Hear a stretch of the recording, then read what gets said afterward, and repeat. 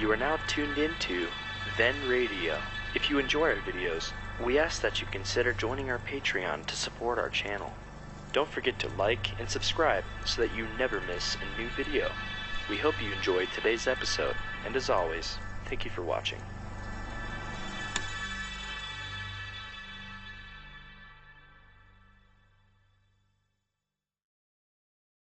Far out Ventura Boulevard, on the road from San Francisco to Los Angeles, we find the operator of a roadside service station turning on his radio to tune in Calling All Cars.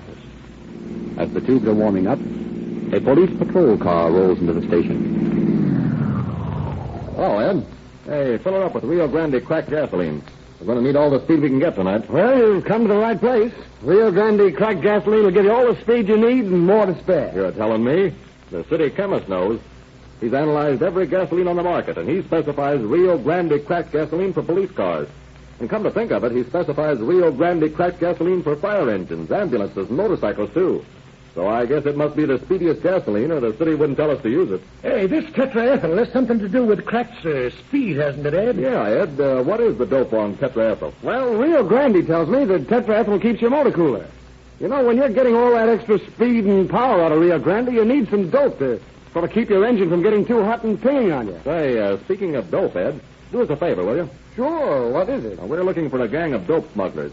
If you see any cars coming through here from the north tonight with Chinese in them, make a note of the license numbers, will you? Sure, be glad to. Hey, look, here comes a car now. Let's play detective.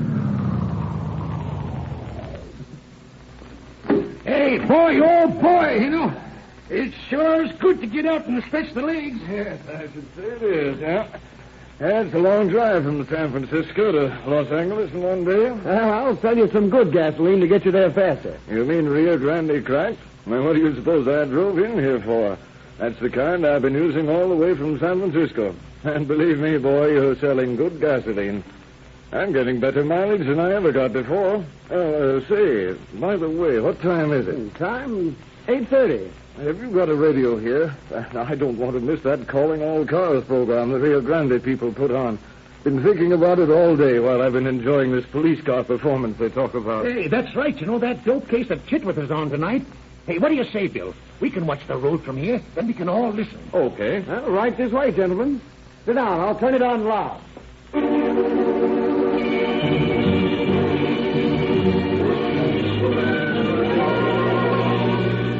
Calling All Cars, the presentation of the Rio Grande Oil Company. Los Angeles Police calling all cars. Attention all cars. Broadcast 51. A narcotic ring is operating out of a Chinese restaurant in Hollywood. Watch out for suspect. That's all. Rosenquist.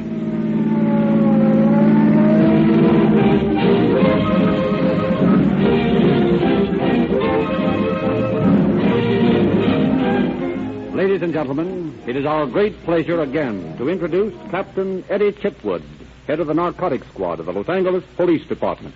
Captain Chitwood. Good evening. Chief Davis has gone into the files of my detail for the material for tonight's dramatization. The work of the men on the narcotics squad is especially hazardous, for they are called upon constantly to deal with criminals who not only are naturally desperate, but very often are stimulated to an unmanageable degree by drugs. The type of man who stoops so low as to traffic in human misery and grow rich on the weaknesses of others could not be expected to stop at mere murder. An interesting thing about narcotic cases is the possibility of discovering an international ring through a single arrest at a point of sale. The worldwide operation of dope peddlers makes necessary constant cooperation between municipal, state, and federal officers. Such is the case in tonight's story. Our logical operations began the untangling of a web which stretched across the continent and all the way to Europe. But I'm getting ahead of the story. We'll let the actors tell that.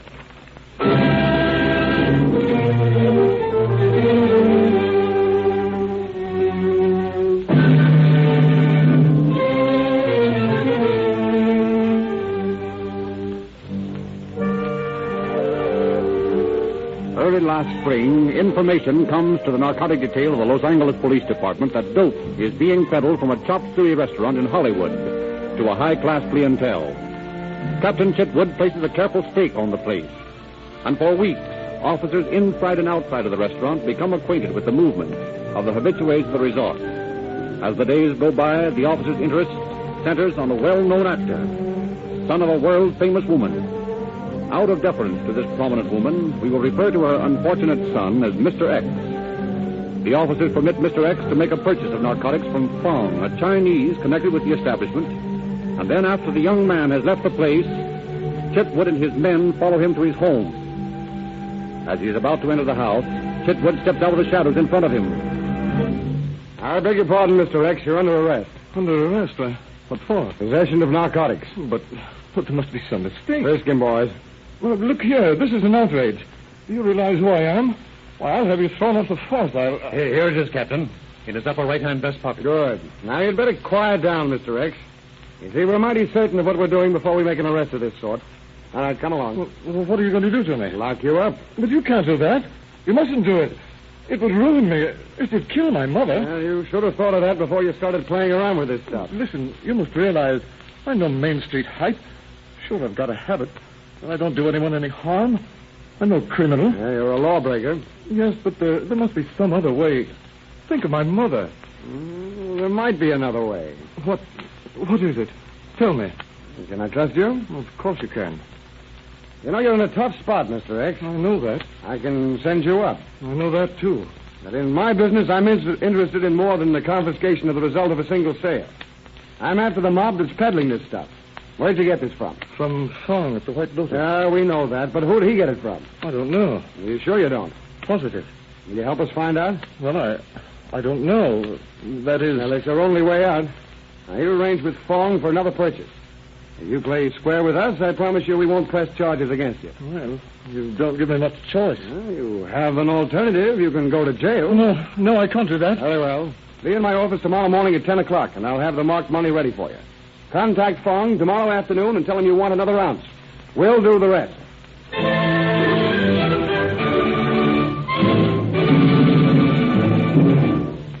Hello, Fong. How are you today? Oh, very well. And how are you? I'm okay. And maybe you eat now? Oh, I don't know. I'm not very hungry.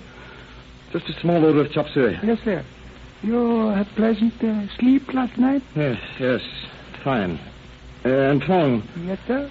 I'll want some more. Some more sleeping powder? Yes.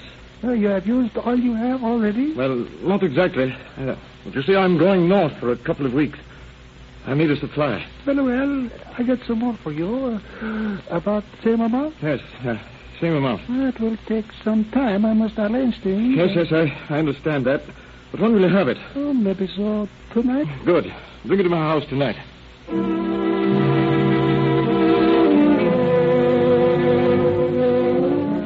Employing state narcotic officers as well as his own men, Chitwood tails the Chinese from the restaurant to a Hollywood apartment where Fong contacts one Peter Benson. While one pair of officers continues to tail Fong, another follows Benson, who drives out Whittier Boulevard to the home of Max Weber in Belvedere. Here, Benson procures a package. Permitting Benson to return to Fong under the unseen convoy of a group of officers, Chitwood takes Weber into custody. In his place, officers discover a large quantity of narcotics, and on Weber's person a portion of the marked money. Weber is escorted to headquarters in Officer Robinson's private car, while other officers are arresting Benson as soon as he turns over the narcotics to Fong, and arresting Fong at the moment that he gives the dope to Mr. X. In his office, Captain Chitwood and a brother officer are discussing their great good luck as they await Officer Robinson's return from Lincoln Heights Jail, where he has gone to book the prisoners.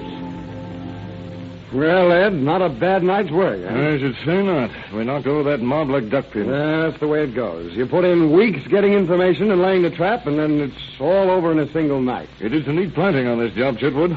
And we've got marked money on every one of those guys. That's part way due to their own stupidity. You know, they're so overcautious that they're a pushover for a smart cop. Yeah, right. And when you knock them over, you get them all. Yeah, I'll bet this is one of the biggest outfits in town. Oh, no question about it. And it looks like we got them all, from Weber the big shot on down. Oh, here's Robinson at last. Hey, where the devil have you been? Oh, I had a flat tire and had to change it myself. And it was a lucky thing I did. Oh, what do you mean? Now take a look at these. What is it? All I can see is about 1,000 pieces of paper. That's right, but get this. I found these stuffed down between the cushions and the rear seat when I pulled it up to get my jack. Well, what of it? Well, they were stuffed behind the seat where Weber was sitting. Oh, I see. Hey, how good are you with jigsaw puzzles? Well, I don't know, but I think we got a full night's work ahead of us in piecing these things together. Let's get started then.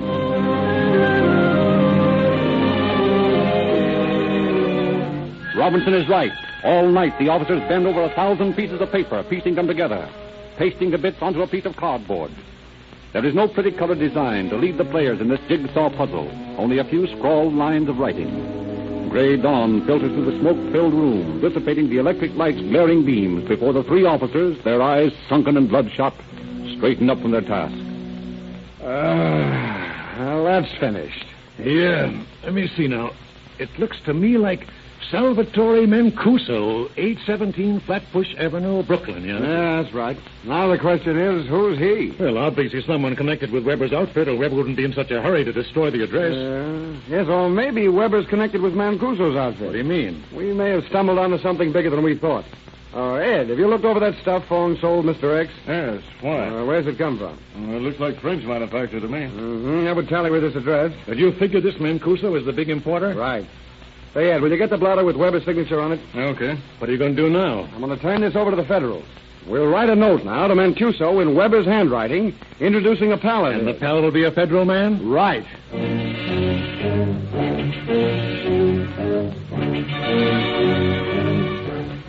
And while Captain Chitwood has been running down the narcotic ring in Los Angeles, a sailor aboard a French liner unsuspectingly begins his role in this stranger-than-fiction story.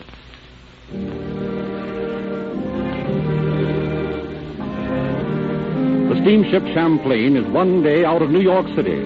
The early spring crossing has been uneventful. The fogs of the Newfoundland banks lie behind. And now the vessel skims through a lake-like calm, and the temperature soars as she crosses the Gulf Stream. Tomorrow morning, Ambrose Lightship will be passed, and tomorrow evening, Guillaume Rozan, first-class seaman, will once more stand on Broadway, his broad Breton face agape at the light, and his unaccustomed ears dinning with the noise, and his heart beating a little faster with loneliness for his pretty little wife back at Le Havre. But this morning, there is no time for thoughts of Marie, for there is work to be done. And already the third officer has seen him, daydreaming, and is shouting at him. Rosan! Rosan! Allez, au travail! Je vais te le dire, voir cette fin! Allez! Wait, maître, wait! That pig of an officer, one can never please him. Tais-toi, mon vieux, one must walk. It is the same anywhere. Peut-être. Eh bien, let us get at this ventilator. All right, I'll need that can of paint.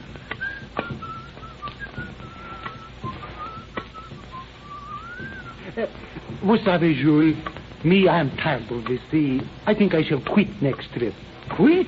Then what will you do? Oh, get a little farm for Marie and me, raise légumes, et peut-être des enfants. I have been saying the same thing for 15 years, mon vieux. But I never left the sea. Ah, bien, I mean to do so. I want to... Mais alors, regarde. Look at this. Qu'est-ce que c'est? Un package near the ventilator. Now, what could that be? Je ne sais pas. It smells funny. Better turn it to the third officer. And have him blame me for it? Vous savez, if the compass did not work, I believe that that one would blame me for moving the North Star. Well, what are you going to do with this? Just this. Rosen, you shouldn't have done that. You should not have thrown it overboard. Why not? It might have contained something valuable. Maybe diamonds. Do people leave diamonds in the ventilators?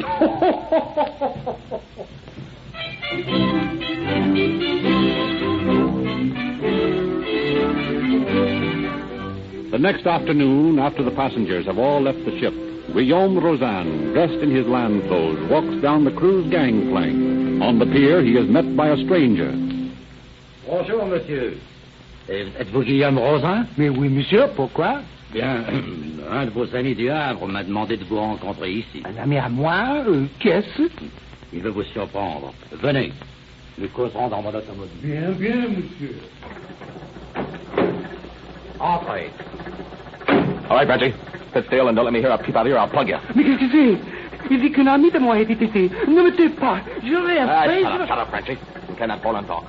You serve the United States, so speak it. What is it that you want? What have I done? I told you once, shut up. Come on, Dominic. Let's get this guy out of here. Right.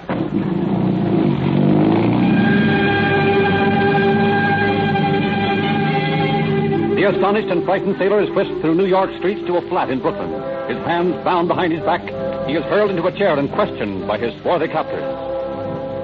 You was working on the hurricane deck of the Champlain yesterday, wasn't you? Oui, monsieur. Yes, sir. You was painting ventilators, wasn't you? Yes, sir. Did you find anything in one of them ventilators? No. Hold his hand open, Dominic. Good.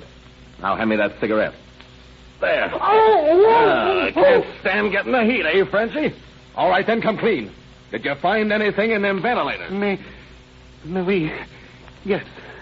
A package. It was disinfectant, I think. Disinfectant, huh? Yeah, that's right. That's what it was. What'd you do with it? I threw it overboard. You what? Are you dirty? Now, wait a minute, Blackie. We can't know anything. You bought him up? Maybe he's lying. Well, all right. Was it yours, monsieur, this little package? Yes, it was ours. It was no disinfectant. It was morphine. 40,000 francs worth. 40,000 francs. Now we want the truth from you. What did you do with it? If you want to live, you'd better tell what you did with that package. Monsieur, I was lying before.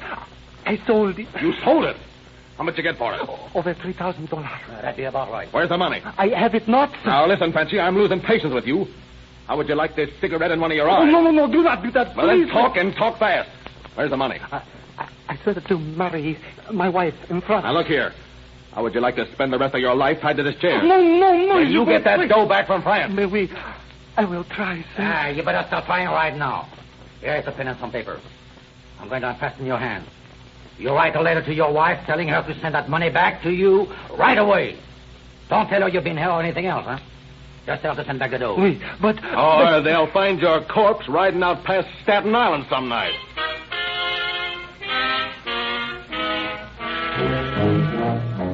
Fearing for his life, unfortunate Guillaume Roseanne writes the letter to his wife, demanding her to return the non-existent $3,000. While Roseanne's letter is en route to France, a federal officer bearing Chitwood's forged letter of introduction from the head of the Los Angeles narcotic ring calls at the Flatbush Avenue address, which he discovers is the office of the Two Worlds Importing Company.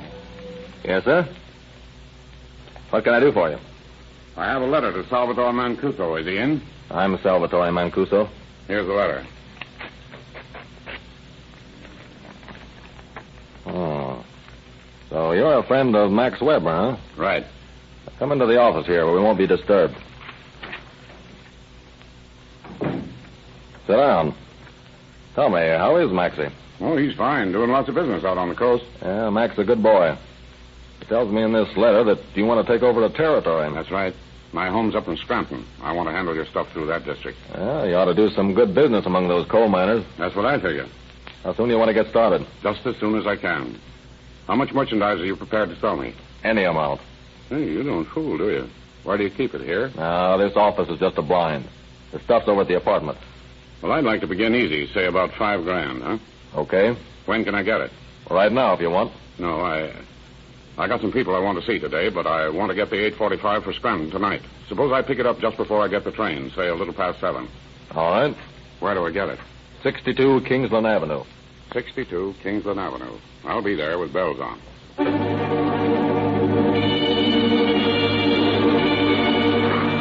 Shortly after 7 o'clock, the federal agent appears at the flat on Kingsland Avenue. Oh, good evening. All set to get your train? Just about. You got the stuff? Yeah. You got the money? Right here. $5,000 even. Count it. It looks right to me. Here's your package. Thanks. Now you can stick up your hand. Dominic, it's the rain. Shut up and reach for the ceiling. The boys at the back will take care of Dominic. Now, look here. Ah, hold it. Save your breath. We got you with all the evidence we need, and you know it. If it's any encouragement to you, your friend Max Weber was pinched in Los Angeles 10 days ago.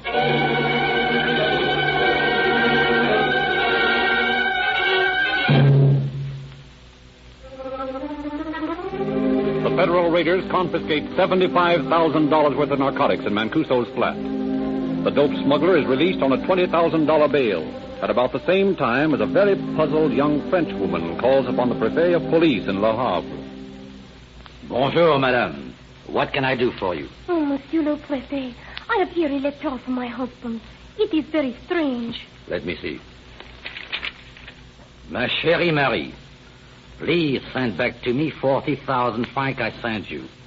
Address it to me, care of the Two Worlds Importing Company, 817 Flatbush Avenue, Brooklyn, New York. États-Unis, Guillaume. Well, madame, what is it so strange about that?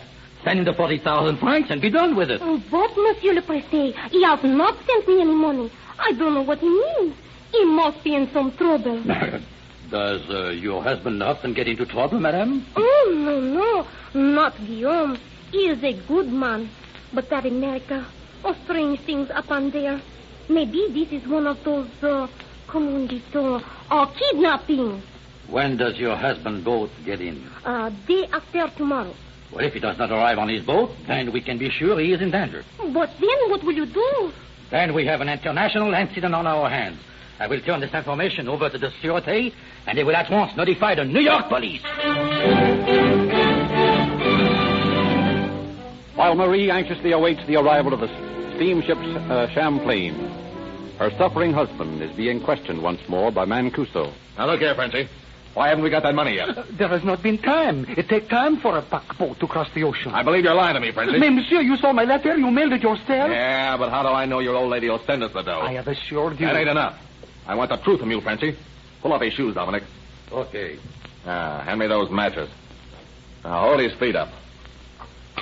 Yeah, now, how does this feel, Frenchie? Oh! Yeah, not enough for you? Now, Frenchie, I want the truth. What did you do with that package? I sold it, I tell you. I sent the money to my wife. Don't lie. Tell me the truth. Mais mon Dieu, arrêtez. Je dis la vérité. Je ne mens pas.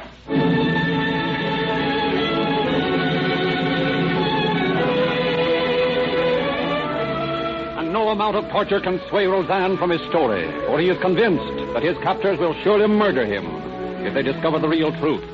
A few days later, quite by accident, the federal officer who had arrested Mancuso drops into the office of the inspector of the missing persons detail, just as the inspector is having a laugh. You know, here's one for you, Harry. Some French sailor jumps ship over here, and he rates his wife for a lot of dough, and the old lady takes her to the Prefect of Police, and now they're writing us. I suppose they expect us to turn the whole New York Police Department to hunt for one missing mariner. Well, probably got tired of the old lady and got himself a new cherie on this side, I suppose. Here, read this letter. It's a panic. Say, Tim, this looks like something to me. Yeah, how come? Well, this guy, Rosin, asked his wife to send the money to the Two Worlds Importing Company on Flatbush Avenue. Hey, what of that? Plenty. That's the blind that Mancuso used for his narcotic operations.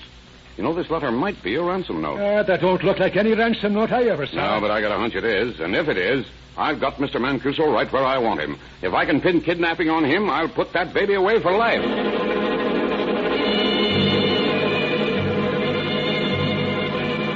During his freedom on bail, Mancuso has been constantly shadowed by federal officers, and each of his several hideouts is known.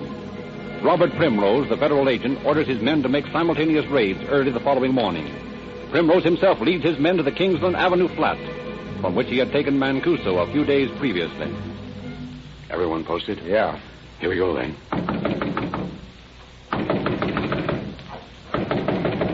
Who's there? Officer Primrose, I want to talk to you. I'll come around tomorrow. I've gone to bed. You want me to break this door in? Hey, can a guy get his rest? All right, boys, let's break it down.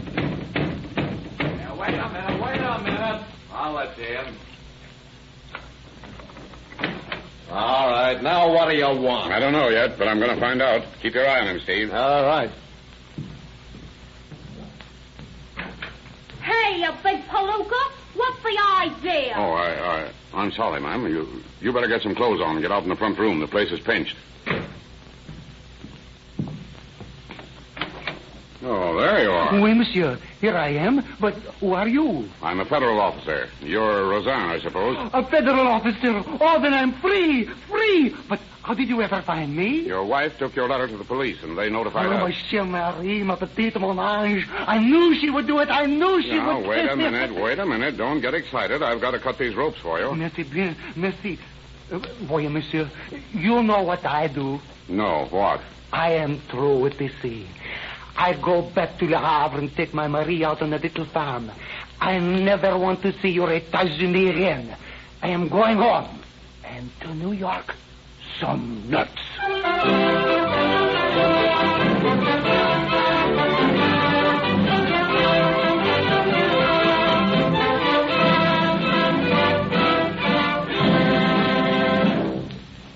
Weber, Benson, and Fong, the Los Angeles members of the international narcotic ring, were all sentenced to Leavenworth for terms prescribed by law. And Mancuso and his wife, Dominic, are at present awaiting federal trial on charges of violating the Lindbergh anti-kidnap law. It is to be hoped that they will receive life sentences under the law. But even if they should receive shorter terms, the narcotic charges against them assure us that they will be out of the way of society for some years to come. Thank you, Captain Chitwood. And now let's go back to that highway service station. Hey, our friend Chitwood certainly started something. I guess we better get back on the job, Jim, and make heroes out of ourselves, too. Okay, Bill. Well, so long, Jim. So long. So long, boys. Look at him pick up speed. So those police cars really do use Rio Grande cracked gasoline, eh? I thought it was just one of those advertising guys. No, sir. Why, wherever Rio Grande cracked gasoline is sold, more police cars use it than any other brand. I wonder why. Well, you found out today, didn't you? That cracking process makes Rio Grande gasoline work wonders in your motor. You get more speed, and you get more power, and, well, you yourself said that you get more mileage. For example, you remember how that dope peddler on the program we just heard tore a piece of paper into 1,000 bits? Yes. Well, that's what Rio Grande's cracking process does. It tears the crude oil apart and tears every drop to pieces. It releases millions of elements of energy that go to waste in uncracked gasoline. Now, wait a minute. I'm sold. I've been using Rio Grande cracked gasoline ever since that radio program Calling All Cars sold it to me. But I do need some oil. Well, I've got a canned oil here made by the same people who control the Rio Grande Oil Company. Wait a minute. Here it is. Sinclair Opaline motor oil. You see the dinosaur on the can? You've seen Sinclair's advertising about the dinosaurs who lived 80 million years ago when this oil was first beginning to mellow. Well, any oil that's 80 million years old costs too much. Give me a 25-cent oil. Now, this is it. Sinclair Opaline. Only 25 cents a can for a quart can. Now, you can't beat that. No fooling. Well, then give me a can of Sinclair oil. That's a good buy. Guess I'll get all my oil as well as my gas at Rio Grande stations from now on.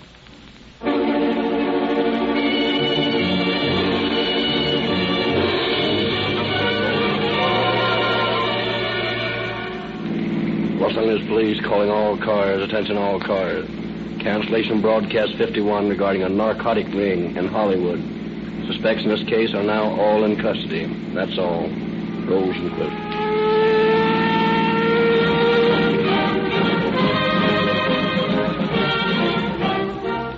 Calling All Cars is written and produced by William N. Robeson. This is Frederick Lindsley speaking for the Rio Grande Oil Company.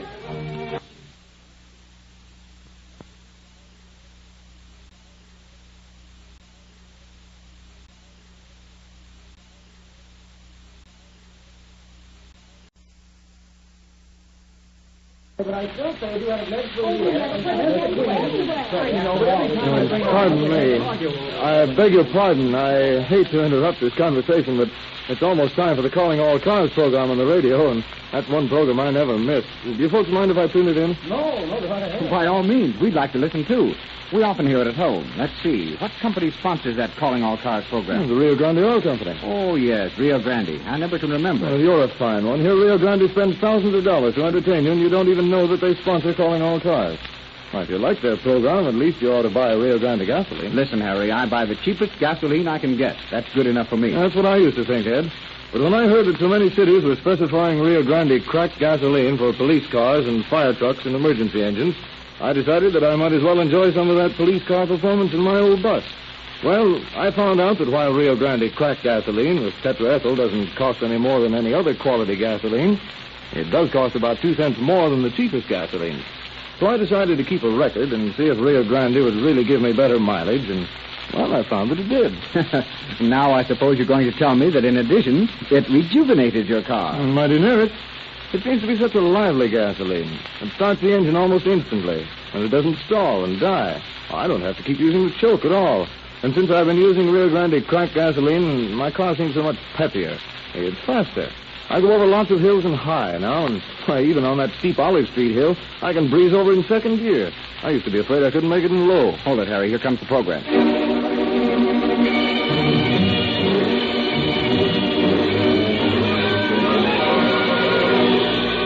Calling Calling All Cars, a presentation of the Rio Grande Oil Company, starring Evelyn Knapp, lovely blonde motion picture actress, in the role of Mrs. Dobbins. Los Angeles Police calling all cars. Attention all cars. Broadcast 52 regarding a murder. The unidentified body of a murdered man found under a bridge on Angeles Mesa Drive. The victim's cufflinks bore the initials MFD. Follow up on this, boys. That's all. Rose and closer.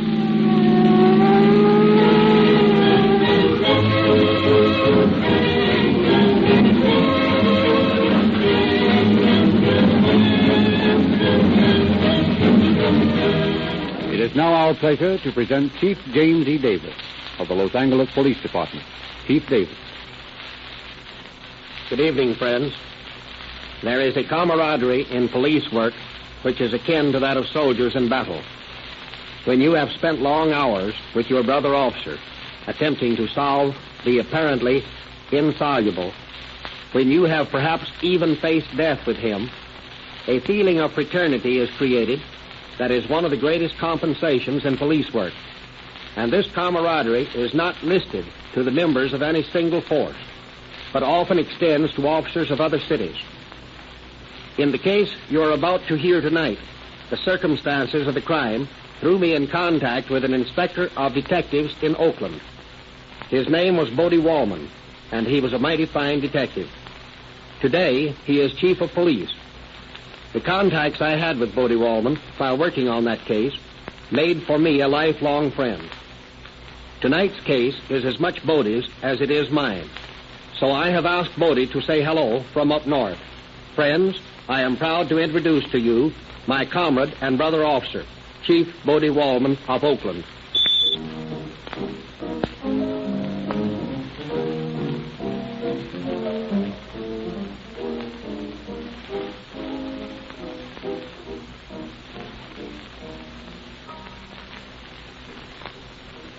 Hello, Jim, and thanks for the send-off.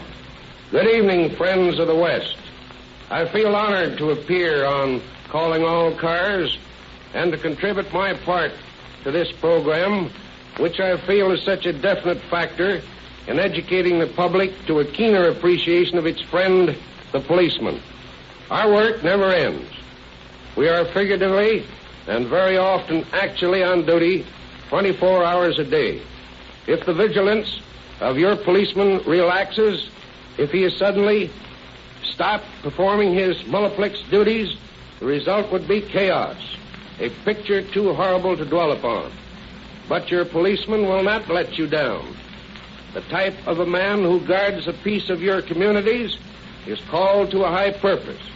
He is proud of the responsibility you place upon him. He is worthy of your trust. I will not say anything regarding the case you are about to hear dramatized, excepting that it was a pleasure to work on it with Jim Davis. And now, there is a company of splendid actors awaiting to tell you our story. On with the show.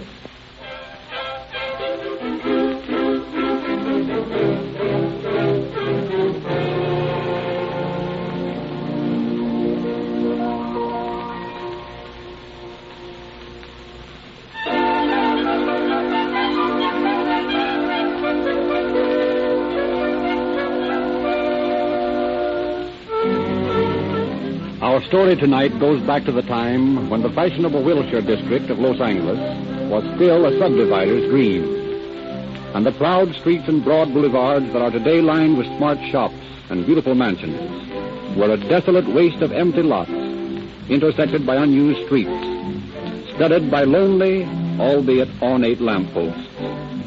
One bright October morning, a street sweeper, pursuing his relatively easy task, shoves broom and cart toward a real estate office near the corner of Bronson and Country Club Drive.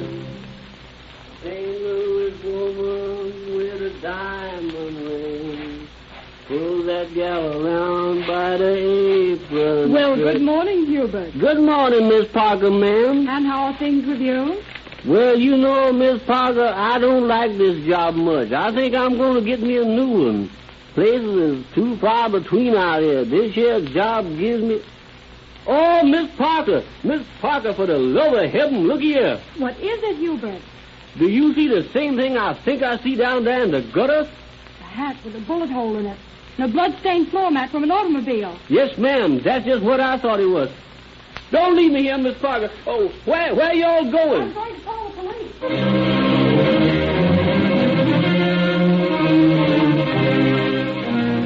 With evidence that seems to point clearly to murder, police are baffled when they attempt their next step. The grizzly hat and floor mat offer no clues save the initials NFD in the hat band. No one with those initials has recently been reported missing. No dead body is found. As the days go by, the evidence becomes more and more of a mystery. Then 2 weeks later, a couple of truck drivers are eating their lunch in the shade under a bridge on Angeles Mesa Drive. Well, now, let's have some of the old lady's sandwiches. Now, what do we got here? Yeah, we got ham and roast beef. What do you want? I'll take roast beef. Hey, like those you had last week. Yeah. Hey, Charlie, there's a guy lying over there. Where? Oh, yeah. Oh, some old drunk sleeping it off, probably. Hey, here's a stick.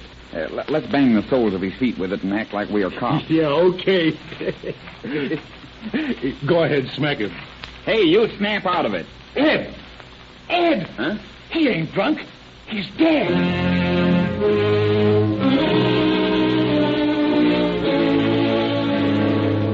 The two astonished truck drivers call the police, and the body is quickly taken to the morgue. Chief of Police Louis D. Oakes assigns Detectives Davis, Longevin, and Klein to handle the case. They discuss their meager findings in the office of the homicide detail.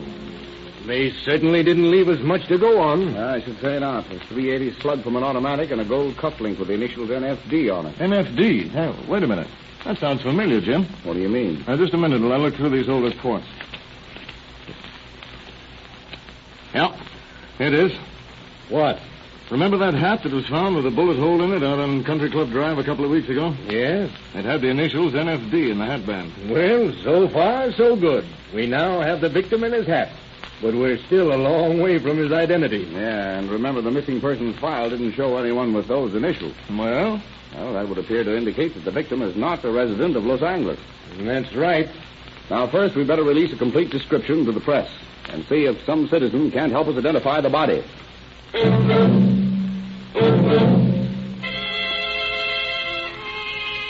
This suggestion of Detective Davis is quickly acted upon. The following morning, papers carry the description and request for identification to every part of the state. Shortly after Inspector Detective Wallman of Oakland arrives at his office, a very excited young woman enters. Oh, Inspector, I just read in the paper. I need your help. My husband... Now, just a minute, ma'am. One thing at a time. What did you read in the papers? Oh, this piece. Oh, about that body found in Los Angeles, yes? I can't tell you.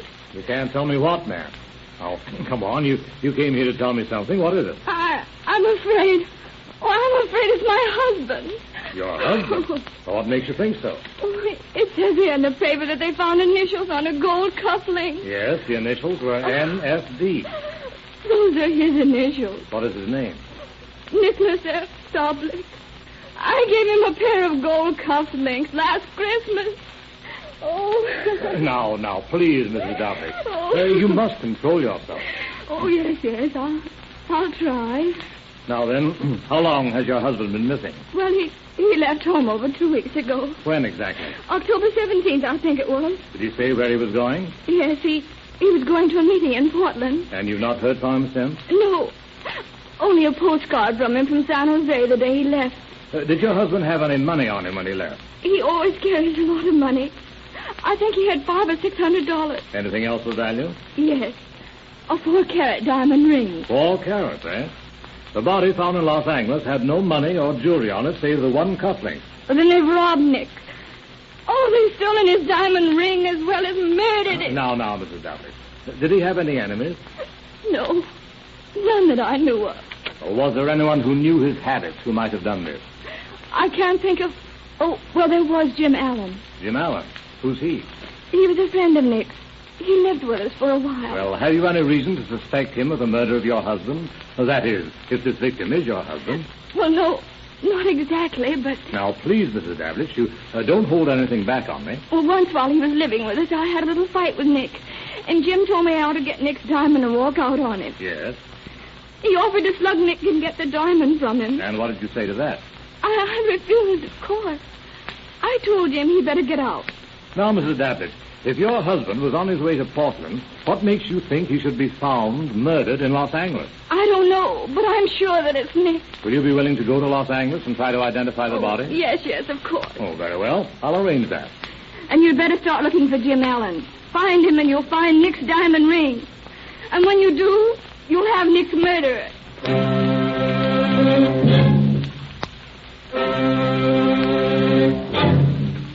Mrs. Doblich is taken to Los Angeles, where she identifies the cuff link and the clothes as those of her husband. A few days later. Operator, get me to the police station, and hurry it up, please. Police Department. Sergeant Keller speaking. This is Edward Warren, manager of the Oakland Motor Company. Yes? A man's in my place here trying to trade me a diamond ring for an automobile. Yeah? He seems in an awful hurry. It looks mighty suspicious to me. Well, you stall him along, and we'll send a couple of men over to talk to him.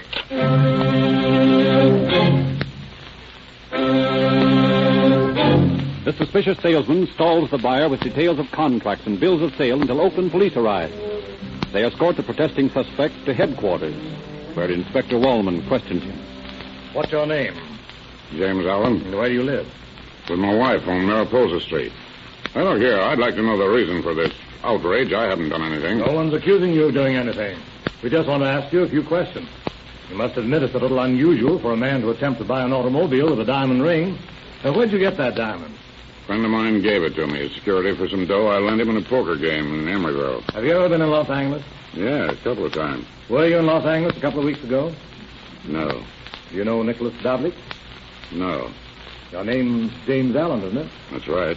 Well, Mrs. Doblich says that one James Allen is a good friend of her husband. Well, maybe so. There are more than one James Allen in the world. Well, Mrs. Doblich's description of her husband's diamond ring fits this ring here. Well, there are lots of identical diamond rings, too. Yes, but isn't it a coincidence that another James Allen would have another diamond ring identical with the one worn by Nicholas Doblich when he was murdered in Los Angeles? Say, I don't know what this is all about, but you can't pin a rap on me for murdering a man I never heard of. Allen, your story doesn't sound right to me. I'm going to hold you on suspicion. Personally, I have a very strong hunch that you murdered your friend, Nicholas Doblich.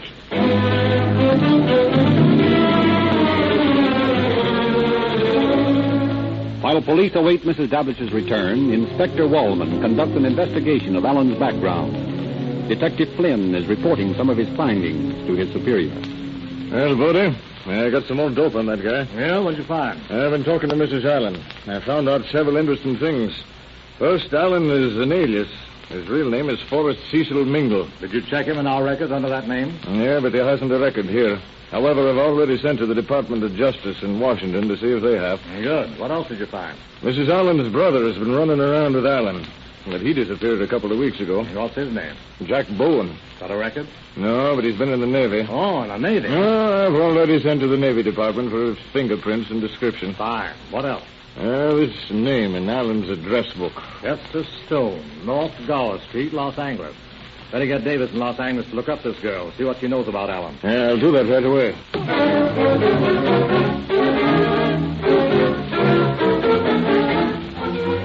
A few hours later, Davis interviews Hester Stone, and by the time he returns to headquarters, Washington has replied to Flynn's queries, and the case against Allen is mounting. Well, Jim, how'd you come out with the Stone girl? Fine. She knows Allen, and she was out riding with him on the afternoon of October 17th. Good. That places him in Los Angeles around the time of the murder. How about this girl? Was she tied up in it? No, I don't think so. She's a pretty fine person. I don't think she had a thing to do with it. Will she testify against Allen if we bring him to trial? No, yes. That's fine. And I got some good news while you were out. What's that? Allen, under the name of Mingle, was sentenced for life to Oklahoma State Penitentiary in McAllister for murder some years ago. Yeah? What kind of a murder? He bumped off a woman in a public park for her diamonds. Oh, up to his old tricks again, huh? Yeah, but what I can't understand is he's out on parole now. Out on parole, eh? But get this. He admitted to Wallman that he had been gambling when he tried to pull that alibi about possessing the ring. So on his own confession, he's a parole violator, eh? Right. And if we don't send him up for murder, we'll send him back to McAllister for the rest of his sentence. Well, that's some consolation. Yep. But I want to send him up from here. And so do I.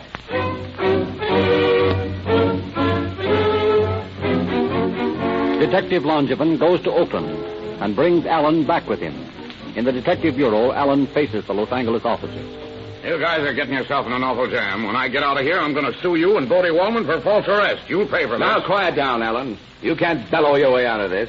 We know you came down to Los Angeles on the 17th of October. I did not. That's a lie. You can't prove it. Can't we? Longeman, bring that young lady in, will you? Right. Come in, Miss Stone. Do you recognize this man? Yes, that's Jim Allen. Now, will you tell us when you last saw him? It was on 17th of October. He called for me in an automobile, and we took a ride. He brought me back home at about 5 o'clock in the afternoon. Thank you. That's all, Miss Stone. Well, that places you in Los Angeles the day Nicholas Dablich was murdered. Yeah? How much you paying her to make that statement? She's telling the truth. She's lying. I never saw her before. Why don't you save us a lot of time and tell us exactly how you murdered Nicholas Dablich? I never murdered him or anyone else. How about that woman you murdered in Oklahoma for a diamond? I don't know what you're talking about. You deny murdering Nicholas Dablich? Yes. Bring in that other witness. Now, Mr. Moore, do you recognize this man? Yes, he rented a Maxwell touring car from me on October 17th. Was the car returned in the same condition as it was rented? No, the floor mat was missing from the rear. Yeah. The blood-stained mat we discovered the next day at Country Club in Bronson is the same mat, is it not? I believe so. Thank you, Mr. Moore. That's all for the present. Well, Allen? You've certainly got a nice little frame-up all built, haven't you? Well, it won't work. You got a witness to prove I was in Los Angeles. Another witness to prove that I rented a car. And another witness to prove that the mat from the car was blood-stained. You think you're pretty smart, don't you, Copper? No, just thorough. Yeah, well, you haven't got a thing on me. You can't prove that I murdered Nicholas Dablich. You can't even prove that I knew him. I'll call that bluff. Come in a moment, Mrs. Dablich. You recognize this man? Hello, Jim. Huh? I don't know you. This I is never going to... saw this woman before. No, don't talk like that. Isn't going to do you any good, Jim. You murdered Nick, your best friend. You'll hang for Hey, it. look here. I ain't going to stand for any more of this. I got constitutional rights. You can't railroad me. You got a lot of paid witnesses building up circumstantial evidence. It won't do you any good. There isn't a jury in the world that'll convict me. I got a case, too. I'll beat you guys in court, and then I'll squeeze you in a nice, juicy little damage suit. I'm sick of hearing your threats, Allen. Are you going to admit the murder of Nicholas Dablich? I am not. Very well. Take him back to his cell, Sergeant. Yes, sir. Come along. And thank you, Mrs. Dablich. Is there anything else I can do? If there is, we'll let you know. Good day. You know, Longeman, Allen's right. We can't convict him on the case we have now. I know it. We have no witnesses of the crime, and we're not in possession of the weapon. Our only hope is his brother-in-law, this Jack Bowen. Well, our descriptions are out. We'll just have to wait until he's picked up. We can't stay Allen's trial forever. Don't worry about the trial yet. We may not even get an indictment against him. There's no doubt about it. We're skating on thin ice. And yet there's no question in my mind about Allen's guilt. Mine either. Beg pardon, sir, but this telegram just come for you. Thanks, Jack. Well, Longeman, our troubles are over. Yeah? Who's that From the chief of police of Indianapolis. He just picked up Bowen there as a vag, and he's holding him for it.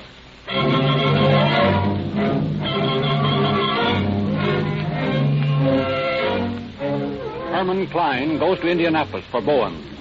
On the long train ride back to Los Angeles, Klein continually tries to get Bowen to talk, but fails. After their arrival in Los Angeles, Davis offers to take over the questioning by himself. Hour after hour, throughout an afternoon and evening, all that night, he pounds questions at the taciturn Bowen. Both men are haggard, worn. In their shirt sleeves, they sit facing each other across the desk, hour after hour. Finally, as the black squares of the windows, which had yawned above them all night, are turning to gray and becoming less ominous. But you were in Los Angeles on October 17th. I wasn't. You can't prove it. I wasn't in California. I've been in the East for 3 months. Listen, Bowen. We're both tired. All right, then cut out this third degree and let's get some sleep. Third degree? Have I so much as touched you tonight? No, but... You think because I'm making you sit up all night asking you questions, I'm giving you the third degree. Don't you suppose it's as hard for me to stay up thinking up questions as it is for you to stay up thinking up lies? I'm not lying. You are lying. You said that you'd been east for 3 months, but you weren't in Los Angeles on October 17th. You lie. Your sister, Alan's wife, has stated that you were living with them until about the 20th of October. Hester Stone has stated that she went riding with Alan and another man whose name she didn't know on the afternoon of October 17th. Are you or that other man? I was not. Hester Stone is identified, Allen. She described you. She'll identify you when she sees you. All right, come on, Jack. Start talking. Let's get this thing over and call it a day. You know you were here on October the 17th. Now, come clean. Well, all right, I was down here. Alan and I went riding with the Broad. That's all true. And how about the murder of Nick Dablitz? Listen, I don't want to think. You're not thinking. You're just saving your own neck. You're getting some sleep for yourself. Because I can assure you I'll sit here until you tell me the truth if it takes 3 months. Maybe if you talk and talk straight, it'll help you. Well, gee, All right, come on, spill it. We know that you took Hester Stone on a ride that afternoon. You left her about 5 o'clock. Now, we know from the investigation of Inspector Wallman in Oakland that Nick Dablitz took the train for Los Angeles from San Jose early on the morning of the 17th. He arrived in Los Angeles at 8:10 that night. Now, you and Alan met him at the train, didn't you? Yes. Well, then what'd you do? Well, Alan told Dablitz that he had a swell dame he wanted him to meet. Dablitz was all ready for a party, so we started out from the station. We drove for a long time till we got way out on Angeles Mesa Road. Yeah? Well, Dablitz was suspicious, and he wanted to know what was the big idea. If this dame lived in San Diego or what. Yeah? And then, just about that time, Alan said, "All right, Nick, give me that diamond." He made a grab for the rock. Dablitz started to fight, and Alan whipped out the rod and let him have it. Where's that gun now? Hidden behind a shelf in Alan's garage in Oakland. All right, what happened after you shot Dablitz? I didn't shoot him. Alan did. All right. What happened? Well, and Alan stuffed Dablitz into the car, and we drove out onto a bridge, and we dumped him over. A little further on, we looked around the rear with a flashlight, and we found Dablitz's hat and that floor mat, so we threw them out. But I didn't know anything about it. What do you mean you didn't know anything about it? I didn't know Alan was going to bump off Dablitz. I didn't even know about the ring. Alan just told me he wanted to take Dablitz out on some lonely road and beat him up. Why? I don't know. I guess he had a grudge against him or something. All I did was drive the car. Well, that was enough. Yeah, but don't you see, I'm no murderer. I wouldn't have done it if I'd known what Jim had in mind. I'm on the level. Oh, listen, you won't send me up for murder, will you, Lieutenant? You gotta promise me that. You gotta promise me. I can't promise you anything.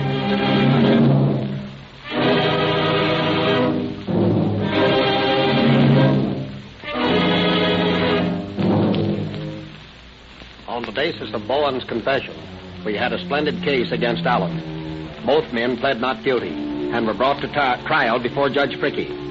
At that time, the judge said he had never seen a better prepared case.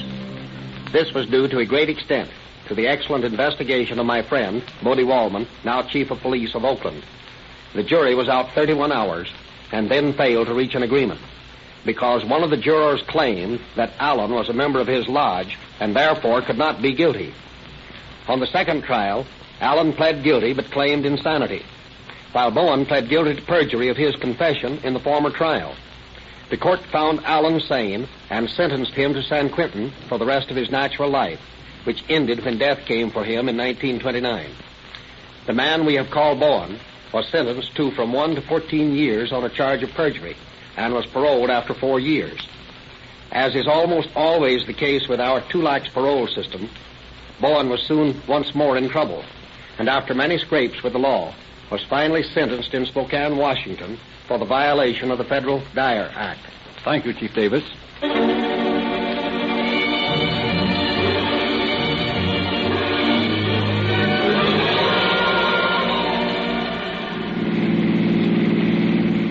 Los Angeles Police calling all cars, attention all cars, cancellation broadcast 52 regarding a murder.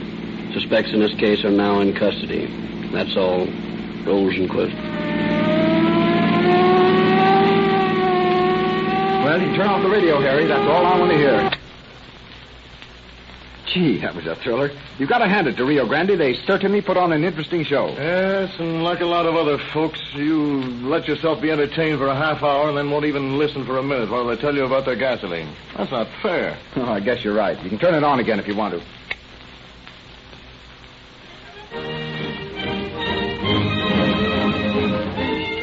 Police cars need greater speed and greater power than ordinary automobiles.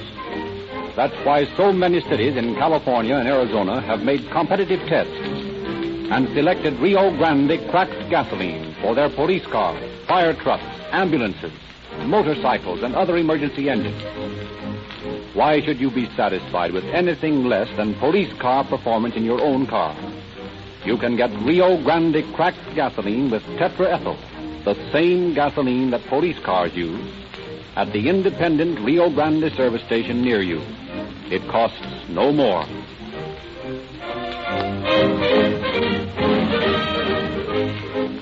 Well, Harry, I don't know whether it's you or the radio, but I'm sold. I'll drive into a Rio Grande service station on my way home tonight, and I'll fill up with that cracked gasoline. Good boy, Ed. That's the way to show Rio Grande that you like their program. And be sure to tell the dealer that you're buying Rio Grande gasoline because you like the Calling All Cars radio program.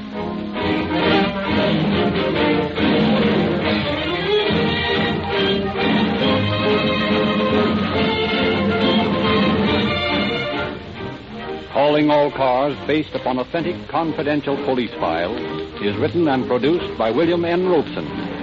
This is Frederick Lindsley, speaking for the Rio Grande Oil Company.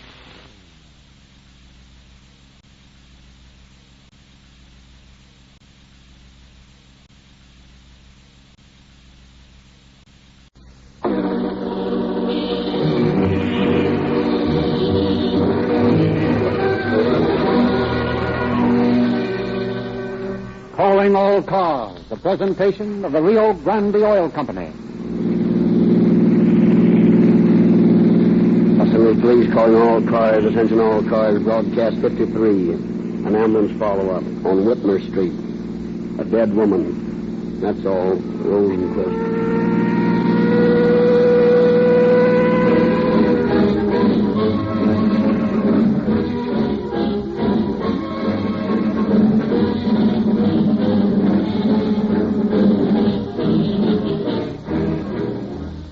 Did you notice the number of this broadcast? Number 53. That means Calling All Cars tonight starts its second year on the air, proving to us that our public likes realistic, true-to-life drama. To get correct information about the crimes broadcasted on these programs, it is necessary for William N. Robeson, author and producer of Calling All Cars, to interview police officials in dozens of cities in California and Arizona.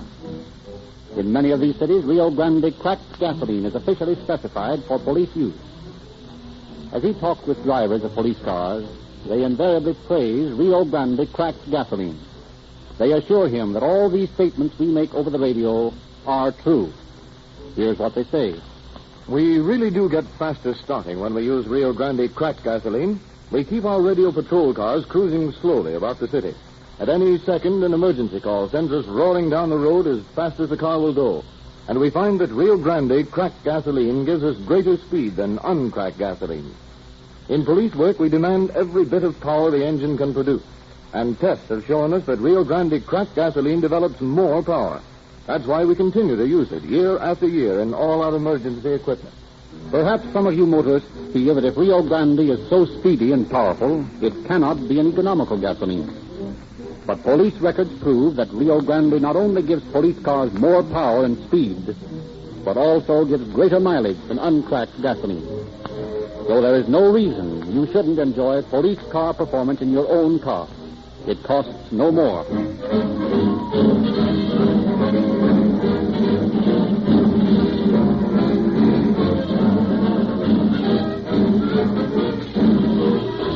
Ladies and gentlemen, tonight we present a true police drama entitled Sometimes People Aren't Murdered. And we are pleased to present the officer who worked tirelessly in this case, Detective Lieutenant Joe Filkins. Sometimes policemen make mistakes while only trying to do their duty. We police officers realize that circumstantial evidence may often convict an innocent man. When our detectives find evidence of guilt, they work tirelessly to uncover other facts. We try just as sincerely to prove of innocence as proof of guilt. Sometimes, in a sincere attempt to serve justice, policemen work hardships on individuals. Tonight, the story tells of an investigation carried on by myself and my partner, which nearly sent an innocent man to the gallows. We were doing our duty, the accused innocent, but could not prove himself so. The key to the strange mix-up was sealed by death on the lips of a supposed victim. Here was a problem for a great dramatist. A situation truly stranger than fiction, for it all happened and happened not long ago.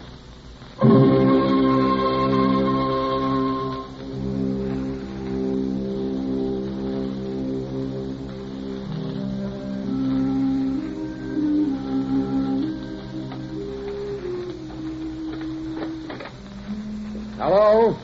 Hello, is my sweetheart here? I don't know. What's your name? Well, if you don't know her name, then no one does. Hello, darling. I'm so glad you're home. You miss me? Miss you? You'll never know how much I miss you.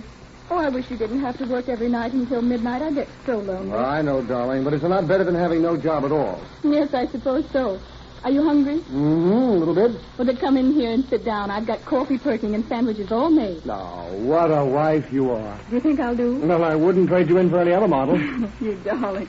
Sit down. Coffee smells good. You know, sweetheart, you make the best coffee in the whole world. Now, Mr. Jackson, if you keep on like that, I'll think you're in love with me. And when you come to that conclusion, Mrs. Jackson, you'll be dead right. Black or cream tonight? Cream. I don't want to get coffee nerves. Aren't you having any? No, I've got coffee nerves or some kind of nerves. Well, what's the matter? Aren't you feeling well, darling? Oh, just as usual. I've got a pain in my back, that's all. Oh, that's a shame. Look, why don't you see a doctor? Doctors don't do me any good. I've run out of those tablets I get from St. Louis. They're the only thing that really helps. Hey, what the heck are they? Oh, some kind of nerve medicine. I haven't had one for 5 days. Well, you've sent for some more, haven't you? Oh, yes, they'll be here any day now. They'll take away the pain. Well, I certainly hope so. I don't want my little girl to have any aches and pain. Oh, Tom, you're so sweet. I've never been so happy in my life. It makes me feel like crying sometimes. You want some more coffee, dear? Yeah, a little bit. These sandwiches are swell. I got that nippy cheese especially for you. You think of just about everything, don't you? Well, just now I'm thinking of going to bed. All right, you run along. I'll be in just as soon as I finish this coffee.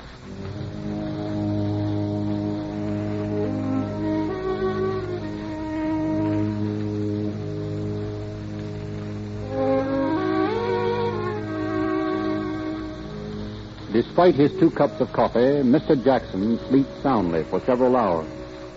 At about 7 a.m., half awake, he stretches his arm across to his wife's side of the bed.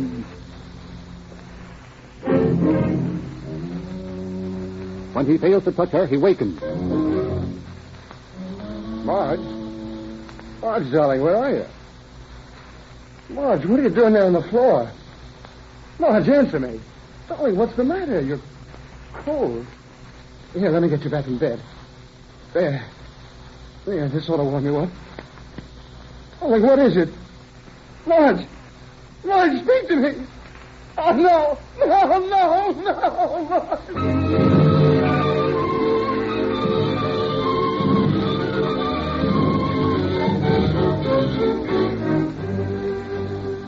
Realizing his wife is dead, Mr. Jackson, inarticulate with hysterical grief, summons the landlady, who quickly notifies the police. Radio Car 12 answers the call, followed quickly by Detectives Kilgore and Coffer to the morning flying squadron, and Dr. Klausner, in charge of the Central Police Ambulance. Mr. Jackson stands by as Dr. Klausner makes a brief examination. How could it have happened, Doctor? You are the husband of the deceased? Yes. Just what did you say the circumstances of the death were? Well, I don't know just what you mean. I woke up and I found her lying on the floor. I tried to revive her and she was dead. Mm-hmm. What does it look like to you, Doctor? Well, from a superficial examination, I would say heart trouble. But naturally, we'll have to make an autopsy as a matter of official routine. Oh, of course. I'll phone the coroner. Where are you going to take her? It'll be necessary to remove the body to the morgue. The morgue? Oh, but can't I give her a decent burial? Of course, Mr. Jackson, but first we must make an autopsy. No, don't do that, please. Let me have her. Don't take her away from me now. I don't want to live without her. Don't take her from me. Oh, don't, for the love of heaven, don't.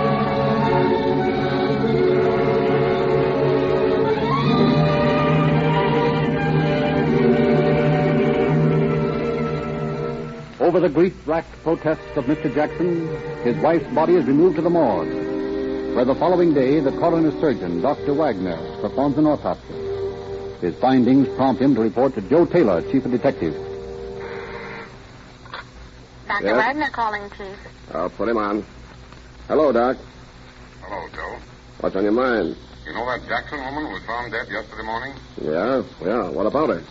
I just completed the autopsy. Yeah? Well, there are several mighty funny circumstances. Her lungs are congested. What's that mean? She might have died of suffocation. I see. Furthermore, there's a bruise over the left eye, an abrasion over the left cheekbone, various discoloration marks about the throat, face, and shoulder. Doesn't look like natural death, eh? Well, I don't feel justified in signing the death certificate as natural death until the case is investigated. I think you're right, Doc.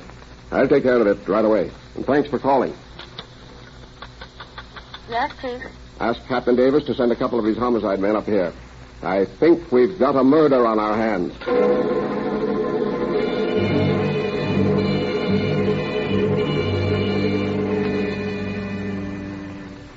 Captain Davis, head of the homicide detail, assigns Detectives Joe Filkus and Thad Brown to investigate the strange death of Mrs. Jackson. The two officers first familiarize themselves with the preliminary reports turned in by Kilgore and Cofford, and then drop in on the apartment house on Whitmer Street where the Jacksons reside.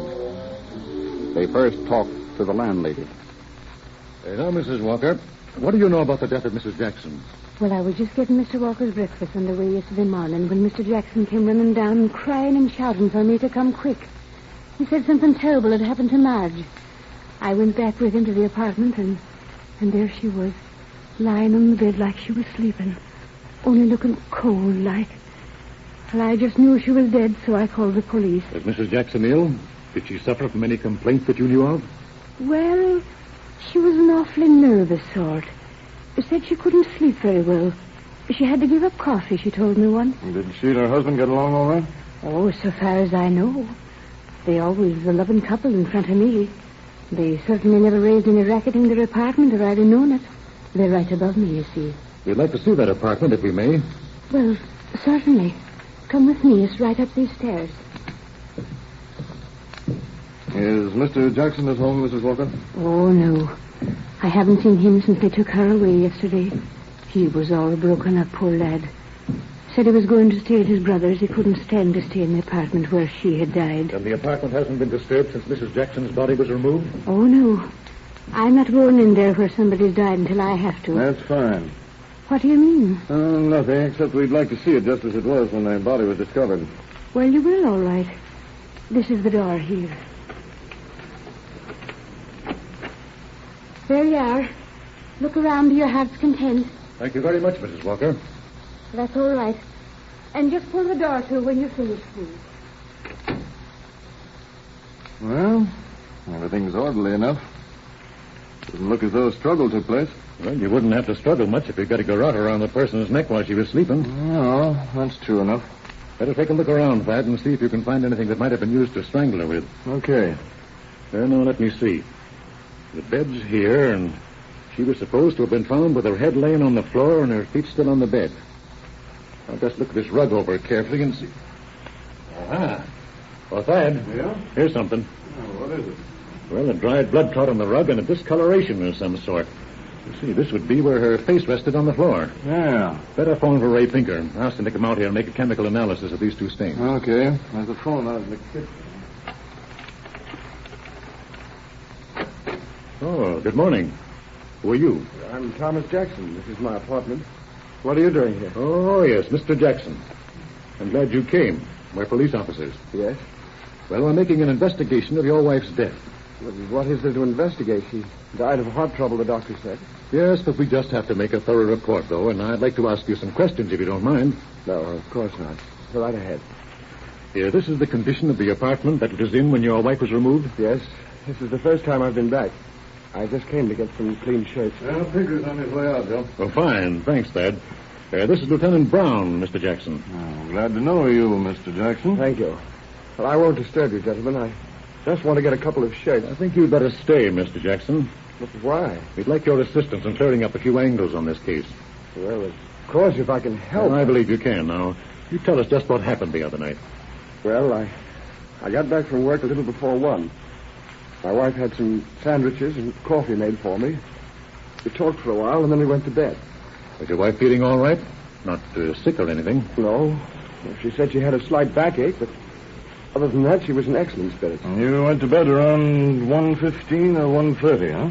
Yes, about that. Then what happened? Well, the next thing I knew, it was morning, and I stretched my hand out to her side of the bed, and she wasn't there. I woke up with a start and called to her, and I saw her lying on the floor. I tried to revive her, and then I called the landlady. Just how did you try to revive her? By patting her arms and legs, and by artificial respiration. Where'd you learn to do that? I went to school, a physical education one. You're a pretty husky young man, aren't you? I don't know. I guess so. Do you box? Well, I've never been in the ring professionally, but I can take care of myself. Yeah, I bet you can. Did you ever have any trouble with your wife, Mr. Jackson? No. We were very much in love. Ever strike her? No. Well, I did slap her once. It was the result of a misunderstanding. I see. Why did you ask that? Surely you don't think that I... Take it easy, Mr. Jackson. We're just asking questions. I know, but I love Marge more than anything else in the world. We were happy. We were talking about having a baby. Calm down, young fellow. Nobody's denied a thing that you've said. Now, Mr. Jackson, just how was your wife lying when you discovered her? Well, her feet and legs were still in the bed, but her face was on the floor towards the foot of the bed. Kind of strange that she should have gotten to that position without waking you up. Well, I'm a very heavy sleeper. Oh, look Would you mind assuming her position as you found her, Mr. Jackson? We'd like to get a photograph of the scene of the death or an approximation of the position of the deceased when she was found. Don't you think that request is a little heartless? I'm sorry, Mr. Jackson, but we must learn all we can about this case. You can help us. All right. Here's the way she was lying. Head down on the floor. Near that blood stain? What blood stain? Oh, I'm mistaken. That's just part of the pattern of the rug. So, that was the position, huh? That's right. Fine, Mr. Jackson. Now, just hold it just a minute. All right, still. Thank you, Mr. Jackson. Well, that's all you fellas wanted before. I'll be getting along. Mr. Jackson, I think you'd better come down to headquarters with us. Well, what for? Well, we'd like to take your statement. Well, but I've already told you all I know. Well, there's some more questions we want to ask you. Oh, but see, if I must be blunt, Mr. Jackson, I'm placing you under arrest for suspicion of murder.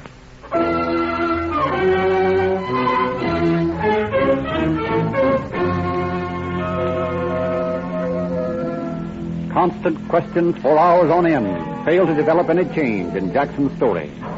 Finally, tired out by their long day's work, the two detectives send Jackson to his cell. Oh, well, a night in the jail will soften him up. Maybe if he isn't soft already. What do you mean, Thad? Joe, there's something screwy about this case. Why? I think that kid's telling the truth. Oh, you're nuts. He's as guilty as the devil. I don't think so. I think he's on the level. Well, look here, that dame died of suffocation, and her congested lungs prove that, and she had bruises and discolorations around her throat and an abrasion on her left cheek and no other physical defects. Yes, but... Now, listen, you're a smart enough, Dick, to figure out that a person who died of suffocation and whose throat shows bruise marks and was choked to death. Isn't that so? Yeah, sure, but at the same time... And the kid admitted that he had struck his wife, and he also admitted that he was pretty good with his fist. Well, still, I'm not convinced. I feel that there's some other explanation. Yeah, but what is it? We've given him every opportunity to tell the truth, and he just sticks to his original story. If there was a chance of him being innocent, I'd work for him. I've got nothing against him. And the way things stand now, there isn't a jury in the state of California who wouldn't convict him of first-degree murder. And that phony crying jag he put on over at the morgue when he identified the body. Joe, I don't think that was phony. I don't believe the kid was putting on an act. They couldn't have done it that well. You're getting soft, Thad.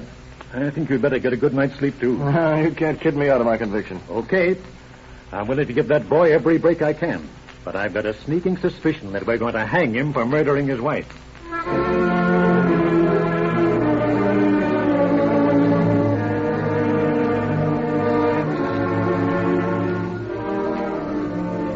The next morning, Philkus and Brown visit Jackson in his jail and take him across the street with them to a dairy lunch for a bite of breakfast.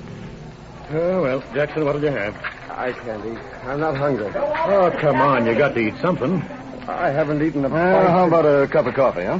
Well, coffee, maybe. Yes, sir. Gentlemen, what would it be? 3 coffee and a couple of orders of poached eggs. Is that okay for you, Thad? Yep. Well, come on. Let's take our coffee over here while the eggs are coming up. This table over here will be okay. Well, Jackson, how'd you sleep last night? I didn't sleep. Thinking it all out, huh? I guess so. Well, what conclusion did you come to? Have you decided to tell us the truth? Oh, I did tell you the truth. Haven't anything to add this morning? No, there isn't anything to add. Now, look here, young fellow. You're in a tough spot. You're going before a jury on a murder charge, and you haven't a single defense. You were alone with your wife, and the next morning she was dead. Now, how can you convince a jury that you didn't do it? But I didn't do it. It's very simple. I have to promise to tell the truth and nothing but the truth. And the truth is I didn't kill her. No, it isn't that easy, Jackson. Oh, but why should I kill her? How could I kill her? I had no weapon. I had no reason. I loved her. She was everything in the world to me. All right, kid, calm down and drink your coffee. Oh, I can't. I don't want to live. Go ahead, send me up for murder. I just as soon bump off that way as any other. No, that's no way to talk. We want to help you. We're trying to get the whole story out of you. Well, I've told you the whole story. Now, let's try again. Oh, I don't want to talk about it. Now, look here. You told us your wife was nervous. Did she ever go to any doctor for treatment? Well, she had backaches. I told her she ought to do something about it. I guess she did. She was taking treatment from a chiropodist. A chiropodist? A chiropractor or a chiropodist? A chiropractor. Oh. Well, when did she have her last treatment? Well, the night before she died, he called and gave her an adjustment. Well, what was his name? I don't know. The landlady got him for her. Does she know his name? Yes, I suppose so. Come on, Thad. You don't want those poached eggs. Well, the devil I don't. What's the matter? Come on. We've got a job to do.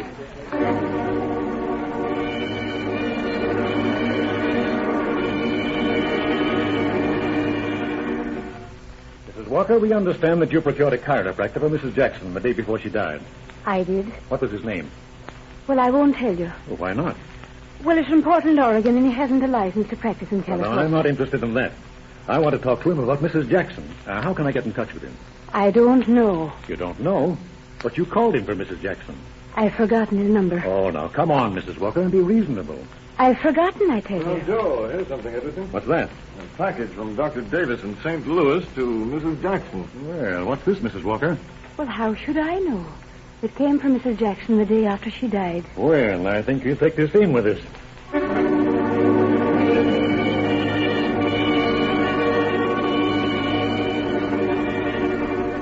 Back at Detective Headquarters, Filkus and Brown find a woman waiting to see them. Are you the detectives who are handling the Jackson case? Yes, we are. I'm Mrs. Jackson's sister. Yes, ma'am. I just received word of her death yesterday, and I came right down from Oakland. I understand you're accusing Tommy of murdering her. Well, not exactly. You know, it looks as if he might have done it. I'd like to talk to him if I may, sir. Well, that might be arranged. I think we can do that for you. Yeah, but not right away. Why not? I'd like to ask you a few questions about your sister first, Mrs. Gardner. Why, of course. Will you come into the office, please? Right through this door. What's the gag, Thad? Listen. I'm trying to spring the guy. Listen closely. We may discover something. Sit down there, Mrs. Gardner. Now, I'm not satisfied, ma'am, with the way this case is going. There's some things that you may be able to help us with. Naturally, I'd be glad to help all I can. Fine.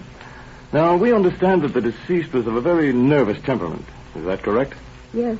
My sister was always nervous. Did she suffer from any illness, any disease? Well, no. Think, Mrs. Gardner, and please don't hold anything back. Your brother-in-law's life may depend on what we can discover about his wife. Hey, that's a little strong. This is my party, Joe. Now, Mrs. Gardner, is there anything else that you can think of regarding your sister's health? Well, I guess it doesn't make any difference now she's dead. I may as well tell you. What, Mrs. Gardner? Only 3 people in the world know this about Margie. My mother, my sister Agnes, and myself. Yes? My sister suffered from epilepsy. What? She used to have attacks quite often. Then 5 years ago, she had some pills prescribed by a doctor in St. Louis. They've done her a lot of good.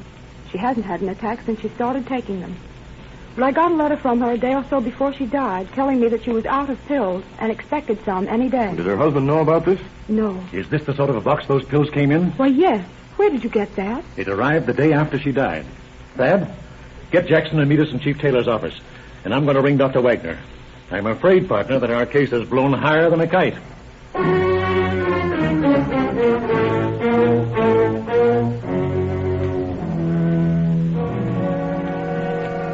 This is Mrs. Gardner, Chief. How do you do, ma'am? Won't you be seated? Thank you. Well, Joe, what's the trouble? Chief, this Jackson case has gone screwy on us. And I want you and Dr. Wagner to hear what we've got to say. Well, let's get started. I'm expecting Brown with Mr. Jackson any minute. Well, what's the mystery? Come on, let's have it. Well, there's no mystery except that I'm just a big boob. Well, I guess that's no mystery, Joe. Oh, here they are. Alice. Oh, Tommy. Oh, I'm so sorry. Alice, they think I did it. I don't want to live anymore. You tell them how I loved Marge. Tell them, Alice. All right, now, Jackson, if you'll just calm down. Now, we've got some important business to discuss. Some very I know, but I tell you, I didn't kill her. I didn't. I loved her. I know that, and I believe you. You do? Yes. Now, Chief, here's what we found. Mrs. Gardner tells us that Mrs. Jackson was a sufferer of epilepsy. What? Mr. Jackson has just heard that fact for the first time in his life just this minute. To arrest this condition, Mrs. Jackson took medicine. Do you recognize these pills, Dr. Wagner? Yes. Yes, of course. A hypnotic pill, a very strong nerve sedative. Would this pill be of any assistance to an epileptic? Yes, decidedly. Would ward off a seizure. Well, Mrs. Jackson had run out of pills and had not had one for 5 days. Oh, I think I see what you're driving at. Now, wait a minute, Doctor. That's not all.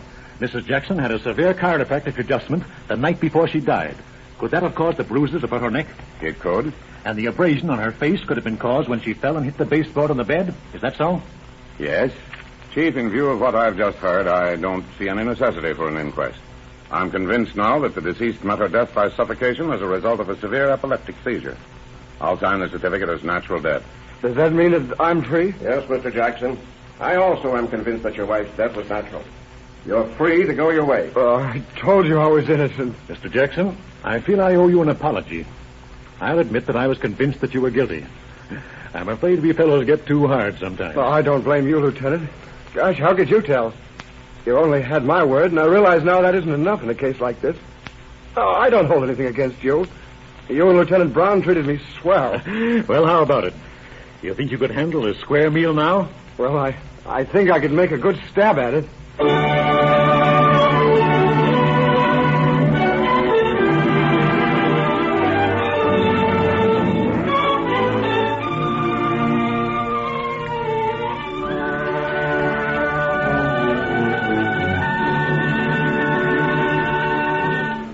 Thus was this strange case closed. Detectives Spilkus and Brown had acted in good faith and were only doing their duty as the facts they uncovered dictated their actions. Once they saw the way out for their unfortunate captive, they worked as hard to establish his innocence. Mrs. Jackson should never have allowed pride or whatever emotion motivated her from revealing to her husband that very important fact about her health. For surely, had her sister not explained the family's secret, Tom Jackson would have hung for his wife's murder. There are still some motorists in our audience who have never been in a Rio Grande service station. Yet apparently you enjoy listening to Calling All Cars. Somewhere in your neighborhood is a service station selling Rio Grande gasoline. The operator of this station is not an employee of Rio Grande. He owns his own business. We'd like to have you meet this man. We like to do business with him, and we think you will, too. We prefer to have him sell you Rio Grande gasolines rather than to compete with him by operating our own chain of stations. Knowing that he has keen competition, we make it our business to supply him with a better value, with Rio Grande cracked gasoline, which he can sell to you at the same price as other gasolines, yet give you more for your money. That this is no idle claim is proved by the rapid growth of Rio Grande. The growth of Rio Grande. The growth of Rio Grande. In the past few months, Rio Grande gasoline sales have doubled. And this increase comes from motorists like yourself, who have heard Calling All Cars and decided to drive into a Rio Grande service station and try a few gallons of police car performance. May we urge you, on this, our anniversary night, to make your next stop for gasoline at a Rio Grande pump. Thank you.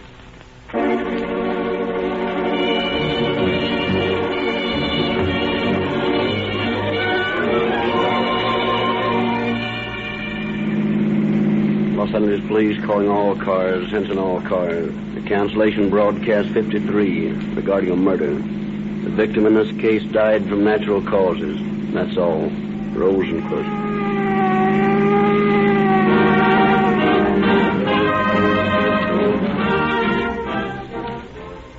Calling All Cars, based on authentic police files, is written and produced by William N. Robeson. This is Frederick Lindsley speaking for the Rio Grande Oil Company.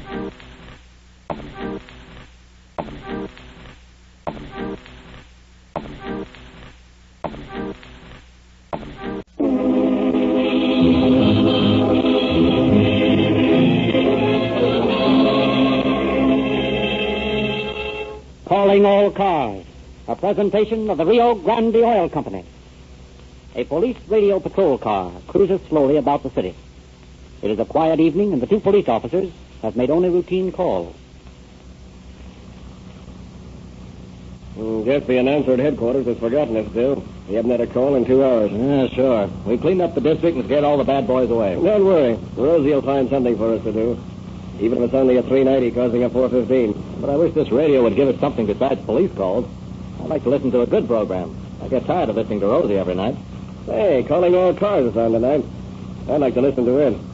They're doing one of the boss's cases. No, my lad, we're on duty. And the closest you'll get to the Calling All Cars program is that tank full of Rio Grande cracked gasoline in back of it. I guess that's right. Rio Grande can't say that we listen to their program and then don't use cracked gasoline. You know, I hear that Rio Grande has a lot of contracts with California and Arizona cities. They tell me that Rio Grande cracked gasoline is used in more police cars and emergency equipment than any other brand. All I know is that we use only Rio Grande cracked gasoline for all police cars. And a darn good thing, too. There's no question about it, Ed. Those Rio Grande boys put out the liveliest gasoline in these parts. I'll back this old cruiser up against a racing car when she's full of Rio Grande crack. Hold it. Here comes a call.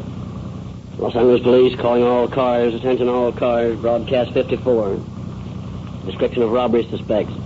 Number 1, an American, 40 years. Brown hair, brown eyes. Has a Roman nose. Wearing a gray cap. Number 2, about 32 years. Fair complexion, blue eyes. These men blew the safe in a laundry in Venice last night. Watch for them, boys. That's all. Rosenquist.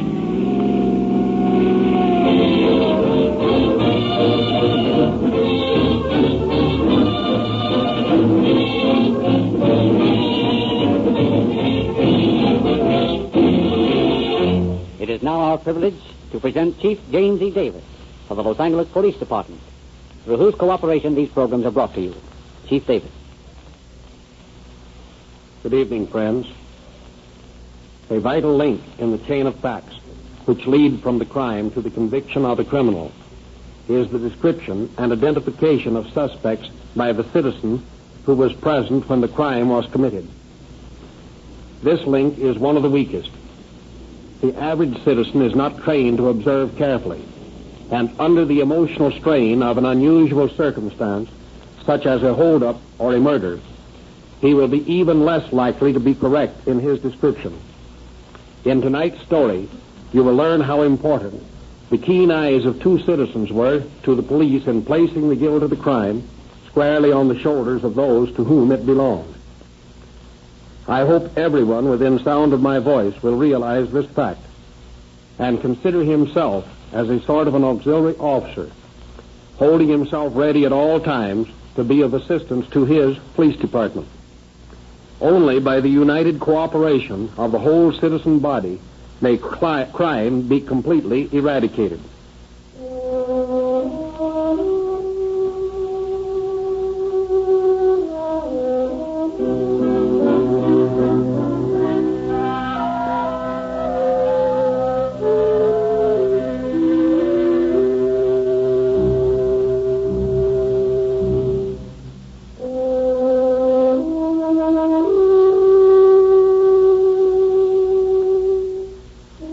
Morning hours of April 13th, 1929, the night watchman of a large laundry in Venice is bent over a machine, making a minor repair when he hears a sound.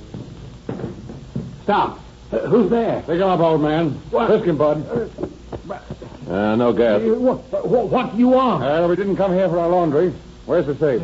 In there, in the office. Is there anyone else in the building besides you? Yes, there's Lowry. Who's he? He's the handyman around the place. Well, where is he now? He's asleep in the room next to the office. All right, take us to him. All right. This way. He's in there. Hey, you. Wake up. Wake up. What's all this for? Is that you, Ferguson? Yes, I'm here, but I got someone with me. They're robbers. Robbers? Well, what do they want? I want you to get up and get some clothes on. All right. Keep your breeches on till they find mine. That flashlight don't do so good. Don't you turn on the light. Okay, where is it? Right here. That's better. And you can't expect a man to go playing around in front of a gun without his pants on. There. What do you want with me? They want you to stay right here. We can watch you. And what are you going to do? They're going to blow your safe. Well, give me a chance, though, men. First, and I don't want to get bloated. Ah, you'll have the same chance we have. Yeah, we don't even share in the hole. All right, cut the comedy. Keep your eye on him, Bud, while I get at this safe. Okay, I won't let him get away.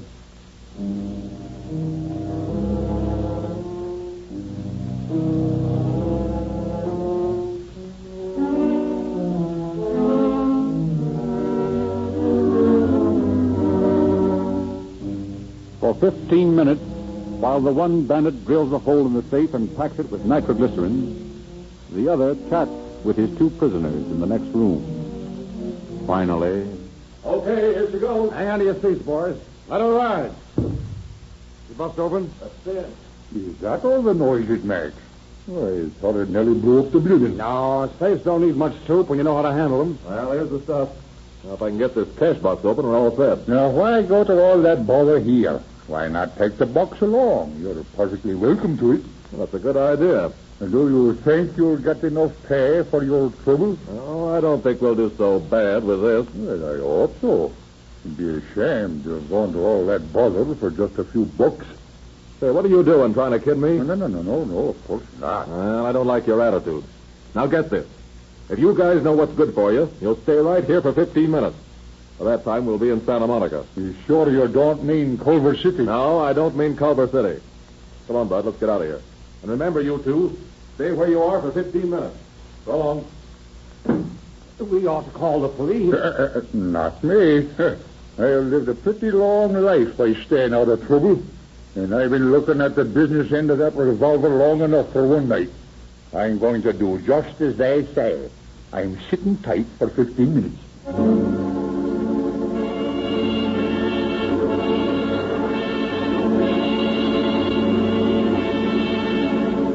at the end of 15 minutes, the watchman called the Venice station of the Los Angeles Police Department and report the robbery. Detective Captain Hawtrey answers the call and questions the two witnesses. And now, can you give me a description of these men? Well, I didn't get such a good look at the one that did the safe blowing, but I did notice that he had sort of an eagle-beak nose. The one that stood guard over us was a young fellow, about 30, with brown hair, a light complexion, and blue eyes. He had big front teeth, and his jaw was undershot. He had on pin-striped dark pants, a gray cap, and a blue shirt. Well, that's a mighty clear description. Well, I couldn't help taking it all in. He sat under the bright light there, and I just kept looking at him, figuring that you would want a good description of him. Well, I wish all citizens would give us as good a description as that. Well, lots of citizens don't realize that they're really part of the police force, too. Well, they are, you know. Yeah, that's right, a sort of an auxiliary force. But they don't often accept their responsibility as willingly as you do. Now, let me see. This is the blanket they used to muffle the sound of the explosion? That's right. Yeah, I can see where it's been burned. Yeah, here's some of the soap they used to hold that soup in. Just take this along with me. Here's a rope that they tied us up with. Thanks. I'll need that for evidence, too. Now, Mr. Lowry, how much money did they get away with? Well, I ain't sure, but I imagine it'd be a couple of $100. I see. Well, I won't keep you up any longer. Get this description out on the teletype now, and if any new development occurs, let me know, will you? Yeah, you bet I will, Captain. Good night. Good night, Mr. Lowry.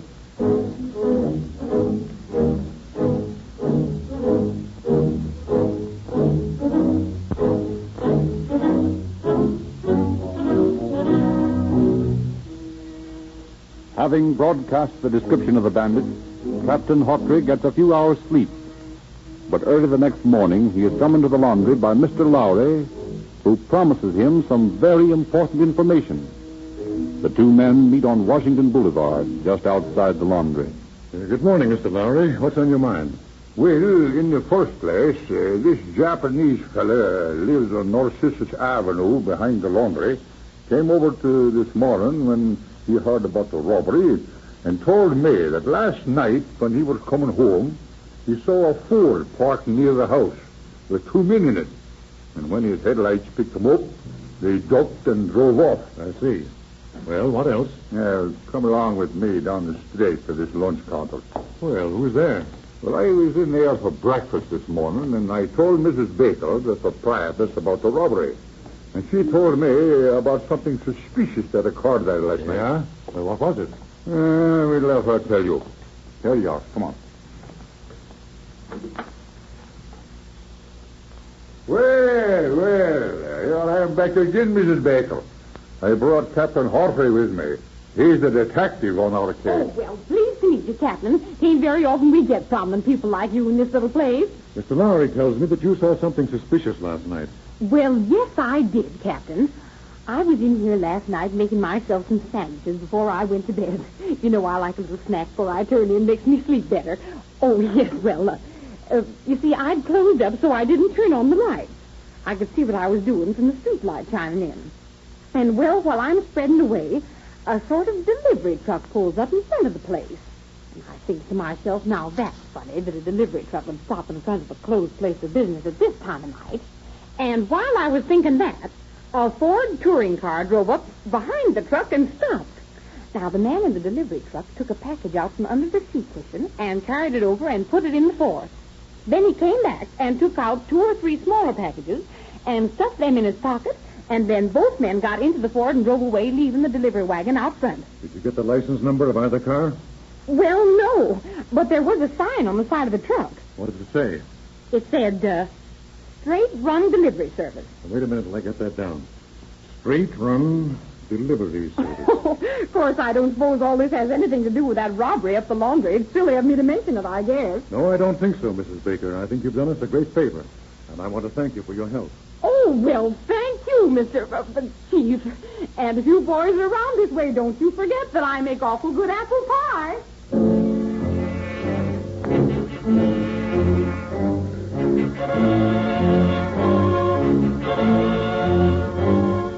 Captain Hawtrey immediately contacts Detective Lieutenant J.E. Herman of the Police Market Detail. And together they call upon the manager of the Straight Run Delivery Service. I'm sorry, but Mr. Watson isn't in right now. Would you care to wait?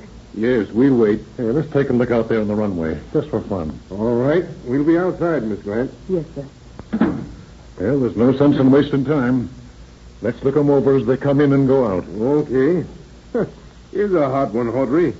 We'd better not try to chase any of these trucks. Why not? Look at this gasoline pump. They use Rio Grande cracked gasoline. The same gasoline our police cars use. Well, I'm darned if it isn't. You know, these fellows are getting smart, too. Hey, say, look. What? Look at that fellow over there getting into that truck. Say, he's a dead ringer for Lowry's description. Oh, I know him. He's an ex-con.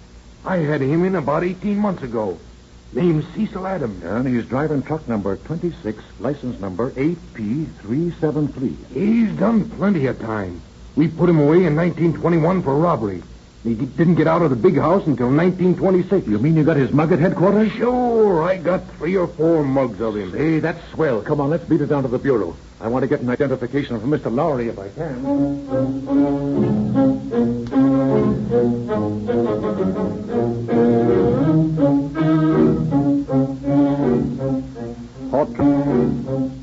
Hawtrey obtains 3 pictures of Adams and shuffles them with several pictures of various other criminals.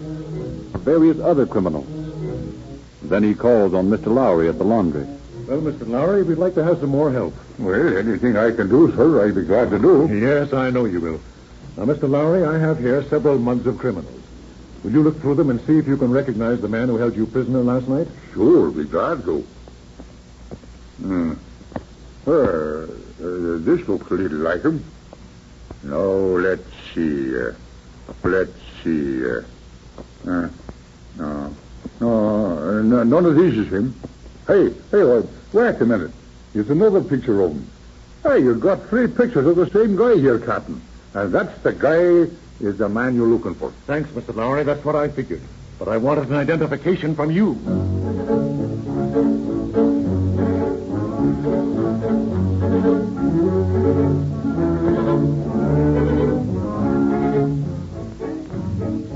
Mr. Ferguson, the night watchman, confirms Lowry's identification.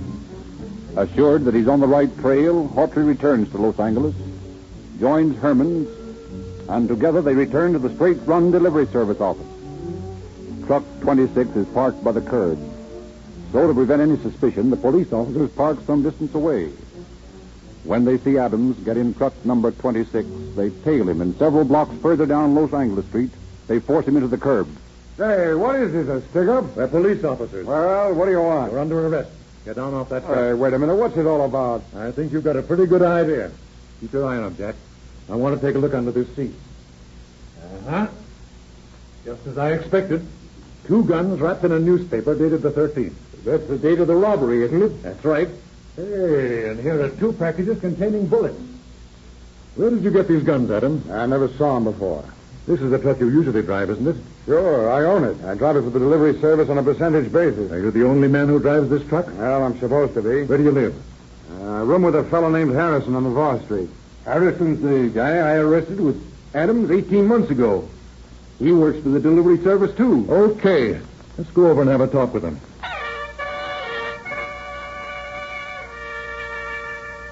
You're Harrison, aren't you? Yeah, why? Well, we're police officers. We've just arrested Cecil Adams for robbery, burglary, and safe blowing. And he told us that he lived with you. And we believe that you were his partner on that job the other night. What about it? Well, that bum hasn't been inside my house for 2 weeks. He's got no right telling you he was living with me. But he did live with you. Yeah, but he and my wife had a fight a couple of weeks ago. She threw him out. Where were you on the night of April 13th? 13th? It was Saturday. Well, on Saturday night, I was making deliveries in Alhambra. I can prove that by my receipts. Besides, I took my wife and baby along with me. We got home a little after 9 and went to bed. And I'll tell you what we'll do. We'll all ride out to your house and check that story with your wife.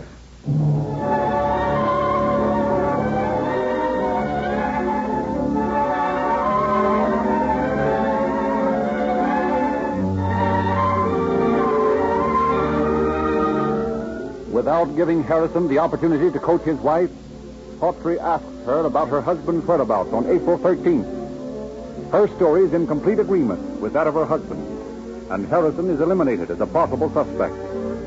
He expresses himself willing to aid police in discovering Adams' present residence and leads them to the house of Adams' brother on West 52nd Street. As the police car pulls up, a man enters a house across the street. I believe that's one of the Adams brothers going in that house now. And that looks like their Ford parked across the street. Well, I'm going to see what they've got to say. Jack, you better get around to the back so no one runs out. Okay, Captain.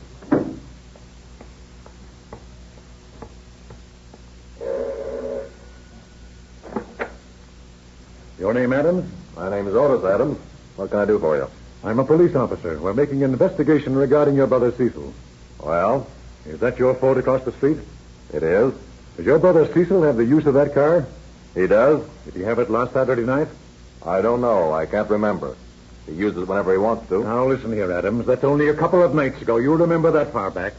Did your brother have that car Saturday night? Now, look here. If you think I'm going to make any statements incriminating my brother, you're all wet. We'll have to search this place, Adams. Go ahead. You won't find anything.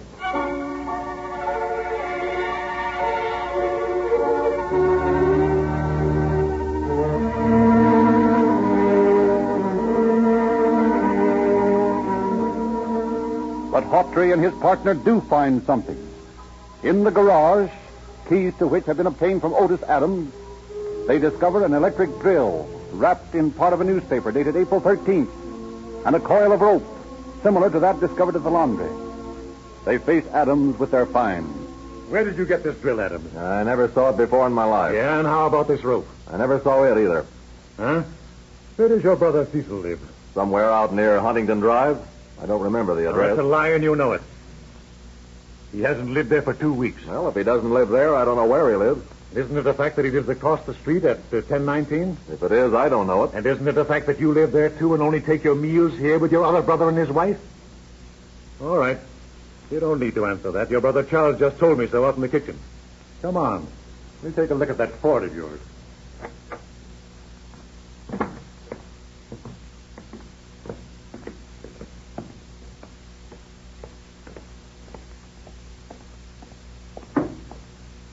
Well, this is interesting. Here's the other half of that paper dated April 13th. How do you explain that? Well, there were a couple of 100,000 papers like that printed on April 13th. And how about this registration slip? You know, this isn't made out to you. Well, I just got the car a week ago. I haven't had time to change it. Well, that's a violation of the law in itself. Well, if it is, it's the only thing you can get on me. We'll see about that. Now, tell me, You do live at 1019, don't you? You're conducting this party, not me. Well, come on. We'll find out quick enough.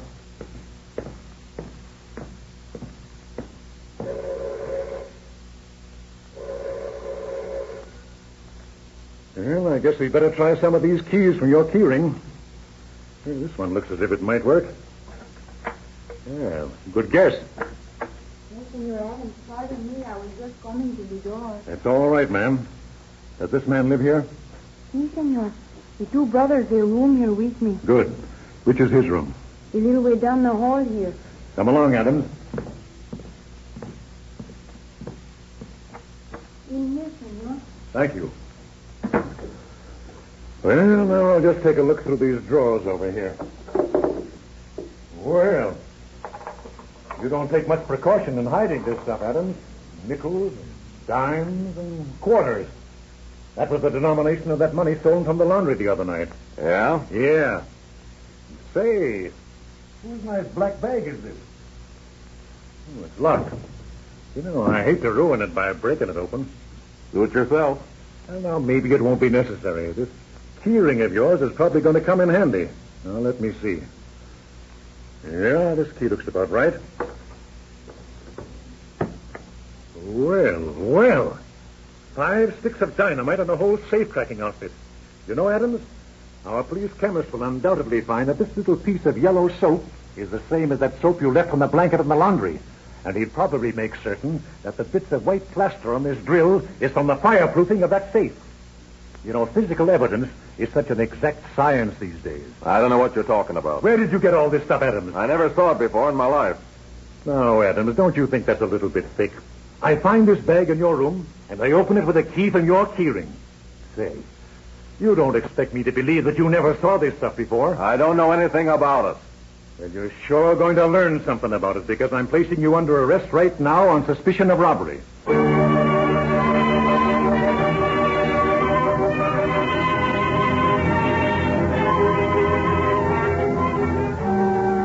Otis and Cecil Adams refused to admit or deny their guilt, refused to answer any question.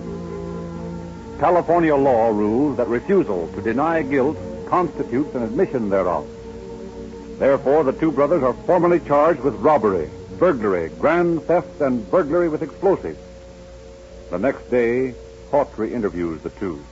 Now, boys, we don't care whether you confess or not. We've got an unbeatable case against you.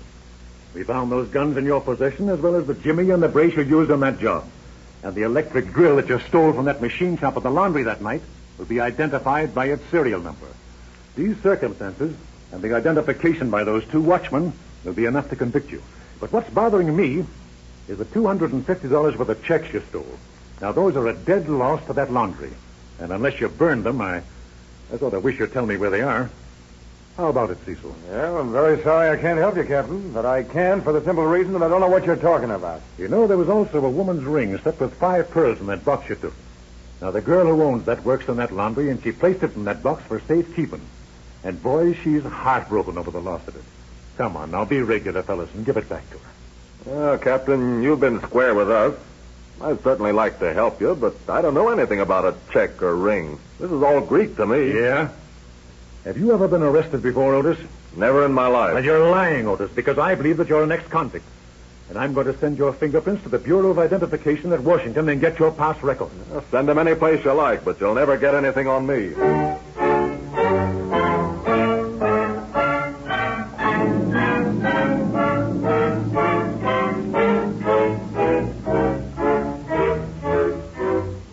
Washington replies to Hawtrey's request for information that in 1909, Otis Adams, under the name of James Kennedy, had been sentenced to serve 10 years in the state penitentiary in Waupun, Wisconsin, for burglary and safe blowing. In 1917, he went to Leavenworth for blowing a post office safe in Illinois. On the day of the preliminary trial, Hawtrey receives Adams, alias Kennedy's Bertillon card and photographs. While the trial is getting underway, Hawtrey seats himself beside Adams in the courtroom and shows him the pictures. Hey, Otis, have you ever seen this bird before? Gee, looks like a Slovak, doesn't he? You're Slovak? No, of course not. Well, you see, this picture's a dead ringer for you. In fact, I'd say it was you. Well, lots of people in the world look alike. Yeah, but isn't it rather a coincidence that you should have all the same scars and markings and tattoo marks as this man? Oh, I don't know. Those things will happen. Yeah. And wait and see what happens when the witness just taken the chair testifies. Solemnly swear to tell the truth, the whole truth, and nothing but the truth, so help you God. I do. What's your name? Hasty Lorry. And what is your occupation? I'm a handyman down at the Bay City's laundry. On the night of April 13th, did anything unusual occur at the laundry? Yes. There was a lot of dirty work down there. Order in the court. Will you explain to the court, please, just what you mean by dirty work? It was robbed by two men. Did you see these men? I did. Are they present in this courtroom? Yes, sir. Please point them out to the court. I don't want to. Why not? Because I'm afraid. Afraid of what? There's nothing to be afraid of in court. No, but I don't know how long these fellas will be in court. And I don't know how many friends they've got on the outside. I looked into the business end of guns enough that night. I don't want more of it. Order. Nevertheless, Mr. Lowry, if the two men are in the room and you are able to identify them, it is a court order that you do so. Very well, Your Honor. If you say I must, then I guess I must. Wait till I get me cane. Well, that's all right, Mr. Lowry. You can point them out from where you're sitting. Just a minute, young man. Now, I'll do this as I see fit. I don't want to make no mistakes. I want to look at these men closely.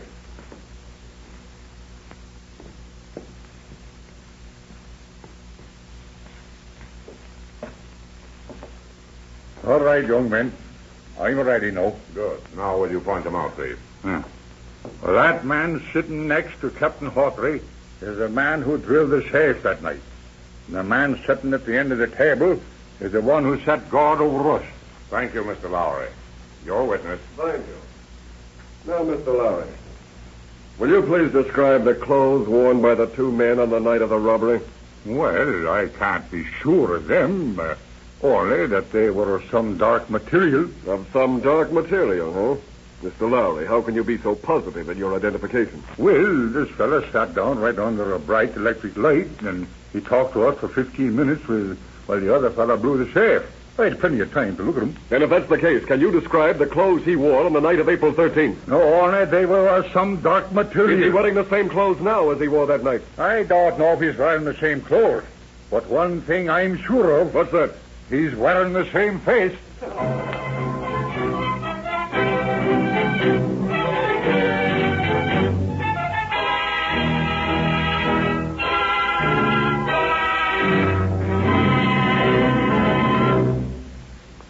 As the officers piled up their formidable mass of evidence against the Tasserton brothers, they received a distinct surprise when, on June 17th, they went into court, pled guilty, and admitted their prior convictions.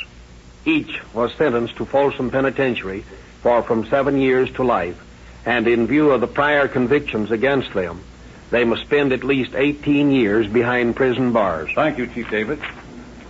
Ladies and gentlemen, more and more independent service stations are now featuring Rio Grande cracked gasoline. Sales of Rio Grande are growing faster than any other gasoline sold in this territory. Most Rio Grande users, we know, are listeners to Calling All Cars. You have heard us tell you on these programs why Rio Grande cracked gasoline is specified by so many cities for their police cars, fire engines, and other emergency equipment. We have promised you police car performance in your own car if you would try Rio Grande cracked gasoline. Thousands of you accept this invitation right after every broadcast of Calling All Cars. And our records show that you come back to Rio Grande stations again and again because you find that you really do get greater speed, greater power, and more economical mileage. To you regular Rio Grande users, thanks for your loyalty. And to you listeners who have not yet felt the thrill of police car performance in your own cars, well, there's a Rio Grande dealer in your neighborhood.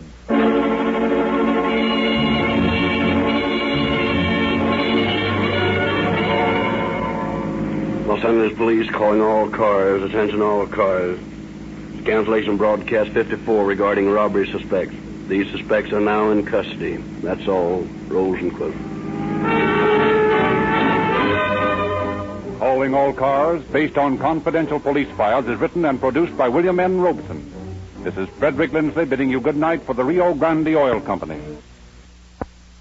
Grande Oil Company. Grande Oil Company. Grande Oil Company.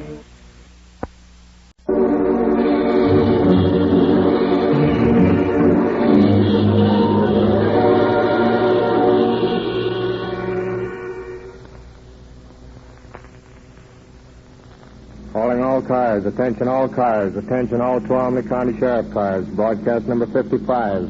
A murder at the Tuttleton Schoolhouse, suspect unknown, that is all.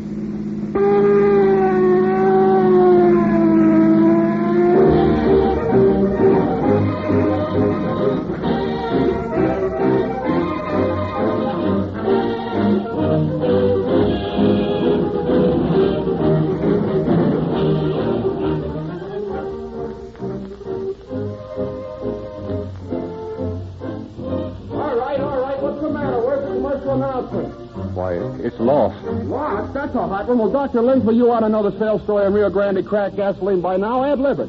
Oh, Bill, the audience knows that story by heart. Oh, you mean that one about Rio Grande cracked gasoline powering more police cars in California and Arizona than any other brand? Yes. Well, tell them something else then. All right. Ladies and gentlemen, here's an interesting point. Do you realize that the success of this program depends on several hundred listeners getting up after every broadcast, going to a nearby Rio Grande service station and saying, I just heard calling all cars, and I want to try that Rio Grande cracked gasoline. Well, let's not ask everybody to do that tonight. Tomorrow morning will do.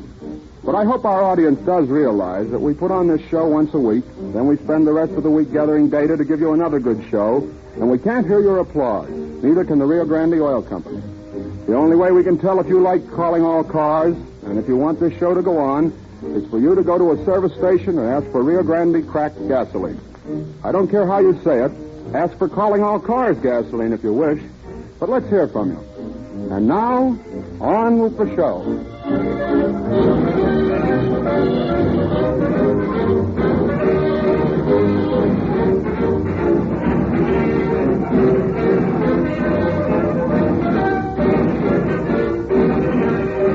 It is with great pleasure that we now introduce the man under whose direction the investigation of tonight's crime was conducted. Sheriff Jack H. Dombacher of Tuolumne County. Good evening. It is an honor to be permitted to speak to the largest radio audience in the West, the audience of Calling All Cars. I've listened with keen interest to the cases of those fine peace officers, Jim Davis, Bodie Wallman, John Black, and others which have already been broadcast. My work in policing a more rural territory naturally embraces problems different from those faced by the police chiefs of metropolitan communities. Though, because of less populous centers, our crime rate is lower, still it often happens that our crimes are more difficult to solve. Such was the case with the story you're about to hear tonight. The murderer, the last person one would logically suspect, had carefully planned and accomplished the crime, and would be free today had it not been for modern police science and the technical assistance of that eminent criminologist, Dr. E.O. Heinrich of the University of California.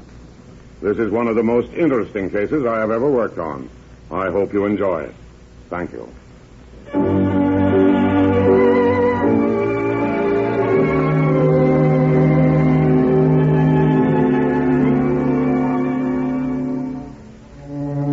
It is late afternoon, some years ago in Tuttletown, a small community in Northern California. Hank Turner is sitting in his parlor, waiting for his son to return from work in the lumber mill.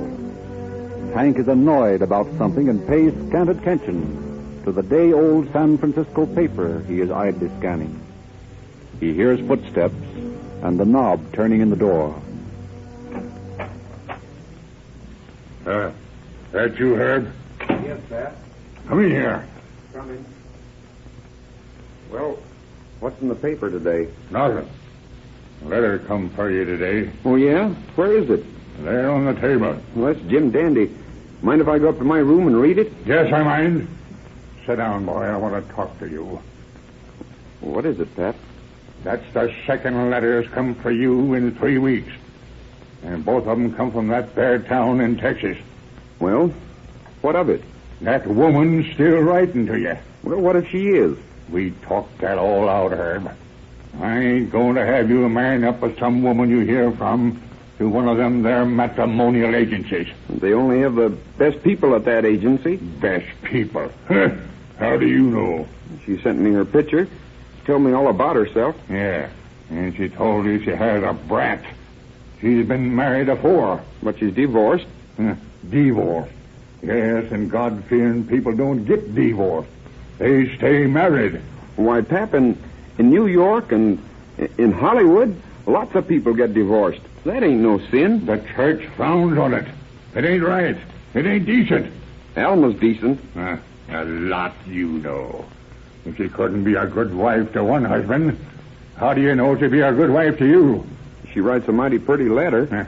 Now, that won't bake no bread. Well, I'm in love with her. In love with her? Why, you ain't even seen her. You're in love with a picture.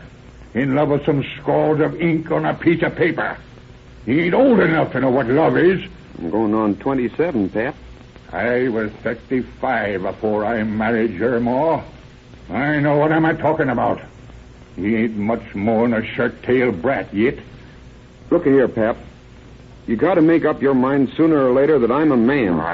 And what's more, Alma's coming up from Texas next week, and I'm going to marry her. Son, you ain't going to marry her. I forbid it. Pap, I got a mind of my own, and it's made up. I'm going to marry Alma next Tuesday.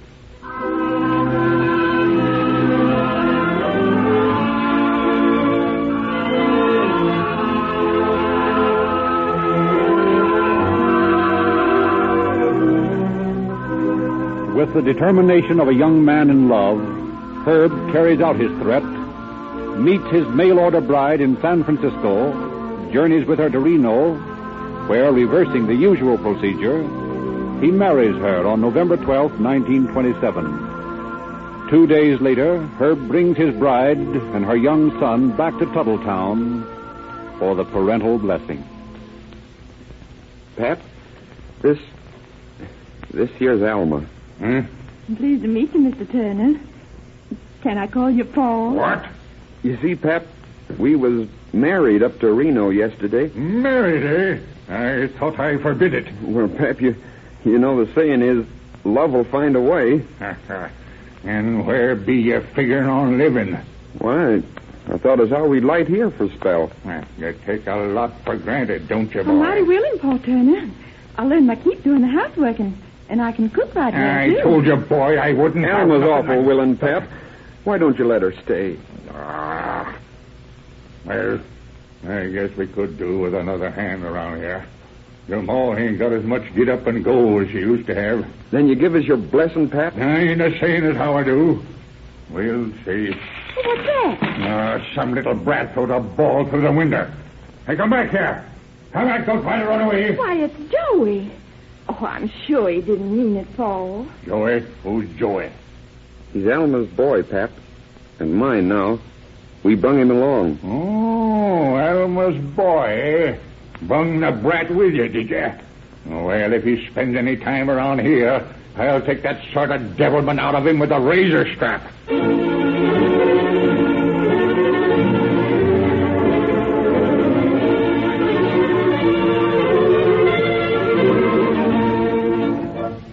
Hank Turner's attitude does not change, and poor Joey is the object of his step-grandfather's constant criticism. Whenever Alma objects, Herb, once the first flush of love has subsided, sides with his father. 2 years of constant wrangling over the subject of the boy create a strange circumstance in the Turner household.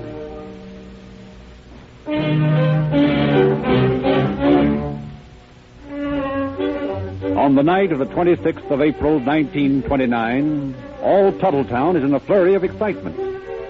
In the rough board schoolhouse, a dance is being held. From the cow ranches and from the gold camps, the countryside flocks to the social. And by 9 o'clock, the dance floor is filled with couples strutting to a Virginia reel to the music furnished by Hank Turner and his brother. Outside, Herb sulks in his car. What's the matter, Herb? Ain't you coming into the social? No. Don't feel like it. How come? Oh, me and the old woman had another battle. Ain't getting along so good, huh? Oh, I guess we get along as well as the next one. I reckon all women are alike. Yeah, you know how it is, Herb. We can't get along with them, and we can't get along without them. Well, see you later, Herb. Good evening, Mrs. Turner. Good evening, Mrs. Johnson. Well, Herbert, are you going to sit out here all evening? I told you I didn't want to come to this monkey shine. It looks mighty funny when a woman's husband won't come in and dance with her. I can't dance, and you know it. Well, you'll catch cold sitting out here. And I brought you some coffee. That'll warm you up. Thanks. How late are you going to stay? As late as I want to. Well, Mrs. Turner, you feel like joining the dance? Oh, yes, thank you, Mr. Johnson. Suppose we do take a turn or two. Right nice gathering tonight, ain't it? Sure is. My, it's making me feel young again to be dancing. Young again? I shucks, Mrs. Turner. You're stealing chicken. Oh, Mr. Johnson. Sure thing. If you want Herb Turner's wife, I declare I think I'd court you myself. Really, Mr. Johnson? You know, I'd like it if you call me Pete. All right, Pete. What's wrong with Herb? He's something awful. He's rising and groaning. Where is he? Outside. You better come quick. Yes, I'm coming.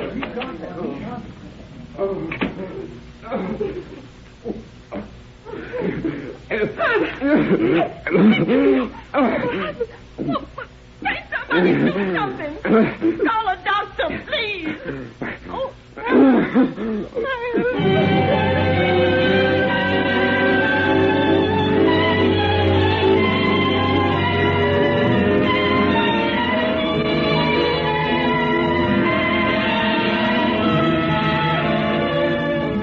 A doctor is called from Sonora, and before he can arrive, Herb Turner is dead. The sheriff is called. He orders the body turned over to the coroner for autopsy, and he and a deputy get the names and addresses of the guests at the party. The next morning, Sheriff Dombacher and a deputy are seated in the sheriff's office discussing the case as they await the findings of the coroner. You know, Ed, I'm positive that guy was murdered. Well, what makes you so sure? All you have to go on is circumstantial evidence. I realize that. But I think we can find the murderer and convict him on that evidence. We've got the cup that the victim drank the coffee from and this empty vial I picked up near the car last night. What was in it? I don't know, but I put in a call for the druggist who sold it. I'm expecting him up here, and I've asked him to bring his poison register. Poison register? You think Turner was poisoned? Yes. Come in.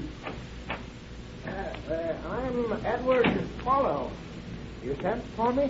Yes, Mr. Swallow. Sit down, please. You brought your record of poison sales? Oh, yes, sir. It's right here. I have here an empty bottle from your drugstore. There's a number on the label, 1263. Have you a record of that sale? Let me see. 1263. Oh, yes, sir. Here it is. What was the sale? 1/8 of an ounce of strychnine. Strychnine. What did I tell you, Ed? Well, still, that doesn't prove anything. Well, when I find an empty poison bottle and a dead man within 6 feet of each other, I begin to put two and two together. Who did you sell this strychnine to, Mr. Swallow? Mrs. Joe Williams, sir. She said she wanted to poison a dog that'd been killing her chickens. Do you know this Mrs. Williams? Have you ever seen her before? No, sir. Would you recognize her if you saw her again? Yes, I think I would. That's fine, Mr. Swallow. We may call upon you for an identification. Now, if you let me have the page out of your register that has Mrs. Williams' signature on it... I couldn't let you do that, sir. The law says I must keep the record. Well, I'm the law, Mr. Swallow. Yes, sir, but The reason you're required to keep a record of all sales of poison is to be of assistance in just such cases as this. Yes, sir, I suppose that's so. Well, very well, then. Here's the page. Thank you, Mr. Swallow, and we'll let you know when we need your valued assistance again. Oh, thank you, sir. Thank you. Good day. Good day, Mr. Swallow. Well, Ed, we're getting places. Well, not that I can notice. Well, stick around and watch this case grow. Oh, good morning, Doctor. Morning, Sheriff. Well, have you completed the autopsy? Yeah. And? A man died of strychnine poison. Just as I thought. Well, how did you know? I just finished tracing the sale of a bottle I found near his car. It contains strychnine. Undoubtedly, under analysis, the coffee cup will show strychnine. Yeah, which doesn't prove he was murdered at all. He could have poured the strychnine into the coffee himself, thrown the bottle away, and committed suicide. He could have, but he didn't. I'm going to question everyone who was at that dance last night until I get the information I'm after.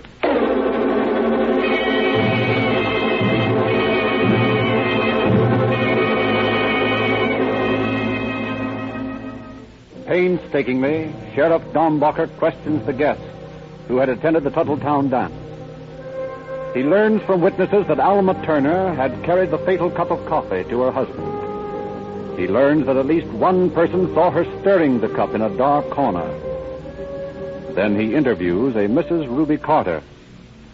Mrs. Carter, you were at the dance the other night? Yes, sir. I understand that Mrs. Turner took a cup of coffee out to her husband shortly before his death. Is that right? I believe she did. Did you see her carry the cup out to him? Well, not exactly. But I was sitting near the door talking to some friends, and Mrs. Turner came by with a cup of coffee in her hand.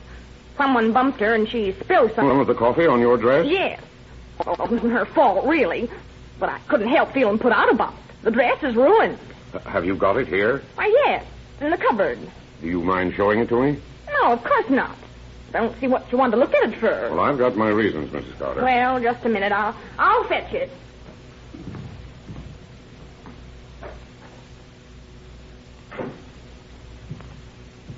Here it is.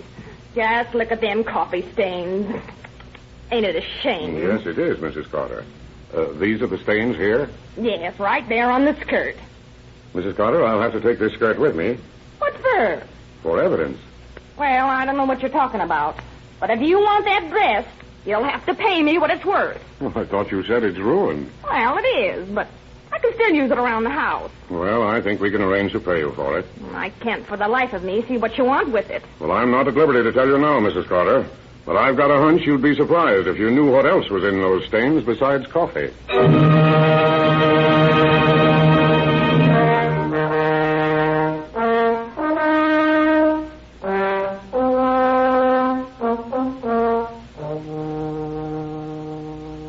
Sheriff Dombacher turns over the evidence he has collected to C.H. Grayson, District Attorney of Tuolumne County. And he immediately consults the distinguished criminologist, Dr. E.O. Heinrich, who carefully examines all the items. Several days go by, and then Dr. Heinrich makes his report to Mr. Grayson. Well, Dr. Heinrich, what's the verdict? The sheriff's hunch was correct. We'll begin at the beginning. First, I examined the poison register from the Tuolumne drugstore. I found the handwriting of the signature, Mrs. Joe Williams, to be similar to the examples of the handwriting of Mrs. Herbert Turner submitted to me. Similar, Doctor. But are they identical? In my opinion, they are. If necessary, I am prepared to demonstrate their identity by the customary methods of photomicrographic enlargement. That's fine. Now, how about the coffee cup?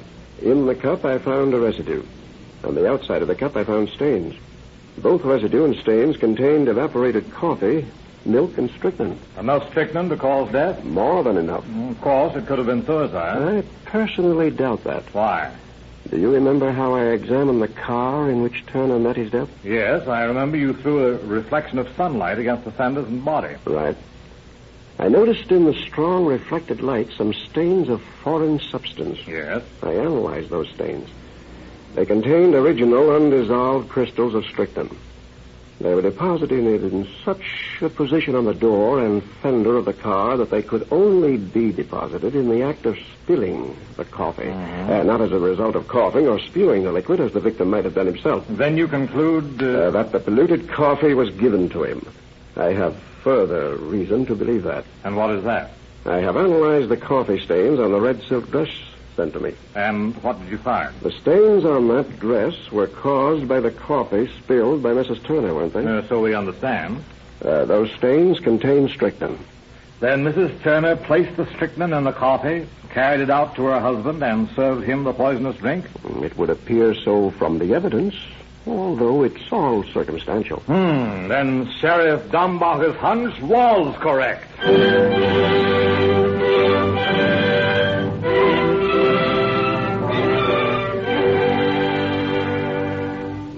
Howdy, Sheriff. Hello, Mr. Turner. You found the murder of my boy yet, Sheriff? I think we have. Is Mrs. Turner at home? You don't mean Almy? I mean your son's wife. Well, I always thought as how she done it. I always knowed she'd do her no good. But high-stepping, Oh, wait a minute, Mr. Turner. I haven't said anything. But Alma did do it now, didn't she, Sheriff? I'm not saying she did or did not. But I want to know whether you'll sign a complaint charging your daughter-in-law with murder. Sheriff, I'll be glad to. Give me them there papers. Here you are. There. Does that make it legal? Yes. Oh, Almy. Almy. Yes, Paul. Come out here. You got a visitor. A visitor? Well, who's come to see me, Paul? Is it Mr. Johnson? No, it ain't Pete Johnson.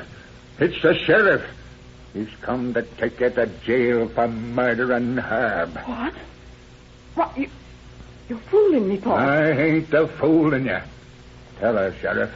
Mrs. Turner, I arrest you for the murder of your husband. You arrest me?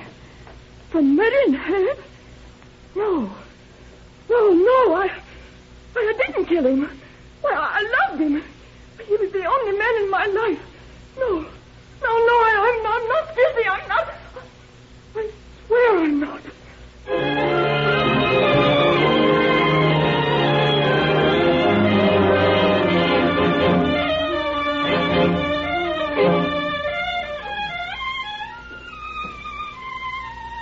On May 14th, 1929, less than a month after the fatal Tuttletown dance, Alma Turner comes up for preliminary hearing in the town of Columbia in Tuolumne County. The courtroom is so crowded with curious town folks and ranchers from the surrounding country that the trial is adjourned to an open-air dance floor in the town square. Here, amid a pastoral scene, while calm spring sunshine filters through lazily waving tree branches, while sparrows twitter and meadowlarks sing, a woman goes on trial for her life. District Attorney Grayson presents his damning evidence item by item. After examination of the attending physician and the coroner, he calls Mr. Swallow to the stand. Now, what is your name, please? Edward Swallow. And where do you reside? Tuolumne, sir. What is your occupation? Pharmacist. On the 26th of April, did you have occasion to sell any poison of such a nature that would require the signature of the purchaser? Yes, I did. To whom was the sale made? A person signed the name Mrs. Joe Williams. What kind of poison was purchased? Strychnine, sir. Had you ever seen this Mrs. Joe Williams before? No, I hadn't. Was the signature of Mrs. Joe Williams attached to the record in your presence? Yes, it was. Will the defendant please stand up? Thank you. Mr. Swallow, is the lady who is now standing the same person who made the poison purchase that day? I believe it is. But are you positive? Yes, I am. Thank you, Mr. Swallow. Your witness. Mr. Swallow, I have heard you testify that you are positive the defendant purchased strychnine from you and signed her name as Mrs. Joe Williams. How are you positive? I'm waiting for your answer. I can't answer that. Just you and the purchaser were in the store at the time the poison was purchased. Yes, sir. Now, you cannot tell me the reason why you so positively identify this woman. No, I can't. What was the color of her hair? Tell me quickly without looking. It was brown. Yes, the defendant's hair is brown. But, Mr. Swallow, have you any idea how many other women in the world have brown hair? Have you any idea, Mr. Swallow, how many shades of hair coloration are referred to as brown? Why, no, I haven't. Then how can you be so positive in this identification you've made? Well, I got a small store, and I don't sell poison every day. I remember the people I sell it to. And you are positive that this is the same woman? Yes, I am. That is all. Your Honor, I submit to the court at this time that there is sufficient evidence in my mind to bind the defendant over to trial in the Superior Court, and I will ask that she be held to answer for trial in the Superior Court. Has the attorney for the defense any remarks? We have no evidence to offer, Your Honor. However, I might say at this time, if the court please, the defendant has not been informed of her rights. Neither has she been charged with anything in this court that I know of. I have not seen any indictment or any complaint or anything at all. Your Honor, if my worthy colleague has not seen a complaint, then he has not looked for it. The record is here for him to scan if he wishes to examine it. I feel that the prosecution has shown just and sufficient reason why the defendant should be bound over to the Superior Court for a trial on charge of murder. In view of the testimony just heard, it appears to me that the offense of murder has been committed, and that there is sufficient cause to believe that the defendant, Alma Turner, is guilty thereof. Therefore, I order that she be held to answer the same, and that she be committed to the sheriff of the county of Tuolumne to await trial on the charge of murder.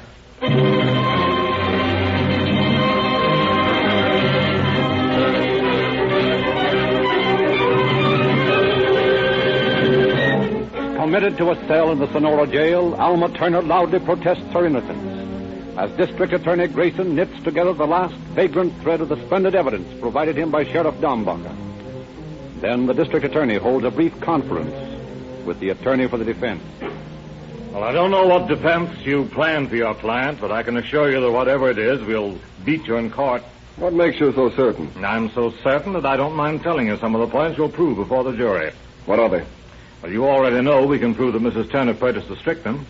Furthermore, we'll prove that she placed the strychnine in Mr. Turner's coffee, that she carried the coffee cup from the schoolhouse out to the car, that she herself gave the coffee to Turner, and in so doing spilt some of it on the car. I'm still not convinced that you can prove all those things. May I inform you that this is not guesswork, that every fact I've stated we will prove on the sworn reports of the findings of Dr. Heinrich on the evidence we've procured. In that case, I had better consult my client. Yes, I think you had.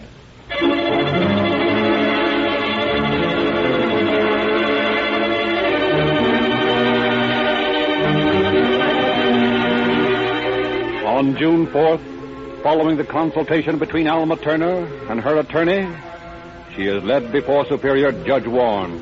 Alma Turner, you are charged with murder. How do you plead? Guilty.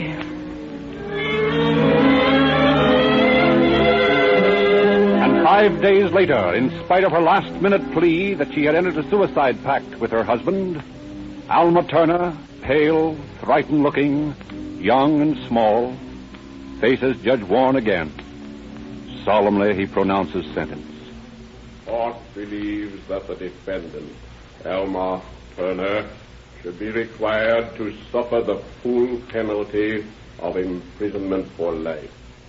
And the court recommends to the Board of Prison Directors and also to the Governor of California that if application for parole or pardon is ever made, that it be denied. The court, believing that this was a cold-blooded, premeditated murder.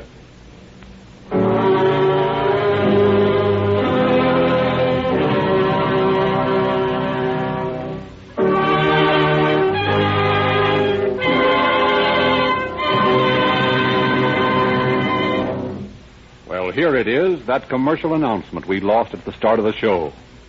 Well, of course, you know we didn't really lose it.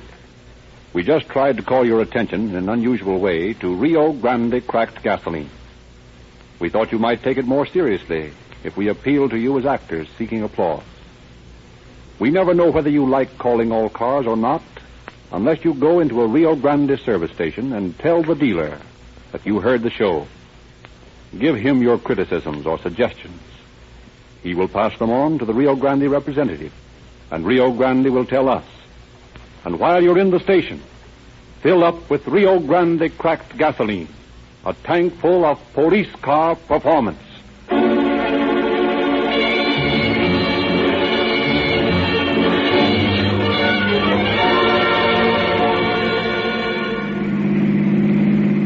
Calling all cars, Attention all cars. Attention all to Albany Sheriff cars. Cancellation of broadcast 55 regarding a murder. Suspect in this case is now in custody. That is all.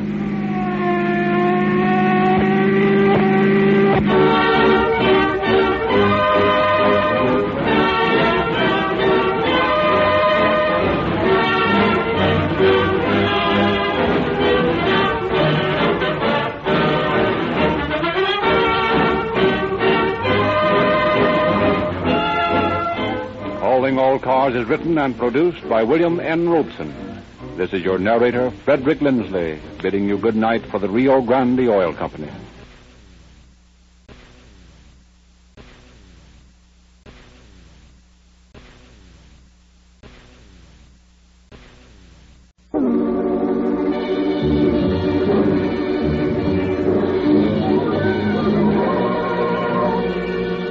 Calling All Cars, the presentation of the Rio Grande Oil Company. San Diego police calling all cars. Attention all cars. Broadcast 56.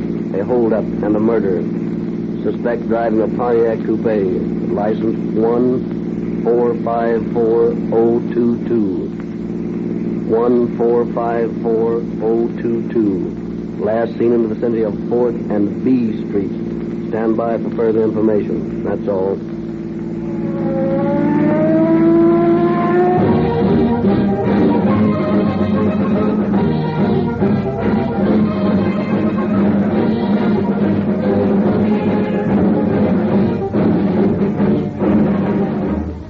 On the busiest street of the West's largest city, streams of traffic speed endlessly by.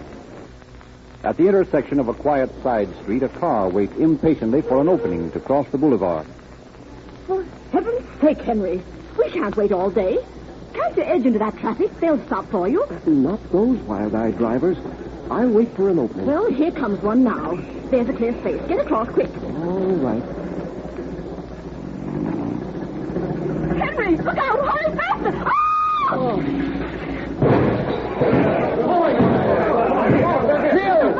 Come on, hold that car. Get back there.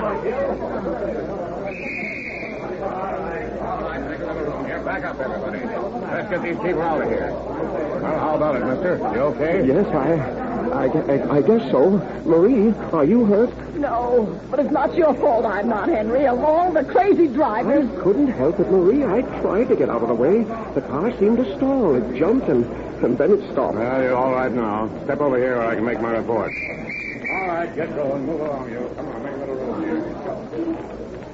All right, now you say your car stalled, eh? Just when you were trying to get across in a hurry. You're probably using a lot of cheap gasoline. Maybe it was the gasoline. You ought to use a gasoline you can depend on in emergencies. Is there such a thing? Oh, sure. Look at the punishment our police cars take. We snap them from a crawl to top speed 50 times a day. They used to sputter and jump, too, until we found a gasoline that wouldn't stall in emergencies. Why, what gasoline do your police cars use? Huh? Well, I thought everybody knew that police cars use nothing but Rio Grande cracked gasoline. Oh, yes. Yes. I remember. Police car performance, of course. Sure. You can't save any money using cheap gasoline. I'll bet police cars get more mileage with Rio Grande cracked gasoline than you do. And our gasoline won't fail in emergencies like yours did. Hey, are you selling Rio Grande cracked gasoline? Well, maybe us cops are a little too enthusiastic about it, but that gasoline has helped us out of a lot of jams. Let's get this report. What's your name now?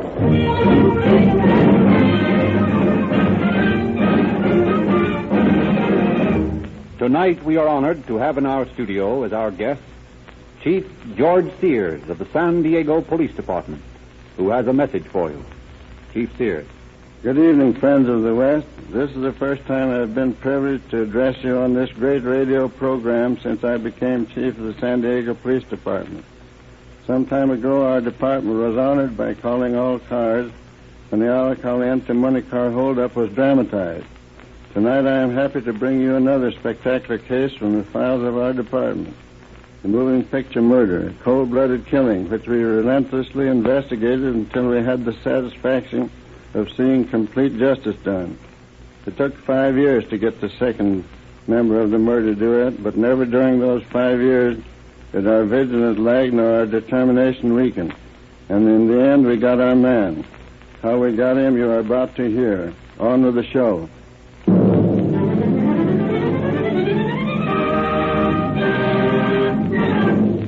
last time you're going to think of me or anyone else. Gee, Eula, isn't this a swell picture? I get an awful thrill out of these gangster films. Well, I don't like them. It's silly, I guess, but they scare me. Ticket. First aisle to the right, please. I never did like guns. Oh, I don't mind them.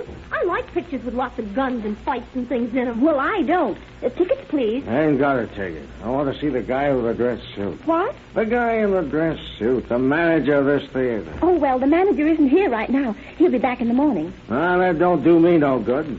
Who is here? Well, the assistant manager, Mr. Malloy, is in his office, I think. Okay, he'll do. Where's his office? Right up those stairs and then to the right. I'll go up and see if he can see you now. Well, I'll go with you. Oh, here it is. If you'll wait just a minute. Don't worry, I'll wait. Come in. Mr. Malloy, there's a man outside, and he says he wants to see the manager. Well, what does he want? Well, he didn't say, Mr. Malloy, but I don't like the way he's acting. It sounds as if he were drunk or something. Well, send him in, Miss Snyder. I'll soon find out what his trouble is. Yes, sir. Well, maybe Willis and I'd better leave while you talk to this bird. Yeah, Joe. Henry and I'll take a stroll around the block. No. Stay here. I don't know what this fellow wants, but it'll probably only take a minute or so to find out. This is Mr. Malloy. Come in. Thank you, Miss Snyder. You may go. Yes, sir. Well, what can I do for you? Stick up your hands. I mean this. I don't want any monkey business. Stick 'em up. Look here. This isn't going to do you any good. All I have to do Stick is... up your hands and shut up. Open that safe over there. I'm sorry, but I can't. Open that safe. I don't know the new combination. It was changed yesterday. Don't hand me that. You got the combination. Well, all... Nation. Well, all... Nation. Well, all... Nation. Well, all... Nation. Well, all... Nation. Well, all... Nation. Well, all right. Keep your hands away from that pocket. Oh!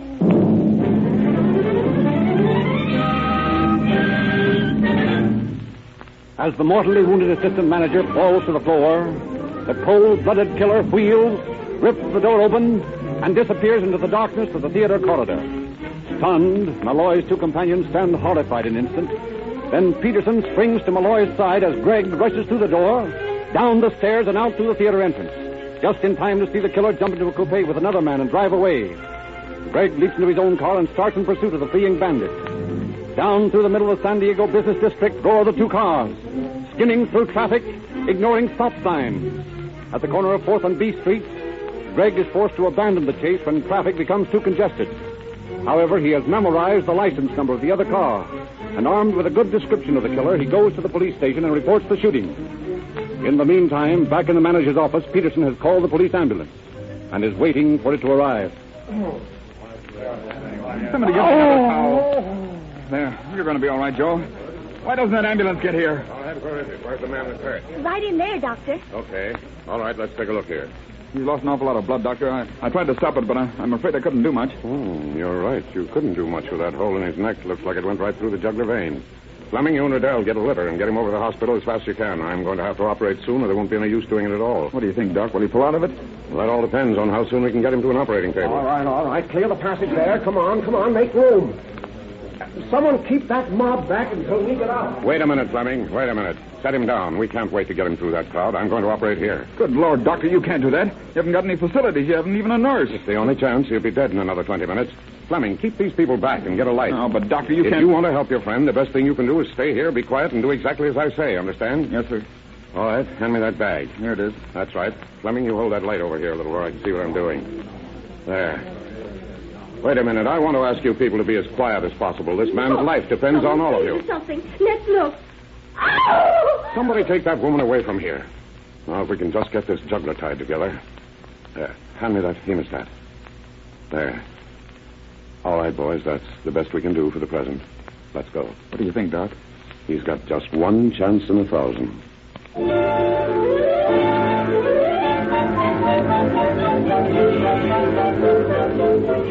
But despite the efforts of Dr. Bruce, Malloy dies as the ambulance roars through the streets of San Diego towards the hospital. Meanwhile, Lieutenant Detective George Sears and Detective Sergeant Frank Bowe of the San Diego Police speed to the scene of the shooting, and there, surrounded by scores of curious onlookers, question the witnesses, Miss Snyder and Mr. Peterson. Henry Peterson. That right? Yes. Now, Mr. Peterson, I'd like to ask you a few questions. What did the killer look like? Well, I'd say he stood a little under 6 feet. I guess he weighed somewhere around 145 pounds. How old would you say the man was? Well, I don't think he was very old. Around 26 or 7, I'd imagine. 26 or 7. Anything about him that might help us identify him? Any peculiar manner of speech or accent or scars of any sort? Why, yes. As a matter of fact, he had a scar of some sort in his upper lip. Looked as though it might have been a hair lip operation. That's good. Now, how was he dressed? He had on sort of a reddish-brown suit. I don't think he had any hat. No, I'm sure he didn't. Well, thank you very much, Mr. Peterson. This will be a great help in running that man down.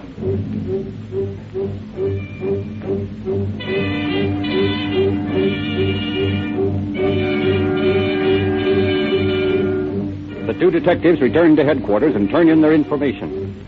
Within 10 minutes, the call is being flashed to every available officer on the force. Stopper police guards are placed in all main arteries leading from the city and warned to look for the Pontiac Coupe license number 1454022. With mechanical precision, the police organize a drag net that completely covers the city. At the corner of 5th and University Avenues, motorcycle officers Comstock and Remington stop to call in to Central Station. Remington, corner of 5th and University. What? Yeah? Yeah, at the Fox California Theater, yeah? Shot, eh? Yeah, wait a minute. Hey, take this license number, Archie, will you? Yeah. 1454022. You got it? Okay. I'll write it down over here under the street lamp. 1454022. Right. All right, we'll watch for it. What's the dope, Tom? Well, a fellow shot an attempted holdup. Died on the way to the hospital. Well, we might as well do a little cruising around. You can't tell when we might... Tom, look at this bird coming down University. Boy, he's really traveling. See if you can get a good look at his place as he comes up. Yeah, I can see him now. 1454... Hey, Archie, that's the bird we're looking for. Well, of all the lucky... Come on, Tom, let's go.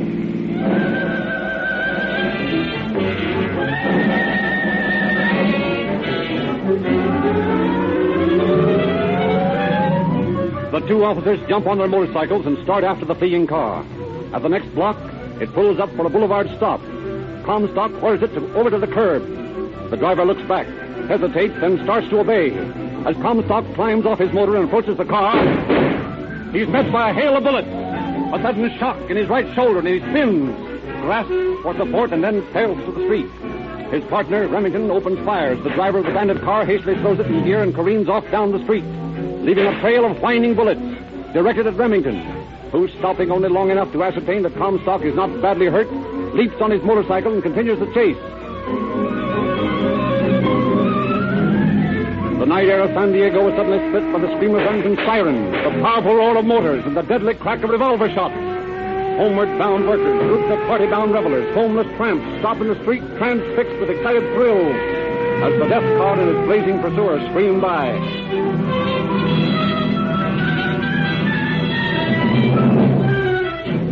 As they near the waterfront, a low fog suddenly blankets the streets, hiding everything in a shroud-like gloom. Unable to see, Remington is forced to abandon the chase. He runs into a drugstore and phones headquarters, asking that every available police car, motorcycle officer, and detective be sent out to the immediate vicinity. Realizing that the killer and his driver cannot get far in the fog, he dashes back to his motorcycle and blindly rides up one street, down another. Suddenly, directly in front of him, a car looms up out of the fog. Jamming on his brakes, he climbs out and, gun in hand, approaches it. The car is empty. Remington makes a more thorough examination. It is the deserted murderer's car. In the back seat, he finds a blood-stained cap. His speeding bullets have not all been wasted.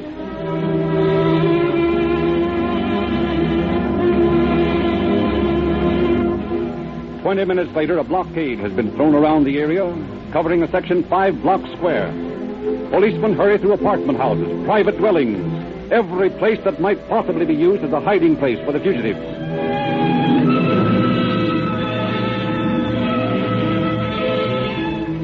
The police dragnet slowly narrows the search down to a cul-de-sac, a canyon-like ravine that runs for a block behind a row of apartments. Searchlights are set up on the edge of the cliff, and while their startled beams stab the fog and darkness with pencils of light, officers beat through the heavy underbrush, clubs in one hand, guns in the other. Behind one of the powerful searchlights, Walter D. Wilson, an ex-serviceman and friend of the police, is swinging the beam of blue-white light back and forth along the edge-like ravine. Standing by him, a companion strains his eyes, looking for any suspicious movement that might mean the killer's hiding place. See anything? No, it's so foggy down here, it'd be a miracle to find anything. Reminds me of some of those nights in France. Yeah. It's cold around here. Wish we had some coffee. Hey, Walter, swing that thing over to the right a bit. There, hold it a minute.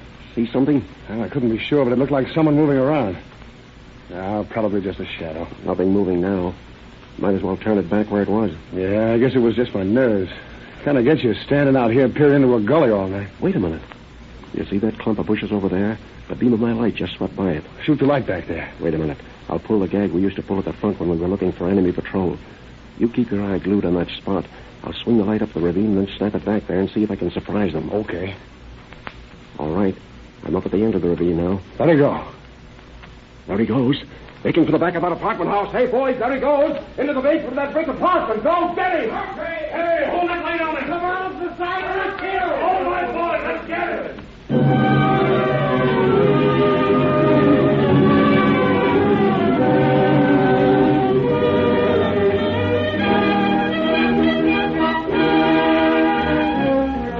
Two officers close in on the apartment building.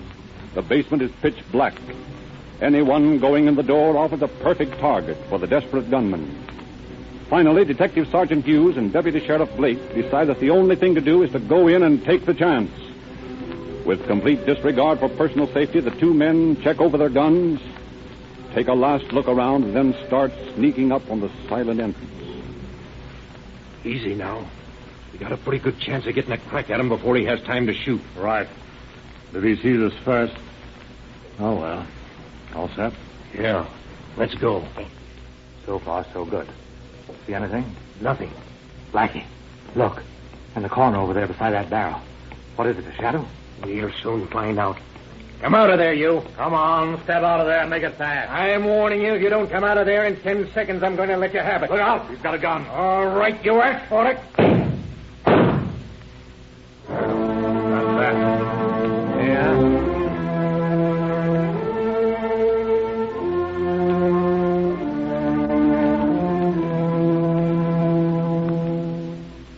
Coroner Schuyler C. Kelly arrives at the scene a short time later and from papers found on the body identifies it as that of Otto Andrews Morrissey, who lives on 8th Street, San Pedro.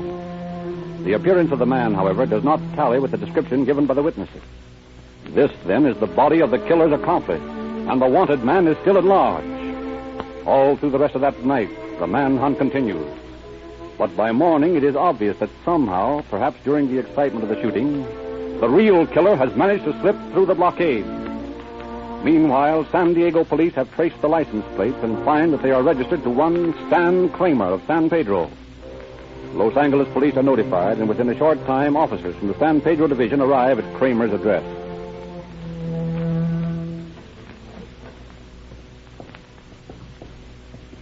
Well, this is the place, all right. I wonder which apartment the guy lives in. Yeah, that's the manager. Here's her apartment. How do you do? We're looking for a man by the name of Kramer. Stan Kramer. Does he live here? Yes, he's in apartment 203. Is he in? Yes, Mr. Kramer's been ill for the last week. Well, if he's in, we'll just run up and say hello. Come on, Harry. Okay. Sort of lets him out. Been sick for a week. Yeah, well, maybe it's all a stall. You know, I don't trust landladies when they speak English. Well, here we are. Now, on your toes, Harry. Maybe Mr. Kramer won't be so glad to see us. Here, push that bell. Who is it? Police officers. We want to ask you a few questions. All right. Wait a minute. Now, what do you want? You know a fellow by the name of Morrissey? Otto Morrissey? Never heard of him. Never heard of him, huh? What kind of a car do you drive? I haven't got a car. I can't afford one. Oh, you haven't got a car, huh? No. And how does it happen that a Pontiac coupe registered to you shows up in a beef in San Diego? I don't know what you're talking about. I haven't been out of this apartment for over a week. You must have the wrong Kramer. Now, listen, there's no use you beating around the bush. If you want to save yourself a lot of grief, you better start talking. I don't know what this is all about. I've been right here in this apartment. All right, Kramer. We know all about that, and we also know all about you. Get some clothes on. We're taking you down to headquarters. Hey, you can't do that. I haven't done anything. Well, then come clean. Isn't it a fact that you do own a car? No. Don't lie to us. You own a Pontiac Coupe, license number 1454022. All right. What if I do? What's wrong with a guy owning a car? Well, there's nothing wrong with the guy owning a car, Kramer. The only thing wrong is when the car is used for a hold-up and someone gets bumped off. You're under arrest on suspicion of murder. Oh, wait a minute. I didn't have anything to do with any hold-up. I thought you guys had a bootlegging rap on me. That's why I didn't want to let you in on the fact that I owned a car. All right, then. Tell us all about that car and make it fast and through. Well, I've been doing a little bootlegging just on a small scale, and I have a guy delivering for me. He's been using the car for the last few months whenever I didn't need it. Yeah? Go on. Well, last Sunday he came to me and wanted to buy the car. I wasn't going to use it, so I told him to go ahead. Did he have anybody with him? I don't know. He was alone when I talked to him. What's this helper's name? Say, listen, if I tell you guys all this, is anybody going to know who spilled it? I don't want to get a slug in my back. Well, if you mean Morrissey, he won't bother you any because he was killed in San Diego trying to get away from the police. Otto's dead? Yeah, I thought that'd do the trick. All right, spit it if you know what's good for you. Okay. The guy you want is probably Jim Durant. He was the other guy that borrowed the car. Hey, that's more like it. Have you got any pictures or anything that might help us find him? I think there's an old passport around here. He used to be a sailor before he got into this racket. Well, suppose you take a look around and see if you can find it. And don't try to pull anything fast on me because I got this coat on you all the time. Okay. That ain't necessary. Well, I'm the best judge of that. I think his stuff's over in that suitcase in the corner. Yeah. Here's all his junk. Let's see. Yeah, here it is. There's some letters and some other stuff here, too. Well, that's swell. It looks like Mr. Durant's days are numbered.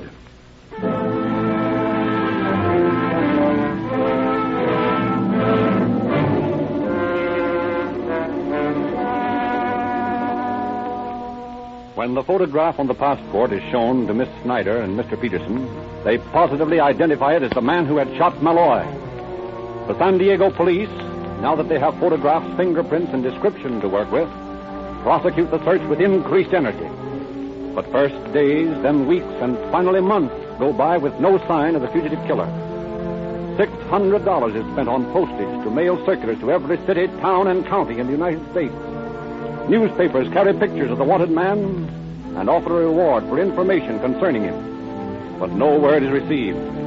Durant has disappeared into oblivion.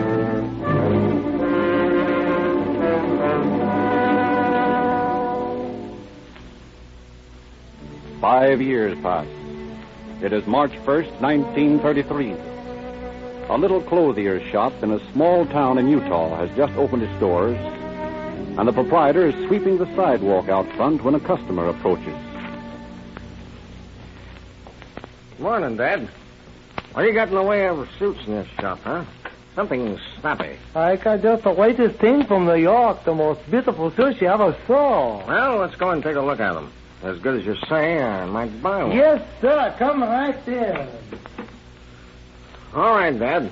Let's see some of the snappy New York scenery, you know. Here I got the piece goods that sells anywhere else for $50. I'll let you have it for 30. Oh, nuts. Saw the same thing down the street for 25. Oh, I guess I don't want any of your Wait stuff. a minute, Mr. Waitmans. I show you something that you like and cheap. Oh, you couldn't beat it. Here, genuine homespun. These are good. The best you could find for the money. How much? Well, for you, I make it $20. And at that price, I'm losing money on it. But I give it to you if you want it. Well, I'll think it over for a day or so, and if I decide yes, well, it's so. Listen, I'm telling you, you couldn't lose it. All right. I said I'd think it over. Hey, how much are ties over there? Those ties? Yeah. Only 50 cents, and the best in the country. Yeah? Bring them over here. Let me see them. All right. Right away, I'll get them for you. Yes, while you're over there, you might get me some handkerchiefs, too. Colored ones, you know. Oh, you bet. Here, I got some handkerchiefs. You're going to like these. They're blue. It would look good on you. Yeah, not bad. Well, I'll let you know about them when I decide on the suit. But you ain't going to buy no things this morning? No, I'll see you tomorrow. So long. No, goodbye. Emil, you mess everything up and then don't buy anything. So what? I got to straighten up this stock once all over again. Yes, what's this? There ain't no gloves in this drawer. But I put some there myself this morning. But they ain't here now. Maybe I'm getting absent-minded.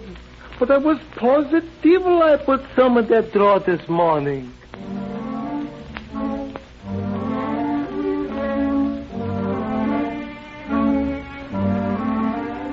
2 days later, the suspicious proprietor is about to close up for the noon hour when the annoying customer again enters his shop. This time, the proprietor, keeping his eye on him, sees the man reach into a drawer filled with tie pins, studs, and collar buttons. Excusing himself for a minute, he goes to the door, beckons to the first man he sees, and asks him to phone the police. He then goes back and stalls the customer until the police arrive. What's the trouble here? This man here is a thief. Why, you lousy little... Quiet down, quiet. What's it all about? 2 days ago, I missed some gloves. This man, he was in here and talked to me about buying some clothes. And when I found the things was gone, I thought I'd made maybe a mistake. But today he comes back and I watched him, and he started to steal some other things when I didn't think I was looking. Say, this old guy's nuts. Why, I never saw him before in my life. See, I got a good notion to smack you right in the nose, you meddling old... What's your name, mister? Oh, Ralph Hill. Where do you reside? Well, that's none of your business. I don't have to answer any questions. You haven't got anything on me. Well, it's getting mighty hot under the collar for a young fellow that's done nothing. Think I'd better take you along down to the station. You can tell us all about it down there. Hey, listen, you got no right to doing this. I know my rights. All right. You can tell all that to the sergeant. Before you should take him away, officer, could you maybe get back for me those things he just lifted from that drawer?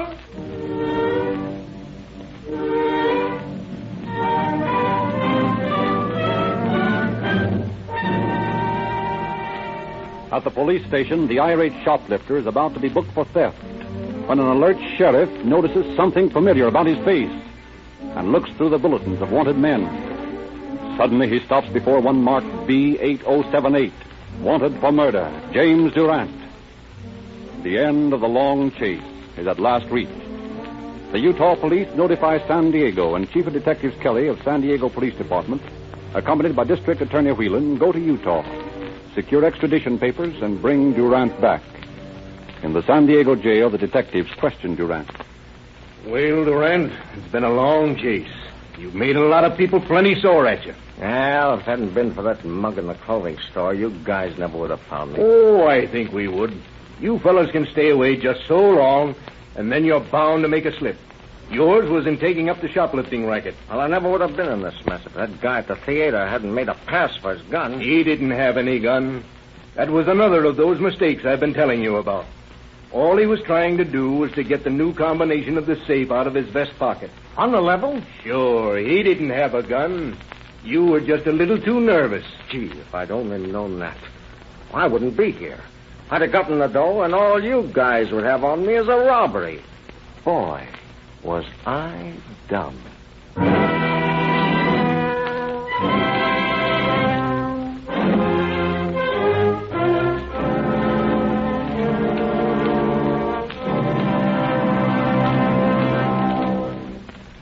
With the perfect case our officers had built against Durant, plus his previous criminal record, including a dishonorable discharge from the Navy and a term at Alcatraz, the killer didn't have a chance. He threw himself upon the mercy of the court and pleaded guilty to murder on March 10th, 1933. District Attorney Whelan asked a supreme penalty, but on March 14th, the court sentenced Durant to Folsom Penitentiary for life. Thank you, Chief Sears. Ladies and gentlemen, the last word in the scientific manufacture of gasoline is the Sinclair cracking process, which is used by the Rio Grande Oil Company, a Sinclair company, to create Rio Grande cracked gasoline especially for motoring conditions in California and Arizona. This cracking process makes a livelier gasoline. It fires at the flash of the spark, winning for Rio Grande Crack the title of fastest starting gasoline.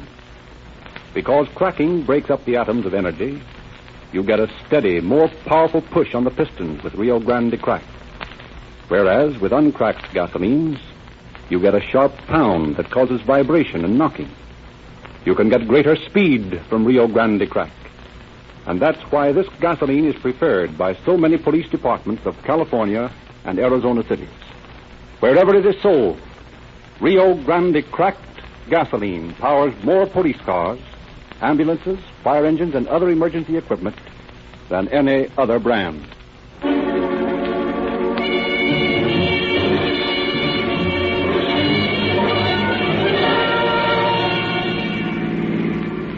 San Diego Police calling all cars, attention all cars, cancellation broadcast 56 regarding a murder.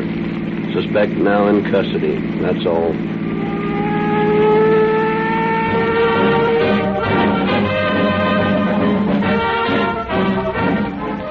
Calling All Cars is written and produced by William N. Robeson. This is your narrator, Frederick Lindsley, saying good night for the Rio Grande Oil Company. Oil Company. Oil Company. Oil Company. Oil Company. Oil Company. Oil Company.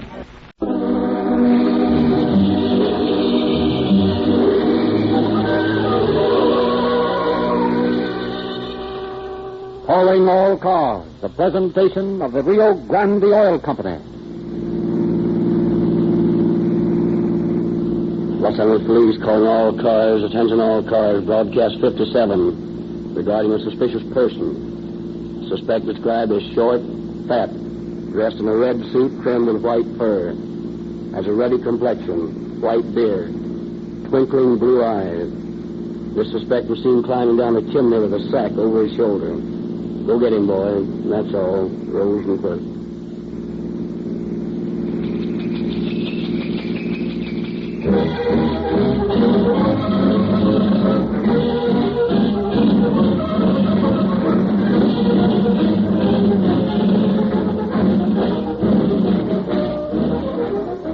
At the darkest hour of Christmas night, just before dawn, a roving police car sights an automobile parked at an awkward angle on a dark street. Suspicious, they draw up behind. What's the matter, buddy? Police officers. Say, I'm glad to see you. I'm out of gasoline. How about giving me a lift to a gas station? Well, you'd have a long walk back this time of the morning, old man. But we've got a reserve can here. Reach back there and help yourself. Say, that's great. You know, I passed an all-night station not long ago, but I didn't like the gas they sold, so I took a chance. There's only one kind of gasoline that works right in my car. Did you ever use Rio Grande cracked gasoline before? That's what you're pouring in right now. Well, that is luck. You know, Rio Grande is the only gasoline I use. But that's right, I remember. All your police cars use Rio Grande cracked gasoline, don't you? You bet we do. And we feel the same way about it you do. No other gasoline can equal Rio Grande crack for police work. No fooling. It certainly does make a difference in my car's performance. If I use any other gasoline, my car acts sluggish. Your car's no more temperamental than these police cruisers. When we step on the gas, we step all the way down. Ordinary gasoline would choke and sputter. But with Rio Grande crack, we just step right out. Well, here's your can, fellas. You sure were lifesavers. Well, how much do I owe you? Oh, it's a gift. It's a gift. This is the holiday season. Just return the favor to the next fellow you see who needs gas. Tell him to use Rio Grande crack, too.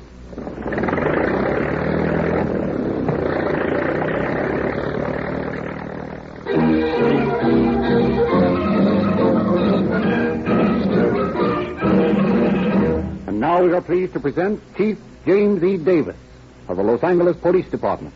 Chief Davis. Ladies and gentlemen, I joined the Rio Grande Oil Company in sending you the season's greetings.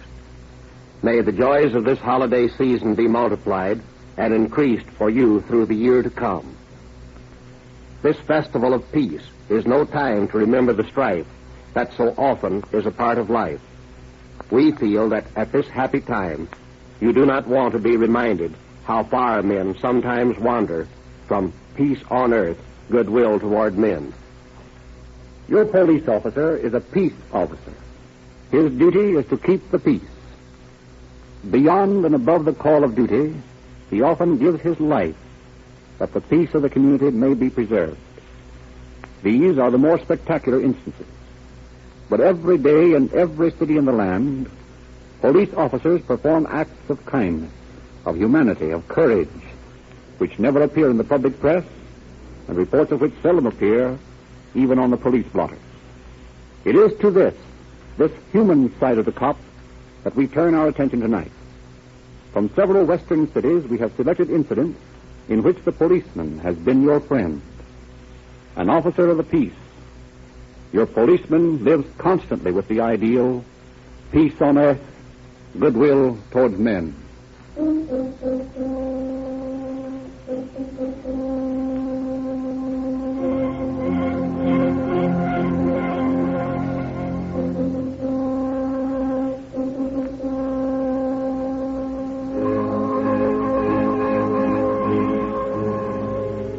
It is a warm summer evening in San Francisco. Officer George Guyman, off duty and out of uniform, steps into a candy store to make a telephone call. As he leaves the phone booth...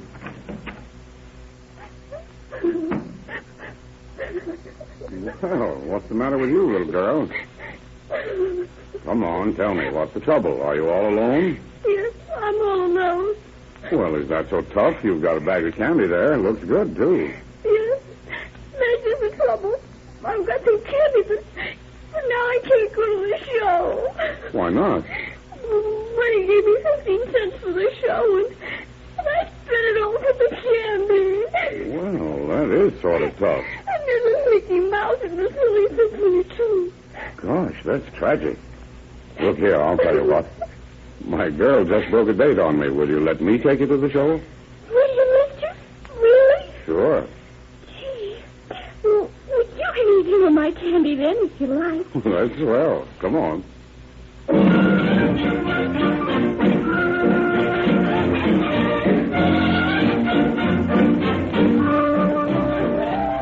The show is swell. Little Edith and her escort have a grand time.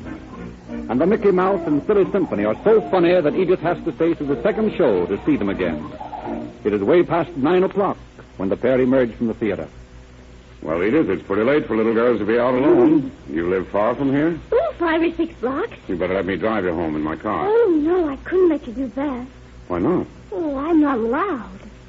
What do you mean you're not allowed? My mother always told me not to take rides with strange men. Oh, well, Edith, you're perfectly safe with me. I'm a policeman. A policeman? Mm-hmm. You're not fooling. No, I'm not, really. Then show me your star. There it is. Well, it looks like a real policeman's star, all right. Bet your life it is.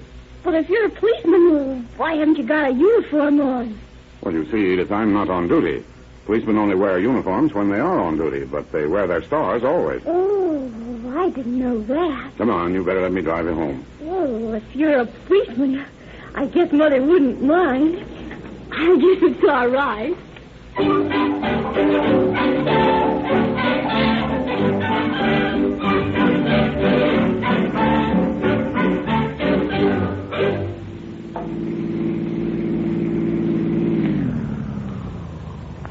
Here's where I live, and there's my mother on the porch. Mommy! Oh, Edith! Oh, my dear! Thank heaven you're safe. Oh, sure, I'm all right, Mommy. Well, who's this man? I thought I told you never to take a ride with a strange man. Oh, he isn't strange.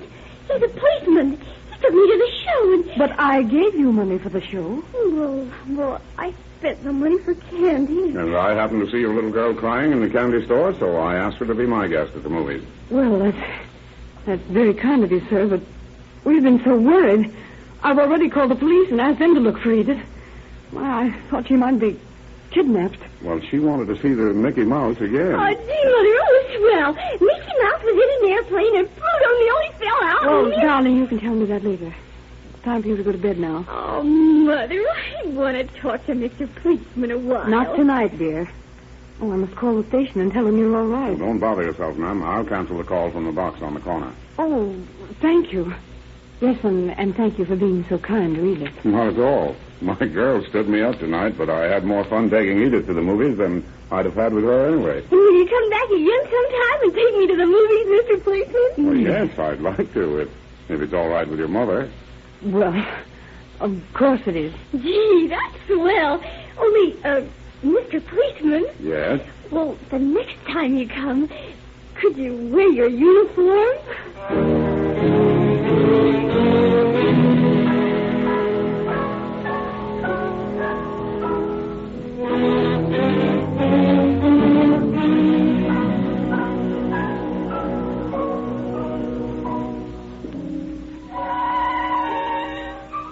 It is a few days before Christmas last year.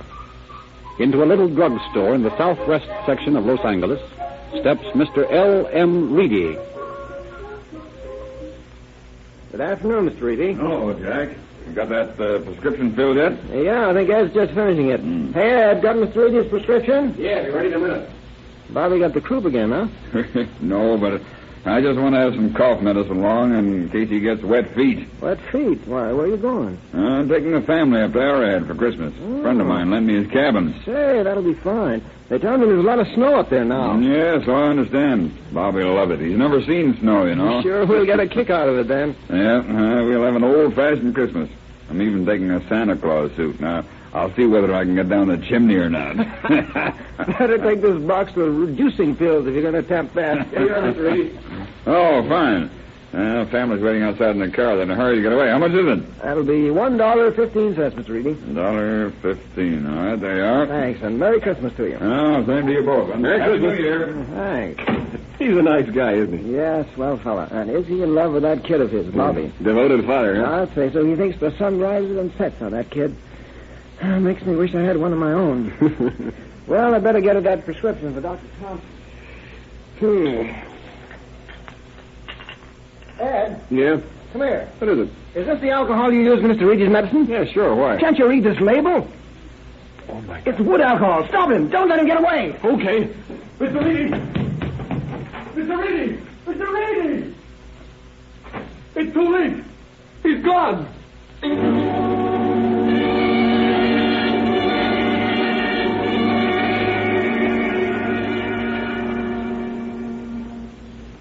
Los Angeles Police calling all cars. Attention all cars.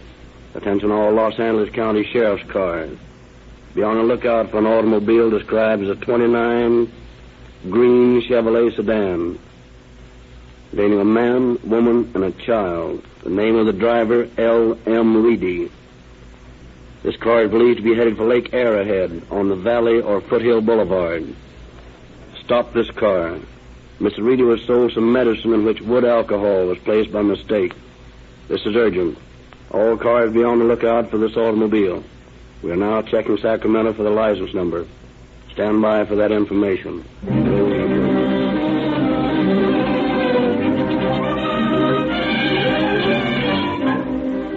All over Los Angeles, radio patrol cars scan the heavy pre-Christmas traffic for the meagerly described automobile. The teletype flashes the message to the sheriff's substations, to San Bernardino, to Lake Arrowhead. The state motor patrol is notified. The Valley and Foothill Boulevards are watched for the green sedan. Motorcycle policemen stop the traffic in Waterman Canyon, gateway to Lake Arrowhead. A breathless 2 hours pass. And then on the Foothill Boulevard near Glendora, 2 officers in a patrol car. Here comes a green Chevrolet. Keep your eyes open. That won't be it. There's millions of green Chevrolet sedans. I found that out today. Wait a minute. There's a man and a woman and a kid in that one. And they got on wool caps. They look like they're going to the snow. All right, let's go then.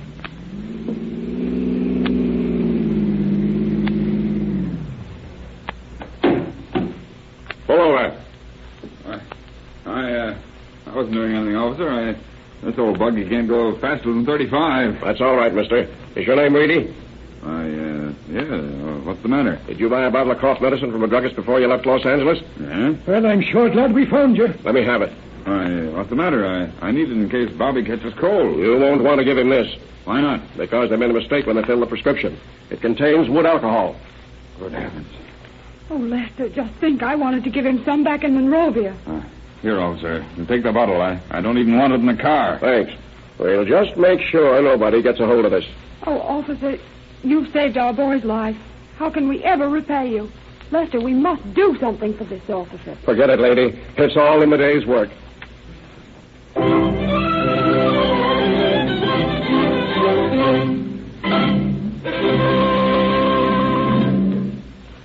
Los Angeles Police calling car 11, car 11. 5 in Spring. A woman threatened to jump off the building. Get on there, boys.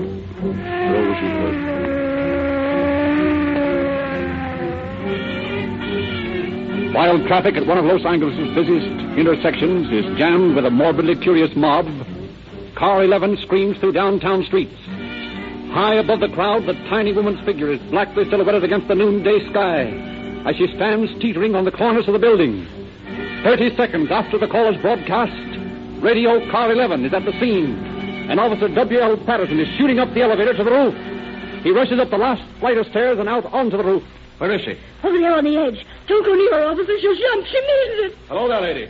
What are you doing out there? Oh, don't you come near me. You better be careful. You'll fall. I won't fall. I'm going to jump. Why? What's the matter? I'm tired of living. Oh, now that's no way to talk. You know. Well, come on over here away from that ledge and let's talk this thing over.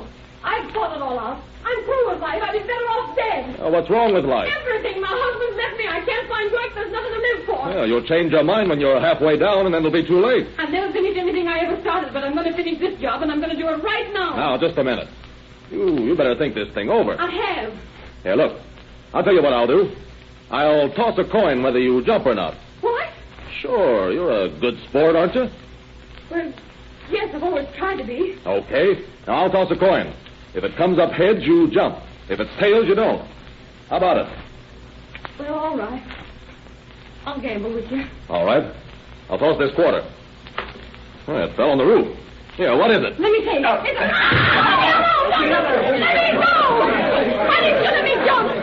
You wouldn't even let me finish this, would you? I'm sorry, ma'am, but it's against the law to take your own life. You can be arrested for it. Yeah, and you hurt my head when you knocked me over. I beg your pardon for that, ma'am, but it really doesn't hurt as much as it would if you'd hit the street with it.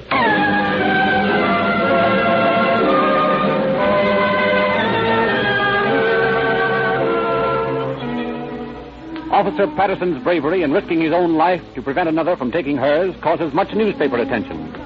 Once quieted and cared for in the Georgia Street Receiving Hospital, the attempted suicide is glad that she was deterred from self-destruction. And through the Missing Persons Bureau, the police department manages to find her lost husband and reunite the couple.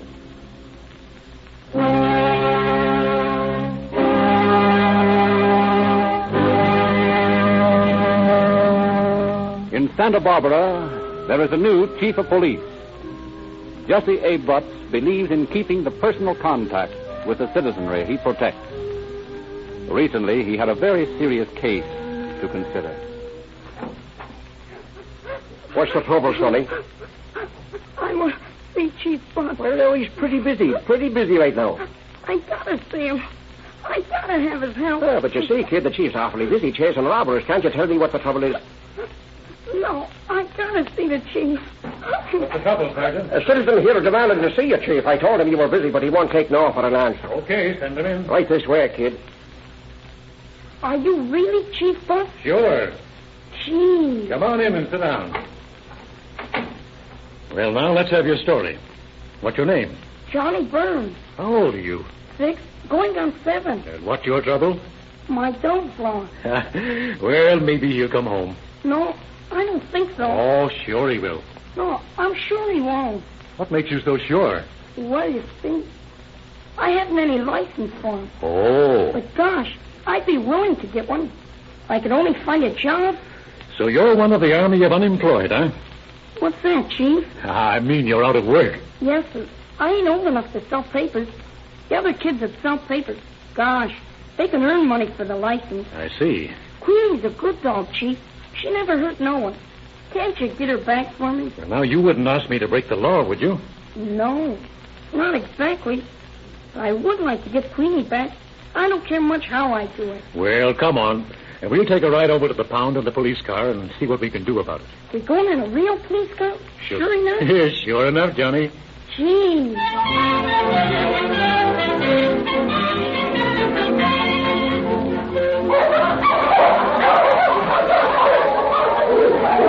Well, Johnny, do you see Queenie anywhere? She'll come running if she's there. There she is.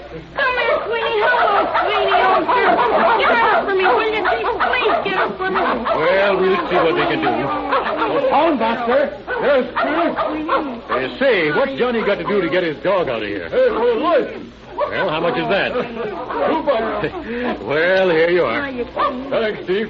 Just a minute and I'll put a license on it. Come on, Queenie. Get your license on your collar. There you are, Johnny. Thanks. Well, come on, Johnny. Now, where do you live? On the real street. Well, I'll take you home. Will you pull the siren open all the way? Okay, Johnny. Gee, Chief Buck, I want to thank you. That's all right, Sonny. Come on now, get in.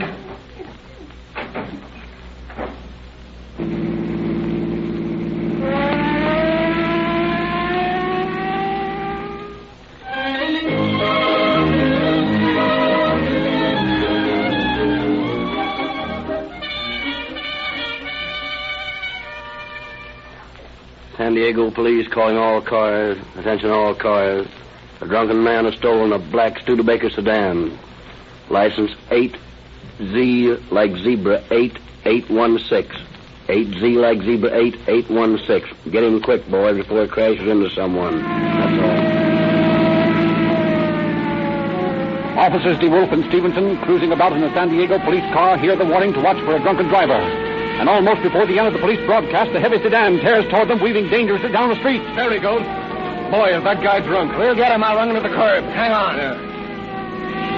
But the crazed driver of the big sedan refuses to stop. He tears on at top speed, endangering pedestrians, narrowly missing other motors. Officers DeWolf and Stevenson cannot keep abreast of the fleeing car. The shrieking sirens and screaming brakes attract another police car containing officers Westerdahl and Agnew. They join the chase. Get up the gas, Agnew. We gotta stop that fella before he kills someone. Hey, look out, he's gonna hit that streetcar. But the plunging sedan miraculously misses a crowded streetcar, veers to the wrong side of the street, and gets ahead of the police car. Officers Stevenson and DeWolf realize that unless the rolling juggernaut is stopped at once, a serious accident is inevitable. You'll have to shoot, Stevenson. But if I kill that driver, the car will run wild. It's wild anyhow. Hurry up, shoot. I'll shoot up in the air. Maybe he'll stop if he hears a few bullets. The other police car draws alongside, and seeing the desperate measures being taken by their brother officers, they too begin to shoot. But realizing that any second a crash might cost the lives of innocent persons, these officers attempt to get the driver first. That got him. Throw off, that car's going to turn over. Come on, get him out quick. Come on, before that car catches fire. Put him in your car and rush him to the hospital. No time to call an ambulance. And while the officers are booking their wounded prisoner at the jail hospital, congratulating themselves on capturing the driver before his insane driving had killed or injured innocent bystanders, a call comes to the hospital. Hey, Stevenson. We just got a call to pick up a dead body at 11th and J Street. That's in your territory. Sure, that's right near where we got this crazy fool. How was this fellow killed? He was shot. He staggered into the Quality Creamery, and they called a doctor. But the fella died before he got there. Sounds strange. Come on, DeWolf, let's hurry out and check on this.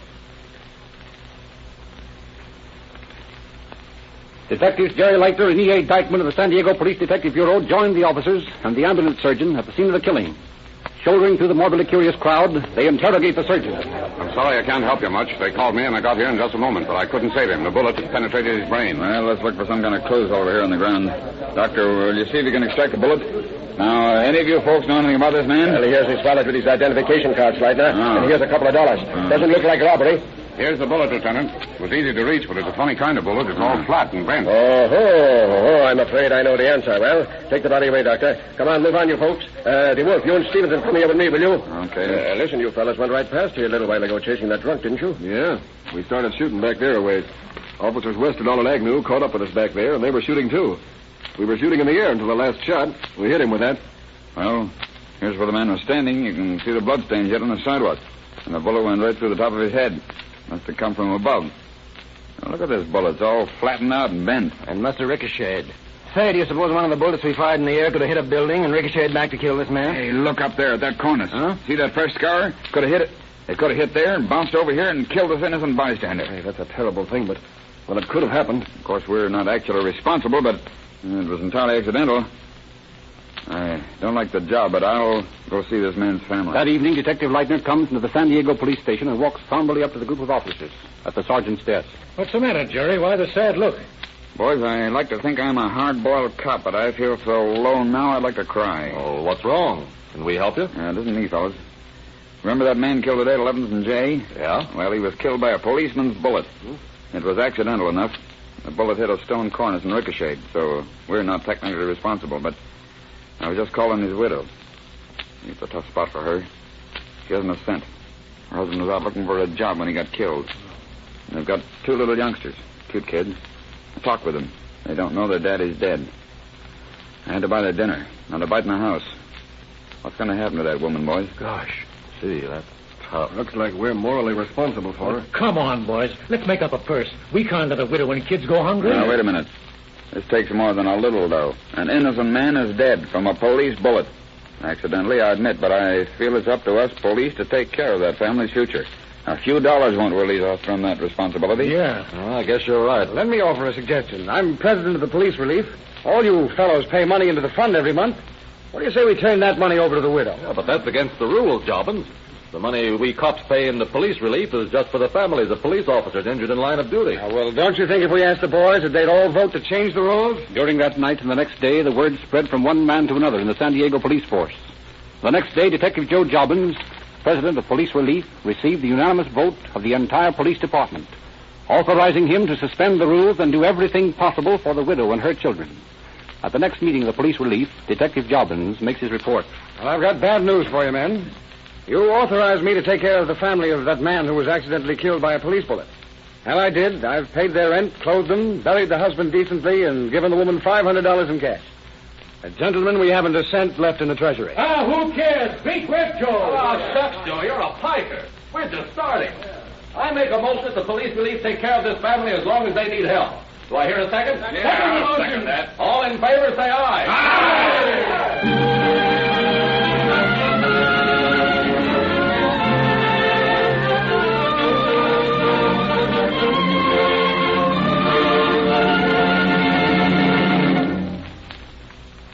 Such are the off-record activities of your police officers. Whenever trouble occurs, your first reaction is to call the police. And you would be astonished to know the variety of requests for aid which come over a police complaint board during the course of a day. It may be an old lady's escaped parrot whom the officers have to rescue from a tree, or a man who has lost the key to his own home who requests the policeman's assistance to make his entry legal. We return lost children to their parents, find missing dogs, advise transients on the best place to spend the night, help stall motorists start their cars, lend a stranded pedestrian car fare to get home, and on and on. Time does not permit me to enumerate the hundreds of various services your policemen perform, and the cost of this service, a service which, like insurance, when you need it, you must have it. The cost, for example, in the city of Los Angeles is only 1 1/3 cents a day per citizen. Think of that. 9 cents a week is all it costs you in taxes to ensure the peace of the community. I leave it to you whether it isn't worth 100 times that. Thank you, Chief Davis. I have a letter here suggesting that the Rio Grande Oil Company give their thousands of independent dealers something for the holidays. Give them? What more can Rio Grande give them? Right now, they have the greatest value in gasoline on this market. Rio Grande cracked gasoline, the gasoline that gives police car performance, the gasoline that gives every car greater speed and greater power, the fastest growing gasoline. And Rio Grande sells this gasoline at a competitive price. That means the independent dealer who sells Rio Grande cracked gasoline with tetraethyl offers a better value than his competitors. You're right. But there is one thing we can do that will make a lot of people happy. Let's send our Rio Grande dealers a lot of new gasoline customers. This big audience of ours is full of holiday spirit, aren't you? We want to be happy and to make other people happy. Don't you? Then will you drive into the service station in your neighborhood that sells Rio Grande cracked gasoline and tell them that you have listened to Calling All Cars tonight? And tell the owner of the station that you hear he has the best gasoline on the market and you want to experience some of that police car performance. That's the holiday spirit. Do a good deed and do yourself a favor at the same time.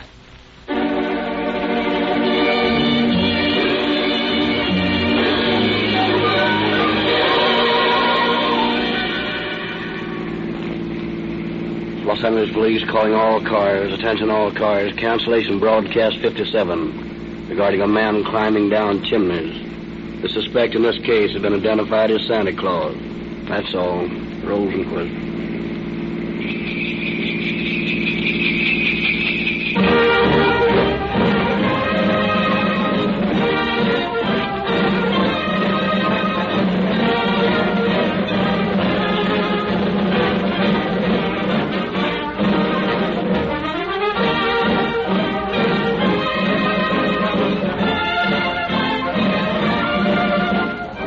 Next week, Calling All Cars offers an unusually good program.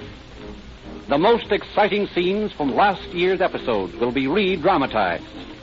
A half hour packed with thrills and excitement. The most interesting moments of 1934. This is your narrator, Frederick Lindsley, bidding you good night for the Rio Grande Oil Company.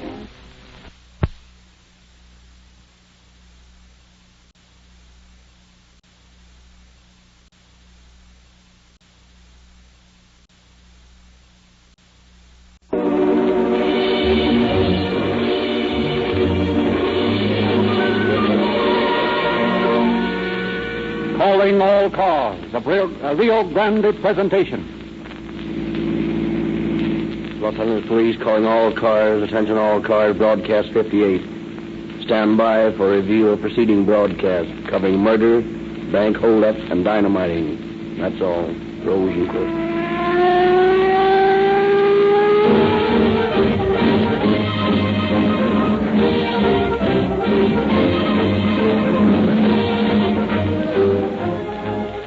Two police officers cruising about their territory tonight in a radio patrol car have as their guest a resident getting first-hand information for the next broadcast of Calling All Cars.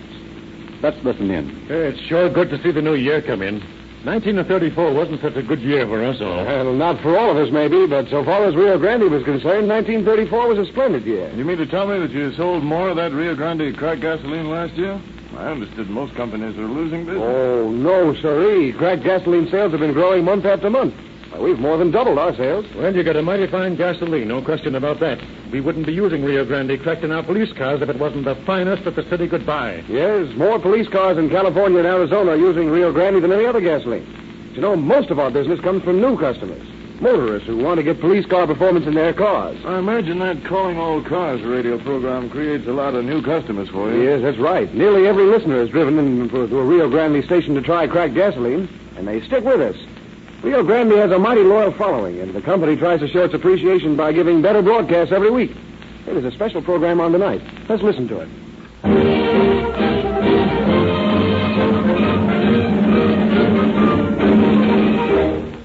During the year just past, you have heard broadcast on this program many cases from the police files of Oakland, San Jose, San Diego, Tucson, and other western cities, as well as cases from the files of the Los Angeles Police Department. Tonight, we ask you to look back over the past year as we review memorable scenes from Calling All Cars for 1934. In every case of violence and law-breaking, which you will hear re-dramatized on tonight's program, bear in mind that the criminal paid the full penalty prescribed by law. We Westerners have a great tradition to uphold, and the blood of the vigilante seems to flow in our veins. For out here, we have shown beyond a shadow of a doubt that crime does not pay.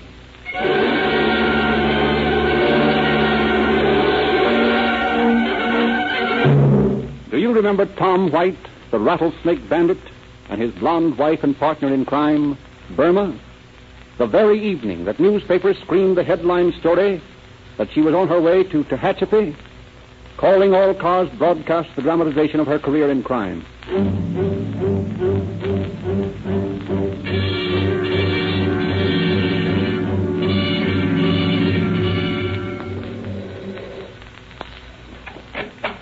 Yes?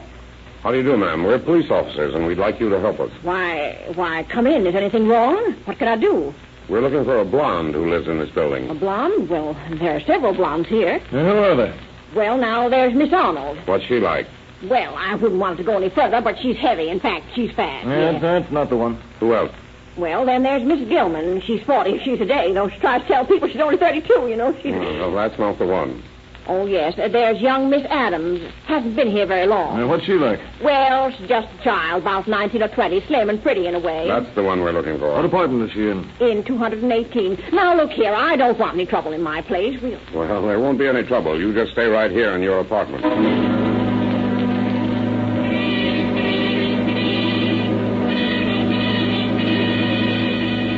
Detectives Burris and Bergeron called Detectives Anderson and Maxwell in from the alley, and with guns drawn, climbed the stairs to apartment 218. They find the door unlocked. That's her. Grab her, Burris. Hey, Andy, there's that guy down the hall. We're police officers. Get him up. The hell with you! What What are they doing, killing Tom? No, Burma. He just committed suicide by pulling a gun on an officer.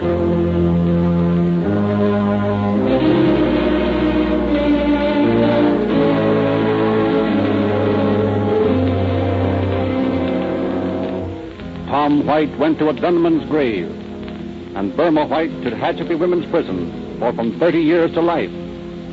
But this sort of expiation can never bring back the sight of Miss Cora Withington, who was blinded by brutal Tom White's murderous gun. Los Angeles Police calling all cars, attention all cars. A bombing at the Los Angeles Times building.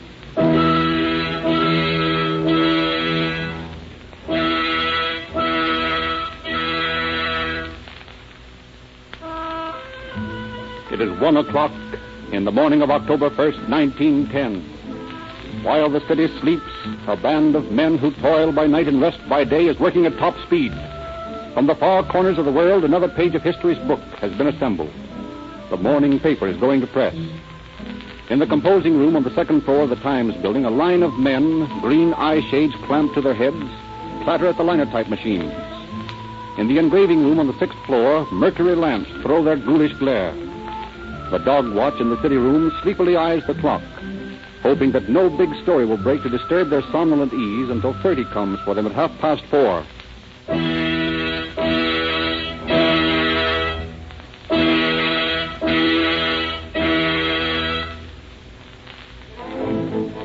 Seated by their silent telegraph keys, 2 men stand by in the wire room for last-minute news flashes.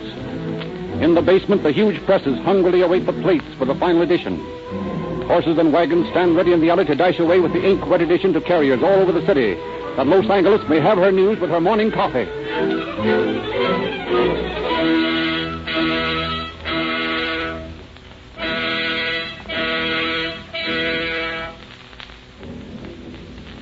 The hands of the clock slowly move on.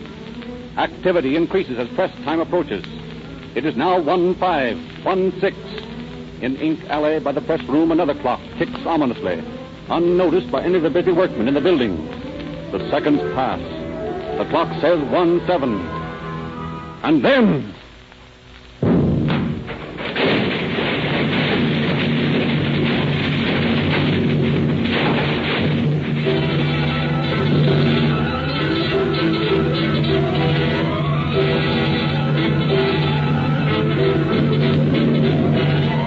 with a roar that is heard 10 miles, the center of the Times building blows up.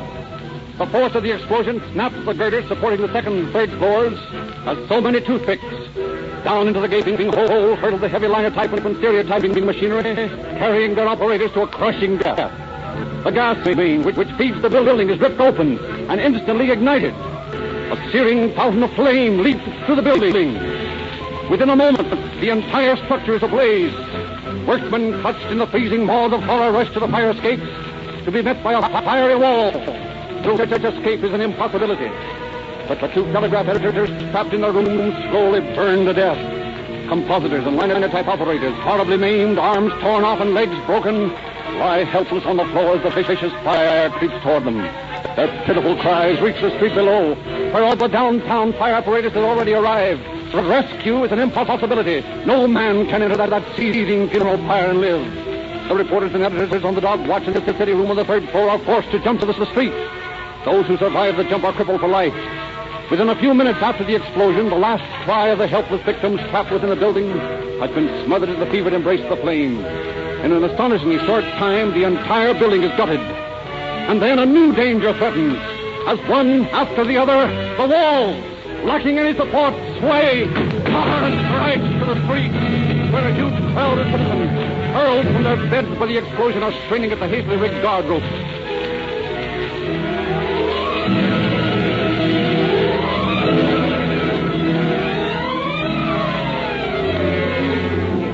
All night long the fire rages, completely ruining the plant of the Times. Yet just a little later than usual the next morning, the Times is delivered to its subscribers, printed at an emergency plant by the battered, bruised, and bandaged survivors of the catastrophe. Before the last smoldering ember has died away, the law swings into action. Sam Brown, chief of the district attorney's investigators, and William J. Burns, world-famous detective, team together in a manhunt which extends halfway across America before the McNamara brothers, arch-terrorists, are run to earth and sentenced to life imprisonment.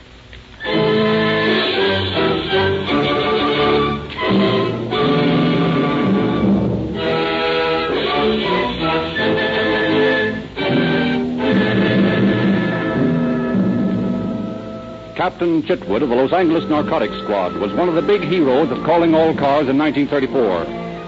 He it was who posed as a dope peddler and met with 3 wily Japanese high on the top of a hill. His problem was to get the goods on the Orientals and then arrest them and bring them into headquarters. He took his life in his hands.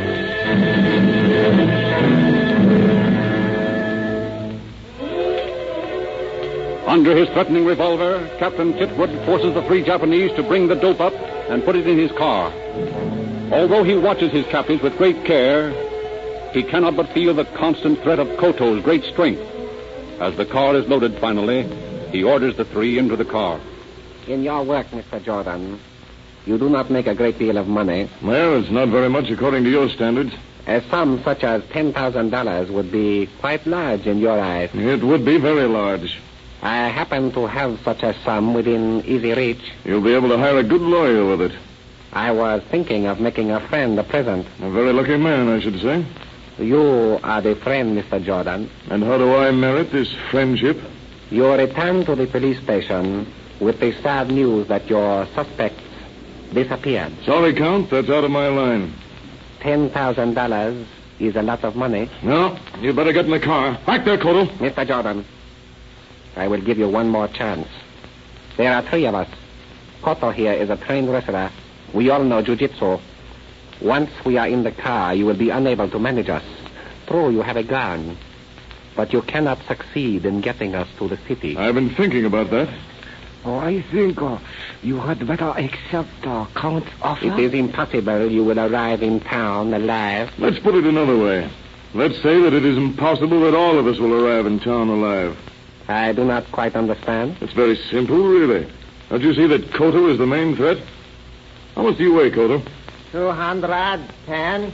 When you, Count, and Huashi here are carrying Koto through the fields down to where I can call a police car, you won't be very dangerous. But why should they carrying me? Because I'm going to kill you. You cannot do that. My dear fellow, I can and will do exactly that. Koto, unfortunately, resisted arrest. My duty as a police officer, although unpleasant, was very plain. I had to shoot him. The law is quite explicit on that point. But I'm not resisting arrest. Oh, you have no imagination, Koto, huh? Who will ever know? You will not do this thing. It is fantastic.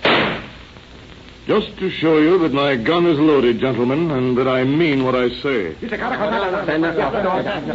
Please, must be another way. We plead with you, Mr. Jordan. We have been very fair. We have offered you money. Well, you will not take it. But that is no excuse to murder one of us. I have no desire to kill, but there is one other way. What, please? Koto will lie on the floor of my car. You 2 will lie on top of him with your hands at my side. If you make a false move, I'll shoot all of you. If you don't, you'll arrive safely at the station. We accept. Into the car, then. And watch your step. This gun is liable to go off in my hand by mistake.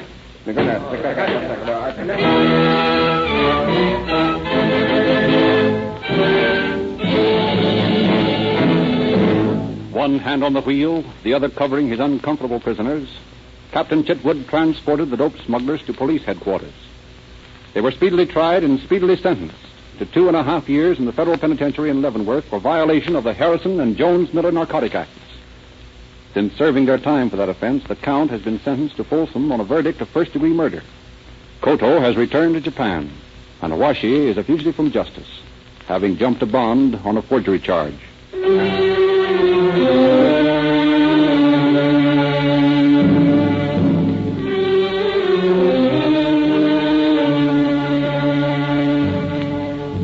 The murder of a soul, broadcast 29 of Calling All Cars, marked an experiment in the introduction of psychological drama into radio.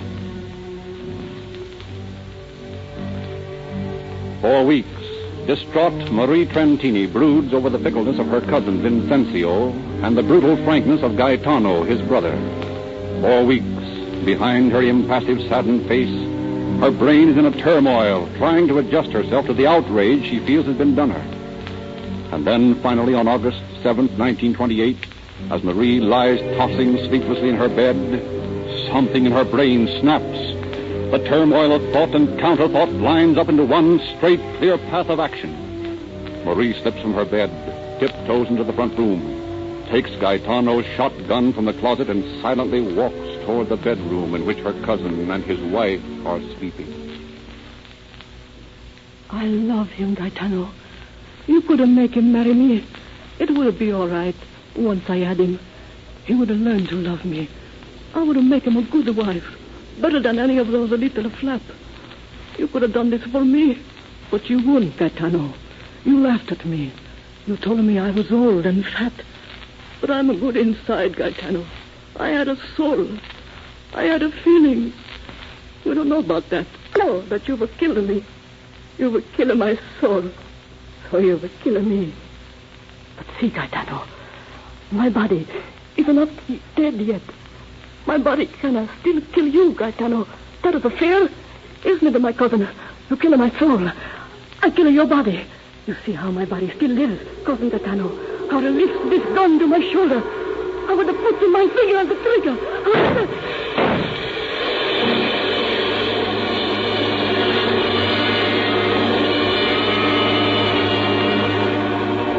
Marie Trentini established an alibi to the police, but Captain Barlow, police fingerprint expert, discovered her prints on the gun. Confronted with this damning evidence, Marie, excusing herself for a minute, stepped into an adjoining room and slit her throat.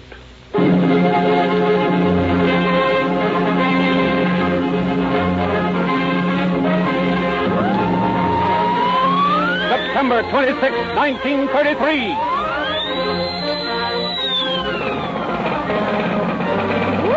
Under a hail of machine gun bullets, Charles Mickley, Harry Pierpont, and Russell Clark, accompanied by 7 other convicts, successfully escaped from the Indiana State Penitentiary.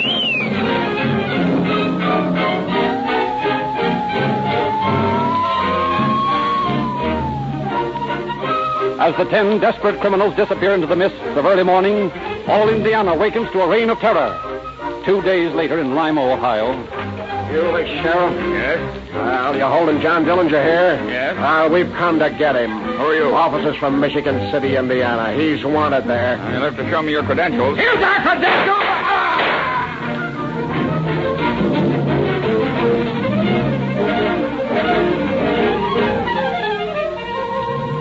Terror spreads throughout the Middle West. Hysterical fear mounts. Not since the days when Jesse James rode the prairies have respectable citizens lived in mortal dread of a ruthless outlaw. Dillinger is loose! Indianapolis. $21,000 taken from the Massachusetts Avenue Bank. New Carlisle, Ohio. And it's taken $53,000 from the New Carlisle Bank in daring daylight robbery. Farrell, Pennsylvania. Hold up in the Farrell Bank. Lost $24,000. Daleville, Indiana. Hold up and lost $3,500. Montpelier, Indiana. $12,000 haul from the Montpelier Bank. Racine, Wisconsin. Hold up the American Bank and Trust Company. Lost $27,000. Greencastle, Indiana. $74,000 bank robbery. East Chicago, Indiana. Hold up at the First National Bank. $20,000 stolen. 1 policeman murdered.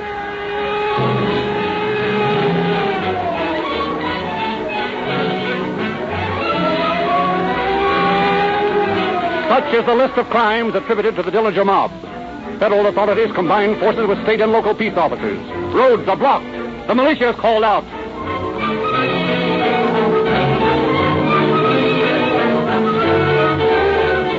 Then, as suddenly as it began, the reign of terror ends. Peace once more reigns in the Middle West. The shattered nerves of farmer, merchant, and banker gradually return to normal. Dillinger seems to have disappeared from the face of the earth. A pale desert moon casts its transparent coverlet over the jagged crest of Mount Lemmon. From a sandy wash, a coyote howls at the silent Sahara that broods above him, thrusting its spiny arms toward the star-speckled velvet dome overhead. Across this scene of beautiful desolation comes a discordant note, a tinny popular song played by a 3-piece orchestra in a desert roadhouse. The place is a few miles from Tucson, Arizona. It is the night of January 24th, 1934. Here, Clark, the Dillinger henchman, boasts to a couple of traveling salesmen about his prowess with a machine gun.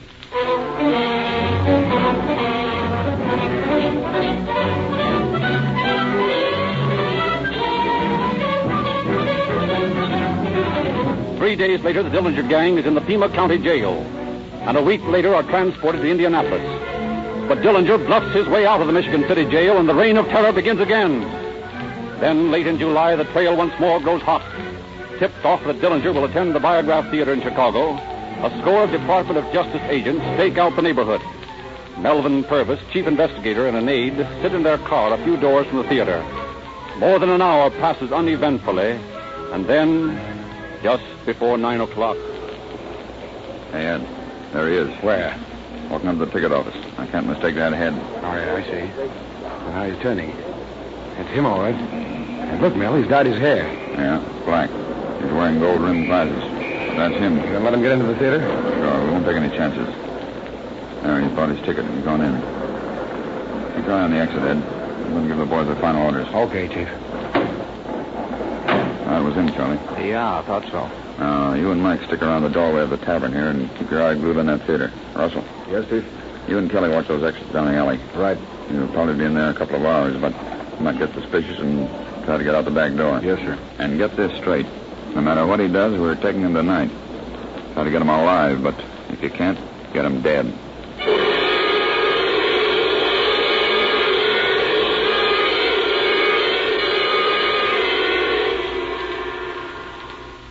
Two torturous hours are spent by the officers surrounding the theater. 2 hours and 4 minutes. And then the doors of the theater swing wide and the shirt-sleeved audience throngs out into the sweltering summer night. Dillinger saunters onto the sidewalk, accompanied, so some reports say, by a young woman clad in red. Purvis closes in behind him. As Dillinger crosses an alley, Purvis waves his hand. 5 officers close in. Suspicious, Dillinger reaches for his pocket.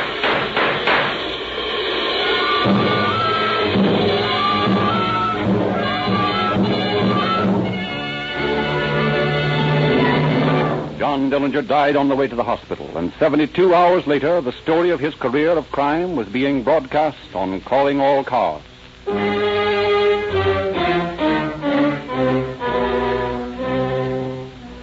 Another famous master criminal was the subject of broadcast 36. Herb Wilson, the nitroglycerin parson, minister turned safe robber. Only once in his career did he fail to break a safe. That was one night in Detroit when the gang, after weeks of preparation, set about to crack the safe of the National Maccabees organization, which contained $13 million. One by one, the guards are overpowered and locked up in closets.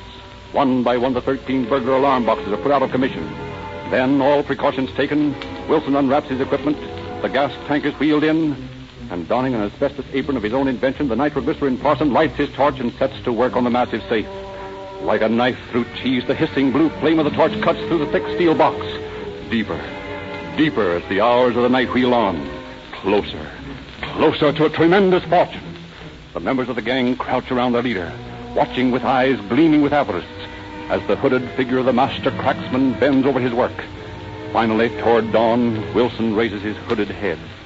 Only another quarter of an inch, boys. Well, hurry up, Herb. It's getting late. Yeah, just a matter of a few seconds, and then... $13 million.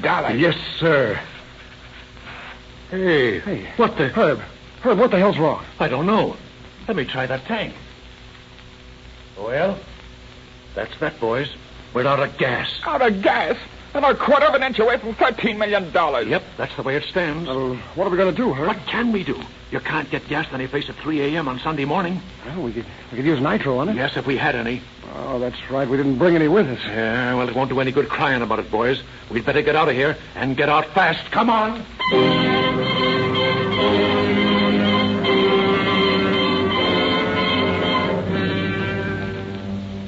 After stealing more than $15 million in 3 years, Herb Wilson finally made a little mistake. He left his fingerprint on an electric light bulb. He is now in San Quentin for life.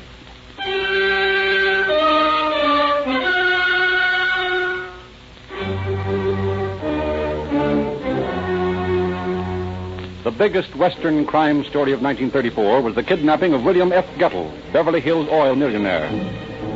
48 hours after Mr. Gettle was released, Calling All Cars dramatized his adventure and presented Mr. Gettle himself to the entire nation over a coast-to-coast hookup of the Columbia Network. The most pitiful aspect of the Gettle case was the horrible tension under which Mrs. Gettle lived during the long days when her husband's fate was a question. In the sun-filled garden of the Gettle mansion, the 4 children of the kidnapped millionaire, Billy and Betty, the twins, and Bobby and Jimmy, play their childish games, ignorant of the terrible plight of their father.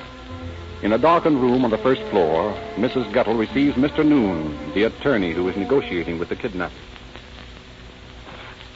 Mr. Noon, is there any news? Yes, Mrs. Gettle. I have just received a call from a man who calls himself Percy. That is the way the ransom note I received last night said the message would be delivered. What did he say? He said to hold myself in readiness for further instructions.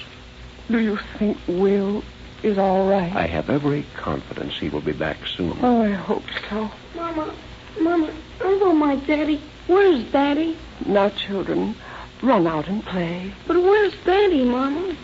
Your daddy's gone away for a few days on business. When will he be back, Mama? He should be back any day now.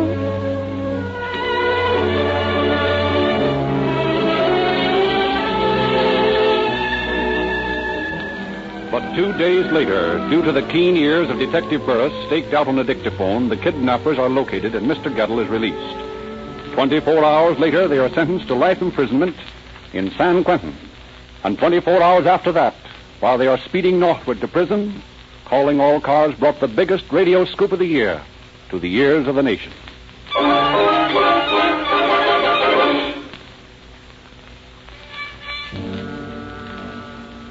Another famous criminal case of 1934 was the Nellie Madison murder case. Mrs. Madison, accused of murdering her husband, is faced with an overwhelming array of circumstantial evidence. Her attorney, in summing up his plea to the jury, was played by Richard LeGrand in one of the most moving character depictions of the year. Ladies and gentlemen of the jury, have you ever lost suddenly and horribly someone you held most dear? Have you ever been so stunned by personal misfortune that you were cold and indifferent to all that transpired about you? If you have, then you know what has been happening to Nellie Madison throughout this trial. There can be no murder without motive. And what possible motive could this woman have? The Madisons were a loving couple. You are being asked by the prosecution not only to hang a woman, but by all we've shown during this trial, to hang an innocent woman. Don't do this thing. Don't have it on your souls and consciences the rest of your lives. Don't send this innocent woman to the gallows upon the tenuous threads of circumstantial evidence. Remember the command of our Almighty Father. Thou shalt not kill.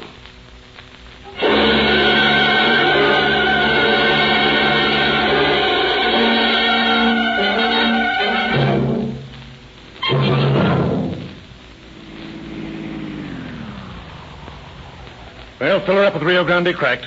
Well, I wouldn't dare give a police car any other gasoline. I don't think you could. I just been listening to Rio Grande's Calling All Cars program. Did you hear it? Well, we got a Calling All Cars man right here with us tonight. Oh, well, I suppose you two cops will be the heroes on the next broadcast. Hey, how about putting you on the radio, too? What have you got to say in behalf of the independent dealers who sell Rio Grande gasoline? Well, you tell your listeners that we independent dealers get a big kick out of so many people driving in after every broadcast and asking for a tank full of police car performance. Well, how about a business prediction for 1935? Everyone else is predicting. What do you think about business for next year? Now, I can predict good business for every independent gasoline dealer who lines up with Rio Grande. That's the only big gasoline company that doesn't compete with its own dealers. My business has grown steadily ever since I put in Rio Grande pumps. And my customers stick with me. They should. I give them better value in Rio Grande cracked gasoline, more power, faster starting, greater speed, higher anti-knock rating, and tetraethyl at the price of ordinary gasoline. Well, come on, fellas. We got to go. Happy New Year. I'll go one better. Rio Grande wishes you a prosperous New Year.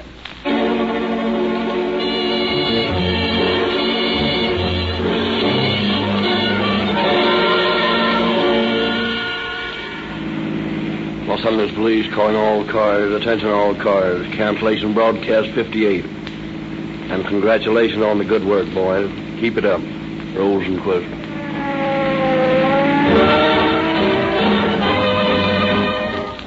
Calling All Cars is written and produced by William N. Robeson. The orchestra is under the direction of Frederick Stark.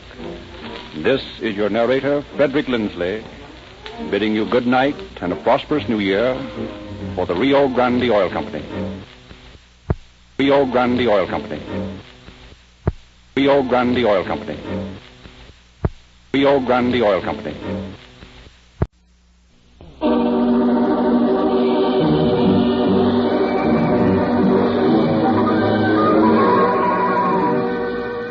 Calling All Cars, a presentation of the Rio Grande Oil Company.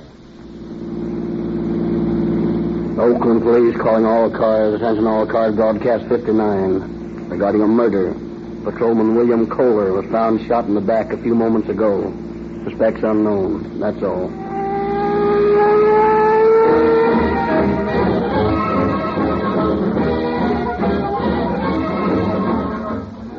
Tonight, Rio Grande makes a sensational new offer. A free gift for everyone who listens to Calling All Cars. Full details at the end of this program. Are you having trouble starting your car these cold mornings? Then try the fastest starting gasoline on the market, Rio Grande Cracked Gasoline. The cracking process looses extra energy atoms that flash into action at your first step on the starter. And then you've got power. More power than you need. Power that protects you against driving emergencies. That's what police car performance means. And that's why more police cars in California and Arizona use Rio Grande Cracked Gasoline than any other brand. Why don't you enjoy police car performance in your car? It costs no more. And remember, at the end of this program, Rio Grande offers you a gift, free. And now, it is with great pleasure that we take you to San Francisco, where you will hear from Bodie Wallman, Chief of the Oakland Police Department. Take it away, San Francisco.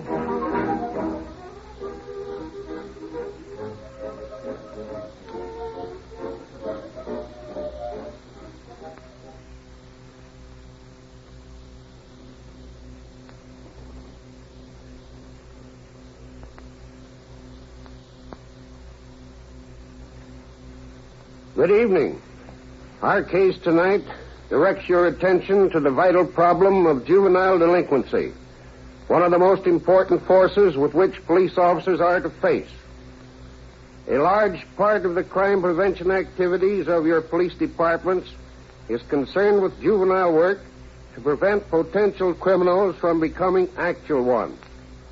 Opposing this concerted effort of your police are powerful factors. First, the natural restlessness of the juvenile adolescent. Second, the present economic situation, which makes it almost impossible for the youth to find work when the lack of funds or of interest separates him from his high school or college studies. And third, the most important, the pernicious practice of a few industries in painting criminals as exciting, thrilling heroes. Where were the sympathies of the youth of the nation when the police of a score of states were hunting for John Dillinger? Who but Al Capone was the great American hero of Prohibition? Too long have our police officers been considered annoying persons who curtailed your right to exceed the speed limit, burn rubbish at unlawful hours, or commit other simple misdemeanors. The policeman shares with the fireman the distinction of being the greatest hero in peacetime life. Daily he stands to give his life to protect yours. For this he receives a modest salary, and in the case of the supreme sacrifice, his widow receives a moderate pension.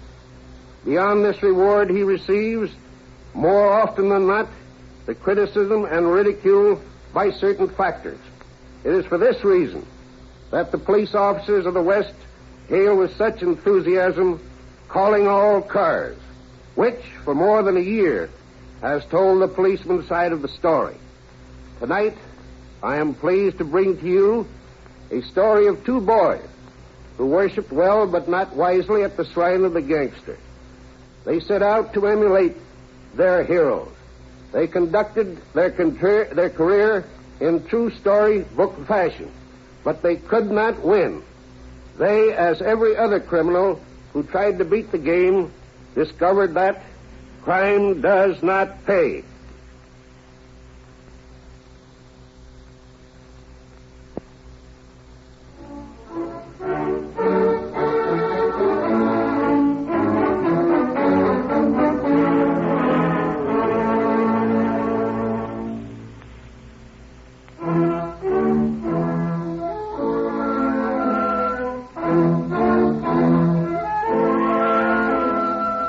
It is the middle of June in 1931. School is out, and long, lazy vacation days stretch ahead for Sam Thompson and Ted Mason, two Oakland high school boys. Lying on their backs under eucalyptus trees in the backyard, they discuss their summer plans. You know, Sam, we simply got to get down to the ROTC camp on the 1st. You're telling me. If we don't get through that summer course, we won't have as good a chance to get appointments to West Point next year. Well, I know that, too, but how the heck are we going to get down there? My dad told me that business was shot and he couldn't give me any money for expenses. Yeah, I know. I got the same story at home, too. Gee, $40 is a lot of money. Yeah. We could sell magazines or something. Well, before you sold enough magazines to get $40, camp would be over and school would be started again. Yeah, that's right. Gee, I'd do anything to go to West Point. Anything? Sure. Boy, just think of it.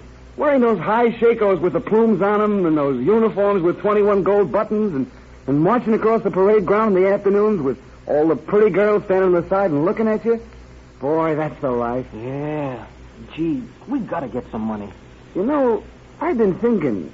You remember how Jaime Waters got his start? What do you mean? Well, he stuck up gas stations. Are you crazy, Sam? No, I was just thinking. Oh, I don't want to be no Jaime Waters. I want to go to West Point. Well, who said anything about becoming a beer baron?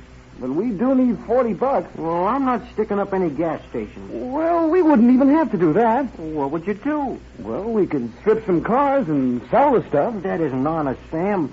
I don't want to go to jail. Oh, it's easy. Guys do it like they do in the movies. You just pull up to a car on a dark street, unscrew the spotlight and the wind wings, and take the tire off. But that's stealing. No, it isn't really. Guys that have a lot of junk on their car have it all insured. Heck, they just turn in a claim and the insurance company pays them. Well, it's stealing from the insurance company. No, it isn't. Oh, gee, the insurance companies have millions of dollars. And all we need is $40. Well, if you could figure it was sort of a loan. Sure you could. Maybe someday we could pay them back. Yeah, maybe we could. When we get to be captains in the Army. That'd make it all right, wouldn't it? Of course it would. How much money you got? 50 cents. Oh, that isn't enough.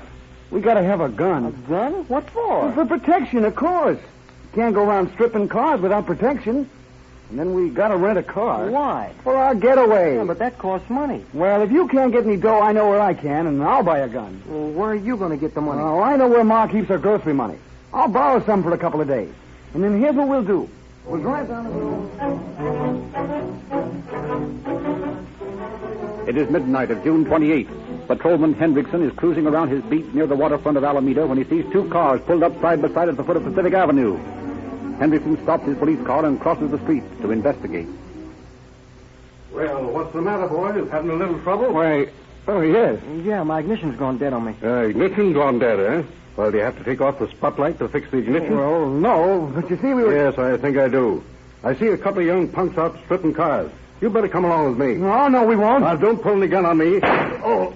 Sam, you shouldn't have. Oh, he ain't hurt. I just knocked the wind out of him. That star saved his life. Oh. Now, listen, coppers. Stick up your hands high.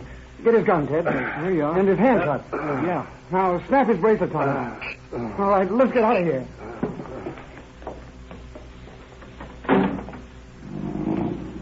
Sam, you shouldn't have shot him. Why not? If he'd taken us in, they'd make jailbirds out of us.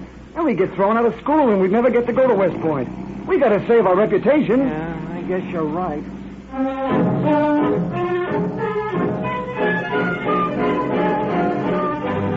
A few days later, Ted and Sam steal a car in Piedmont and go up to a secluded spot in the hills behind Oakland for some target practice. Boy, am I getting good. He hit the tree both times that time. You were pretty good the other night, the way you hit that cop right on the star. Yeah, well, it's a lucky thing for him that star was in the way, or he'd be a dead copper. And then you'd be a murderer. Yeah, well, I don't want to be a murderer, but we got to get good with these gats so we can get the draw first. Yeah. You missed it by a mile. I guess I need a lot of practice. Well, we better get it some other time. We only got a gun full of shells left, and we'll need them for tonight. Okay, let's go. Yeah, I'll say it is. Hey, Sam. Hmm? Look at that car coming up here. Looks like a cop in it. Oh, it is a cop. Come on, let's get out of here.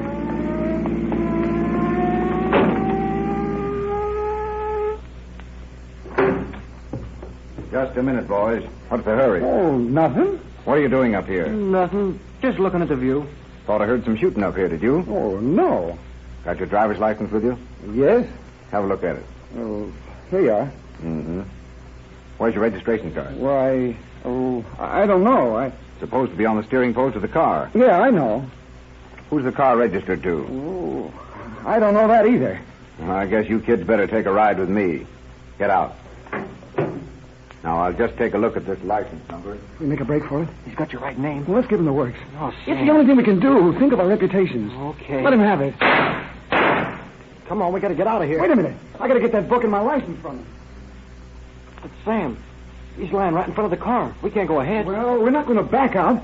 We'll run over him. Oh, gee, Sam. Get in and quit squawking. The wheels will clear him all right. You suppose we killed him? Oh, I don't know, but we better get out of town fast.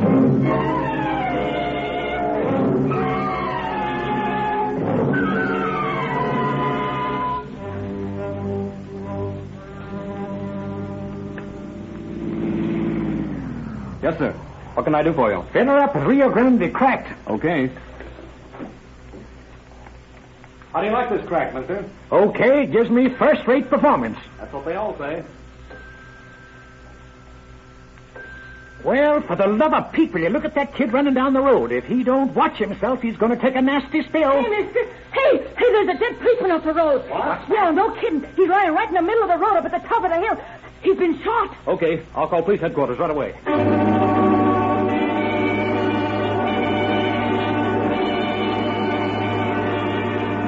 It is a matter of minutes before Inspectors Bill Marshall and Eugene Murphy arrive at the scene of the crime.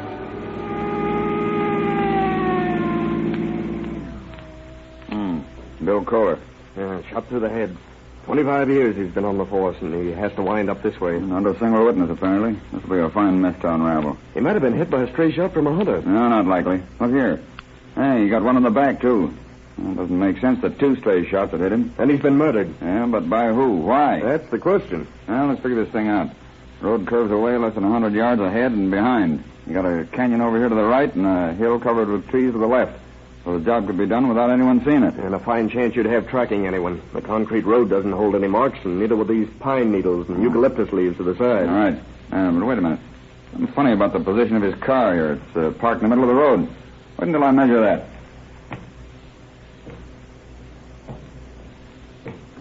About 8 feet from the curb. And Kohler's lying with his feet a little ahead of the car and the body practically parallel to the curb. Meaning what? I don't know yet.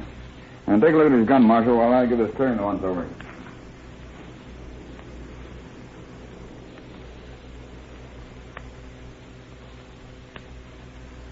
Well, there were two of them. How do you know? I just found 17 empty shells on a lead. They were fired from two different guns. Look at the difference in these firing pin marks. What were they doing over there? Target practice. There were 4 bullet holes in that tree in the center of the clearing. 4 out of 17 at 25 feet. That's not very good shooting. Yeah, yet they hit Bill Kohler at 50 feet. They didn't shoot him from there. How do you know? Well, why would he park out in the middle of the street 8 feet from the curb? He must have stopped alongside another car, and they must have been in it, or he'd have pulled up behind or in front. All right, suppose they were in the car, and he pulled up and questioned them. About what? I don't know, but he was suspicious of something. He got some information he put down in his notebook. What was it? I don't know, because they took his notebook. Must have taken it to conceal whatever he wrote down. But why did he get out of his car? He wanted to take down their license number. You can tell that by where he was standing, a few feet in front of the car. Yeah, but they couldn't have shot from inside the car without breaking the windshield. Well, they must have got out. What for? Well, let's suppose he ordered them out and was going to take them to the station in his car. He got out to take the license number, and they let him have it. Well, sounds reasonable. One bullet hits Bill in the face. He wheels around and starts to fall, and the other gets him in the back. Right. So then they jump in the car and drive away. But in which direction? Well, that's easy. Straight ahead. How do you figure that? Look at that black smudge on Bill's coat. Yeah? Automobile grease. Dirty, dried grease like you find on a crankcase housing. Meaning? Meaning they drove right over him and the grease rubbed off the crankcase onto his coat. You're a regular Philo Vance, aren't you? Don't call me any dirty names. Oh, no offense. Philo Vance is a great detective in these here crime novels. Oh. Well, then, Hawkshaw, maybe you can tell me what kind of a car they drove. I think I can. Go ahead, I'm waiting. You see that pile of leaves? Yeah? The wheels went right over them. Ground some of them to dust, and I marked the width of a Ford tire. The fresh track or the wind had blown away. That's right. The wind's blowing the dust away this minute. That's okay. We're looking for a Ford with the crankcase grease wiped off. Come on, let's go.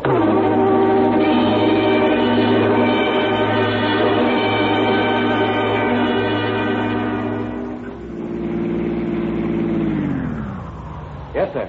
Some gasoline? Are you the man who called us about the murder up the road? Oh, yeah. You detectives? Right. Do you remember the cars that have come down this canyon in the past hour or so? Yeah, I think I do. How many were there? Oh, about half a dozen. How about a Ford with 2 men in it going pretty fast? Yeah, I remember that car. A convertible Ford coupe. What do they look like? A couple of young fellows. One had on a red sweater. They didn't wear any hats. Fine. Got a phone here? Yes, sir. Good. I'll give headquarters that description right away.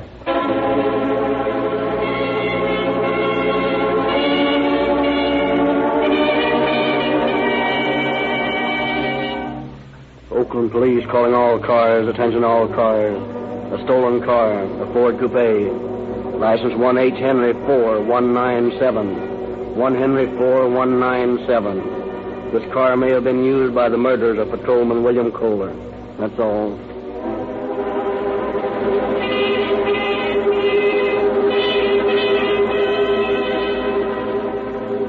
The next day, the Ford coupe, the only convertible reported stolen on the day of the murder, is found parked at 5th Avenue and 19th Street. Murphy and Marshall immediately investigate the car. Now, I'll get a look under that crankcase. The street's awfully dirty. Watch your suit. No, I don't care about that. I'm going to try to find out whether this is the car that those hoodlums used.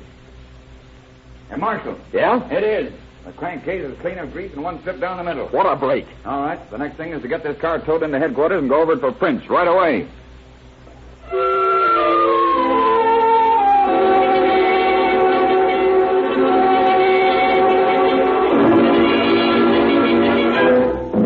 After photographers have gone over the car for fingerprints, and Marshall checks the prints against his record, he reports to Captain Bodie Wallman.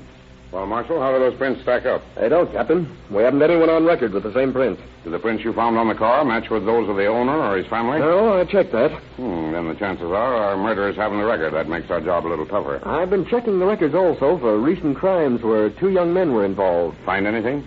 Yeah. Remember Hendrickson over in Alameda being shot at the other night? Yeah, that's right. They were a couple of young fellows, weren't they? Yep. I'm going over to Alameda and have a talk with him.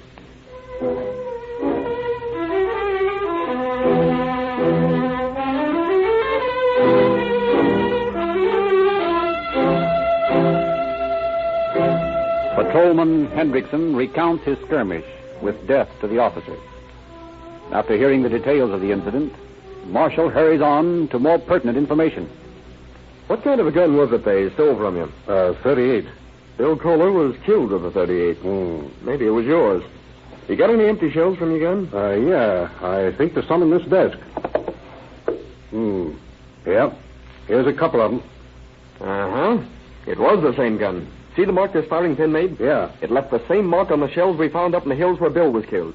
What do those fellows look like? Well, one was medium height with dark curly hair. He was wearing a red sweater. The other was taller and had his hair slicked back. They were about 17 or 18. Pretty young to be murderers. Oh, they weren't hard guys. Matter of fact, they were a little scared. What kind of a car were they driving? A Chrysler coupe. Yeah, did you get the license number? Well, I didn't have much time to get it, but I noticed it began with a 9F. Well, that'll do for a starter. Now I'll have to go over the hot sheet for the past week and see if any Chrysler with a number beginning 9F has been stolen.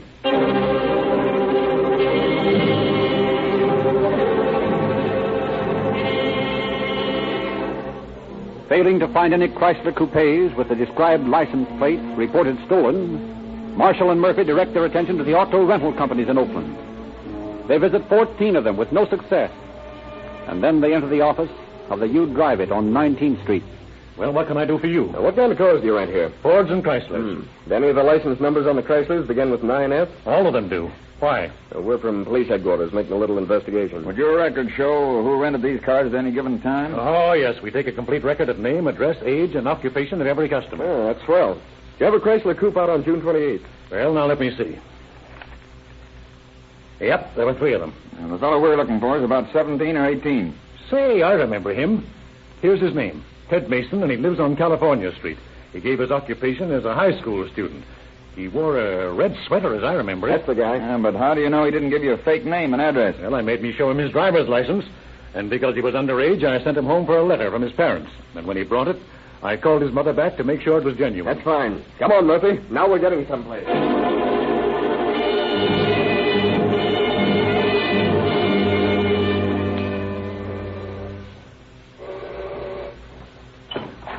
Yes? Is Ted home? I know. He's gone to ROTC camp. Oh, I see. Where is the camp? Down at Monterey. Have you a picture of Ted? Well, why do you want a picture of him? Well, you see, ma'am, we're police officers. Police officers? What if Ted got into trouble? Well, I wouldn't say that, ma'am. He may not be involved at all, but we have to make sure. Well, I don't know if I should give you a picture. Well, it'd be best. Is that a picture of him on the table? Yes. I'll have to take it with me. Oh, has Ted a friend, a pal, a little taller than he is? Wears his hair slicked back? Why, that'd be Sam Thompson. Now, if there's any trouble, he'd be the one you're looking for. He's a bad influence on Ted. I try to tell him to get a new friend, but he just won't listen to me. Sam Thompson, huh? Where does he live? Just across the street in that gray house. Fine. We'll have a talk with his mother. Well, when can I have the picture back? Oh, sometime tomorrow, ma'am. We won't want it long. Oh, I do wish you'd tell me what's wrong. Nothing, ma'am. Nothing to get excited about. We're just making a routine investigation. Good day, Miss Mason. Good day. Poor dame. She'll just about kill her when she finds out her son's a murderer. And there's no doubt about it, he is. His picture tallies identically with Hendrickson's description.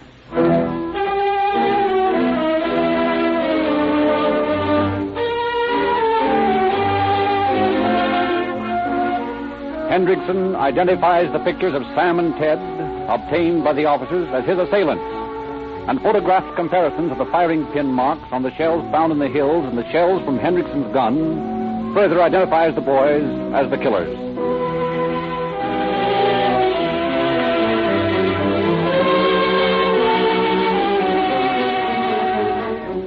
Marshall and Murphy journeyed to the ROTC camp at Monterey to place the young men under arrest, but discover that they have not shown up at the camp at all. Circulars are printed carrying the pictures and descriptions of the youth, and these are sent all over the country.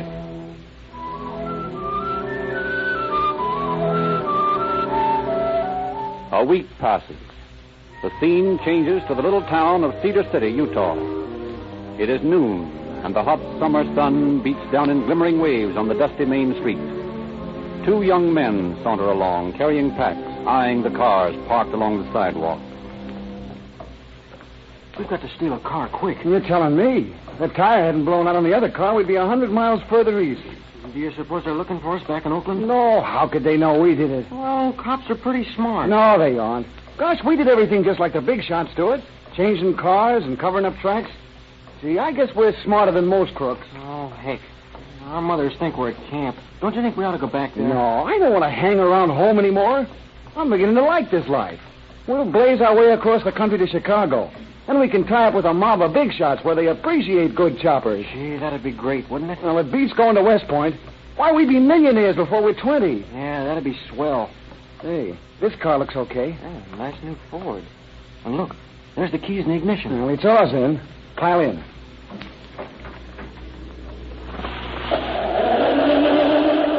Just a minute, boys. Not so fast. Ooh, what's the trouble? We ain't done nothing. Stick 'em up and get out of that car. We just got into arrest.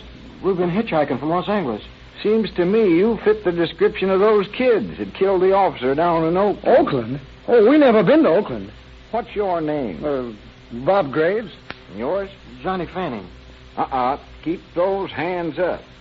Now, we'll just see what else you got on your hips. A nice 38. What do you carry this for? Well, hitchhiking's dangerous. You gotta have protection. Yeah. Both of you need protection, it seems.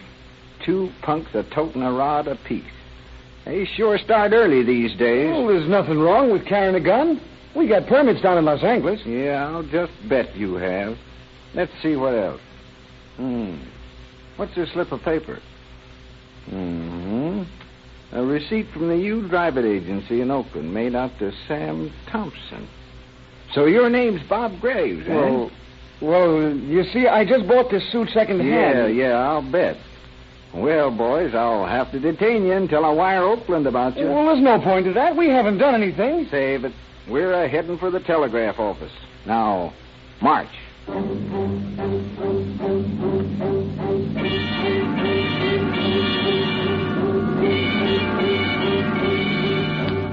Oakland instructs the marshal of Cedar City to hold the boys for murder. They are returned to the Bay City, and when tests have been completed on the guns found in their possession, they are brought before Captain Wallman. Well, boys, I suppose you know what you're charged with. Well, yes, but it isn't so, sir. We never shot anyone. We never been in Oakland before. You both deny your guilt? Yes, sir. All right, then listen carefully to me. We know you're guilty. Your fingerprints, Mason, were found on the car which ran over Patrolman Colvin's body. You've been identified by Patrolman Hendrickson as the two car strippers who shot at him and stole his gun. Shells from his gun were found near the spot where Kohler was murdered. We've made test shots with the gun taken from you when you were arrested. The rifling marks on the bullets fired in these test shots and the rifling on the bullet taken from Kohler's body are identical. We'll bring this evidence into court and we'll most assuredly win our case. We'll send you to the penitentiary to hang. Now, do you still claim you're innocent? Gee, Ted, I didn't know cops were so smart. What are we going to do? There's only one thing we can do, I guess. Yeah, I guess so. Well, boys? Well, we did it, sir. But we didn't mean to kill him. That is, we hoped he wouldn't die. I don't see how you ever found us. I thought cops were dumb. A lot smarter men than you kids have thought the same thing. Boys, you can't win the game the way you're playing it. I sincerely feel sorry for you. It's too bad that you've had to learn your lesson the hard way. But laws are laws. Stick your finger in the fire and it'll get burned. Try stick-ups and murder, and as sure as the sun will rise tomorrow morning, you'll get caught. I guess you boys realize now that crime doesn't pay.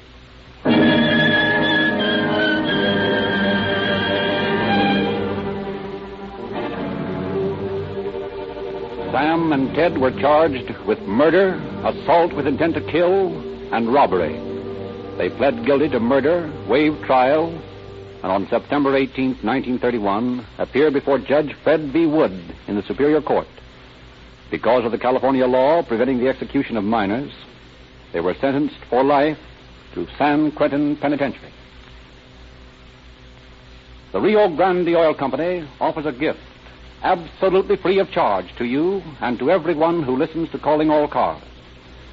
We offer you a year's subscription to Calling All Cars News, a unique new publication devoted to true stories of police, crime, movies, and radio. Your first copy of Calling All Cars News is waiting for you at your nearest Rio Grande service station. Drive in and get your free copy. You are under no obligation to buy Rio Grande cracked gasoline.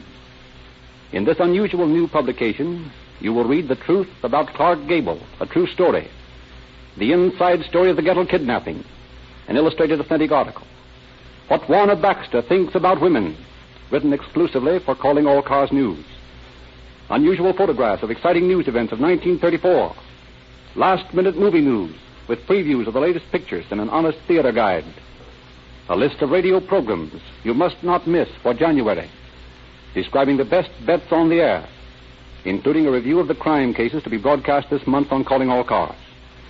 Get your free copy of this remarkable new publication tomorrow morning. Drive into the Rio Grande service station nearest you. Remember, you do not have to buy Rio Grande cracked gasoline. Just ask for your gift copy of Calling All Cars News, and your Rio Grande dealer will gladly give it to you.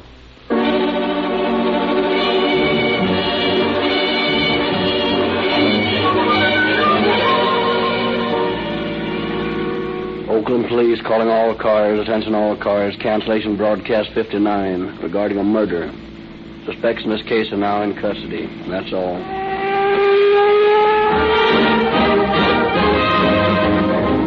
Calling All Cars is written and produced by William N. Robeson. This is Frederick Lindsley saying good night for the Rio Grande Oil Company.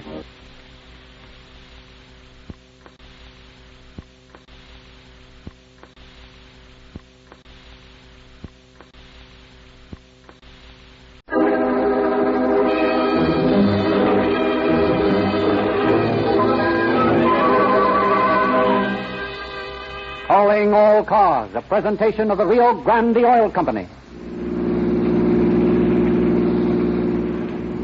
Los Angeles Police calling all cars. Attention all cars. Broadcast 60 regarding a stick-up. A gang of 6 men just held up the Kreitzer Creamery. That's all. Rosenquist.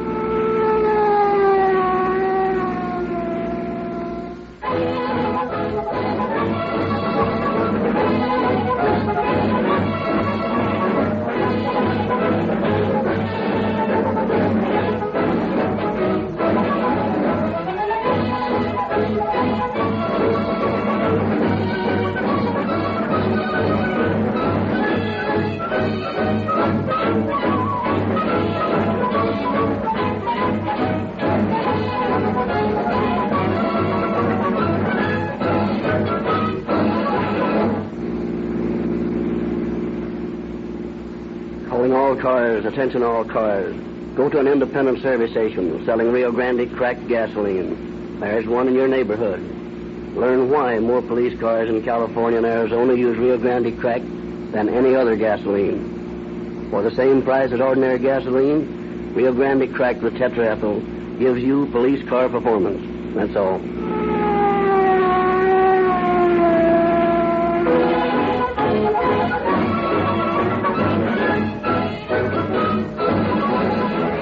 Now it is our pleasure to introduce to you Captain Harry Seeger, in command of the robbery and narcotics squads of the Los Angeles Police Department.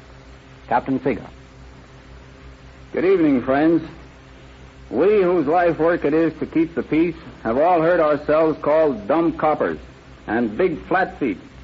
Our reaction to such epithets is not, as might be supposed, one of anger, but one of tolerant amusement. The average police officer each day is called upon to employ more practical psychology than many a professor of psychology has ever dreamed existed. The modern policeman uses his brains much more often than he uses his gun. He is a highly trained specialist, as capable and important a member of society as is your dentist or your lawyer or your doctor.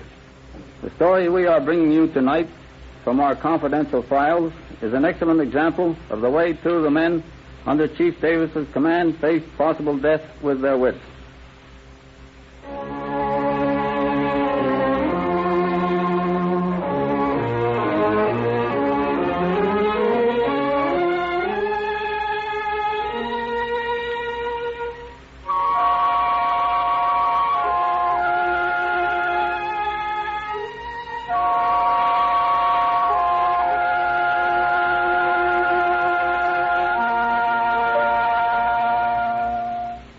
It is late in the afternoon of April Fool's Day in 1928.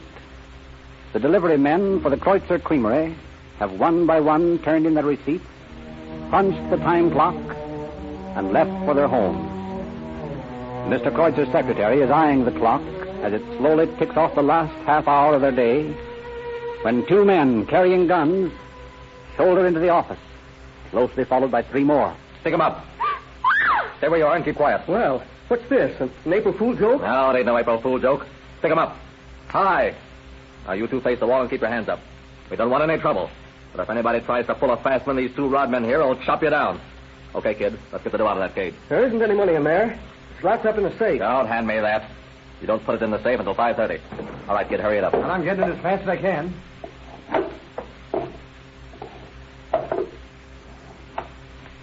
Dump it all into this bag.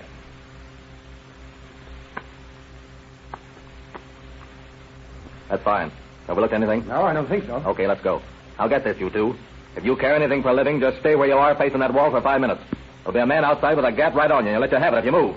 Come on, boys.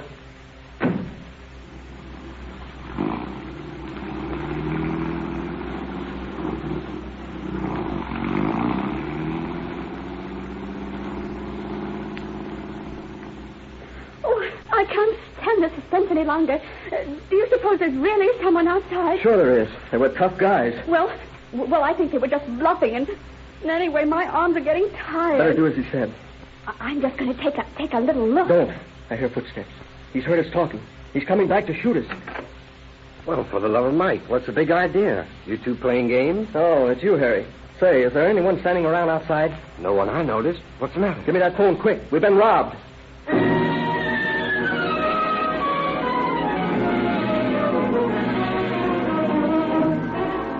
It is a matter of minutes before Detectives Joe Loquat and Eddie Chitwood of the Los Angeles Robbery Squad have arrived at the creamery. They question Mr. Kreutzer closely on the circumstances of the holdup. Now, how much do you estimate they got, Mr. Kreutzer? Well, I hadn't checked up yet, but every driver was accounted for excepting Harry Kerr, who came in after the holdup. I should say between $1,000 and $1,500. Yeah, not bad, not bad. If they'd only come 10 minutes later, I'd have had the money locked away in a safe. And if they'd have come a half hour earlier, it wouldn't have been turned in yet. Knew your movements pretty well, eh? Yes, and a funny thing happened. I tried to bluff them that I'd already locked the money up. And this man who did all the talking said he knew I didn't put it in the safe until 5:30. Looks like an inside job, ain't it? Yeah, it does, Joe. Mr. Kreutzer, have you any reason to suspect that one of your employees was in on this? Why, no. Not any of my boys. They're all honest. Maybe so. You'll admit, Mr. Kreutzer, that these hold-up men knew an awful lot about you for strangers, didn't they? Yes. But still, I'd stake anything that none of my boys were in on it. Well, possibly you're right. But in our business, we're suspicious of everybody. I think, Mr. Kreutzer, is there one of your employees that puts on a dog of it? Oh, what do you mean? Well, spends a little more than he should with the salary he makes, for instance. Maybe wears expensive clothes or throws away a lot of dough on women. No. I can't think of anyone. Take your time, Mr. Kreutzer, and think carefully. Well, there is Harry. He drives a pretty swell new 8-cylinder Studebaker. Who's Harry? He's one of the fellows who came in a while ago and found us holding up our hands. He's got a big new sedan. Well, how much salary did you make? I pay him $26 a week. He buys a new Studebaker on $26 a week. That don't make sense. Harry's a steady fellow. Married and got 2 kids. He wouldn't be mixed up in anything. And did it ever occur to you that he couldn't begin to make payments on a car like that in support of a family on $26 a week? Why, no, it didn't. The fact that he came in after the holdup might mean something. I'm sure you're wrong about Harry. Well, it's the only tangible lead we have. Tomorrow we'll follow Harry when he leaves here. In the meantime, Mr. Kreutzer, just don't say anything to anyone about our plans, will you?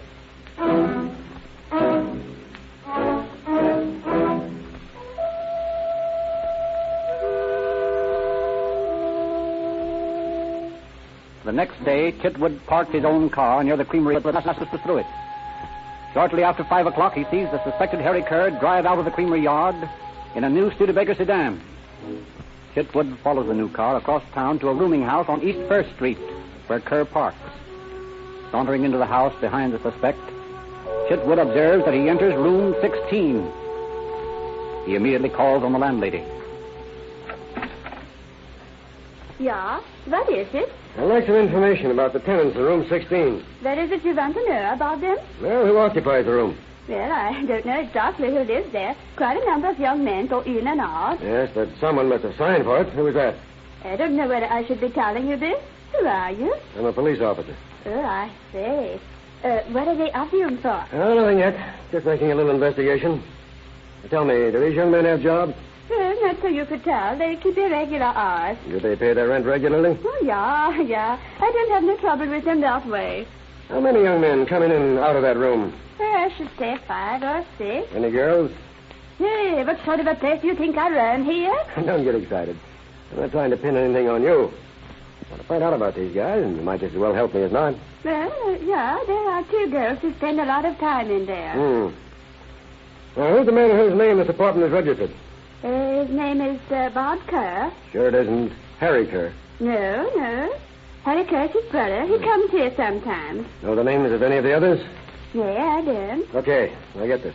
I'll be back a little later. While I'm gone, don't tell anybody that I was here. Above all, don't let those people in 16 know that I asked you all these questions. Yeah. Remember now, keep quiet, because you're playing with dynamite. Yeah.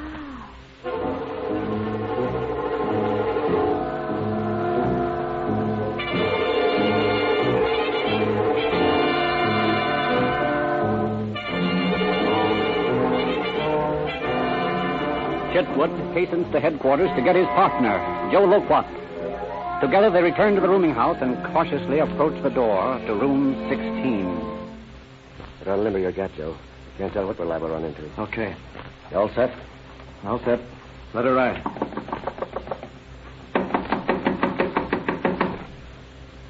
Come on, come on. Come on.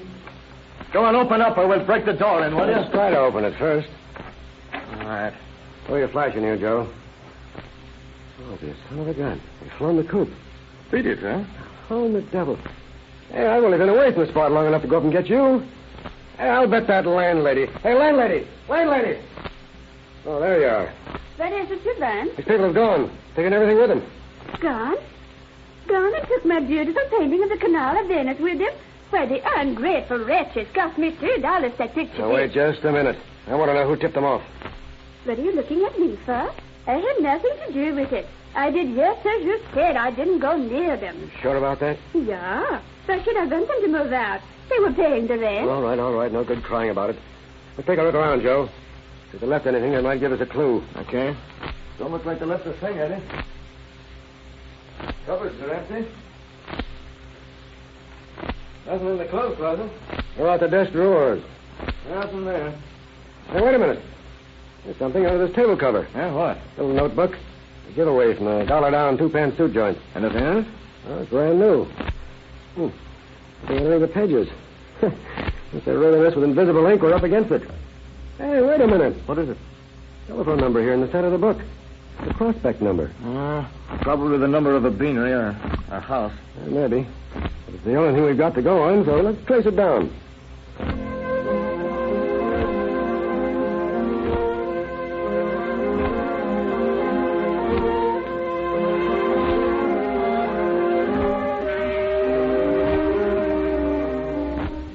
Chitwood and Loquat begin at once to trace down the mysterious phone number. Through the cooperation of the telephone company, they discover that the phone is located at a rooming house near the corner of 12th Street and Grand Avenue.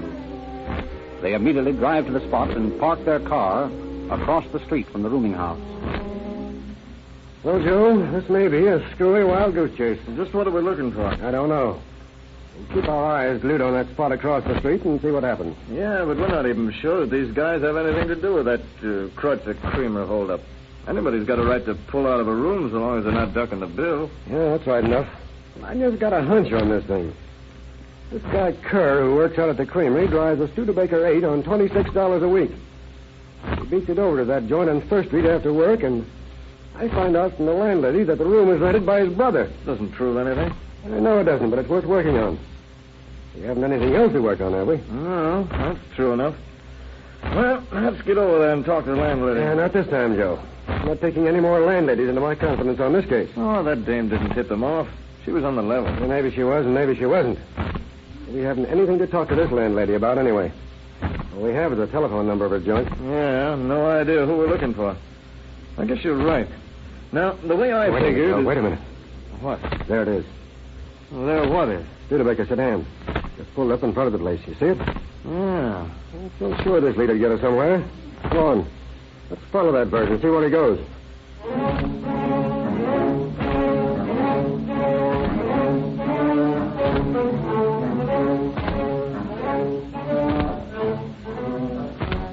Careful to avoid being seen, Detectives Chitwood and Loquat follow the strange driver of the Studebaker into the rooming house, up a rickety staircase, and along an ill-smelling hall which is badly illuminated by a feeble electric bulb. They observe which room the man enters, and then they cautiously approach the door. Is that the guy from the creamery? No, but it was the same car. Must have been Kerr's brother. Tough-looking customer. Sure was. On your toes now, Joe. Anything might happen. Listen, you can hear what they're saying in there. Let's get all the stuff out of the other joint. Yeah, sure thing, Bob. Good. Took the kid brother home. What was the big idea of pulling the freight so quick? I just smelled a beef. What do you mean, smell a beef? Well, you've been on the racket as long as I have, kid. You'll get so you can just feel it in your bones when something's about to break against you. I don't get you. What, you see some bulls hanging around that First Street joint? Oh, but I just had a hunch. Don't sound like stick-up artist to me. Might be anything. Let's get a load of this. Yeah, I'm glad to get out of that dump anyway. That landlady was too nice. I don't trust landladies who aren't suspicious. Yeah, that's right. Got any ideas for the next job, huh? Yeah, I've been giving it some thought. You know that bank just around the corner ought to be up quicker. Now, what do you think, Joe? Maybe you're right. Too many people out there. Yeah, but they're going places fast. They're in automobiles. They're not browsing the sidewalk. When would you knock them over? About a quarter to 3 some afternoon, and they've got lots of dough in the bills. Well, I figure that we can take plenty of time casing the joint. That dough we got at the crazy yesterday will take us for a couple of weeks. You're right, Eddie. These are our guys. You better stay here while I'll go get some more men from headquarters. And by that time, maybe they'll all take it on the lam again. Well, what do you want to do? We'll take them ourselves. You're crazy, Eddie? There's 5 or 6 of them in there and only 2 of us. Why, they'd make sieves out of us. Well, not if you use psychology on them. Psychology? What good is psychology when you got a rat holding an automatic up against you? Psychology's helped me out of spots before. Like the time you had them Japs up on top of the hill? Oh, maybe. Well, you were just lucky that time. I'm going back to headquarters with some more of the boys. Now, listen here, Joe. The last time we closed in on a mob, we had about 20 of the boys all around the joint. A couple of them nearly got bumped off when the shooting started. There's no sense in risking anybody else's neck. We can handle this. Well, I don't see how you and I are going to manage a mob like that. First, we got to get a break. Once I can get inside, I'll look the place over and then decide what to do. Listen to that. Those guys are tough. No, they're not. I can outsmart them. All I need is a break. Quiet. Somebody's opening the door. Duck back here around the corner of the hall. Hey, where you going, Sam? I'm just going downstairs for a pack of cigarettes. Yeah, well, don't let no big bad policeman pick you up, kiddy. Don't worry, I can take care of myself. That's our break, Joe. What do you mean, Eddie? When that monkey comes back with his cigarettes, I'm going to follow him in as though I was with him. And get bumped off? Yeah, we'll see. I'm gambling that every one of these mugs will think I'm a pal of the other one. I'll say prayers for you. No, you won't. You'll be right there by the door. When I say shoot the works, you wander in. Have your gun ready, but keep it out of sight. And this is what you call psychology? Yep. I call it suicide.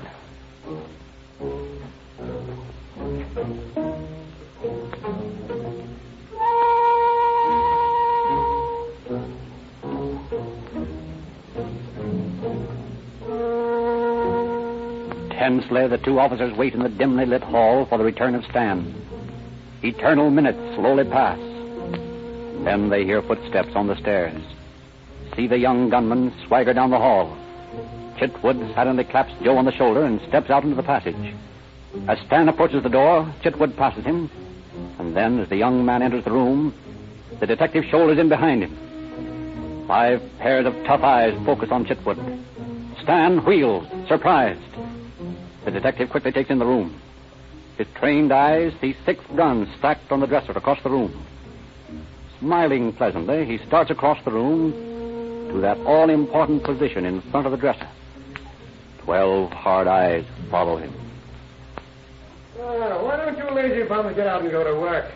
Fine bunch of believers you are laying around a room all day. I'll be ashamed of yourselves. Don't tell me you can't get jobs, because that's a lot of the well-known hooey. Say, Hugo, who the devil is this bird? I don't know. I thought he was a pal of yours. I never saw him before. Must know one of the guys. He acts like he belonged to you, all right? He gives me the jitters. Well. 6 toy pistols all stacked on the dresser. Might as well park mine, too. Hey, up. Shoot the works. You dim-witted sap, Stan. Why'd you bring this guy back with you? I didn't bring him back. He muscled in. I thought he was a pal of yours. He is not. Hey, look. There's another one just opened the door. This looks like a beef to me. Well, what are you so solemn about? Let's have some entertainment. You act like this is a funeral. I'll tell you what I'll do. I'll tell you fortunes. I'll begin with Stan here, who just brought back the cigarettes. Mind if I have one, Stan? Not so near those guns. Thanks. Relax, boys. Smoke. Do anything you like. And listen to your fortunes. Let's start with Stan here. As I gaze into the crystal bowl, I see that Stan's got ambitions. He's a dreamer. He sees himself toting a rod, earning himself a reputation as a chopper. Stan's future is a strange one. He's going on a journey to a northern summer resort. It's a big gray building. From Stan's window, he'll be able to look across the bay and watch the ferry boats and the steamers come and go. He's going to stay there a nice long time, whether he likes it or not. They'll charge you for that, Stan. More accurate than most of the fortunes you pay money for. Now, let's see, who's next? Oh, you'll do fine. Now, you look like the head man of this outfit. You're tough. You mean business. You'd rather shoot first and talk about it afterwards. As a matter of fact, I can read your mind. You're thinking right now, if you could get to those guns here on the dresser, you'd shoot me. I advise you not to try it. It wouldn't be healthy. You can't tell about that fellow standing over there by the door. He might be a hard guy himself.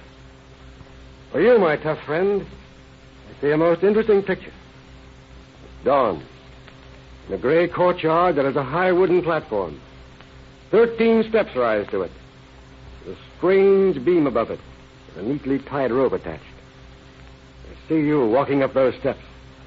I see a man placing a strange piece of black velvet over your head. I see it... All right, lay off, will you? Oh. Made a mistake on that one. You're not as tough as I thought you were.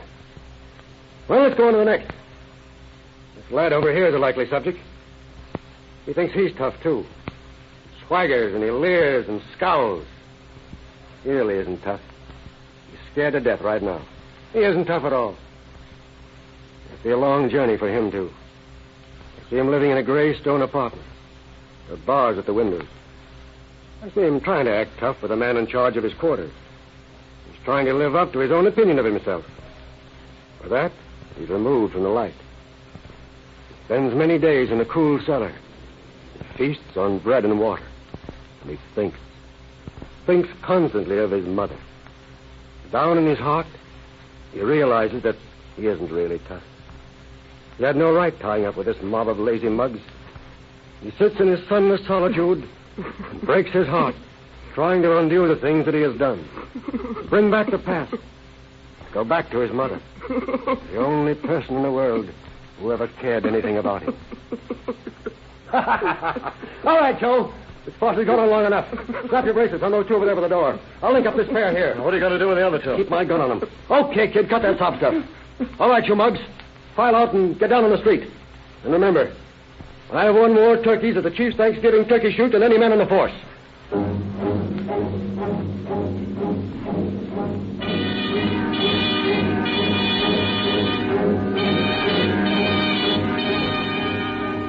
Shuffling along the dark hill and down the creaky stairs, the strange procession makes its way to the street. Chitwood herds them toward the Studebaker sedan, parked by the entrance. Eddie, we can't ever get all those guys into headquarters. Let me call for the wagon. Won't be necessary, Joe. I know how to pack them, all right. Okay. You two that are cuffed together. Into the back seat with you.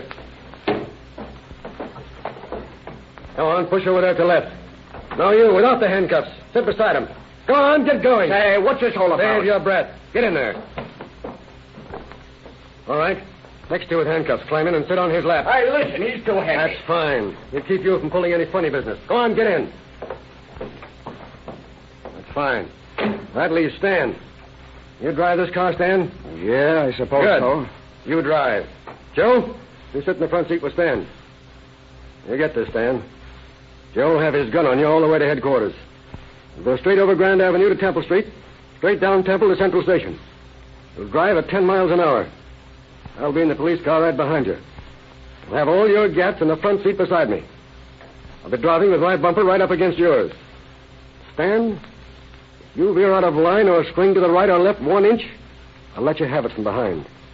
I won't care if the bullets knock off one of you guys in the back seat on the way. Of course, before I'd be able to get a sight on you, Joe'd probably bump you off. That's the way it stands. You all understand? Yeah, we get it. Okay. All set, Joe? Yeah. Let's go then. In just a minute, Eddie. I want to ask you something. What is it, Joe? Is this psychology? Well, yeah. Sort of applied psychology. Yeah? Guess I'd better study up on it.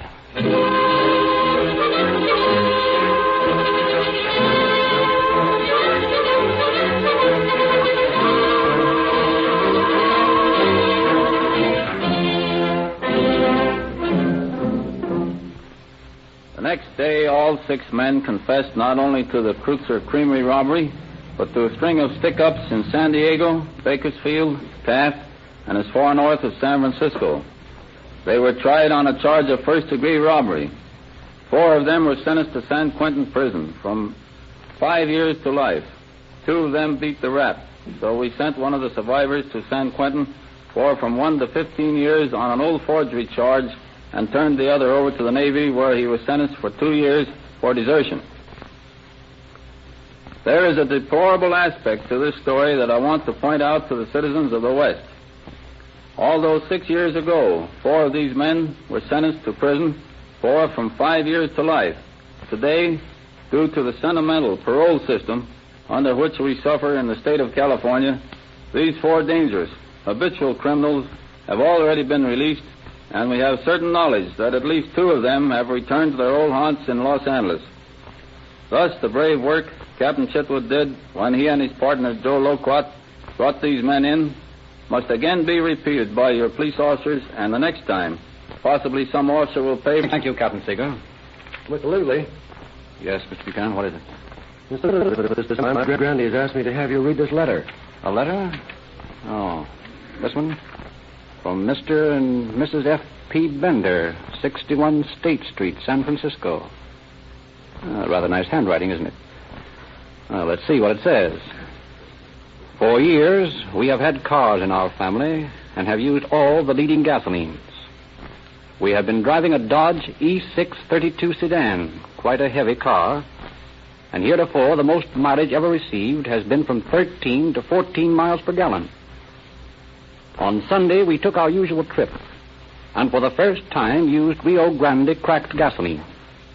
And believe me when I say that we were the most surprised motorists to learn that we received 18 miles to the gallon. What do you think of that? Well, let's see. Rio Grande gives them 5 more miles per gallon. Not bad, is it? Well, anyway, she goes on to say here, now we know the gasoline for us and intend to pass the word along. This is not written for any reason other than to express our appreciation. And it is the absolute truth. Well, that's an interesting letter, Mr. Buchanan. But it sounds almost too perfect to me. Are you sure one of your friends didn't write it? I'm afraid some of the audience might be dubious, so I wrote to Mr. and Mrs. Bender in San Francisco and asked for permission to read the letter. And here's their answer. Your letter asking to read our expression of appreciation received. We assure you it's quite all right with us. Glad if our letter means a help to Rio Grande. Well, Rio Grande has helped us. We wish you success. Yes, I guess that is a genuine testimonial, all right. But there must be hundreds of motorists listening tonight who have even more pleasant experiences with Rio Grande cracked gasoline. Will you folks write to the Rio Grande Oil Company, care of the station to which you are listening, and tell us what you think about Rio Grande cracked? I want to read your letters over the air. If you haven't yet tried Rio Grande, fill up and enjoy the thrill of police car performance. You'll find plenty to write about.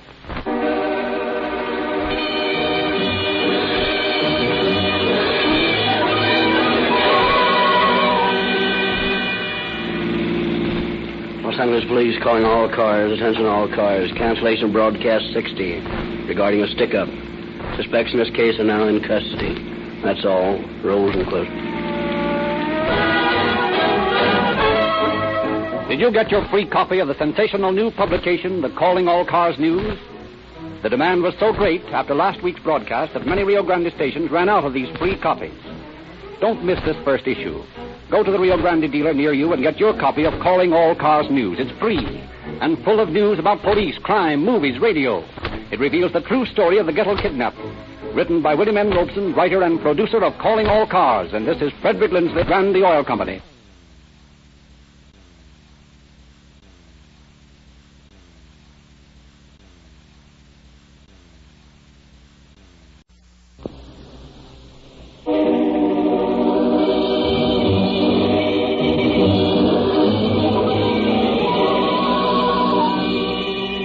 Calling All Cars, a presentation of the Rio Grande Oil Company. Calling all cars, attention all cars. Attention all Marin County Sheriff's cars. Broadcast 61. 4 convicts just escaped from San Quentin prison. Using a state car. License Diamond E 6154. Diamond E 6154. The convicts are reported headed north. All cars use discretion and hold 5 possible, as the escaped convicts have kidnapped 4 members of the prison board and are carrying them as hostages. Stand by for further orders.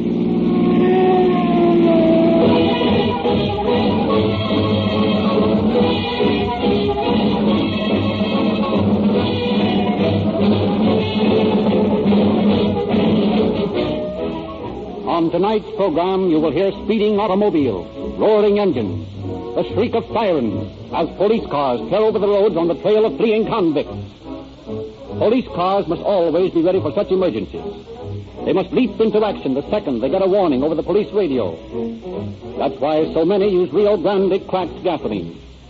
Police officials in leading cities of the Southwest testify that the unusual speed and power created by Rio Grande's distinctive cracking process enables them to get the performance they demand. The men at the wheels of police cars are picked men, and police pick their gasoline just as carefully.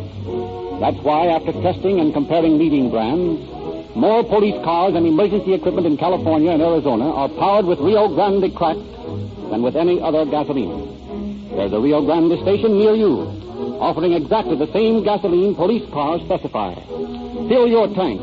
Thrill to the feel of police car performance in your own car.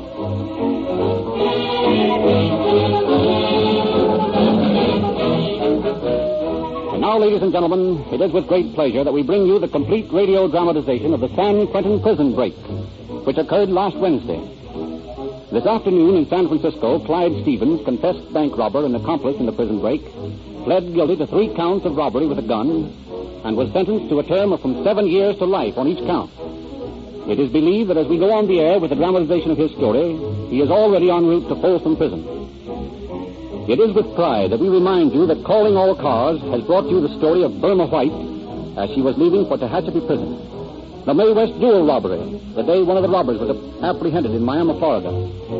The story of the crime career of John Dillinger, 72 hours after his execution in Chicago. And the Gettle kidnapping case, 48 hours after Mr. Gettle's release. But it is with greater pride that we remind you that William N. Robeson, author and producer of Calling All Cars, dramatized the San Quentin prison break over the Columbia Don Lee Network a half hour after the capture of the escaped convicts, scooping every newspaper in the world. 4 hours later, Mr. Robeson wrote and produced another last-minute radio station of the week's biggest story to the entire nation over the Columbia Coast-to-Coast Network. This, we believe, marks a milestone in radio broadcasting.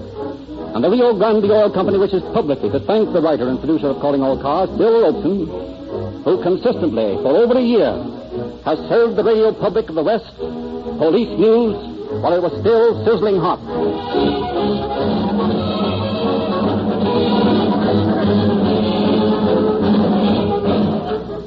We now take you to San Francisco, where you will hear from the man who led the posse which captured the escaped San Quentin convicts at Valley Ford.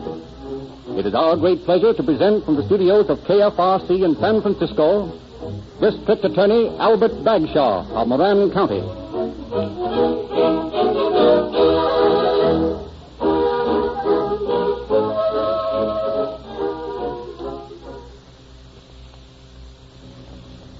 Good evening. Last Wednesday afternoon, I spent the most exciting 2 hours of my life. I've hardly returned to normal yet. I had gone to Tamales with Under Sheriff Blum to prosecute a petty case. We were following the routine of our duties when a telephone call from San Rafael plunged us into a melodrama as wild and exciting as any Nick Carter story you have ever read. That is the story you're about to hear on tonight's Calling All Cars. Before we go into this dramatization, which I know you are all eager to hear, I would like to point out to you a very serious condition which has existed for some time and which the prison break of last week has brought into the spotlight of public notice. I refer to the overcrowded condition of California prisons. Built to accommodate 3,294 inmates, the San Quentin prison is now jam-packed with over 5,747 convicts. The result is a seething unrest among the prisoners. The rise in crime during the past years has been responsible for this overcrowding. Critics have pointed out that our parole system is lax. This may be so, but the brutal fact is that the parole board has to release many prisoners in order to make room for those coming up from the courts. So long as paroles are easy to obtain, crime will flourish. Our police forces in California do a splendid job, but the prison situation which causes the evil causes them to repeat over and over again the same work. Recidivists, habitual criminals, should be put away for good. But we in California, unfortunately, have no place to put them. We must have another prison. When we can adequately care for the criminal for as long as he is sentenced, he will show less desire to repeat his acts. As it is now, men like Clyde Stevens do not wait a week after they're released to start robbing banks again. This must be stopped. We have efficient police. They do their duty. And having done it, are forced to do it all over again. It is not only our faulty parole system which is to blame, but it is also our faulty prison system. May last Wednesday's deplorable incident served to arouse the people of California to demand the proper check against the rising tide of crime. Thank you and good night.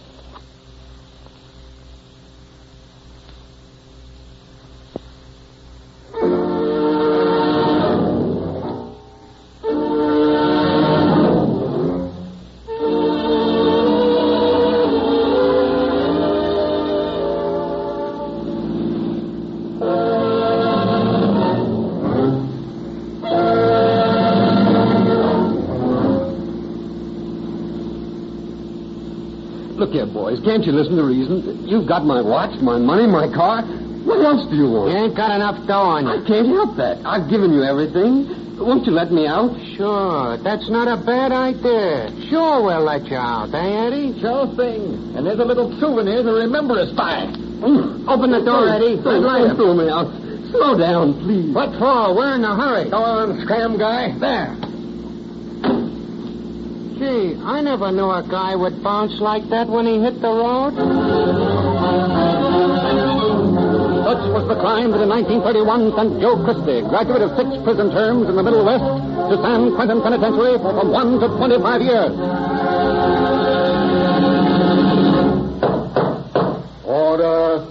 The attorney for the defense has the floor. Your Honor, my client has decided to make a confession and save the court valuable time. Very well.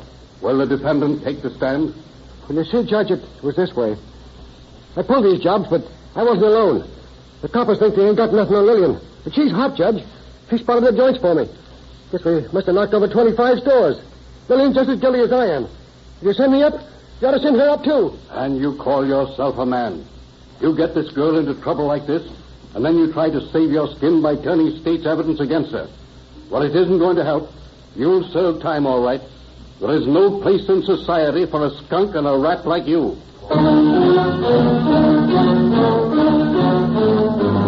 With the stigma of skunk and rat attached to him, Alexander McKay entered San Quentin in the summer of 1931 to serve from 5 years to life for robbery.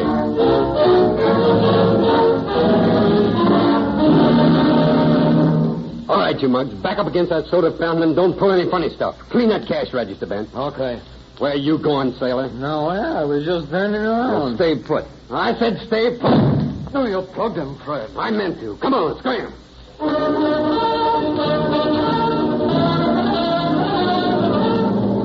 For robbery, grand larceny, and assault with intent to commit murder, Fred Landers was sent to San Quentin 3 years ago to serve 2 terms of from 5 years to life.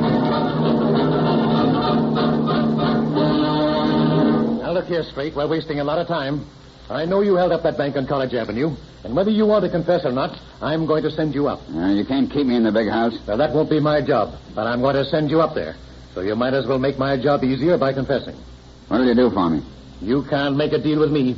You rob that bank, and you'll do time. Okay, I pulled that job. But I'll make a little bet that I'll be out of stir before they make you chief for getting this confession.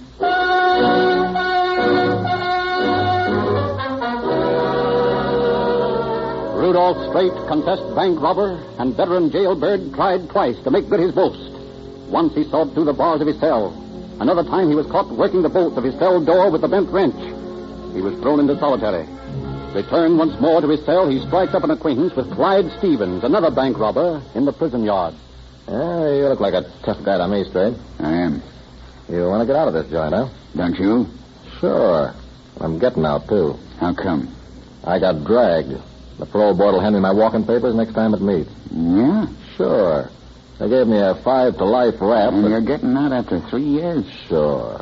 Parole's a cinch in this state. Well, I ain't going to wait for no parole. That's the way I figured you. And I got a plan.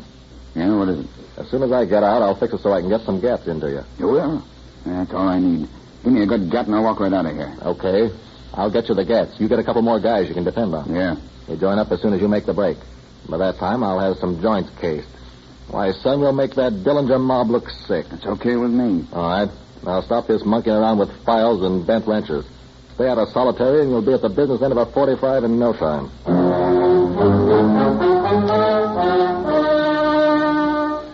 On October 31st last year, Stevens was paroled. And within 2 months, he is wanted by San Francisco authorities for bank robbery. Although the police are unable to find the man, he manages to keep in contact with his prison pal, Rudolph Straight. One day, a fortnight ago, in the prison carpenter's shop. Hey, Alec. Yeah? There's that prison truck again. Yeah, what about it? That's the truck that goes in and out of the walls. Stephen hid the gaps in it. They're under the dash. They've been there for 2 weeks, and I ain't had a chance to get them out. That driver's liable to find him. That's what I'm afraid of. Now, listen. Watch that guy. And if you got a chance, glom those rods and hide him somewhere. Yeah, where? Now, that take of nails will be okay. Now, look. There goes the driver now. He's walking toward the office. I'll keep my eyes on him, and you grab those gaps. Okay. Get him okay? Sure, I got him. I'll stash him in that keg. Yeah. That's fine. Now we'll roll this keg behind this workbench where nobody can see it. Hey, there's just Joe and Joe Christie and me in this deal, ain't there? That's right. Well, Steve said us 4 gats. Yeah? Well, in that case, we better make it a quartet. Hey, who do you want to cut in? How about Landers over there? Yeah, he's okay. He can take it. I'll talk to him. Hey, Fred. Yeah, Rudy? Come here. What do you want? Act like you was giving me a hand. I want to ask you something. What is it? Look here, Landers. Got a 45 in your hands. You take out the lamb out of this joint? What are you doing, trying to kid me? No, we're on the level. Hey, you bird. Separate. Get back to work. What do you think this is, a tea party? I'll tell you about it later, Fred. Beat it.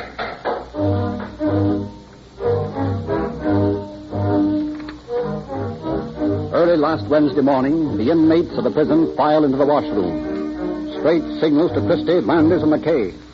Cautiously, they move over toward him and engage in guarded conversation.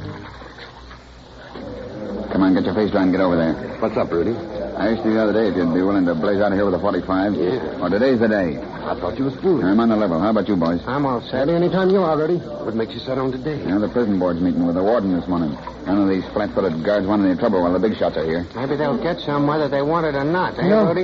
You know, the way we get so close to it, I've been kind of thinking. See, suppose it don't work.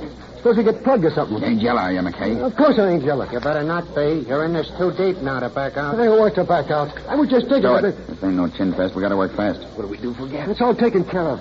You ain't got nothing to do but come along and do what you're told. We got some 45 stashed away. That's swell. Who's that? One of the cons. Fresh fish, I think. I don't know him. You think you heard anything? No, he wouldn't be making a noise if he was spying on us. You can never tell about stools. Now, look. The board's meeting in the warden's office, see? Yeah, so what? I've been tipped off that they'll go over to the warden's house for lunch, see? No. What's that got to do with us? If I knew how dumb you were, I wouldn't have cut you in. Now, get this. We drive up in the old Ford like we were doing our work. But all the time, we got the 45s in our belt, see? Yeah, then what? So we go in and we snatch the warden and the prison board. What? You're nuts. No, I ain't. We snatch the warden and the prison board. They'll come in handy. Cops won't shoot so fast when they know we've got big shots in tow. Natural. The warden and the prison board. They've been handing out and turning down paroles all morning. I'd like to see how it feels to be the guy on the carpet. And for once, we'll be the big shots. Kind of a funny idea, don't you think? It's okay if it works, Rudy. Listen to me, you guys. You stick with me and do this job the way I planned it, and we'll all be out of this joint in less than 4 hours. A few minutes before noon, Joseph Stevens, Frank Sykes, Warren Atherton, Charles Cox, and Mark Noon, members of the State Prison Board, take a recess from their morning meeting and join Warden Holohan at luncheon at his home within the prison walls. The pleasant sun-filled room gives no indication of the impending danger that lies just outside those curtained French windows, where 8 hard eyes are watching every movement, 8 keen ears hearing every word. Well, Warden, you're to be congratulated on the splendid work you're doing, especially in view of your limitations here. Thank you, Mr. Sykes. I can assure you that no one knows better than I the necessity for relieving congestion here in prison. We have almost twice as many prisoners as the institution was built for, and the result is unrest among the men. But it can't be helped. I presume you feel as though you were living on the edge of a volcano all the time. Well, something like that. You see, gentlemen, the granting of early paroles is by no means the answer to our problem. You're quite right, Warden. The only answer is the erection of another prison. Pardon me, but there seems to be somebody at the door. Take him out, Dan. Run. What's the meaning of We it? mean business, Warden. Up with him. Look here. You can't come in here like this. Oh, yeah? I've been wanting to do this for a long time, Warden. Oh! All right, Rudy, cut it out. Cut out the rough stuff. I don't like that guy. Okay, snap out of it. We didn't come here to bump the warden off. Just what did you come here for? We're going to get out of this place, and we're going to take you with us. What for? You'll make good bulletproof vests. Don't you realize there's a law against kidnapping in California?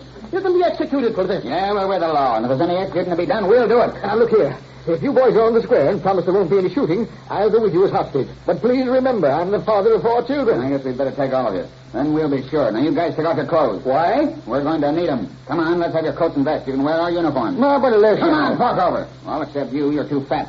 None of us can wear your coat. That's a consolation. But you can do something else for us. You call the prison gate and tell them to send the warden's car over and that we're coming through the gate and have it open. Oh, but listen. Go on, there's the phone. Well, all right. Let me have the west gate, please. Hello. This is Mark Noon speaking. Send the warden's car over to the house, please. Yes, that's right. Tell them you're all coming through. The whole board will be coming out in a minute, so have the gate open, please. That's right. And you birds look like a swell assortment of cons. And we look just about as respectable as you did when you had these clothes on, I guess. Come on, Rudy, let's get going. Don't get excited, Joe. Okay, gentlemen, here's the car. Out through the side door here. What about the warden? We'll have to leave him. He'll come through sooner or later. I'll let you talk to those guards. All right, gentlemen, make it snappy.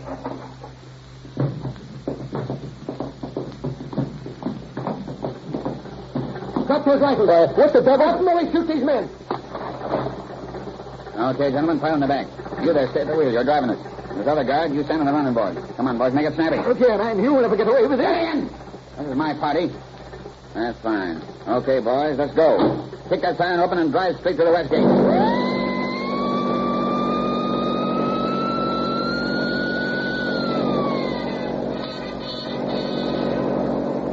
San Francisco Police calling all cars. Attention all cars. Watchman Studebaker sedan. License Diamond E6154. 4 convicts escaped from San Quentin prison in this car.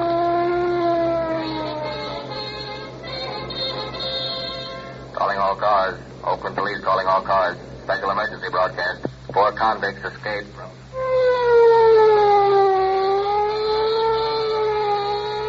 Berkeley Police emergency call. All cars attention. All cars attention. A prison break.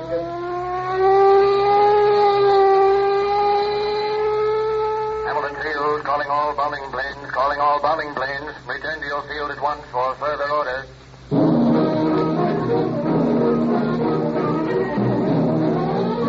Officers from San Francisco, from Oakland, from Marin County closed in on the territory surrounding San Quentin Penitentiary. Posses are hastily organized. The bombing squadron at Hamilton Field stands by for orders that will send them searching from the air. The state teletype spins the log web across California, describing the escaped convicts, describing their fleeing car. A few miles out of San Rafael, the convict car turns right, heading for the Black Point cutoff. As they come inside of the cutoff, the drawbridge swings open with exasperating slowness. They pull up with a burning screech of brakes. We're practically out of that heat when that monkey has to start pulling switches. Let the devil go back, Rudy. You're telling me. Now we got to go back into all the cops in the world. If you don't mind, shut up. I want to ask a question. Let him talk. It'll make him feel good. Ain't you never heard of an emotional catharsis? What's that, some kind of snow? What's in your mind, Toots? What I want to know is, how in the world did you get those guns? That's a professional secret. And what you don't know won't hurt you. Rudy, look. What? Cops ahead. Get your gats out. Step in that siren mark and drive like hell.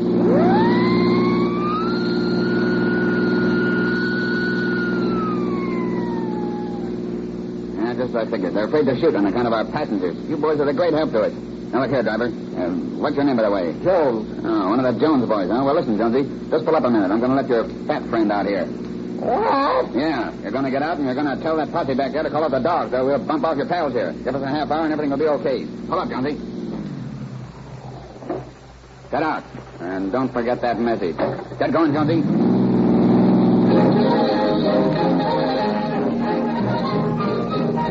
Mark Noon, secretary of the prison board, immediately phones the prison of his whereabouts. With orders to hold fire as long as possible, the army of the law goes into action. From San Francisco, from Oakland, from Berkeley come officers. Quickly the peace forces are organized. And with police radio blaring last-minute flashes, a posse composed of hundreds of men in scores of police cars block every highway and byway in Petaluma and Marin counties. The posse closes in, combing the hilly north coast country. As the convicts' car swoops into Hicks Valley's road, the posse sights them. The chase is on. Deputy sheriffs pull down their shotguns from the roofs of their high-powered police cars. State patrolmen crouch over their white motorcycles, unlimber their guns, fire and scream. 10 miles, 12 miles, 14 miles they roll west of Petaluma. The law holds its guns in readiness. The convicts, still out of range, apprehensively look backward. Then, when they're 18 miles away from Petaluma, the convict's car takes a turn too sharply. The car skids. The law is within range.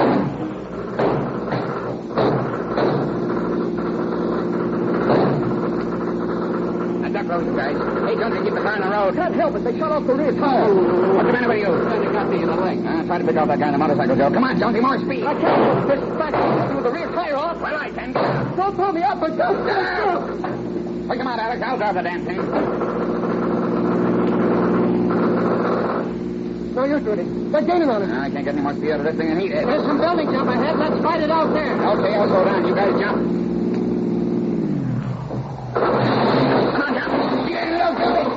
Are you all right, Frank? I think so. I'll kill you, Billy. For the love of God, Sheriff. That's Atherton. They made us change our clothes. Where are the men? Ran into that building. Okay, men, surround the building. We got back, guys. Behind you.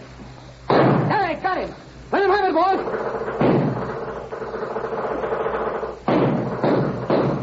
Hold your fire! Please surrender! And throw your guns out and come out with your hands in the air. Take them down and slap the handcuffs on them, Sheriff. Yep. And boys, have you had a pleasant trip? What you do? Met you, Rudy? No, I got him before he got me. And now, unless there are any objections, suppose we return to San Quentin.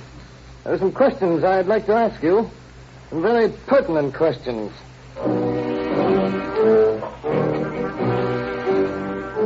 Rudolph Strait, the convict leader, dies on the way to the hospital. James Stevens and Frank Sykes, not dangerously wounded, are taken to the Petaluma Hospital, and Warden Holohan lies in the prison hospital, critically injured, as District Attorney Albert E. Bagshaw of Marin County begins his investigation of the prison break. Boys, I'm not going to mince any words with you. 2 California laws threaten all of you with death penalty. One says the kidnapping is a capital crime. The other says that any life-termer involved in a prison disturbance in which bodily injury occurs is liable to be executed. The latter applies to at least 2 of you. Now, we know this is an outside job. You haven't a chance to beat the rap. I want to know where those guns come from. Why'd Stevens turn them into a... Shut up, you rat. I rather expected you'd spill, McKay. You haven't changed any since you took that girl to prison with you, have you? Why'd Stevens, eh? Know him, Captain? Sure, I know him. He was paroled about 3 months ago, and we're looking for him for bank robbery. We had a trap set for him day before yesterday, and he knocked over a bank right under our noses. I got a line on his hideaway, and I was going up there this afternoon to knock him over when this thing happened. You've got a double reason for a visit now. I should say I have. I'll have that boy in the can before midnight, I promise you that. I wouldn't be too sure about that, you big flatfoot. That guy's a killer.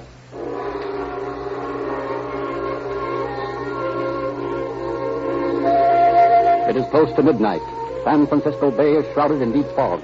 Captain DeLay, at the head of a posse of 15 men, crosses the narrow strip of water between the mainland and Sherman Island in the delta of the Sacramento River. Cruising at half speed, the motorboat scarcely makes a sound. Quietly, they shunt into a little pier, scramble on the land. That's his shack. Lights are still on. Take it easy. Surround the place, boys, and have your guns ready. All set? Set. Let's go then. Pick him up, Stephen. Hey, what the devil? Hey, what's this all about? Pick him up, Icehead. Your pal, too. What do you want us for? Running guns into San Quentin and a couple of bank robberies. I don't know nothing about running guns or bank robberies either. Oh? Well, we'll talk about that later. Slap the bracelets on him, Tom.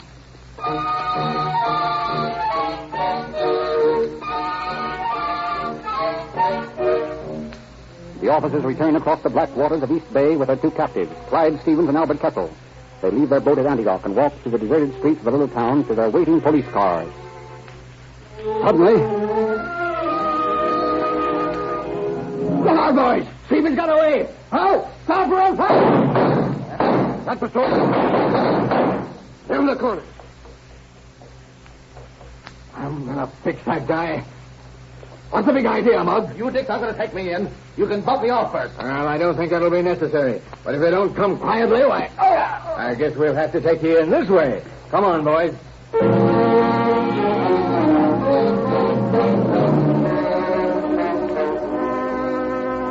For 3 days, San Francisco police questioned Clyde Stevens, and finally on Saturday he confessed and explained how he had smuggled the guns into San Quentin, hidden in the prison truck.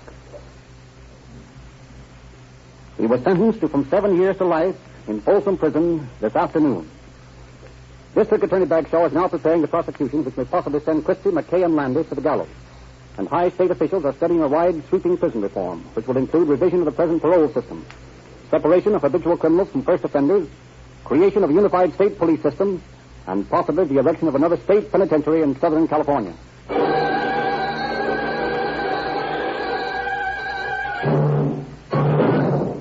Speeding police cars played an important part in this sensational capture.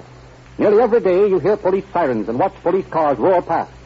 Cars that are powered with Rio Grande crack. And it is from this gasoline that they get their tremendous power and speed. Police use Rio Grande because it saves precious seconds when human life is often at stake. Police know that Rio Grande cracked is the fastest starting gasoline, the speediest, and the most powerful. But they also know, because they keep accurate records, that Rio Grande is economical gasoline to buy. Your own car may meet emergencies any second. When you tramp hard on the gas, you want action. If you've got Rio Grande in your tank, you'll get action. You can enjoy police car performance in your own car. Just drive into the independent station near you with a big Rio Grande sign. Ask for Rio Grande cracked with tetraethyl. It costs you no more than other gasoline, but you get much more for your money. And if you're interested in true detective stories, ask for your free copy of Calling All Cars News. This unique new publication brings you the truth about crime, police, movies, and the radio. Ask any Rio Grande dealer for a copy. It's absolutely free.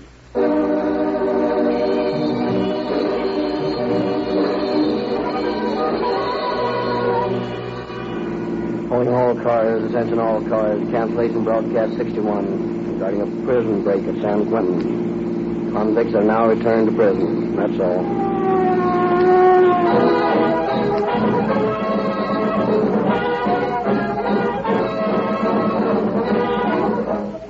Calling All Cars is written and produced by William N. Robeson. This is your narrator, Frederick Lindsley, saying good night for the Rio Grande Oil Company.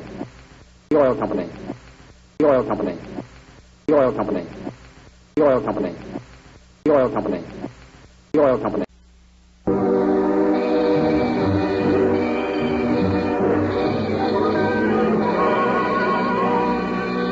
Calling All Cars, a presentation of the Rio Grande Oil Company. Los Angeles Police calling all cars, attention all cars, broadcast 62. Wanted for highway robbery and murder. A man described as about 40 years old. Has gold teeth, sunken eyes, a harsh voice. This man is masquerading as an officer. Has a gun. That's all. Rosencliff.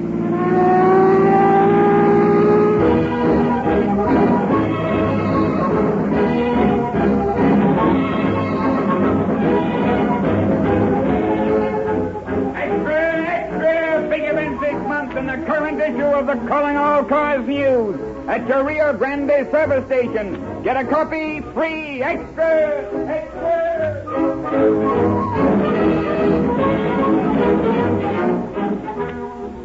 Rio Grande takes another step ahead. Within the next few weeks, Rio Grande will open 19 additional distribution plants in new territories. Tonight a dinner is being held at Marysville, California, attended by civic officials and independent gasoline merchants to welcome Rio Grande. Tomorrow, the motorists of Marysville enjoy for the first time the thrill of police car performance in their own cars. Congratulations, Marysville. Steadily, the sales of Rio Grande cracked gasoline have been growing. A 44% increase over last year. Rio Grande sales are growing faster than any other gasoline in the West. There must be something unusual, even sensational, about a gasoline which enjoys such popularity when other companies are losing. The remarkable performance of Rio Grande is due to the costly cracking process, which releases energy that goes to waste in ordinary gasoline. Because Rio Grande cracked gives extra speed and extra power, it has been officially specified, wherever it has been sold, for more police cars, fire engines, and hundreds of thousands of motorists now get thrilling police car performance from their own car, even though they pay no more for Rio Grande cracked gasoline with tetraethyl. Tonight it is our pleasure to present Chief James E. Davis of the Los Angeles Police Department. Chief Davis.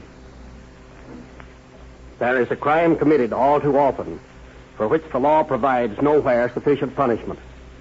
I refer to the impersonation of an officer. Anything from petty extortion to murder can and sometimes does result from this one offense. The police force of your community spends much time and much money in a sincere effort to acquaint you with the police problems and the courage and intelligence with which they are solved. We go to great effort to build up your confidence in us, and then some conscienceless scoundrel obtains a fake police badge and trades in on that confidence to gain his illegal ends. There should be an extreme penalty for this type of misrepresentation.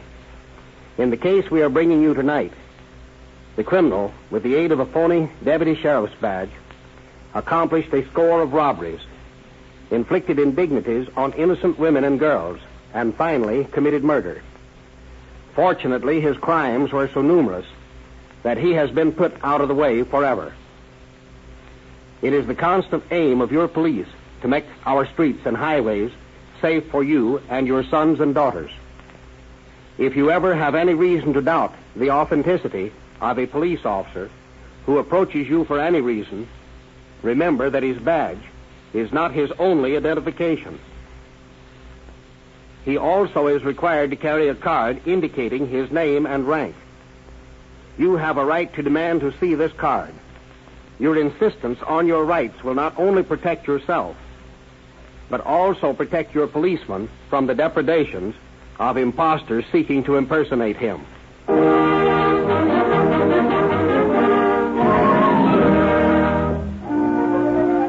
It is a balmy evening in April 1923.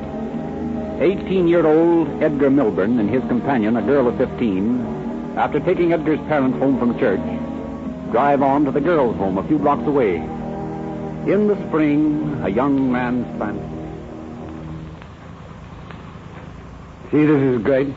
Being with you, I mean, and just sort of driving along. Oh, I wish we didn't have such a short ways to go. See, so do I. I'd like to go somewhere and just sit and talk to you. And look at the moon. Mm-hmm. It's warm tonight, too. We could drive up on Mulholland Drive and park for a little while. But Mother might worry if I didn't get home early. Well, we'd only be a little late. It's only a couple of blocks out of the way. Come on, let's do it. Well, all right. But only for a little while. Promise? Promise.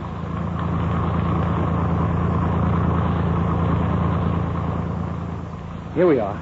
Shall we stop here? All right. Gee, this is perfect. Look out there. You can see all the lights in Hollywood. And you can see the lights at the beach, too. Isn't it pretty, Edgar? Yeah. It makes me feel the same way as the organ in church tonight did. Sort of all warm inside. Me, too. Gee, that's swell. Oh. Look, there's someone walking along the road towards us. Yeah, I wonder what anyone would want to be walking around up here for. Probably some old tramp. Well, maybe we ought to turn on our lights. No, he'll be gone in a minute. Edgar, he's coming right over towards us. Yeah, he is. I wonder what he wants. I'm scared. Oh, silly. He's probably... Hey, what are you two doing here? Why, we're just talking. Get out of that car. Edgar, I... He's got a badge.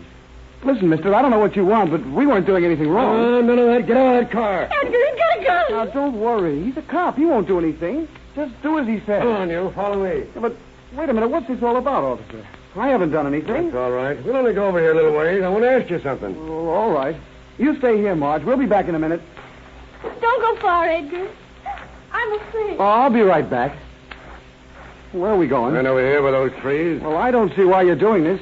I was only parked up here talking to Marge. Yeah? Here we are. Now, take off your coat. Hey, wait a minute here. What's the big idea? Take off your coat and shut I up. will not. Get away from me. Marge! Marge! Yeah. Maybe you like that better.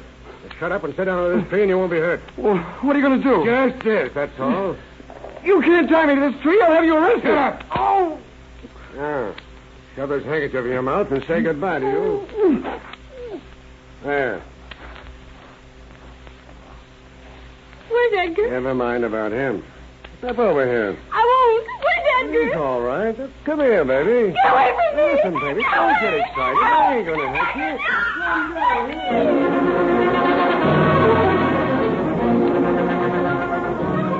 you. A week later, Ray Dirk, 200-pound truck driver, and a woman companion are parked in a lonely spot in San Fernando Valley when suddenly... Get out of that car. What?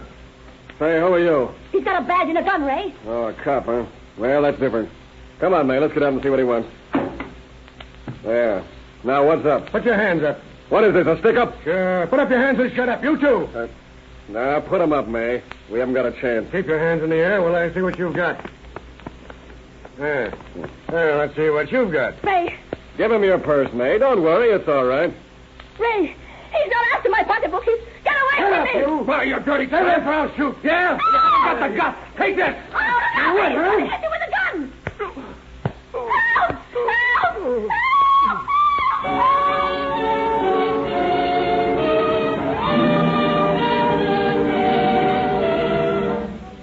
Just 4 days later, William Jacobson and his fiancée are parked on Foothill Boulevard near Pasadena, talking over their approaching marriage when the vicious badge bandit orders them out of their car. As the couple step out, the bandit suddenly grabs the girl. Jacobson, beyond himself with rage, rushes forward when... Ah! You killed him! You killed him! Shut up, you! I won't shut up! Help! Murder! Help!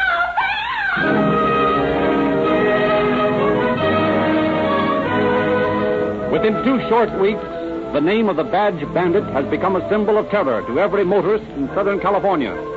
Outraged citizens appeal to the police to bring the vicious marauder and killer to justice. Day after day passes, each one bringing with it reports of suspicious characters from nervous citizens. But the cold-blooded murderer evades all attempts at capture. As a last resource, the late Sheriff Bill Traeger presents a scheme to his men. Boys, we've tried all the regular ways and means of finding out who this bird might be. And so far, we know as much as we did when we started. Now, I'll grant that this is a tough case to crack. We can't use the stool-pigeon method because it's obvious that this man is a lone wolf. But there is one thing we haven't tried, and I want you men to take a crack at it. What's that, Sheriff? Well, it's going to sound mighty silly to you boys, but it might work. I want about 10 of you to dress up as women. What? Wait a minute till I finish. I want you to team up in pairs. One of you dressed in women's clothes and one in plain clothes. And I want you to go up and park in all the spots off the regular roads.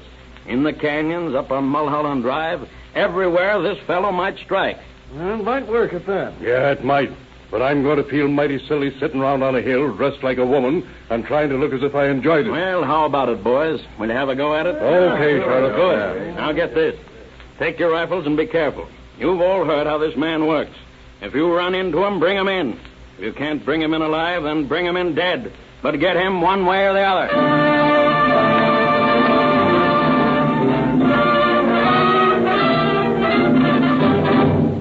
Sheriff Traeger's men carry his plan out, but it proves to be futile.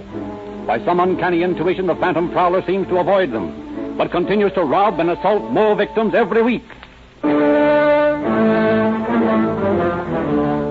Suddenly, reports of robberies by the badge bandits stop pouring into the sheriff's office. A week goes by, 2 weeks, a month. The phantom killer has disappeared.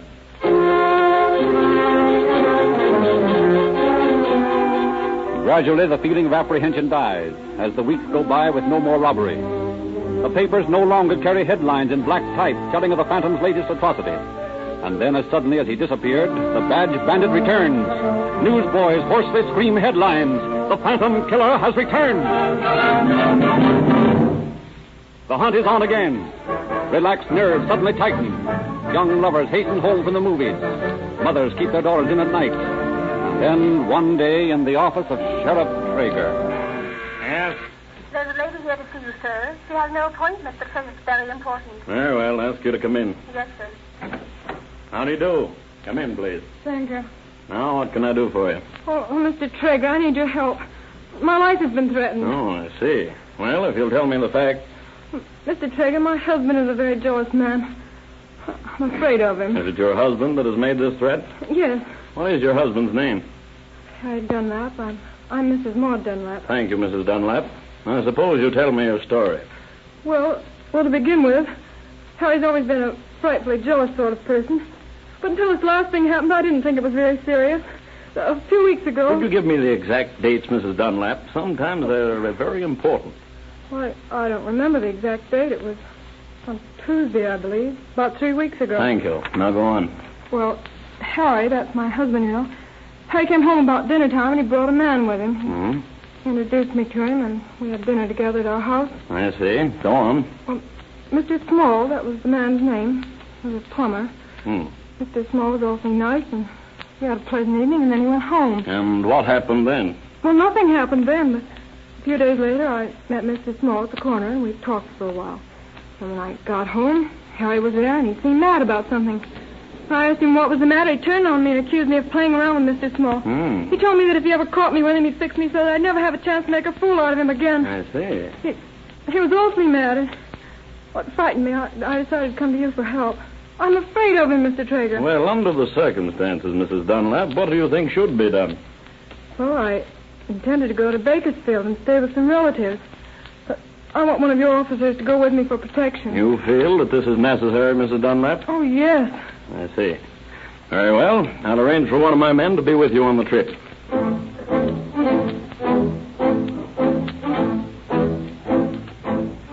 The nervous Mrs. Dunlap is provided with a police escort, and Sheriff Traeger, seeing nothing more than another routine case, dismisses the matter from his mind. A week passes, and then Deputy Sheriff Frank Dewar appears in the sheriff's office. Come in, Frank. Well, what's on your mind? I've got a letter here that came to me yesterday. Thought it might interest you. A letter? Well, what's it all about? Well, starts out like this. Say, Dewar, I'm handing you a hot tip which will be a feather in your hat, as you've done a friend of mine a good turn in the county jail. I was up in George Small's apartment on North Grand Avenue the other night and heard this, which is big. Well, then he goes on to accuse this guy Small of being a hijacker by night and a plumber by day. Well, what's it all leading up to? Well, he says he runs around with a married woman who helps him on his jobs. Says she's a cashier down the drugstore at 6th and Spring Street. Oh. Well, the letter goes on, finishes up like this. Some time ago, they both double-crossed a friend of mine on a split, and they're getting ready to blow town, so you will have to work fast. If I ever get anything else, Frank, I will sure hand it to you. It's signed sincerely, your pal. Well, what do you make of it? Well, I don't know just what to make of it. I tell you, Frank, you'd better run this down and see what you can find. It may lead to something. Then again, it may not.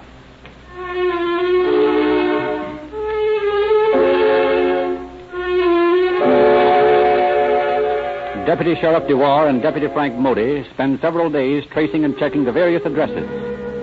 Finally, they discover the apartment of George Small on Grand Avenue. They take Small and a woman companion who refuses to give her name into custody. When they arrive at the sheriff's office, they are met with a surprise. Well, Bill, they got the plumber and the woman, but they both have denied anything. They had anything to do with the robberies. The woman says her husband wrote that letter, and it's all a bunch of lies. Well, where are they? Right outside. Good. Bring them in. Right.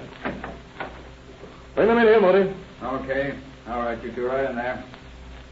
Here they are, Bill.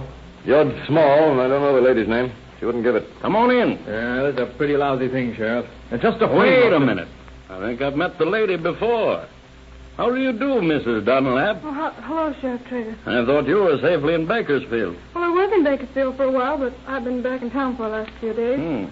Have you heard anything more from your husband, Mrs. Dunlap? Well, nothing until this officer showed me this letter. It's in his handwriting. He's just trying to get us in trouble. Because he's sore about me. You're sure that this letter's from your husband? I'm positive. Hey, what the devil is this all Never about? mind, Frank. I'll tell you all about it later. Now, Mrs. Dunlap, perhaps you'd better tell me something about your husband. What does he do for a living? I don't know. He never would tell me anything about his business. He never told me anything except when he was threatening me. He never gave you any hint as to how he made his money? No, but once or twice I've wondered what he'd been up to. What do you mean by that, Mrs. Dunlap?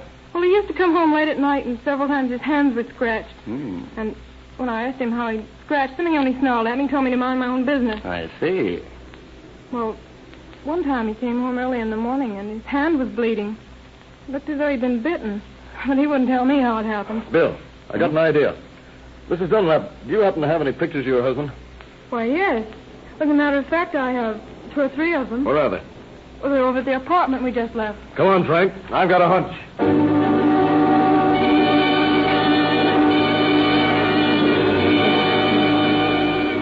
Deputy Dewar, accompanied by the now bewildered Modi, rushes to the apartment and finds 3 pictures.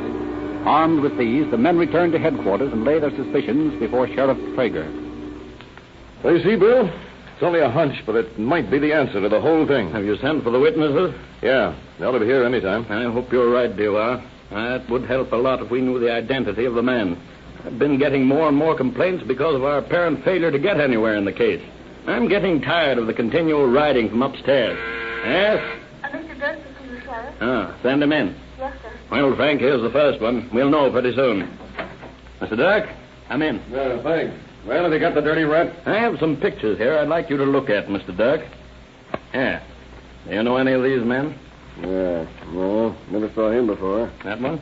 No, nor him. How about this? Sheriff. Yes? This guy. He's the fellow that held me up. Are you sure of that, Dirk? Sure. How could I miss that face? You bet I'm sure.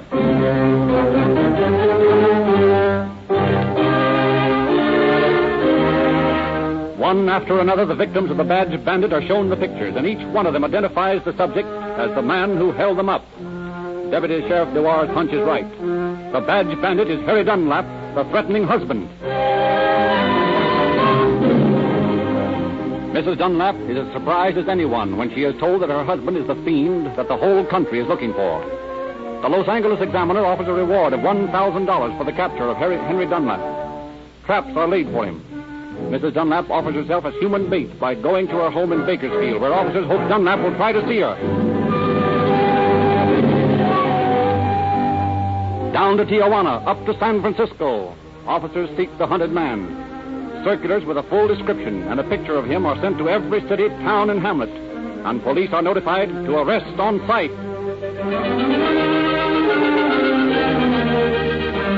And then, just 1 month later, a man enters a dry goods store in Detroit. After selecting a sweater and some other wearing apparel, the man offers a check. When the girl clerk refuses it. Now, listen, lady. This check's good, and I want my change. Well, I'm sorry, but I can't take this check. I don't know you, and I don't know the maker I of don't it. care whether you know me or not. This check's good. I'm sorry, sir. Now, listen, girlie. You'll take this check and like it. I'm sorry. Yes, ma'am? Something for you? Well, I'd like one of these sweaters. What size, please? Oh, I think a 38 would be about right. 38?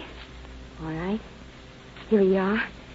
That'll be $3.98. Mm-hmm. $3.98. Well, there you are. $3.98 out of 5. $3.99, 4, and 1 makes 5. Thank you. Come in again. Yes, I will. Goodbye. Goodbye. Now, listen, sister. How about it? You going to take this check? I'm very sorry, sir, but it's against the rules to take checks from people we don't know. But this check's good, I tell you. I tell you, I'm sorry, sir. All right. He's a cash customer. Take care of him. I'd like to see your dollar shirts, please. All right, so right this way. What size? Size 14.5. 14.5? Would you like a plain color or something in a check? Oh, plain colors, I think. Yes, sir. Now, here's a check shirt and one in plain color that's been very popular this season. Which one do you like? Yeah, I think I'll pick one of each of those. All right. That's $2 even. Yeah, $2. Yeah, here you are. Thank you. Oh, What's the matter? that man out there by the door. He's been trying to get me to cash a $20 check for him, and he won't leave. I thought he'd gone. But when I see him standing right out in front again. Yeah? You know the fella? No. Gee, I wish I knew what to do. You just sit tight and I'll go to the corner and get a policeman. That's the best thing to do. Maybe you're right. Gee, I'd sure hate to get robbed. If he comes in when I leave, stall him till I get back with the officer. It'll only be half a minute. All right. And thanks, mister. That's all right. Well, sister, how about it? You going to cash this check for me, or aren't you? Getting tired of waiting while you talk to customers. Well, listen, mister. Let me see that check again. There it is. You see, I might be able to cash it. The only reason that I haven't done it is because the boss would fire me if he thought I cashed anyone's check whom I didn't know. Yeah, here it is, officer. What's the trouble here, miss? This man is trying to force me to cash a check for him, and he won't leave me alone. Well, mister, what's the big idea? What do you mean, what's the big idea? Hey, come back here. Don't try to walk out on Lay me. off me, you big flatfoot. Now, just quiet down and stop your struggling. I'll let you have one. That's better. Hey, what's this all about? I'm just going to buy a necktie here. Then what did you try to run out for? You want me to call the station? No, I'll just walk him up to the corner and call for the wagon, but first I think I'll have a look at what he's got in his pocket. Keep your hands off me. Now, stand still. Do you want me to use this persuader on you? Let's see. Uh-huh. Nice little gun. What's this? Dagger. Say, you must have been out for no good. Now, what's this in your upper pocket? Huh. Well, a deputy sheriff's badge. Come on, you. We're going to headquarters. At headquarters, the suspect is fingerprinted and questioned. He denies any attempt to force the store girl to cash his check and claims that he only carries the gun and dagger for protection. Then suddenly, during the questioning, the arresting officer shoots a surprise question at him. How long's it been since you left Los Angeles? Los Angeles? I've never been in Los Angeles. You're lying. You're Harry Dunlap. You're crazy. My name's Fred Gunner. Your name's Harry Dunlap, and you want it for murder. Now, listen, tell you what, I haven't done anything. Where'd you get that badge? I bought it. Where? At a pawn shop. In Los Angeles? Yes, no, I'm in Detroit. All right, Dunlap. Tell us all about it. I admit my name is Harry Dunlap. I'm not the guy you're looking for. No? Well, take a look at that picture there on this police circular. Now, what do you think? Nothing. You have nothing to say about him, huh? No. Okay, Dunlap. I guess we'll have to take a ride out to Los Angeles. There's a couple of nice rewards waiting for you out there.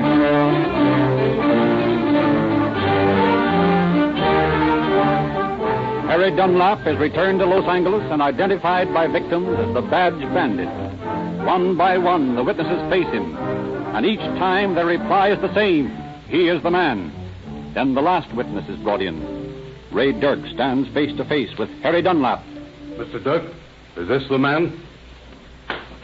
I guess that ought to answer that question. I've waited a long time for that pleasure.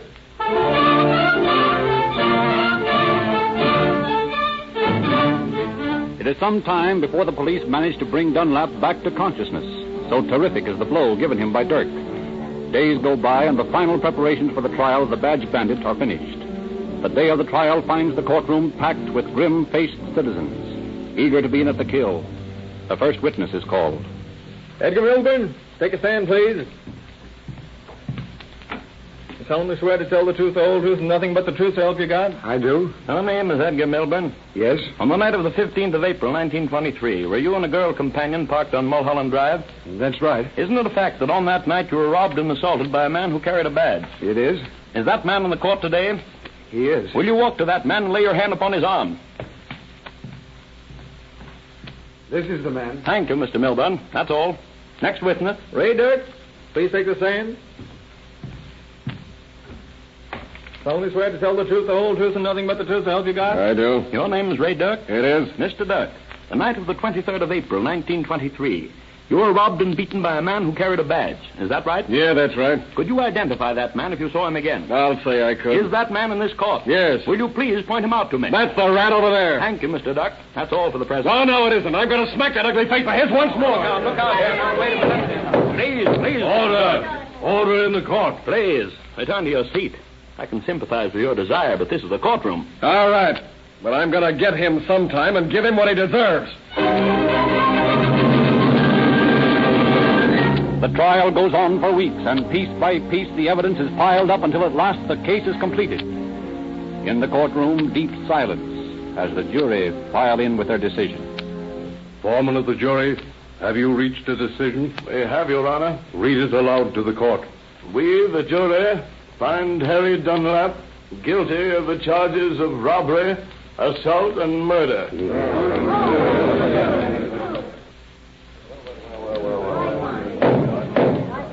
Harry Dunlap, stand and face the court. Before this court passes sentence on you, have you anything to say? Nothing. Harry Dunlap, it is unfortunately not within my power to impose upon you the death sentence. But fortunately, I can be sure that you will never again endanger the peace and security of your fellow men.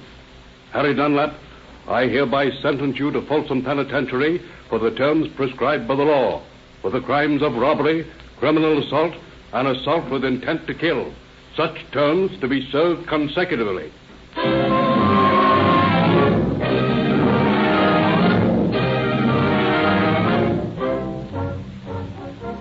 Those crimes for which Dunlap was sentenced carried a maximum sentence of 150 years. It should be a source of great satisfaction to the citizens of your community that the minimum sentence Dunlap must serve before he is even eligible for parole is 60 years. And it seems unlikely that he will live long enough to make his release possible. Under a sterner, and perhaps in the final analysis, a more just code, Dunlap should have been given the death penalty. A reward I heartily recommend to all such public menaces as he was. Thank you, Chief Davis. And now, because every good detective story ends with a confession, we call upon the criminal of tonight's program, played by Stuart Buchanan, who has a personal confession to make to you. Well, I must confess this because there are many persons listening tonight who are making the same mistake I made. And I want to convince you of the error of your ways. I've been buying the cheapest gasoline I could get. It didn't make any difference what brand. All that interested me was price. I drive rather an old car, and I figured any gas was good enough. By working on these programs, it induced me to spend a few cents more and try Rio Grande cracked gasoline. And I'm here to tell you that Rio Grande is not exaggerating one bit when they tell you what a difference crack makes in your car. I feel the difference especially these cold mornings when my old motor starts immediately. You know, instead of wearing out the battery like it used to. And for years I've been taking certain hills in second gear. No fooling, I actually make those hills in high now. Rio Grande cracked gasoline is responsible. I've been playing a part tonight to convince you that crime doesn't pay. Now let me tell you that it doesn't pay to use cheap gasoline. It costs you no more to get police car performance. Calling All Cars is written and produced by William N. Robeson. This is your narrator, Frederick Lindsley, saying good night for the Rio Grande Oil Company. For the Rio Grande Oil Company. For the Rio Grande Oil Company. For the Rio Grande Oil Company.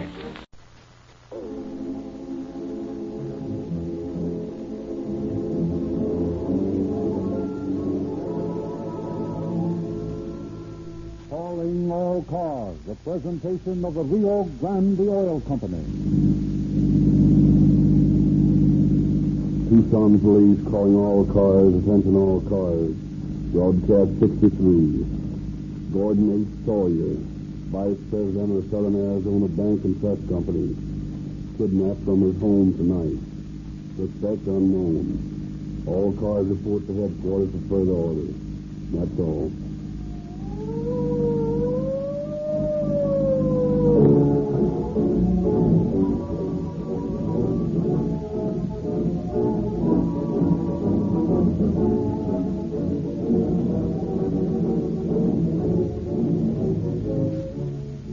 Newsflash. Oakland, California now specifies Rio Grande cracked gasoline for all its police cars, fire engines, and emergency equipment. Rio Grande, already used by more police cars wherever it is sold than any other brand of gasoline, now helps the police of Oakland to fight crime by speeding up police car performance.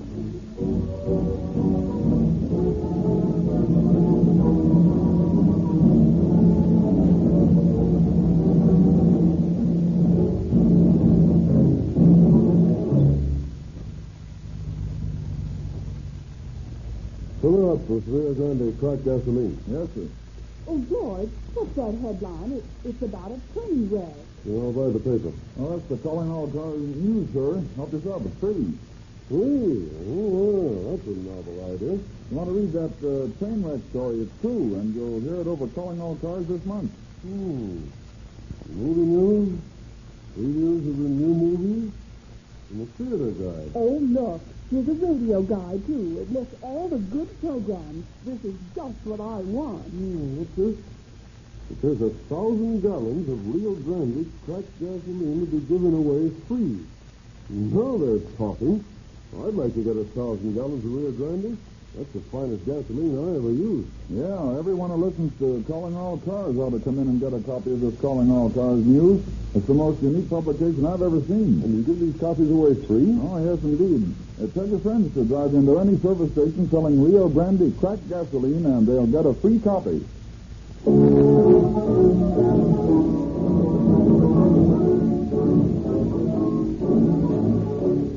are now pleased to present Chief James E. Davis of the Los Angeles Police Department, who has brought with him a distinguished visitor. Chief Davis.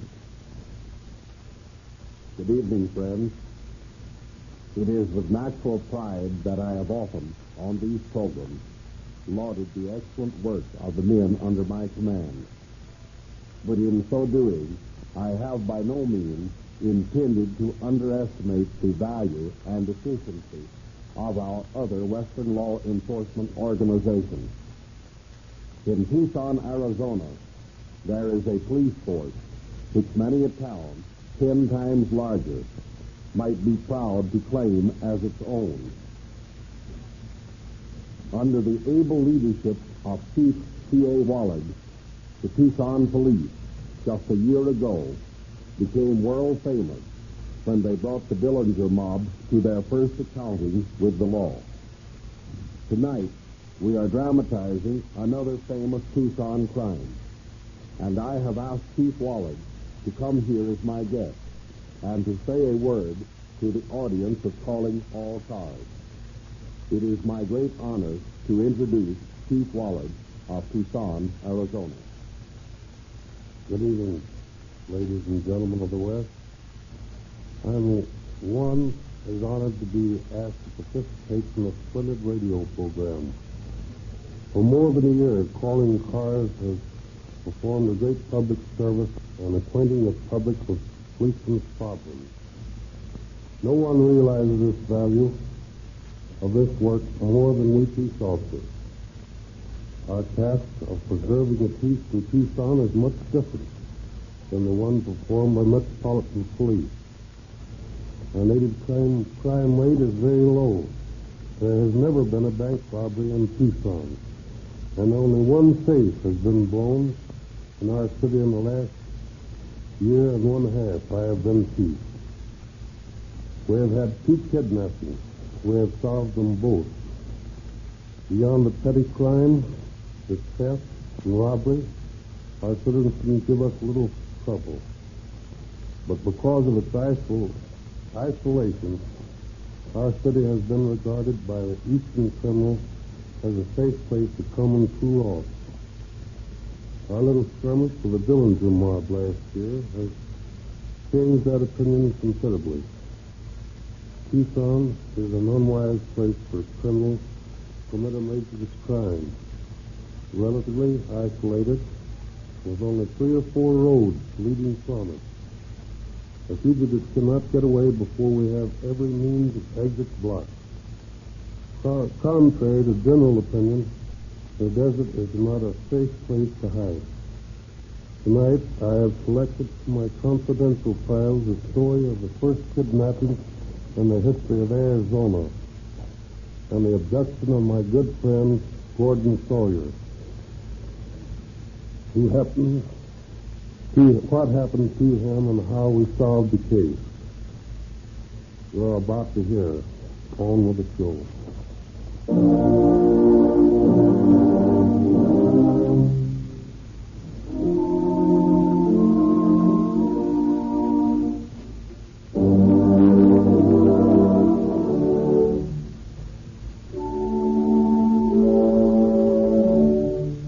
February 4th, 1932, Tucson, Arizona. It is lodge night, and Mrs. Gordon Sawyer, wife of the vice president of the Southern Arizona Bank and Trust Company, is home alone awaiting the return of her husband from the meeting. Shortly before midnight, she hears an automobile horn blow 3 times. This is Mr. Sawyer's familiar signal. He has just turned the corner. He peers through the drapes of the living room window, sees Mr. Sawyer's Packard wheel into the driveway. She hears the car drive into the garage. She hurries to the door, eager to greet her husband, when she hears the car back out of the driveway.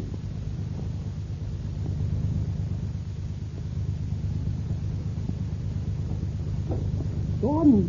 Gordon! Gordon, where are you going? That's funny. I wonder why he drove away like that. Good heavens, maybe he... Oh, operator. Hello, operator. Give me 2126. Yes. Oh, hurry, please. Hello? Hello, Mr. Robertson. Yeah? This is Mrs. Sawyer. Oh, I'm sorry. Did you see Gordon at lodge meeting tonight? Why, no, I didn't go tonight. Oh. Is there anything wrong? No, not at all. Only, well, he hasn't come home yet. Thank you. Goodbye, Mr. Robertson. Don't hurry, operator. Why don't you answer? Hello? Hello. Get me 2139, please. And hurry, please. Hello? Hello, Mildred. Is Tom back from Lodge yet? Why, yes, Sarah. May I speak with him, please? Certainly. Just a moment. Hello, Sarah. What's on your mind? Tom, was Gordon at Lodge tonight? Sure. What's the idea, Sarah? Checking up on him? Oh, Tom, don't be scared. What time did he leave? Oh, about 15 minutes ago. He left with me. What's the matter? Isn't he home yet? No, not yet, Tom. Oh, that's funny. Said he was going right home. Said he had a big day ahead of him tomorrow. Tom, I'm worried. I think he came home and then went away. What are you talking about, Sarah? Well, he drove in the driveway. I saw him through the window. And before I could get to the side door, he backed the car out and drove off. Are you sure? Yes, Tom, positive. That sounds mighty funny. Well, what'll I do, Tom? I'm frightened. Well, look here. Now, don't get yourself upset. Mildred and I'll hop into the car and come right over.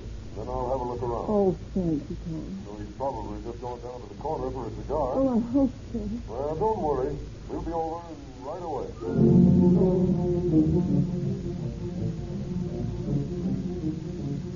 A half hour, an hour passes, and Gordon Sawyer does not return home. His friend Tom searches the ground around the house, while Mildred tries to calm Mrs. Sawyer's fears. Finally, Tom decides to call the police. Mark L. Robbins, identification expert of the Tucson Police Department, interviews Mrs. Sawyer at 3 o'clock in the morning. And the car drove away and he hasn't come back. Might have gone to the bank or to visit some friends. Oh, certainly not, Mr. Robbins. I've called all of our friends. They haven't seen him since he left lodge meeting tonight. And he never goes in the place without telling me. I searched the grove, Mr. Robbins. There's no sign of any disturbance. I've asked the neighbors, and no one has heard any callers around tonight. It's just as though he disappeared into thin air. Did he have any valuables on him, Mrs. Sawyer? Oh, yes, he always carries quite a bit of money, $40 or $50. And then he wears a diamond ring and a diamond stitchpin and his watch. Uh-huh. Might be a robbery. Well, if it were a robbery, why did the robbers take him away like that? Oh, that's hard to say, Mrs. Sawyer. Of course, it might be a kidnapping. Oh, Mr. Robbins. Now, don't get so excited, ma'am. After all, we're not sure of anything. Don't worry, ma'am. We'll bring him back wherever he is.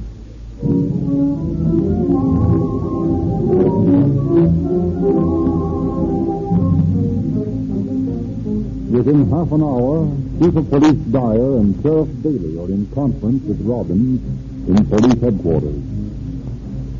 Well, from all the Robbins has reported, it looks like a kidnap to me, Sheriff. Yes, I think you're right, Chief. If it was plain robbery, they'd have held him up, and that'd be that. Well, there's little we can do tonight. It'd be better to throw a blockade on all the roads. Right. Oh, Watchman. Yes, sir. Phone the Border Patrol in Nogales. Tell them to watch out for a gray package sedan, license number 30879. Yes, sir. And detail men on Route 84 and Route 80 to block these roads. Also on the Nogales Road and the road to Benson. And don't forget the Twin Buttes Road, Sheriff. Oh, yes. Send a car out to the turnoff by Santa Fe Mission to check all cars going to the mission or into the reservation. Yes, sir. And also wire Hilo Bend, Casa Grande, Globe, Prescott, and Phoenix, giving them descriptions of the car and of Mr. Sawyer. Right away, sir. Not much good it'll do, though, while it's still dark. It's too easy to hide in this desert at night. Yeah, and even when the sun shines, it's going to be mighty hard to find even a Packard if it's 20 yards off the road in that Palo Verde and Mesquite. Yeah, but there's a quick way of doing it. Yeah, what's that, Mark? Search for him by air. Oh. We have a lot of time. That's a swell idea, Mark. Yeah, but where do we get the planes? We haven't enough funds to go out and charter a lot of airplanes by the day. How about Mrs. Greenway? She's got several ships. Hey, that's right. I wonder if she'd be willing to lend them to us. Sure she would. Mrs. Greenway's a swell person.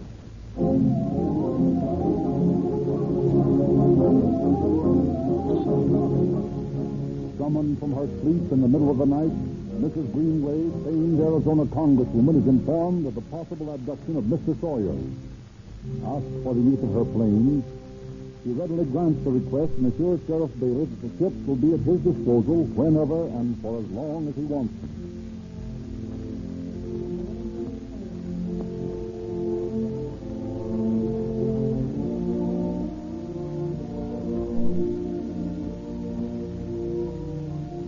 dawn on the desert. The jagged crests of Tucson's silent mountain guardian yawn deep blue against the crimson morning sky. Saddle Peak, 30 miles west, catches the first beam of the waking sun. A moment later, the mountains across the border in Mexico below. And then a swath of bright sunlight brushes across the valley floor, spills over the mountaintops, gilds the wings of 6 speedy airplanes, their propellers idling, as they stand in line on the Tucson airport, waiting for the touch of the throttle that will send them roaring through the clear blue morning sky on the first airplane manhunt in the southwest. Sheriff Bailey gives last year's instructions to the group of pilots and deputies who circle around him. All you deputies understand which pilots you're riding with. Each of you pilots understand the sector you're to patrol. First ships to see anything suspicious will spiral about the spot. Men in the cars will get there as soon as they can. Don't leave the suspicious spot until you're sure the police cars arrive. Getting late now, so go on with it, boys.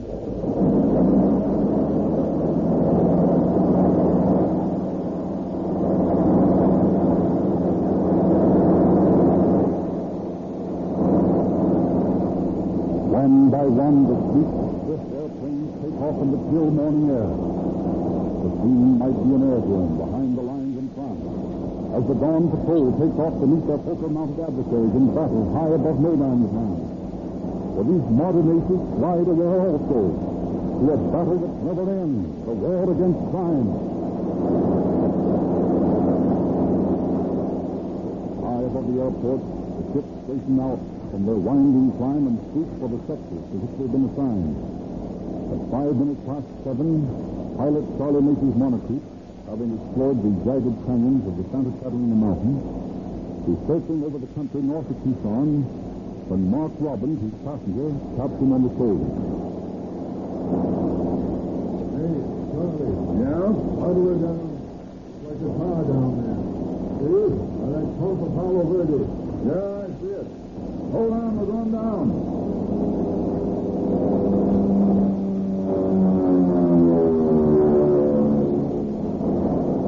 I saw this day sedan, all right. See, I'm not a mile from the city limit. Nice just firing, boy. Got to get altitude first. Here we go.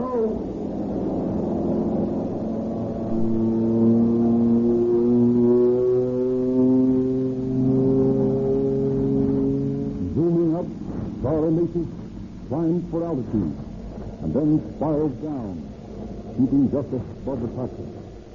In town, Deputies Keene, Getzweiler, and Chin on their way to headquarters in a police car see the spiraling ship and wheeling around speed north towards the city limits. In a very few moments, they have pulled up beside the gray sedan and rarely get out of the police car. That's your trip, boys. Can't tell who may be hiding back in the Greekwood. Better remember your guess. Right. Well, it's Soil's car. Let's look inside. Nothing to go by here. Look less things, thank heaven. Looks like kidnapping, all right. And apparently the transfer was made here. Look. Track of different size tires and a key. Those tires are Riverside cord. I got a pair of them on my car. Well, you better report back to headquarters, King. Get him to send the fingerprint man out. Get Swallow and I'll stay here on the spot.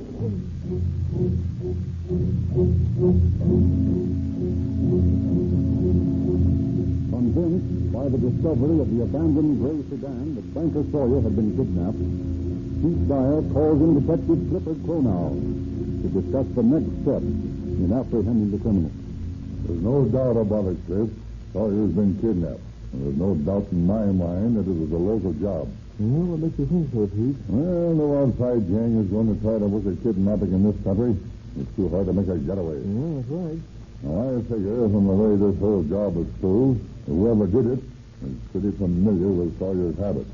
A ransom note is sure to be sent, and a ransom note is the best clue we can get. What do you propose to do? Well, I want you to go to the post office and make the arrangement with Postmaster Zisk to place an undercover man over there to watch the local mail slot. What if they mail the ransom from a letterbox? Well, I'm gambling they won't. I've got a hunch that they'll mail it to the post office so they'll get quick catching it. Okay, what's the plan? Well, get the postmaster to detail a clerk to watch the local chute from the inside while the undercover man watches from the lobby. Then rig up a card on the string up in that grill above the stamp window. If a suspicious-looking letter is dropped into the local chute, addressed to Mrs. Sawyer or to any official of the bank, the postal clerk will drop the cards in the grill. And you undercover men, well, your man there can have the party and the mail letter before he gets away. Sounds like it might work. Okay, get on.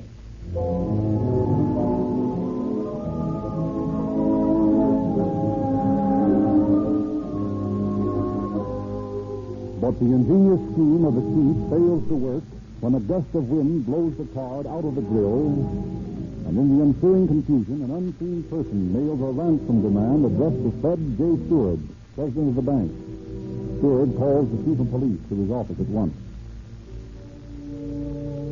Well, Chief, this looks pretty serious. What does he want? Read that letter, Miss Parker. Yes, sir. The letter says, "This is to warn you that we want $60,000 Saturday night, or Gordon Sawyer will be killed. We have killed and robbed other people. Another killing is nothing to us. If this note is made public at any time, we will kill Gordon Sawyer anyway, so you had better obey instructions. At 8:30 Saturday night, you are to start from the corner of Stone and Congress with $60,000 in cash and unmarked money. You must come alone. You will drive out to Silver Bell Road and turn north. Then continue until you see a white flag stuck in the side of the road. Stop, and you will be approached by one of our men. If you see no white flag after you have gone as far as Rattlesnake Pass, turn around and drive out the Bear Canyon Road until you come across the white flag. There will be no other warning. You had better do as you're told if you or his friends ever want to see Gordon Sawyer alive again. Sawyer will sign this to show that he is alive and all right. But he won't be very long unless you do as directed." Thank you, Miss Parker. Is that his signature on the bottom? Yes, that's Gordon's signature, all right. This is terrible, Chief. We must get Gordon back unharmed at any cost. Of course. The bank stands ready to pay the sum they ask. Well, it may not be necessary, Mr. Short. Deputies King and Gutzweiler are following the trail of the kidnapped car this very moment.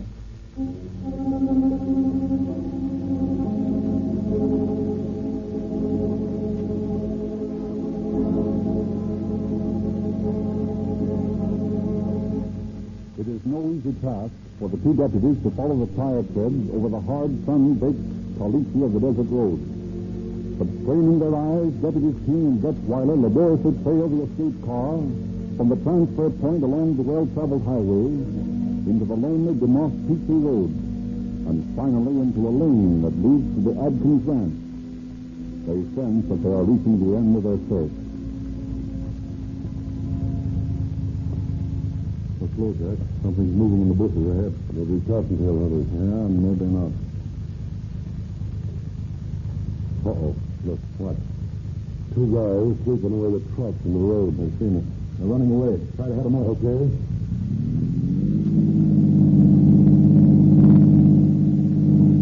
Jump into that mesquite. Pull up. Come on out of there. They're police officers. Get behind that car, Jack. You want to shoot it out. John, you plugged me that last time. Do what I'm moving. There. Better save your ammunition. Pretty sure of hitting something, Jack. You didn't bring much with us. Yeah, I know. Look out for this big fat ranch house, Jack. Let him have it. Well, that didn't do much good. You get a good look at him? I sure did. You better get back to the telephone and call for reinforcements. I've only got a couple of rounds left. Okay, let's go.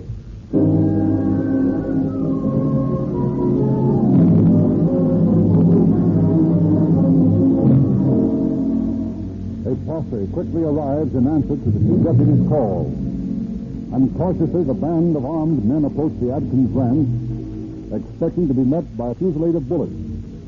But the only greeting they receive is the fierce barking of a cur dog which Gutzweiler and King had seen loping down the road after the two retreating men. Oh, seems kind of deserted now. Yeah, we'd better be careful. Who are the people who live here? You know, Dallas? Yeah, the Adkins. Old Colonel Adkins owns the place. Some trick will serve time. Well, let's get inside and see if there's any sign of Sawyer. Yeah. Well, let's keep our eyes peeled outside here. You see anything moving? Shoot first and ask questions afterwards. Okay, yes. All right. Well, it's your liquor, eh? Yeah, look here. Buckwheat cake, coffee on the table, still warm. Yeah, from the way all the clothing thrown around, I guess they just packed pajamas and a toothbrush and swam. I guess so. Well, no signs of Sawyer in here. Let's take a look outside. All right. Anything doing out here, boys? Hey, wait a minute. There's some stuff leading off toward the river. Yeah, you better follow him, Jack. Bob Wood, you go along with him. Right. Hey, Dallas, take a look at that well over there. Where? Oh, yeah. What about it? Looks to me as though those mesquite logs have just been thrown over the top of it recently. See, it does at that. Let's take a look, all right? Yeah. That's an old caved-in well, but the covering has just been put on it. Do you suppose they threw Sawyer down there? I don't know, but we'll soon find out. Here, give me a hand with this log. Huh? Here, I got this.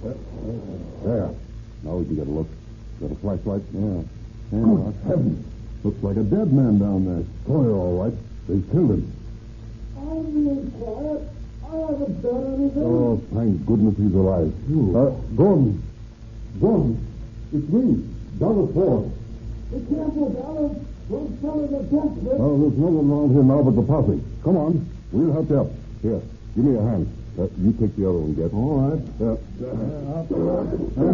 Oh, there we are. Oh. Are you all right, Gordon? Yes.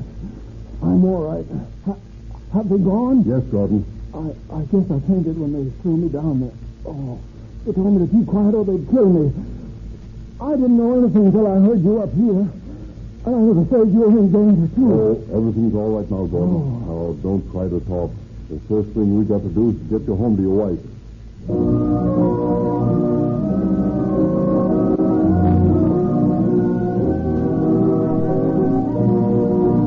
After he had been reunited with his wife and had an opportunity to rest, Gordon Sawyer tells his story to Chief Dyer and Mrs. Sawyer. When I drove the car into the garage Thursday night after lodge meeting, two men stepped out from behind the door, pointed guns at me, and told me to get in the back of the car, lie face down, and not make any noise. Then they backed the car up. Did you hear me call when the car backed off the driveway, Gordon? Yes, dear, but naturally I couldn't answer. I was afraid they'd kill me.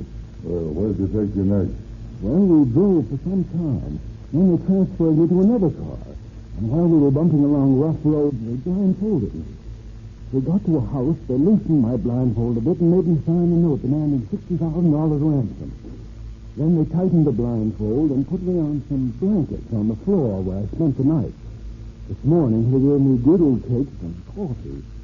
Then I heard some shots, and they ran back and threw me in the well. You know the rest of it. How many voices did you hear? There were three. One was a woman. A woman? Yes. Well, that might be Billy Adkins. Who's she? Old Colonel Adkins' daughter. Gutzweiler thinks he recognized Trip Adkins' son as one of the men who ambushed him. I'm going to bring those in and question them.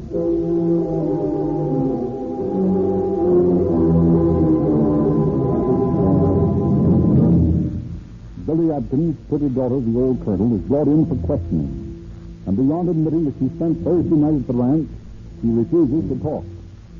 In view of this admission and Mr. Sawyer's statement that he was held at the ranch all night, a charge of kidnapping is filed against her brother, and Billy is held as an accessory after the fact. For more than a week, an intensive search is conducted for Cliff Adkins. And then on the 14th of February, a tip comes that sends 2 carloads of officers out through the desert to the deserted Newman mine. Arriving there, they are met by Joe Portman, who tends a goat herd on the mine site. Oh, Joe, how's things? No, can't complain, brother. How's the policing business? Fine and dandy. What brings you out this way? Oh, nothing. Just looking for the Mexican who's been breaking in houses. Ain't seen no Mexicans around here. Well, you know how it is. We got to look like we're working. Yeah, true. What you got on the tarpaulin here, Joe? Looks like a car. Yeah, that's car, all right. I think that's the move on. Oh. Keep its cover so that boats get on top. Yeah? Well, let's take a look at it. Help me with the stop, Sarah. Sure. Just what I expected. Same tire tread, body scratch, wheels caked with dirt. That's the edge of the car, all right. What about this, Joe? Don't know what you mean. It's my car. Come on, Joe. Let's have the truth. There's someone moving in this hat. Cover the door, Sarah. Hey, you. Come out of there. Come on. All right, Sarah. We'll bring it in. Hey, don't shoot. I'll give up.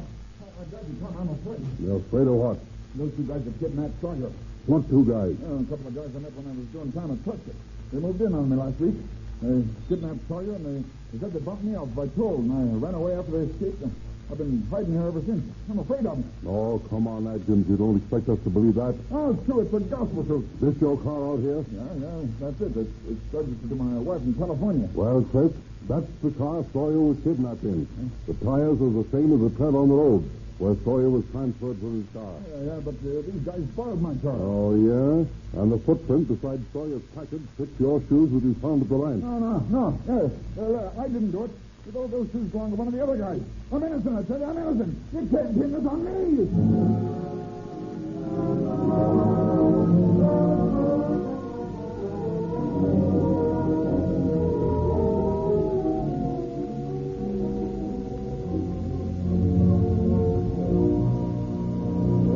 Unlike the story was blasted to bits at the trial when the Tucson shoemaker identified the shoes as a pair on which he had put rubber heels for the accused. And when Deputy Getzweiler made a positive identification of Adkins as one of the men who ambushed him and King at the ranch on May the 31st. Judge Fass pronounced sentence on Adkins, which sent him to the penitentiary for life. Thus, rapidly and efficiently did the Tucson Police Department and the Arizona courts disposed of the first kidnapping in Arizona's history. Thank you, Chief Wallard. And now, here we are back in a Rio Grande service station. The oil level's low. You need a quart. What kind do you have? Well, you wouldn't want to use cheap oil in a fine car like this. Yes, I do hate to buy bulk oil. I've been reading about canned oil, so I'm afraid to buy oil in bulk. Well, here's a canned oil. The most famous 25-cent oil in the world. You've heard of it. Sinclair Opaline. Sure, I've heard of Sinclair oil. I didn't know I could get a quart can for 25 cents. You get more than a quart. There's 2 ounces extra in every can of Sinclair Opaline. Well, if I can get an oversized quart of Sinclair oil for a quarter, I'm sold. That Sinclair name satisfies me. It's a great oil, sir. It's internationally famous. Sinclair has built the world's largest independent oil business with this Opaline oil. It's the finest 25-cent oil there is, and it's a better oil than any Western oil at any price. You'll find it featured at every station that sells Rio Grande cracked gasoline.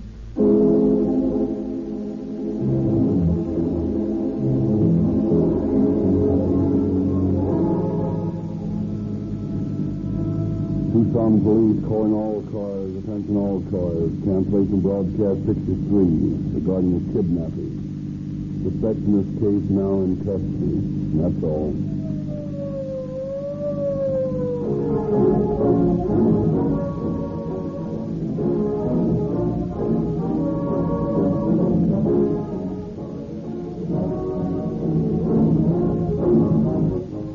Calling All Cars is written and produced by William N. Robeson. This is Frederick Lindsley saying good night for the Rio Grande Oil Company.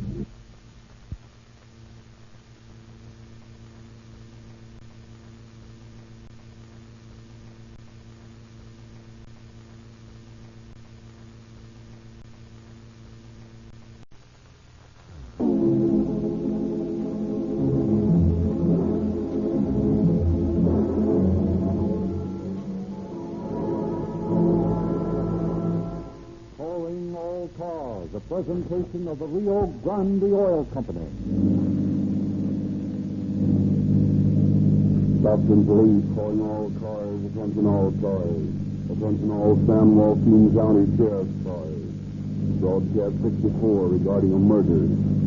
pickup Pete Liliopolis, described as a Greek, 5 feet 10 inches tall, has black hair, black eyes, wearing a dark suit, no hat, that's all.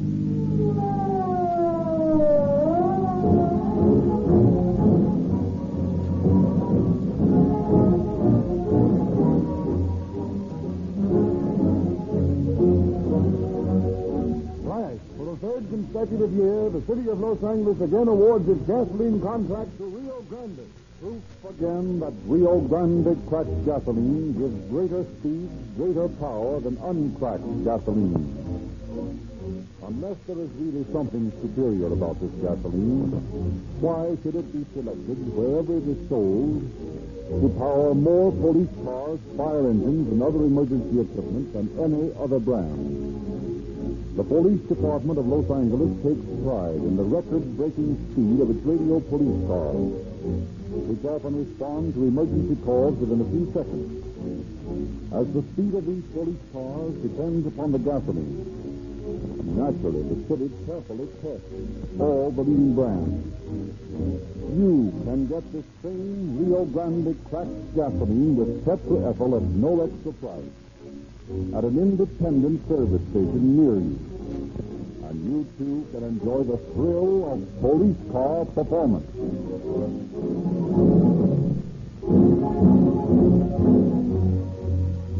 And now it is our pleasure to bring you Deputy Sheriff Rudolph T. Weber of San Joaquin County, who will speak to you from San Francisco.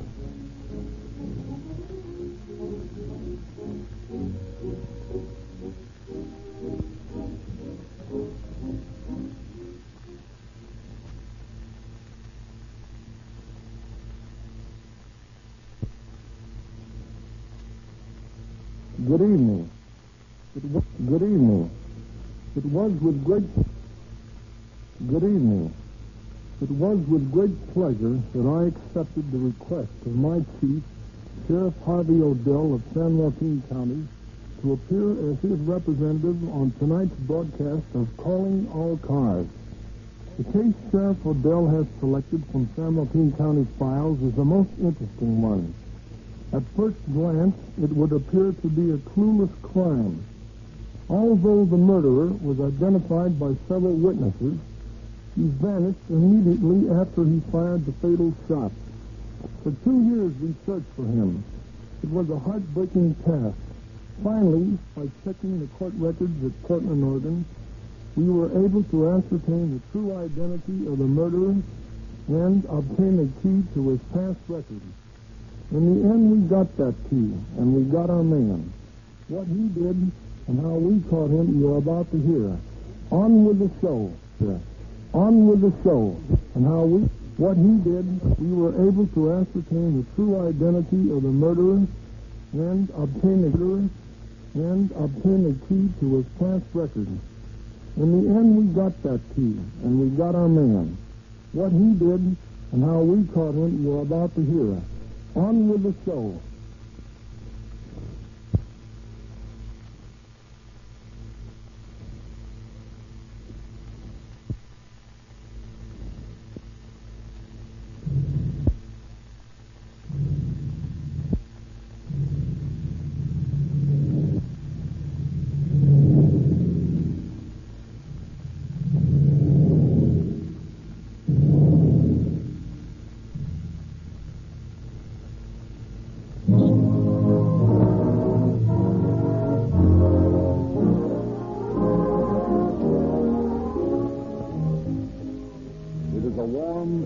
Afternoon in 1932, the yard in front of a little school on the outskirts of Stockton, California, is filled with laughing, playing children.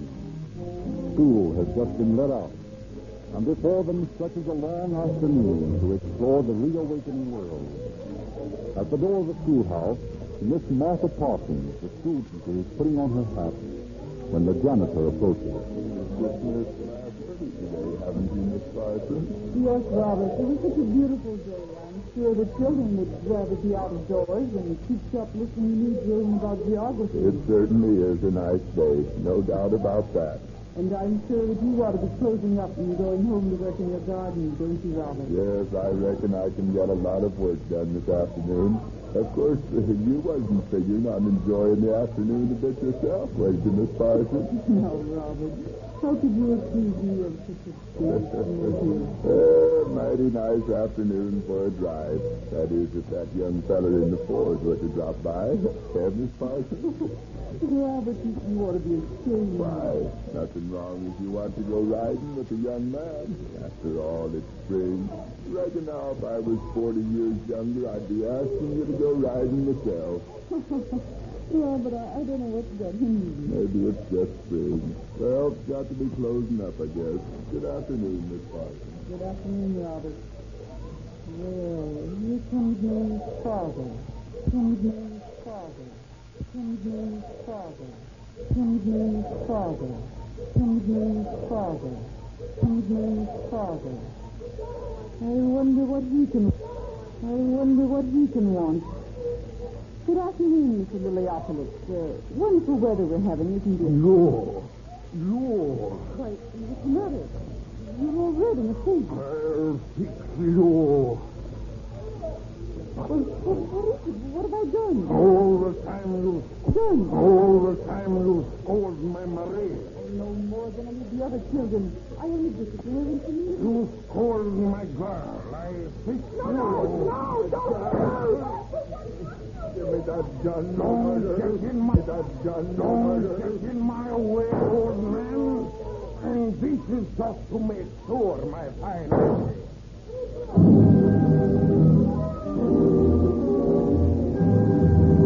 With a vicious kick at the inert body of the schoolteacher, the murderer throws down his gun and runs out of the yard past the huddled group of frightened children. Within 20 minutes, Sheriff Harvey M. Odell of San Joaquin County arrives on the scene, questions the children and the slightly wounded janitor. Well, I've sent for a doctor, Robert. Does it hurt very much? It pains me quite a little, but it's only in the shoulder. Now, did you get a good look at the man who murdered Miss Parsons? I did, Sheriff. Marie Papa did it, Sheriff. Pete, the first man, did it. Pete, the fruit man? Pete Liliopolis, Sheriff. You know him. Yes. And who is this Marie? She's his little girl. She goes to school here. Where is she now? Over there by the drinking fountain, crying. She's frightened out of her wits, poor child. Well, I'll go and have a talk with her. No, don't you cry, Marie. I want to talk to you. Now, please stop crying. Yes, sir. Was it your daddy who shot Miss Parsons? Yes, sir. Why did he do it? I don't know. Was he mad at Miss Parsons? I guess it was. But why? Well, last week Miss Parsons kept me after school, and yesterday she slapped my hair with a ruler. Why did she do that? Because I was a bad girl, I guess. But Papa don't think I'm a bad girl. Papa loves me. He loves me more than he does Micah, or Stella, or Cindy. Who were they? They're my brothers and sisters. But Papa loves me most because he says I look like my mama. Where is your mama? I don't know. She went away a long time ago. She was wearing a black sock. When I changed.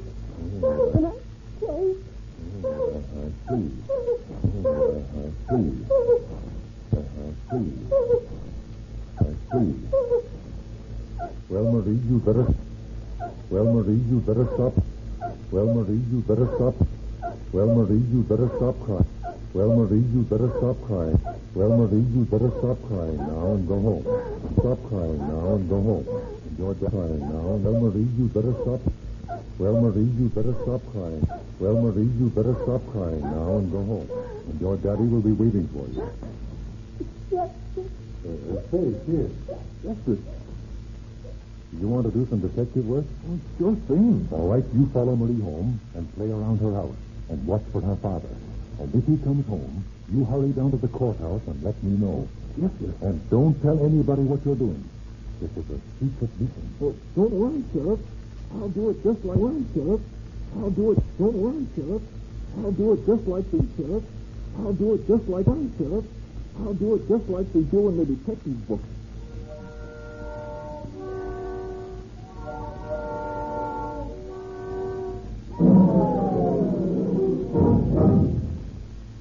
While police radios and the state teletype broadcast a description of the wanted Pete Liliopolis, Sheriff Odell leads a posse of hastily sworn-in deputies through the hills around Stockton.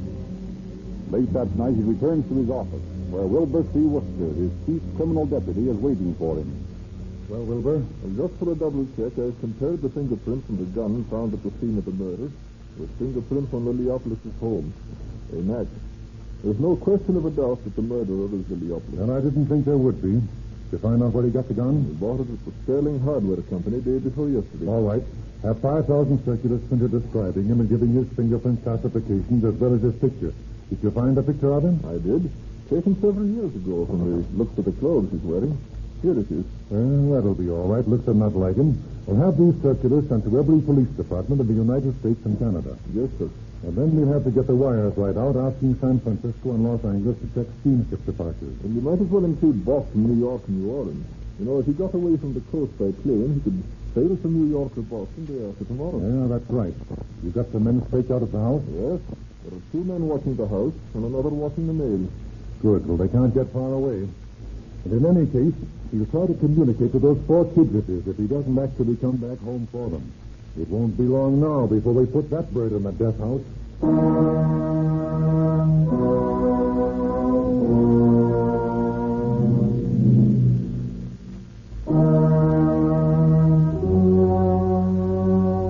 But despite every method known to modern peace officers in creating a nationwide police cordon, Pete Liliopolis vanishes.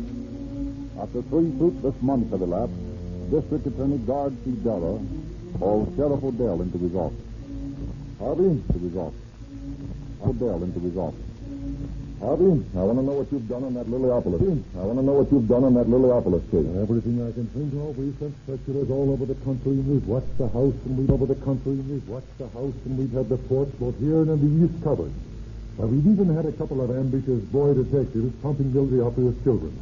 But we haven't gotten any further than we were on the day Miss Parsons was murdered. Have the kids heard from their old man? Not a word. And there's been no attempt to communicate with them. He's abandoned them, all right. That's what they say a criminal always returns to the scene of his crime. Well, not this one, apparently. Of course, he didn't do anything according to rule book. He didn't even have any regular motive for the murder. He just got mad and went gun drunk. Well, how about your circulars? Any reply from them? Over 50 letters and wires from all over the United States and Canada. 8 suspects have been jailed, and every one of them has turned out to be the wrong man. Well, how the devil did he get out of town in the first place? Well, we know that all right. He drove out of town right after the murder and stayed for several days with some friends at Manteca. And then our men found his abandoned car in an orchard near Savita and located the ranch where he'd changed his clothes.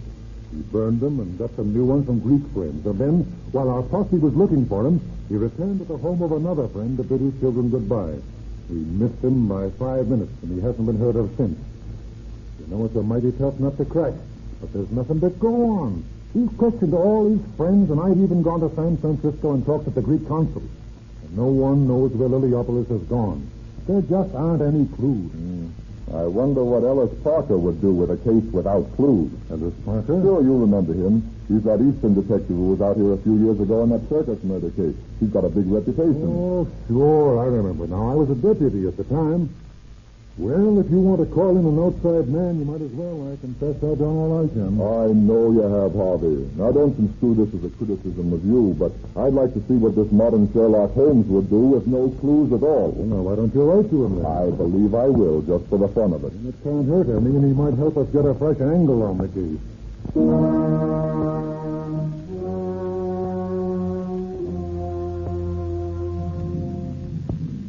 So District Attorney Darrow writes to his friend Ellis Parker, Chief of Detectives of Burlington County, New Jersey, sending him the files on the case and asking his opinion. After poring over the material, Parker dictates a reply to Darrow. They say the murderers inevitably returned to the scene of the crime. That isn't quite true. My observation after handling thousands of cases has been that a murderer, unless he's a common gangster type, almost always tries to hide out near his original home. He has a subconscious feeling that he knows all the ropes there and can most easily avoid pursuit in a familiar locality. Therefore, I would say that the best way of tracing this man is to follow his backtrack, find out where he came from, and take up the case there. There's no such thing as a case without clues. And District Attorney Darrow answers Chief of Detectives Parker. Not such a bad idea, excepting that we thought of it already, and there isn't any backtrack. Liliopolis' wife died in giving birth to her last baby, and none of the children remember where they lived before they came here. Not even his fellow Greeks know anything about Liliopolis' past. And I'm just wondering what you'd do if you had to solve it.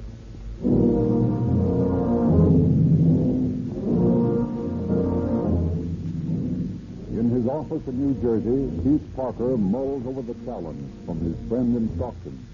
Leafs through the records of the murder, thinks out loud. No clues, huh? Clueless crime? There isn't such a thing. Let me see. There isn't such a thing. Let me see.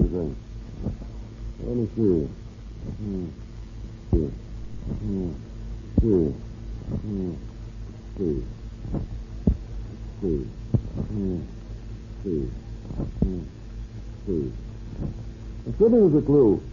And that's an excellent clue behind him. There's 4 children are a clue. Marie, born in Stockton, age 9. Steve, age 11. Stella, age 13. Mike, age 15. 2 years apart. Add another year to the age of Mike and you get 16. Year to the age of Mike and you get 16. 16 years ago, it's reasonable to assume, Pete Liliopolis got married. So I can assume, 16 years ago, it's reasonable to assume, Pete Liliopolis got married. Liliopolis got married. So I can find the day of that marriage. There'll be a record. That will constitute a clue. Miss Lippincott. Yes, please. Take a letter, please. Take a letter. Yes, sir. Will you be good enough to examine the marriage records on file in your bureau? Inform us whether you have any record of the marriage of one Pete Liliopolis. Record of the marriage of one Pete Liliopolis. The date should be around 1915, not later than 1916. Later than 1916. Thanking you in advance, I am sincerely yours. I send that letter to the Bureau of Vital Statistics in each of the 48 states and all the Canadian provinces, please. Yes, sir. In all the Canadian provinces, please. Yes, sir. I'm sure my good friend Dara, whether it's a clueless crime or not. Well, whether it's a clueless crime or not.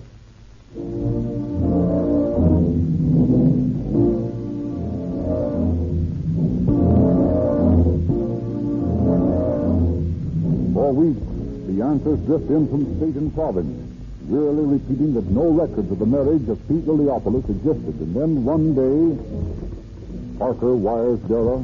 I've established Liliopolis married Vancouver, Washington, 1915. Letter following explains. Shall I continue? And Dara promptly replies, "You win. Continue by all means."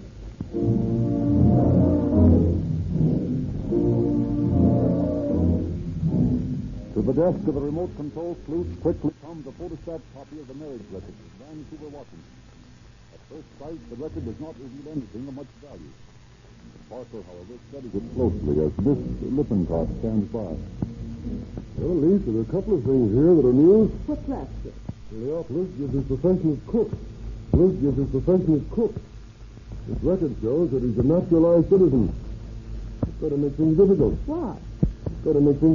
Why? Well, if a man is an experienced cook, he won't have much difficulty getting a job anywhere in the world. Good food speaks any language. However, it may help us. Take this letter, please. To D.W. McCormick, Bureau of Naturalization, Washington, D.C. Kindly send me all information in your files on one Pete Liliopolis, who received citizenship papers sometime before 1915. His residence in 1915 was then... His residence in 1915... 1915. Before 1915. 1915. His residence in 1915 was Vancouver, Washington. Vancouver, Washington. He was Vancouver, Washington. Very truly yours. Is that all, sir? No, take it. Is that all, sir? Vancouver, Washington. Very truly yours. Is that all, sir? Very truly yours. Is that all, sir? No, take another letter to Dara and Stockton.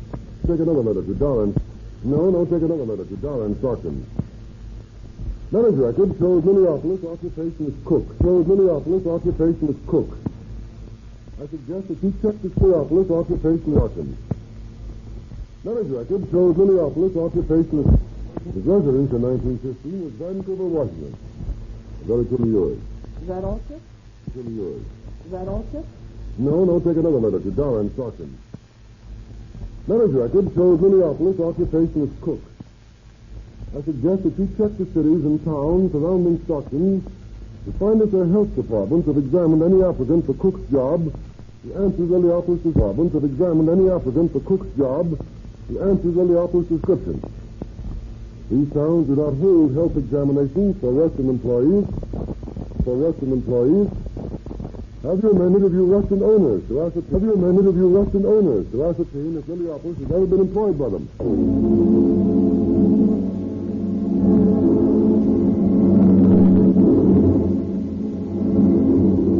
While 5 deputy sheriffs combed the San Joaquin Valley for restaurant owners whom they recognized the picture of Illiopolis, Parker received information from Washington, D.C. that the Greek was naturalized in Portland in 1914.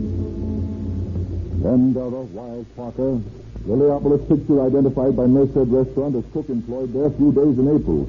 Proprietor forgets name used, but sure it wasn't Illiopolis. What's the next step? And Parker replies, Illiopolis naturalized Portland 1914. Indicates lived there for some time. Try Portland. They have other record there.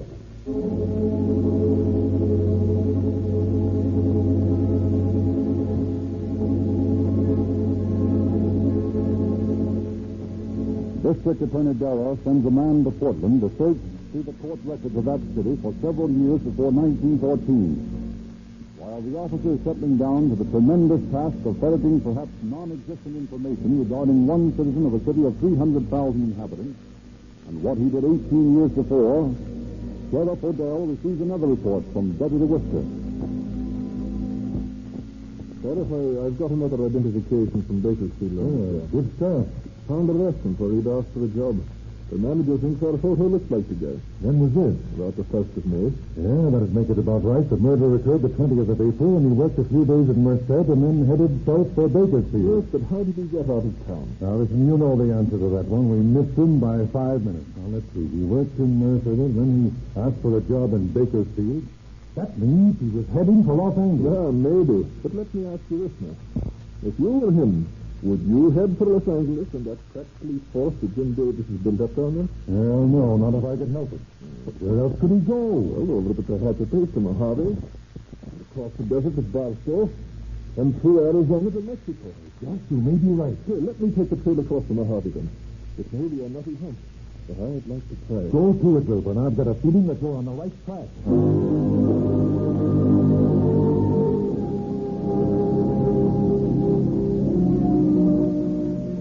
Barstow, California. A shimmering, parching desert noon in midsummer. At a roadside restaurant. Sure, I know that hombre. He worked here for me last year. He did? When? Oh, he was here for... Well, I don't know. Hattie, how long does Sam work here? Yeah, that's right. He was here most all the night. You say his name was Sam? That's right. What was his last name? I don't think he ever told me. The other one never mentioned his last name either. What other one? The fellow that was with him. Oh, there was somebody with him? Yeah, they come through in an old Chevy, an Oregon license plate on it. And what was the license number? How should I know? I was more than a year ago. Hey, what do you think I am? A detective?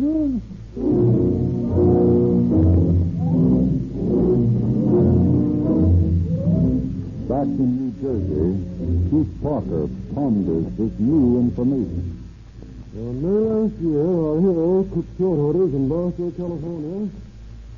He was accompanied by a man who drove a car with an Oregon license. The trail led from Stockton to Merced, south to Bakersfield, across to Barstow and in. Well, in time to agree with Deputy Worcester that they were heading for Mexico. And from Mexico where? We'll backtrack again. Miss Libbentod. You got atlas out there, the big one? Yes, sir. Here it is, sir. Thanks. If you remember the town where that Illiopolis fellow was born? Mr. Washington reports, sir. Let me see. Here it is. Rhino Greece. Rhino Greece, huh? Argentine, Joe, England. Germany, Greece. Here we are. Let's see now. Reno, U16. Reno. Here it is. The province of Arcadia. A small country village, I suppose. Have you taken there, sir? No, but I've got a hunch he might be there. Trouble is that you can't get any cooperation from the local authorities in those small European towns. Anyway, he's probably using an assumed name. First of all, I can't write Greek. Your friend, Professor Cap's over at Princeton, might help you on that, sir. Yes, I could. That's a good idea, Miss Lippincott. I'll go over and see him right away.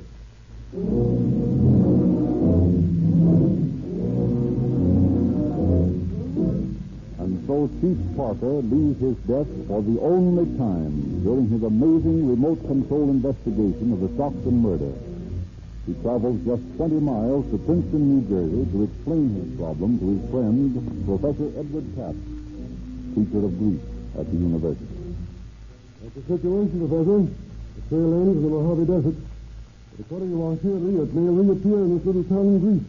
I'll be glad to help you all I can, Chief, but I disagree with you on one point. I believe we should communicate directly with the police officials in Arcadia rather than work through Athens. Communicating with the local men directly will inflate their ego. You're right at that. Now, you say you believe your man was heading for Mexico. Well, why not communicate with ports on the east coast of Mexico? He may have shipped there to some port in Europe, possibly in Spain. Why not write them? And once again, I don't speak Spanish either. Oh, I can find someone in the language department to help us with that. That's fine. Now, if you're heading for home, by the time you get to Mexico, you'd be pretty low on money. They sort of work this way. Probably ship it a crook. I don't think he's records of the men they sign on Mexican ports. Well, they can't hear anything by asking.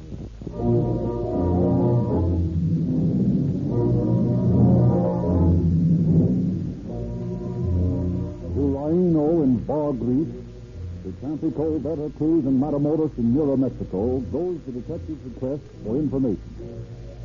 Slowly the answers come back. No, never heard of Tito Leopolis. He is not in Reno. He never signed aboard any boat leaving Veracruz or Matamoros or Tampico. As far as Parker's correspondents are concerned, he never existed at all. Parker's investigation comes to an ignominious halt. But the next day, a letter from Stockton arrives at Parker's desk. Just what Attorney Darrow writes. One of my men has uncovered something for you in those Portland files at last.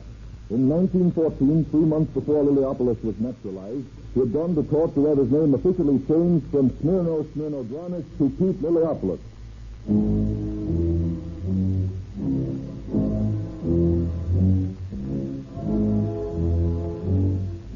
This is the key.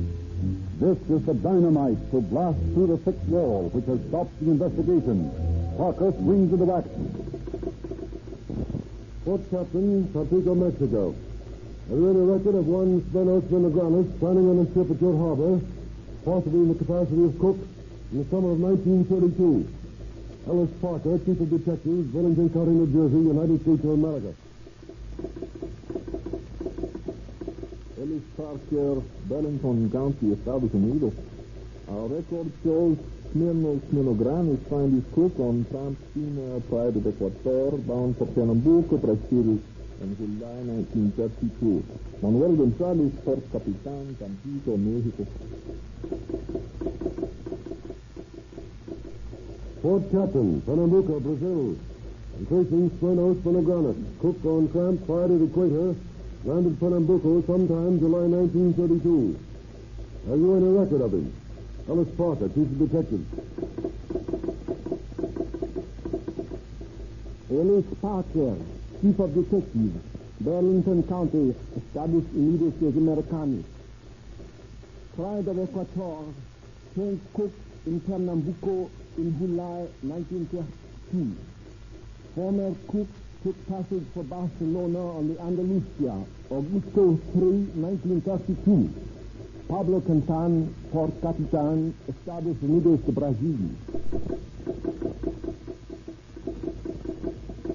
Chief of Police, Athens, Greece. My man's right name is Smirnodranis.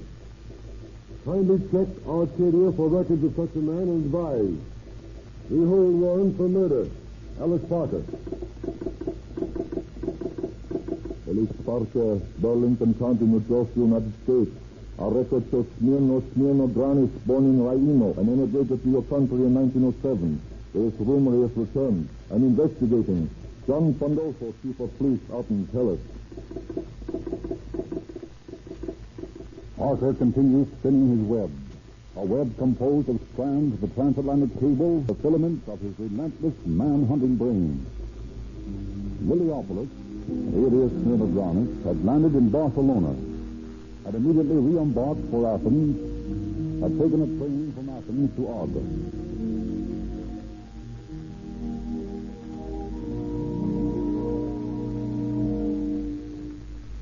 Two years have elapsed. It is now a sunny May morning in the sleepy little hamlet of Raino in legend-filled Arcadia. A seller of sweetmeats sits before his little shop, lazily flicking buzzing flies from his wares when a stranger approaches him. Good morning, sir. Some sweetmeats today? Here are some very nice ones I just made. Your name is Smirnogranis? Yes. You have been to America? Yes, for some time, but I come back to my beloved Raino. I do not like America. It is not good. Did you ever know a fellow countryman in America by name of Pete Liliopolis? Pete? What name did you say? Pete Liliopolis. No, I never heard of him. There's a picture of him. Recognize him from that? No, I never saw him before. Honored sir, can't I sell you some sweetmeats? Seems to me this picture looks like you. But no, this man has a clean-shaven face. I have a big mustache. Well, he looks like you. These honey pastries are very nice, sir. Try some of them, please. You're under arrest. Liliopolis alias Smirnogranis. You're under arrest for murder. No, there's some mistake. I never hurt anyone. I never did anything. No. Please, then come along with me. You're going for nice trips all the way back to Stockton, California.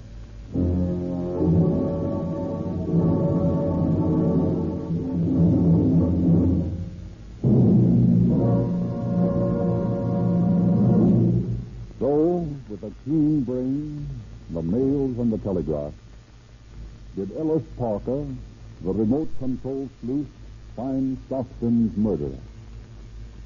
But valuable though Chief Parker's work was, he himself closed the case with the highest praise for the meticulous investigation conducted by Sheriff Odell and District Attorney Della of San Joaquin County. Without the aid of this valuable and complete groundwork, Chief Parker admits he could have done nothing.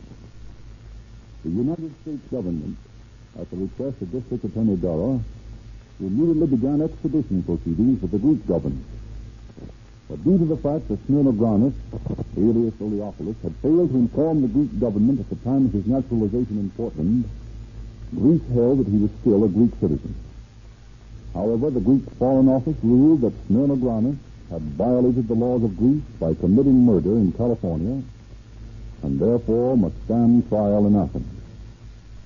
Depositions had been taken and are now en route to Greece, where Smirnogranis' guilt is held to be a foregone conclusion, and the facts of the case are being awaited by the High Court in Athens, merely to determine the degree of punishment to be meted out to the murderer of the Stockton schoolteacher. And now a surprise awaits every motorist who drives into a Rio Grande gasoline station. What's this I hear about your selling an oversized quart of oil for a quarter? That's right. You get 2 extra ounces in every quart can of Sinclair Opaline motor oil. But only 25 cents. Well, that's the cheapest canned oil you carry, isn't it? I've got Western oils here that sell for 30 cents a quart. But all the trick processes in the world can't improve on a poor quality base. I'll guarantee the Sinclair Opaline oil made from the finest mid-continent crude will outlast the highest priced Western oil. You guarantee it? Well, what proof is that? My guarantee is backed by Sinclair, the world's largest independent oil refiner. And Opaline is the oil that made Sinclair famous. Rio Grande guarantees it, too. So, give me an oversized quart for a quarter then. And, oh, by the way, I'd better have some Rio Grande cracked gasoline to go with it. You're a smart buyer, sir. And here's a present for you. Read this latest copy of the Calling All Cars News. There's a true detective story, lots of movie news, a theater and radio guide. Why buy a magazine when you can drop into any Rio Grande service station and get a publication like this absolutely free?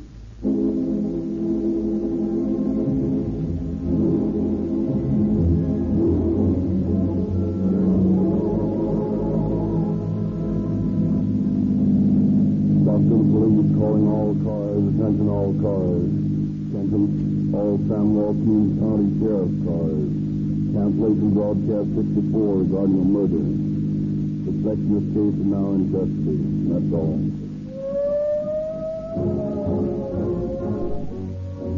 Calling All Cars is written and produced by William N. Robeson. This is your narrator, Frederick Lindsley, saying good night for the Rio Grande Oil Company.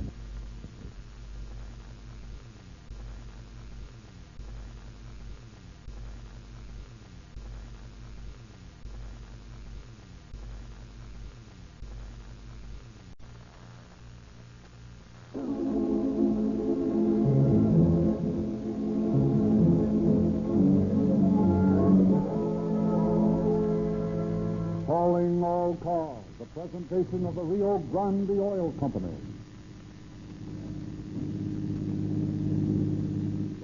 Police calling all cars, attention all cars, the Sheriff's Office. Broadcast 65 regarding a train wreck and a robbery in Mint Canyon. Suspect described as tall, thin, wearing a mask. That's all. Rose and Kirk.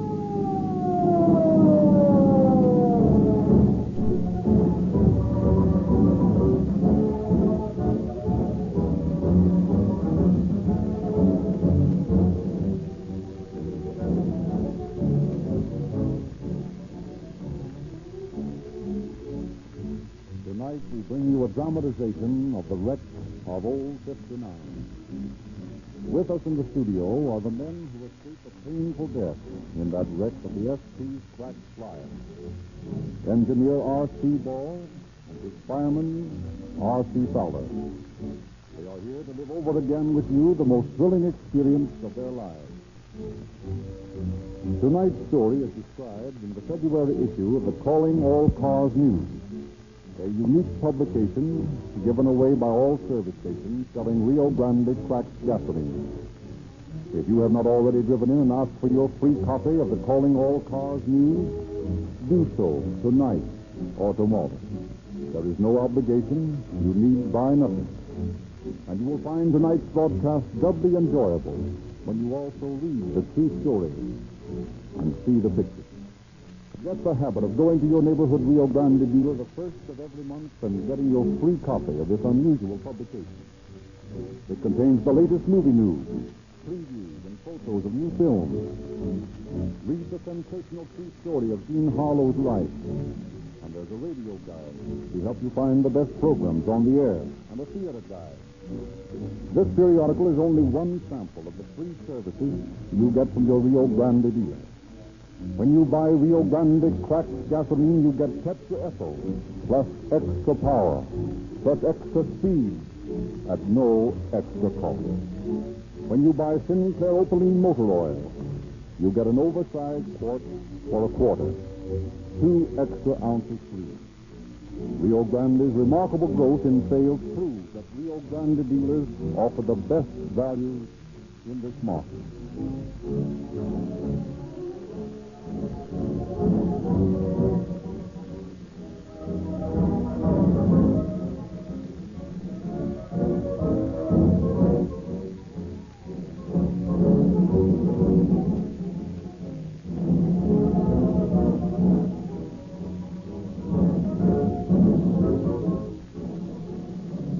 Tonight we had hoped to present as our guest officer Sheriff Eugene Biscalou of Los Angeles County. But a summons from the governor has taken him to Sacramento, and he has delegated as his representative the hero of tonight's case, an officer who followed his man across half a dozen states and finally brought him to earth in Oklahoma. Presenting Captain Tom Higgins from the Sheriff's Office of Los Angeles County. Good evening, ladies and gentlemen. I guess I'll have quite a time living up to that send-off Dr. Lindsay just gave me. To tell the truth, I'd much rather be chasing the toughest train wrecker in the country than standing up in front of this mocking little round microphone. Casey Jones, my partner, and I got quite a kick out of running down the man who wrecked the West Coast Limited. I guess the case developed on hunches, those things that officers talk and get, but can't quite explain. Of one thing I'm very sure. If the boys in the sheriff's office hadn't chipped in with their hard-earned dough to finance me for the trip, the chances are that Vernon the train wrecker would never have been caught so soon. But I'm getting way ahead of the story. Just sit tight and you'll hear all about it.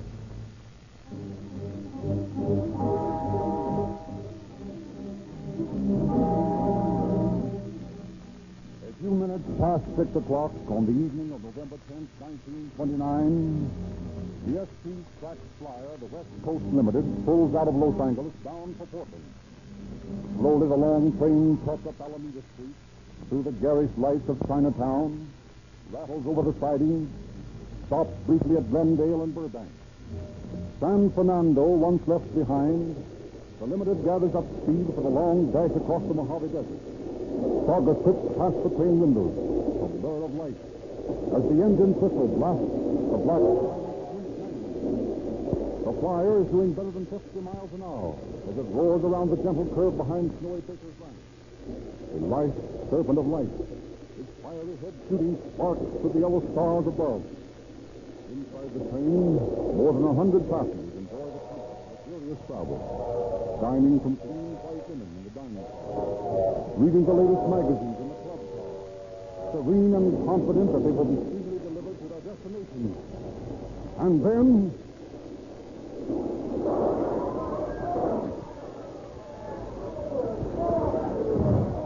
with a sickening lurch, the engine leaves the track, plows into a ditch, carrying tender and cars after it. Escaping steam hisses about the trapped engineer and fireman. A broken fuel line bursts into flame. In the dining car, passengers are hurled from their tables, scalded with hot liquid. The lights go out. Women, the lights go out. Women scream, men shout. Terror descends on the desert. Through the darkened car strides the conductor, seeking to quiet the hysterical passengers. About folks, nothing to get excited about. We haven't been able to find out exactly yet, ma'am, but the engine jumped the track. All the cars are still upright. I'm not going to get me a light in here. My wife's screaming. Sorry, sir, you'll have to get her outside. We've opened the doors on the right-hand side. Why? George, you rascal, what are you doing in there? Oh, I'm saying my prayers, boss. I'm preparing to meet the Maker. Nonsense, you get out of there and help those passengers off the car. Oh, I'm scared to do that, boss. Something awful's going to happen. Something awful will happen to you if you don't get out of there and do as I say. All right, folks, step out this way. Oh, look here, conductor. The lady's going to cost me money. The railroad company will have to deliver me in Portland on schedule, or they'll hear from me. I can't do anything about that, sir. From the looks of this thing, we're lucky we're alive. How about it, George? The passengers are all out? I said, the engine's burning. Someone up there. The engine is smoking the gas. We gotta get it out. Okay, coming up. Just stay where you are. Huh? Nobody's going up to the front of this train. Who are you? Well, I'm who I am. This was my calling card. All right, folks, line up against the car and reach for the sky. This is a hold-up, and I mean business. I say, just like the cinema. Really the Wild West, isn't it? All right, Sam, let's chatter and tell out. I'm in a hurry. Come on, you fork over. Here it is. You too, ma'am. All right. Give me that purse. Here it is. Here, mister, I don't want your ticket, just your dough. Listen to a doctor down there. The engineer is pretty bad with his foot. Hey, you conductor. Tell him to hold his horse. But I... Go on, go on. All right. I'll send somebody up in a minute. Well, hurry up. He's in a bad way. Look here. I'm a doctor. Let me go up there when I'm needed. Okay, but kick in first. Very well. That's everything I have on me. All right. Now stand up there, then. All right, ladies. Let's have your dough. You too, mister. The police. Well, they didn't waste much time getting the call in. That's sound of my invitation to square, my friend. Thank you all for your contribution, and I hope I haven't caused any too much convenience. Again, my thanks, and good night.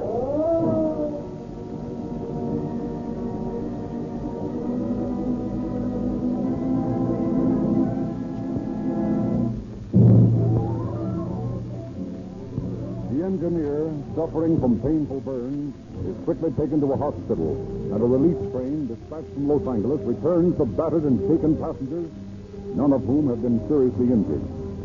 All night long, a posse of deputy sheriffs and ranchers combed the hills for a trace of the train robber. But as day breaks on the wreckage of the West Coast Limited, no sign of the criminal has been found. With the coming of light, the investigating officers make a closer inspection of the scene. Whoever did this job knew his railroading. How come? He pulled the spikes that held the fish plates to the ties. The rails were loosened and they spread when the train went over them. But notice he didn't touch the tie wires connecting the rails. What are they for? They're part of the signal system. If they were shorted, the blocks would automatically have been set off to warn the limited. Smart guy, huh? You bet he was.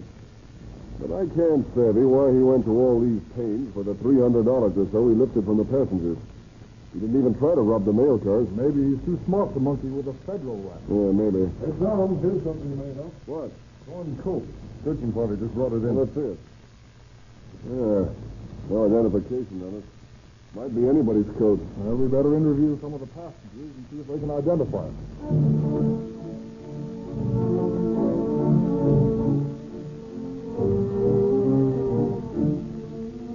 Several passengers do identify the coat as the same worn by the bandits.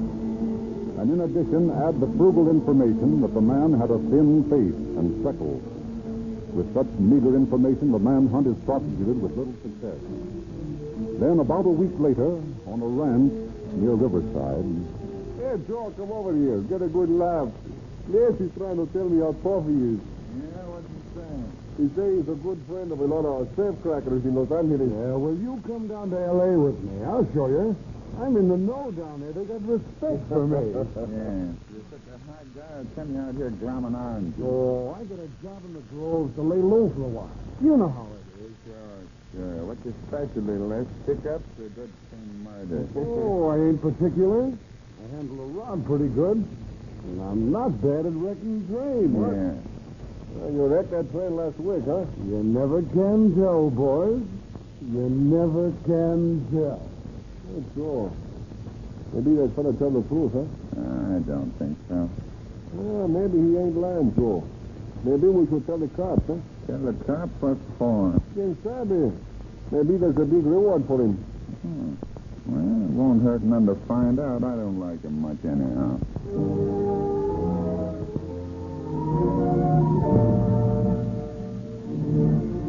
Meade, the bright orange ticker, is arrested and closely questioned by several deputy sheriffs. After some time, he confesses. Sure, I did it. I broke open a section toolkit and pried the spikes loose.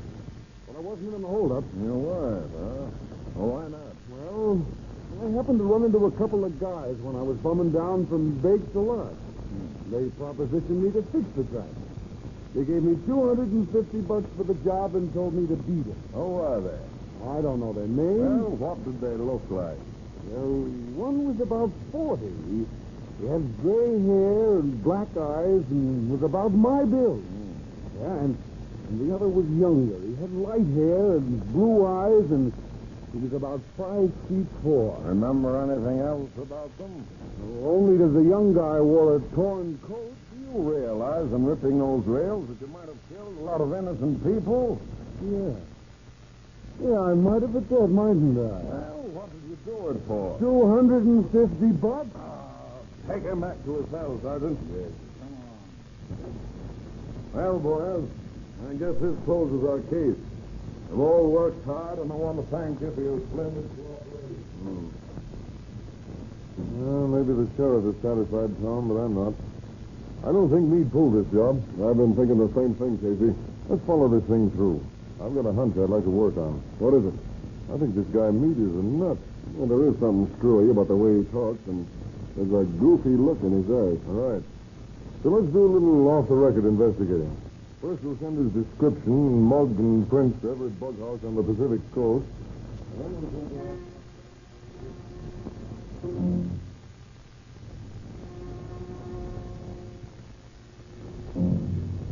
Deputy Sheriff Higgins and Jones are right. Their query receives a reply from the Medical Lake Asylum at Spokane, Washington, that Meade is an escaped inmate of the institution. This discovery reopens the case. Newspapers again devote columns of space to the story and carry the needle description of the train robber. The newspaper stories send an excited young woman into the sheriff's office, where Higgins and Jones interview her. I think I saw the man who wrecked that train. You did? When? The night of the wreck. My father gave him a lift into Hollywood. What? Yes, and he had a thin face like the paper said. Now, just a minute, miss. Please start at the beginning and tell us just what happened. Well, we live in Burbank, and on the night of the wreck, my father and mother and my sister Helene and I were driving into Los Angeles when a man hailed us. Yes? Father stopped the car, and he got in the back seat with sister and me. He said he'd been in a train wreck, and he'd like to be driven to the Hollywood Hospital if we were going that way. Where was this? Between Burbank and Magnolia Park. Yes, but the wreck occurred near Saugus. Well, he said he must have been out of his head and wandered across the hill. He said he didn't remember a thing from the time the train jumped the track till he came to the road where we picked him up. Helene and I wanted to go back and see the wreck, but this man said he was hurt pretty bad, so Father said we'd best take him to the hospital.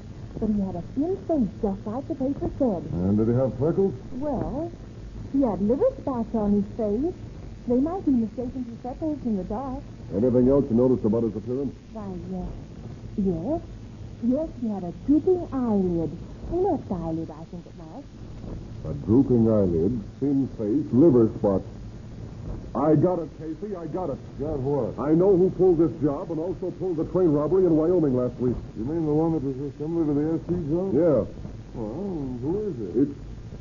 Wait a minute, not so fast. Let's get an identification from this young lady. Just a second while I go through this mug book. Captain. We know who wrecked the West Coast Limited. You do? Yes, sir. And it's the same guy who wrecked the Union Pacific's Portland Flyer near Cheyenne last week. Well, who is he? Tom Vernon, three-time loser. Oh. He ran a donkey engine in the prison yard while he was at Folsom. I sent him up the last time. He came to see me when he got out last month. Said he was going straight. Apparently he has. I've been awful dumb about this. I should have connected him with this thing before. Well, how are you sure he did it? Just talked to a girl whose father gave him a lift from Burbank into L.A. a few hours after the wreck. He identified his mug, and his description tallies with those furnished by the victim. Now, here's the payoff. I got a letter from Vernon from Denver on the 14th, telling me he had left Los Angeles on the morning of November 10th to look for work in Denver. Now, the 10th was the day of the West Coast Limited wreck, and Vernon was trying to build up an alibi. Well, a check of the bus lines and trains would prove whether you're right. Yeah, Jonesy and I'll make that check, but I know I'm right. And if I do find he left after the wreck, you let me go to Denver and bring him back? Well, Tom, I'd sure like to, but we haven't any funds for that purpose. No funds? What do you mean? Dean Biscalous went all the way to Honduras for Clara Phillips. Well, you see, Tom, the state law says that you can have any amount of money to travel to another state, or even to another country to bring back a fugitive already under arrest. But there are no funds available for expenses of officers seeking evidence or apprehending a mere suspect. Well, all I got to say is that's a screwy law. Well, unfortunately, we can't do anything about it. If I had any money of my own, I'd pay my own way. The only thing we can do is to ask Denver to pick Vernon up. And they'd probably muff it. They don't know the guy. I do. I'm sorry, Tom. That's all we can do. What a nice 8-ball that puts us behind.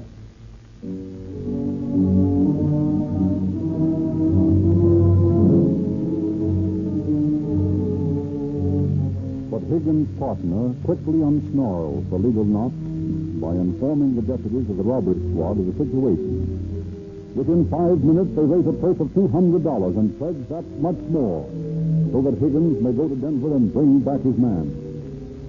A check on the bus terminals reveals that Vernon left Los Angeles for Denver at midnight on November 10th, 4 hours after the wreck, instead of on the morning of the 10th, as he had claimed. Higgins loses no time in getting to Denver, and there, with the assistance of acting captain of detectives James Maxwell, he searches the rooming houses and hotels of the Colorado capital. Finally, got anyone registered here by the name of Vernon? Vernon? Let me see. When would you come in? November 11th, probably. No, there's nobody here with that name. Anyone been here in the past couple of weeks that looks like this picture? Sure. Only didn't use the name of Vernon. Said his name was Harley. Good. Is he in now? No, he checked out about a week ago. Said he's going to Cheyenne. Cheyenne, huh? Well, It looks like I'm just beginning to travel.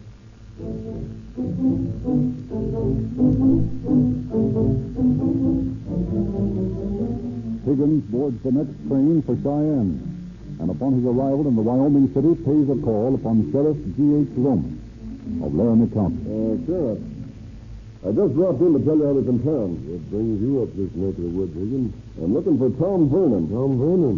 I'm looking for him, too. Yeah, that's what I figured. Well, it might surprise you to know he's right here in Cheyenne. What? That's what they told me in Denver. Well, where is he? That's what I'm going to find out. I'll go with you. I don't need any help. You got a warrant for his arrest? No. Well, I have. You couldn't run without me if you did find him. I guess you're right there. I'm not going to let that $10,000 reward slip through my fingers without trying for it. Okay, Sheriff. We might as well work together as lose time arguing about a reward we haven't earned yet.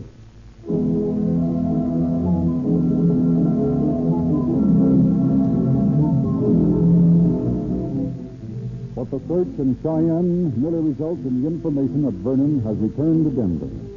Higgins hopped a train for the city, and to his great disgust, Sheriff Romza accompanies him. Arriving in Denver, Higgins ducks Romza, and tired out, goes to the nearest rooming house.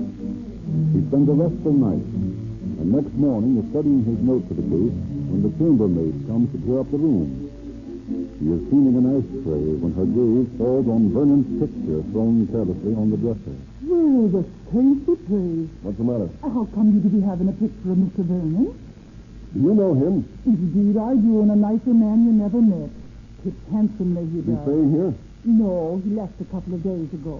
He's gone down to Oklahoma. Where in Oklahoma? Well, he told me to forward his mail to Pawnee, Oklahoma. He's down there visiting a circus man called Pawnee Bill. Thanks, that's just fine. Oh, for the love of heaven, what are you throwing all those things back into your bag for? I suddenly remembered I got to catch a train for Oklahoma. Oh, and here's $1 for being such a good chambermaid.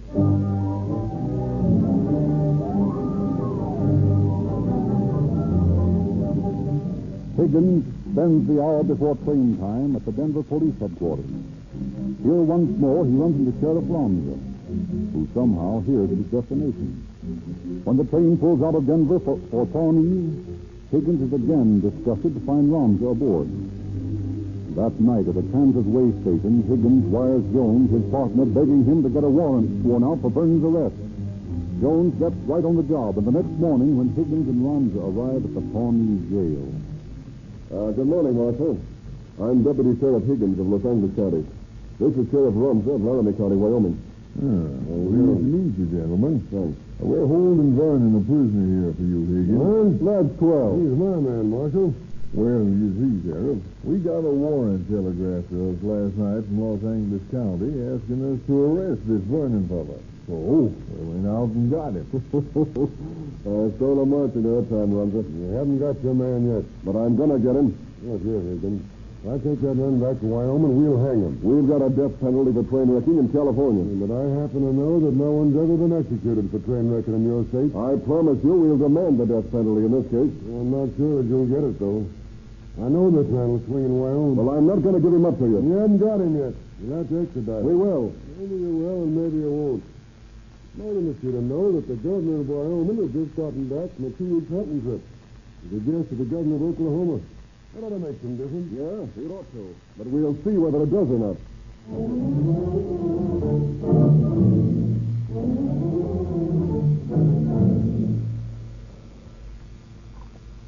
District Attorney's Office. Pawnee, Oklahoma called you from the Bureau on Search. Just a minute, please.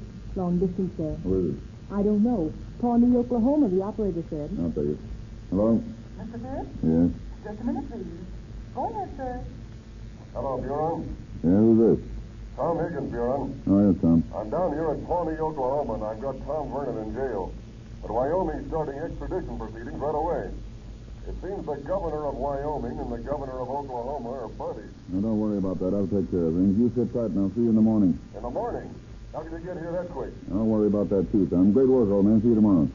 Get the sheriff's office on the wire. Tell them to send a man by plane to Sacramento and get Governor Young to sign extradition papers returning Tom Vernon to California. Then get the governor on the phone, and I'll talk to him myself. Is my bag packed? Yes, sir. It'll all be here. Good. Now call Western Air Express and arrange to charter a plane to take me to Pawnee, Oklahoma. When do you want to leave? I'll see 4 hours. As soon as the man gets back here from Sacramento with those papers.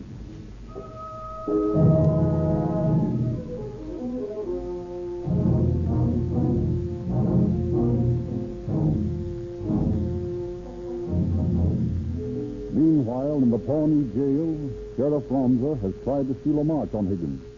He has been grilling Vernon hour after hour. Might as well stop lying, Vernon. You did that job at Cheyenne. You're crazy. I wasn't anywhere near Cheyenne when that job was full. Well, where were you? In Denver. The night it happened, I spent at a rooming house near the station. I tell you, I'm clean. How do you know where you were on the particular night of the robbery? Because I was sitting in the lobby and heard them tell about it over the radio. You're lying, Vernon. It's all a lie, and it won't work. You left Los Angeles the night of the 10th. You started for Denver, yeah. You stopped off at Cheyenne, and you pulled that job on the way. Had to be that way.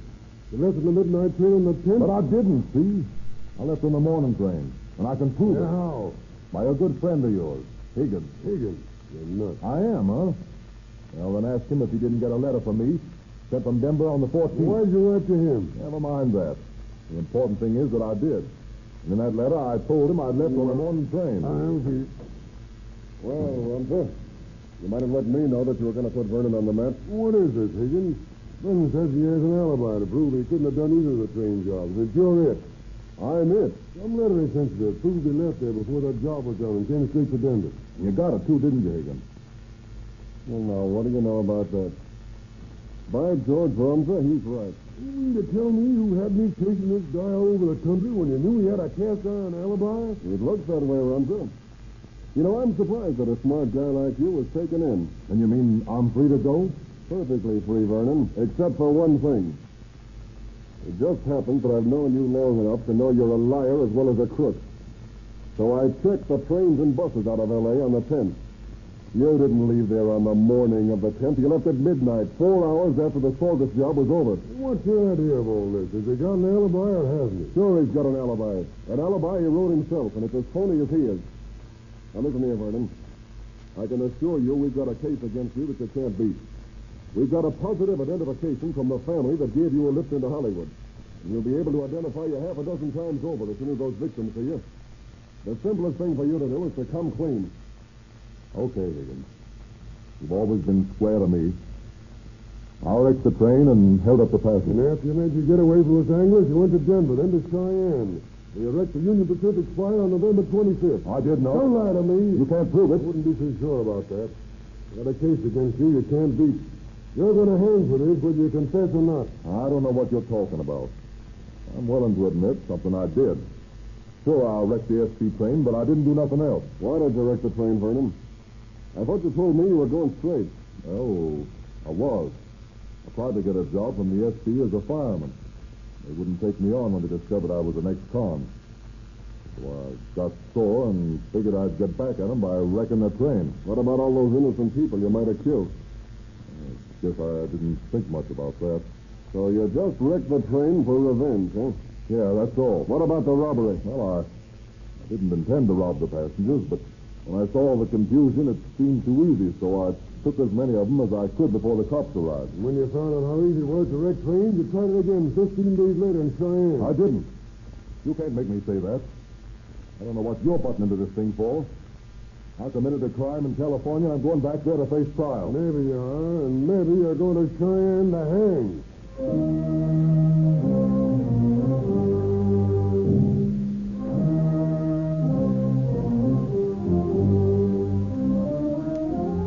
The following morning, Buren Pitts flies into Pawnee. Higgins, Ramza, and he are quickly closeted with the governor of Oklahoma, who listens quietly to the pleas of California and Wyoming for the prisoner. Your Excellency, this criminal has confessed his crime in California. He belongs to us. We will surely convict him and put him away where he can no longer threaten society. If this man remains alive, he'll always be a threat to society. Give him to Wyoming, we'll hang him. We can speedily convict him on his own confessions. Wyoming would have to conduct a costly trial. We don't care how much a trial would cost. We'll string him up in the end. He confessed to the California crime because he's afraid of the death penalty. I will promise you this. If Vernon is returned to California, and if by any chance we should fail to obtain a conviction, we will turn him over to Wyoming. Well, gentlemen, I've heard enough of the case to see that only one course is clear. What is that, sir? The California crime occurred prior to the Wyoming crime. Therefore, California has a prior right to the criminal. Surely, Sheriff, you can have no objections in view of Mr. Fitz's promise to turn the criminal over to you if he fails to obtain a conviction. I want to see this man hung. I'm afraid we must let justice take its course. The only fair solution of the situation is to award the criminal to the state of California, which I am sure will see justice done in this case as he always has in the past.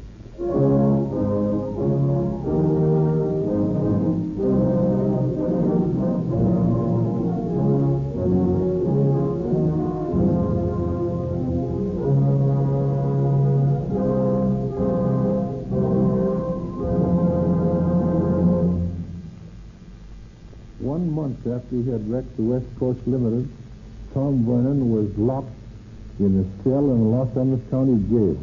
Although the district attorney delivered an impassioned plea for the death penalty, Judge William Tell Agley sentenced the train wrecker to life imprisonment in Folsom Penitentiary.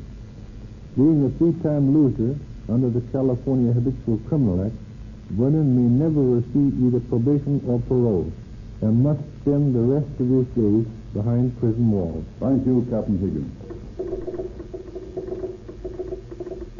Oakland, California. All police cars and fire engines operated by the city of Oakland are to use only Rio Grande cracked gasoline.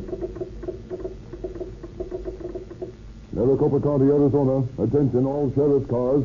Official orders. You are to use Rio Grande cracked gasoline exclusively in all emergency equipment. Berkeley, California. Fire engines, police cars, ambulances, attention. Your city specifies that only Rio Grande cracked gasoline shall be used in emergency equipment.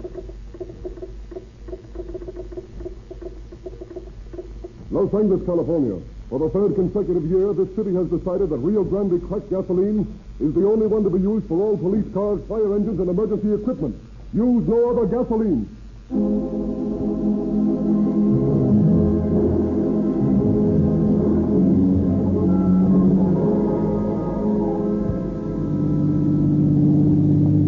Police calling all cars. Attention all cars to Sheriff's Office. Cancellation broadcast 65 regarding a train wreck and robbery. Suspect in this case now in custody. That's all. Rolls and clips.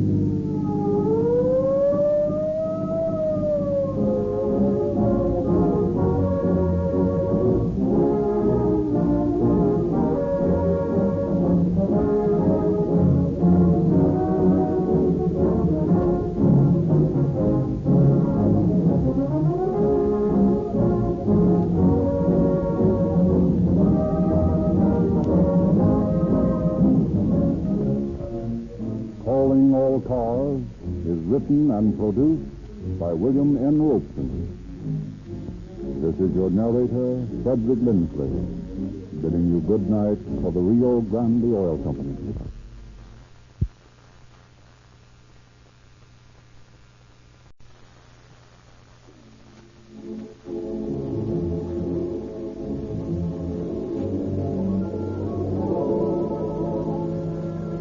Calling all cars. A presentation of the Rio Grande Oil Company.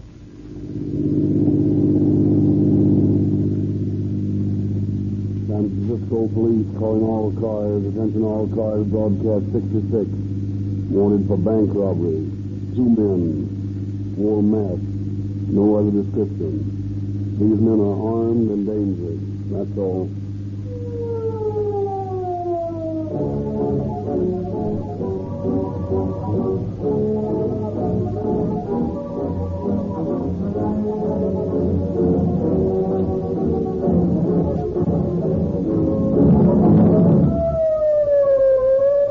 Oakland police, attention all cars, new city orders. Use only Rio Grande cracked gasoline for all emergency equipment. Merced, California, effective immediately.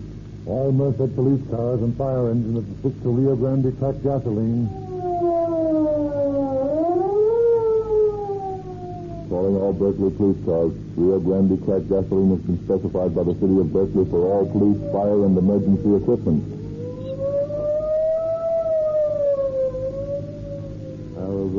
calling. Attention all Maricopa County Sheriff's cars and emergency equipment. Maricopa County insists that Rio Grande cracked gasoline be used exclusively. Los Angeles police calling all cars because our city has found that Rio Grande cracked gasoline is faster, more powerful, and more economical. We have awarded the Los Angeles City gasoline contract to Rio Grande for the third consecutive year. That is all.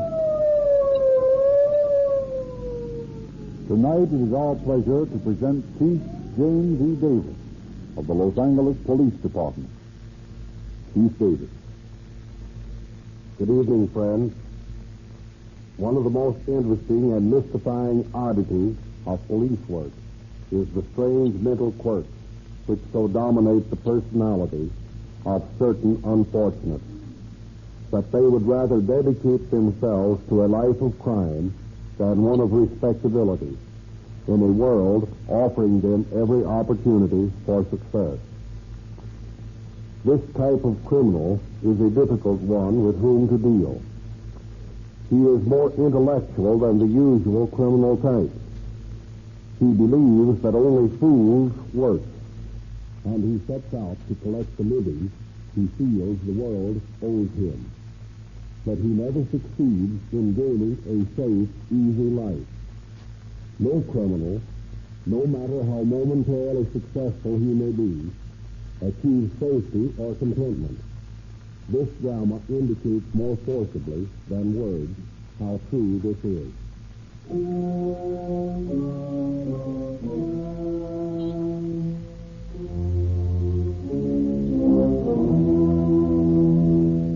It is just an hour before closing time at the Western State Bank in Los Angeles. One of the tellers notices a well-dressed young man approach the window and then seem to change his mind. The teller, seeing that the newcomer is hesitant, is about to speak when suddenly the young man walks up to him. Keep your mouth shut and shove those banknotes under the grill. You'd better hurry or let go of this bottle. Hey, what is this? To make you any more careful, I might tell you there's enough nitroglycerin in this little bottle to blow everybody in this bank to pieces. So just keep smiling and look as though nothing were wrong, and hurry up. Yes, sir. Here you are, sir. Thanks. You're a smart young fella. Now, if you'll just be smart enough to keep quiet until I get out of here, you'll probably continue to live for a long time.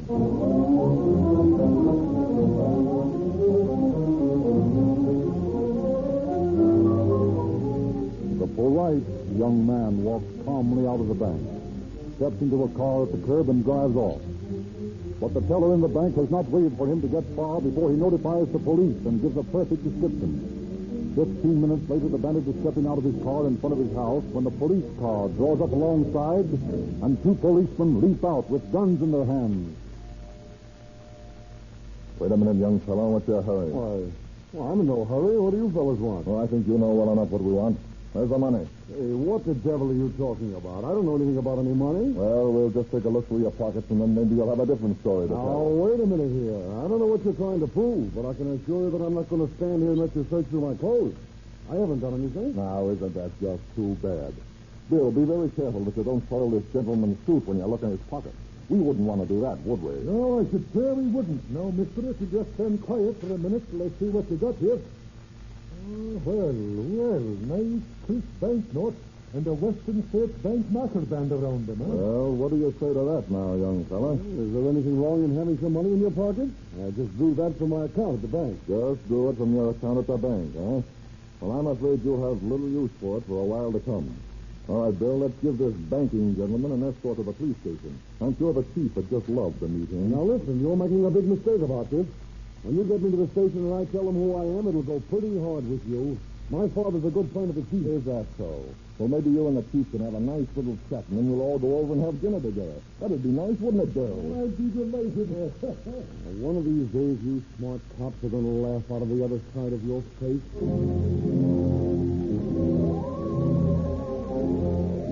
A few minutes later, at police headquarters, the suspect, still loudly proclaiming the fact that it's going to be tough on the officers when he sees the chief, is ushered into the chief's office. Well, Brown, what's the trouble? We got a young fellow with us who seems to feel that we've done a terrible thing to arrest him. Maybe he'd like to tell you what it's all about. What's he charged with? Bank robbery. He walked in about an hour ago and lifted $1,000 from the teller in the Western States Bank. We got a call on it, and from the description of the car he drove off in, we were able to pick him up 15 minutes after he pulled the job. We still have the money on him. What have you got to say to this? Oh, these cops are crazy, Chief. I told them where I got the money, but they didn't believe me. Where did you get it? Well, I drew it out of a savings account. I was going to buy an automobile and take a trip. I see. Well, that ought to be easy enough to prove. I'll just check with the bank, and if they say you have an account, everything will be all right. What name is the account under? Why, Summers. George Summers. Brown, will you put a call into the bank and check that name? You'd better have the teller who saw the man take a run over here. Yes, sir, I'll do it. Sit down, Mr. Summers. Thanks. What business are you in? Well, I'm connected with a brokerage office. Oh, a broker. How's business this year? I'd heard things weren't so good on the market. Oh, I don't know. I don't suppose things are any better than they were last year. Well, you must have done pretty well to be able to afford a new automobile. New automobile? Oh, yes, a new automobile. You hadn't forgotten about it, had you? No, of course not. Why don't you give up, Summers? You pull that job and you haven't any accounts with the bank. Now, why don't you save yourself a lot of trouble and stop lying? I'm not lying. Why would I want to lie? You're pretty cool, aren't you? Well, that's all right with me. As soon as Brown is checked with the bank, it won't be necessary for you to tell me anything. Only I thought that you might want to tell me about it before the others got back. You don't look like a criminal, Summers. You look like a college man. Why the devil did you want to go around holding up banks? I didn't want to go around holding up banks. And if you think you can make me say something incriminating, you're crazy. Okay, have it your own way. Well, they get the joke for you, Chief. Fine, come in. There's no account listed under the name of George Summers. They never heard of him. I see. Did you speak to the teller? Yes, he's on his way over here now. Thanks, Brown, that's all. Yes, sir. Well, Summers, what have you got to say to that? Well, I don't suppose there's anything much I can say, is there? Why in the deuce were you so bound and determined to stick to that crazy story of yours when you knew the bank would deny it? Just want to be more trouble to the police? Oh, I don't know. This is the first time I've ever done anything crooked. I guess I sort of hoped to talk my way out of it. I could always talk my father out of giving me a licking for something I'd done wrong, and, well, I guess I thought I could do it with you. And maybe now that you know you can't, you'll tell me all about it, right from the start. Well, I work for my father, and he only pays me $25 a week. I figured that I could make a bit of money from this job and then quit. I didn't mean to make a habit of it. You weren't satisfied with your wages, eh? Well, that's certainly too bad. I'm afraid the state pays a lot less when they're boarding you at San Quentin. Well, they can't send me to San Quentin for this, can they? They not only can, but I can assure you they will.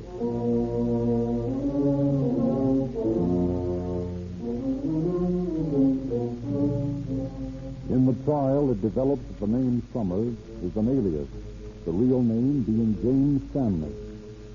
As this is his first offense, he is sentenced to San Quentin with a recommendation for parole at the end of 1 year.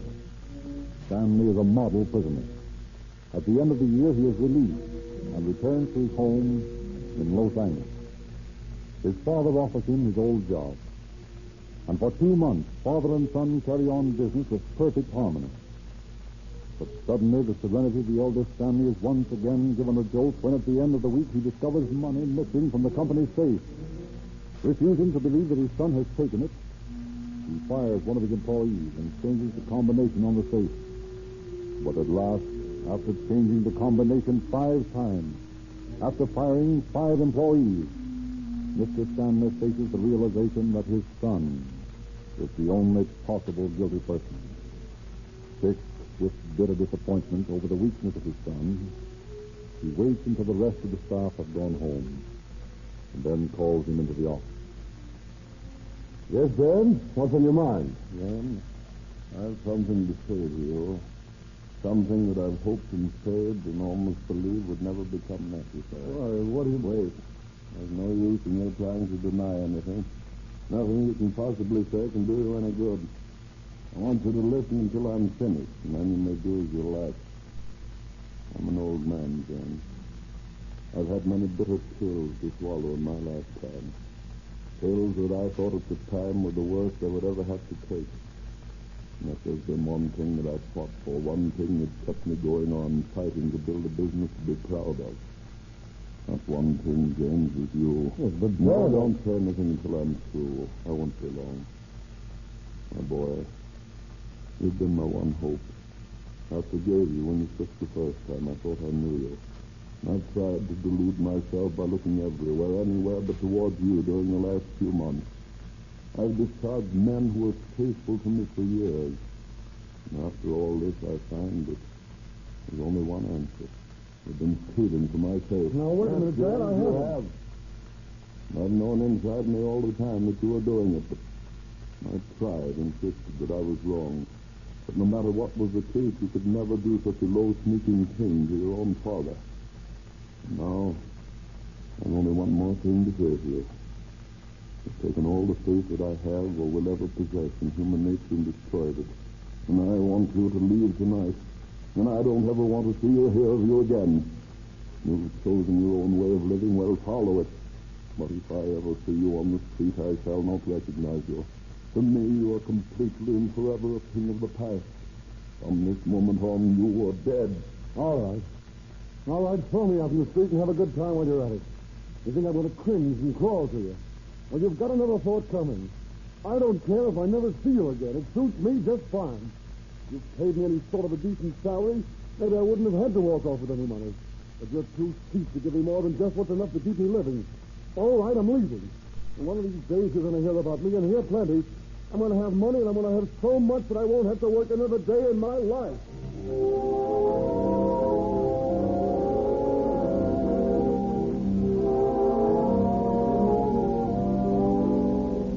6 years roll by. 6 years in which Stanley becomes known to the police of the West as the Phantom Bandit. He is wanted by the San Francisco police for having perpetrated more than a score of daring holdups. 13 robbery victims identify a picture of James Stanley, alias George Summers, as the man that robbed them. The police of every western city are notified by police circulars to be on the lookout for him. But always he manages to stay out of jail.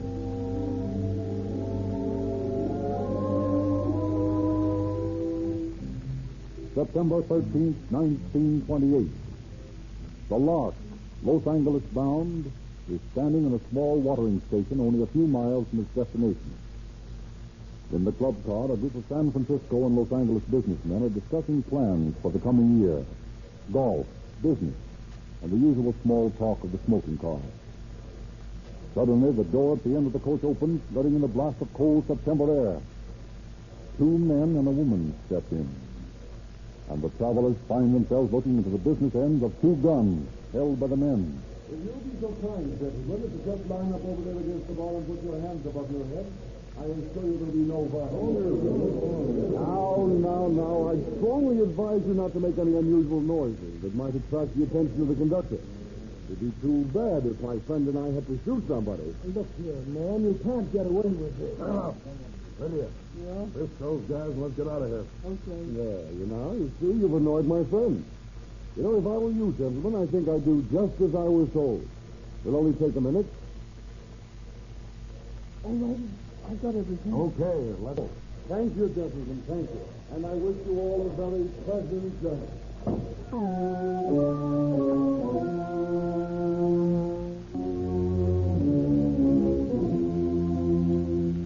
April 17th, 1929.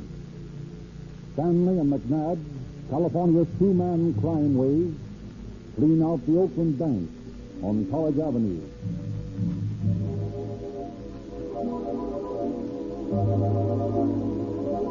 Two months later, on June the 14th, the same daring pair stalk into the Bank of America at Shattuck Avenue and Dwight Way in Berkeley, tow 7 passengers into submission and walk out with $18,000.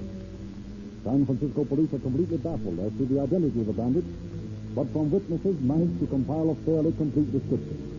Every policeman on the force is warned to be on the lookout for them, but weeks pass and nothing is heard of the bandit pair. And one day in the chief's office, the phone rings. Hello? Very well, put them on.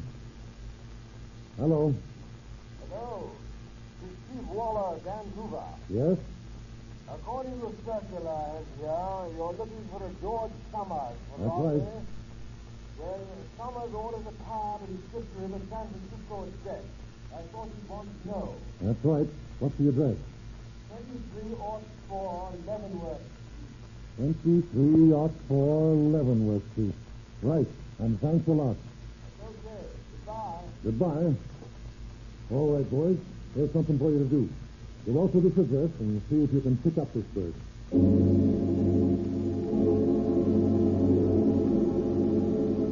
Detective Sergeant William McMahon, George Wall, Otto Meyer, and Robert Rower lose no time in getting to the address.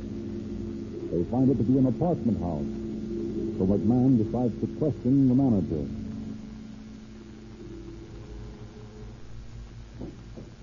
Jory, what can I do for you? We're looking for a person by the name of Summers. I understand he lives here. Well, who are you? We're officers of the law, and we want to see this man. Well, there is no one here by the name of Summers. Are you sure of that? Positive. That's mighty strange. I was told by a friend of his that I could find him here. Well, you can't. Very well. I guess we'll have to search the place if you won't tell us where we can find Summers. Just the place, is it, sir? But I tell you, I never heard of anyone of that name. Well, I'm sorry, but I was told to find him, and that's exactly what I'm going to do. That is, unless you want to tell me what apartment he lives in. If I tell you, will you promise not to tell me? Yes, I promise. Now, what's the number of the apartment? 204. All right, boys, let's go up and take a look. Wall, you better stay down here with the switchboard, and if anybody asks for the key to 204, give us a buzz in the room. Okay. The rest of you fellas come with me. Well, I hope we find something more than a deserted room. The chief on the rampage about those other robberies, I wouldn't dare face him without this bird. Neither would I. 201. 204 must be down the hall a couple of doors.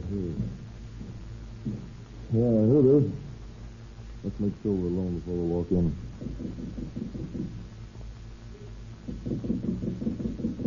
Sounds like nobody's home. All right. Here, let me try my skeleton key on the door.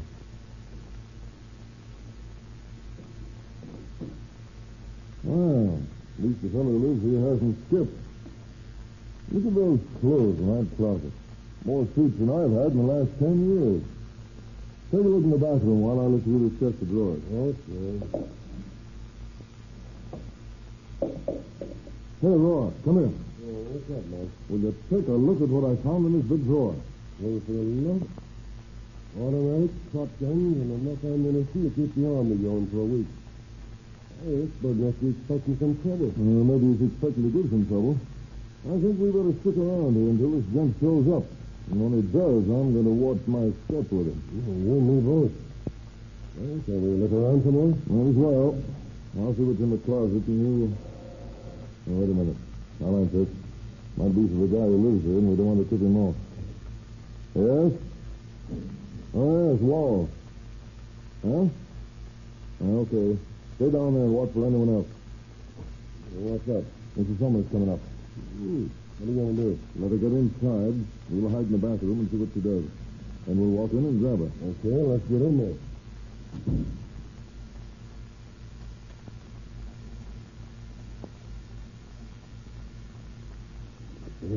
Yeah. She's got a package. She's opening that drawer.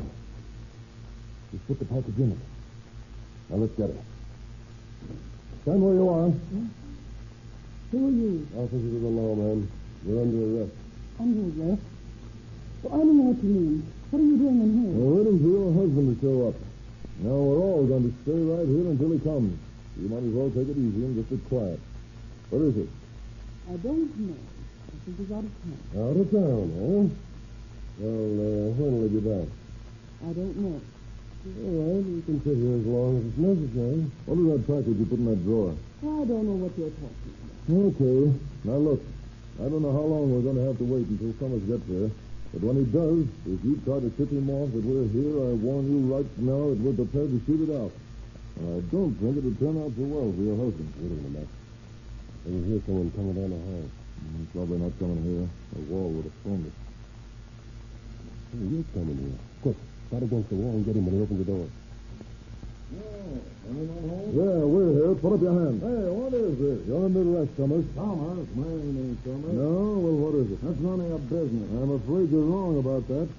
You entered this room with a key. Where'd you get the key if you're not Summers? Well, I've been staying here for a while. But I don't see what the devil you guys are doing here. Well, stick around. You'll find out soon enough. Raw, first this man. Hey, you can't do that. You're trying to set a wait for. Afraid somebody might hold you up? Smart guy, ain't you? See what's in this pocket here. It's sort of bogus. All right. You look at this. The roll of banknotes big enough to take a horse. Where'd you get the money? What's it to you? Somebody's got on him, Matt. All right. Put the cuffs on him. This is Summers? Who is this man? I don't know his name, but he's not my husband. You don't know his name, and yet he says he's been staying here. Come on, Mrs. Summers. Don't you think that's a bit ridiculous? I don't know his name. Oh, all right. I'll get it. Watch those two, huh? Hello? Yeah? Yeah? Okay, Wall. You better come up, too. I might need you. More company? Yeah, Summers himself. Keep your eye on these two. I'll take care of Summers. Right. On your toes now. It's coming. All right, Summers. Put up your hands over your head. What? What is this, a stick-up? No, this isn't a stick-up, Summers. You're under arrest. They've got your wife and your friend in the room here. So you might as well take it easy. Oh, so you're a cop, eh? Well, all right, but take that gun out of my stomach. I'm not on. I'll believe that after I've looked for myself. What do you got in that package? Laundry? Looks pretty heavy for laundry. Put it down on the floor. Okay. Now come in here and stick out your hand. Let's see what's in this bundle. Laundry, eh?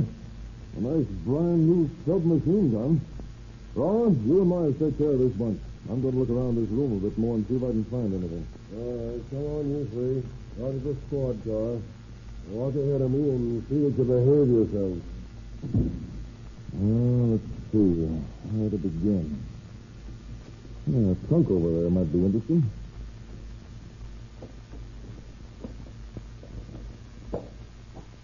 Holy smoke. It begins to look as though we'd stumbled on something a lot bigger than we thought. Wait till the chief sees this.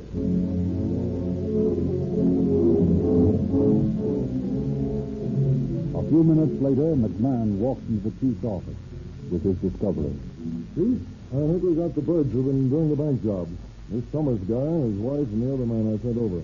I found these in the drawer in the trunk in their room. Yeah, let's see what you got there. Banknotes with an Oakland bank wrapper still on them, huh? Traveler's checks, cancel checks. McMahon, you're right. There's enough evidence here to send that bunch up for 15 years.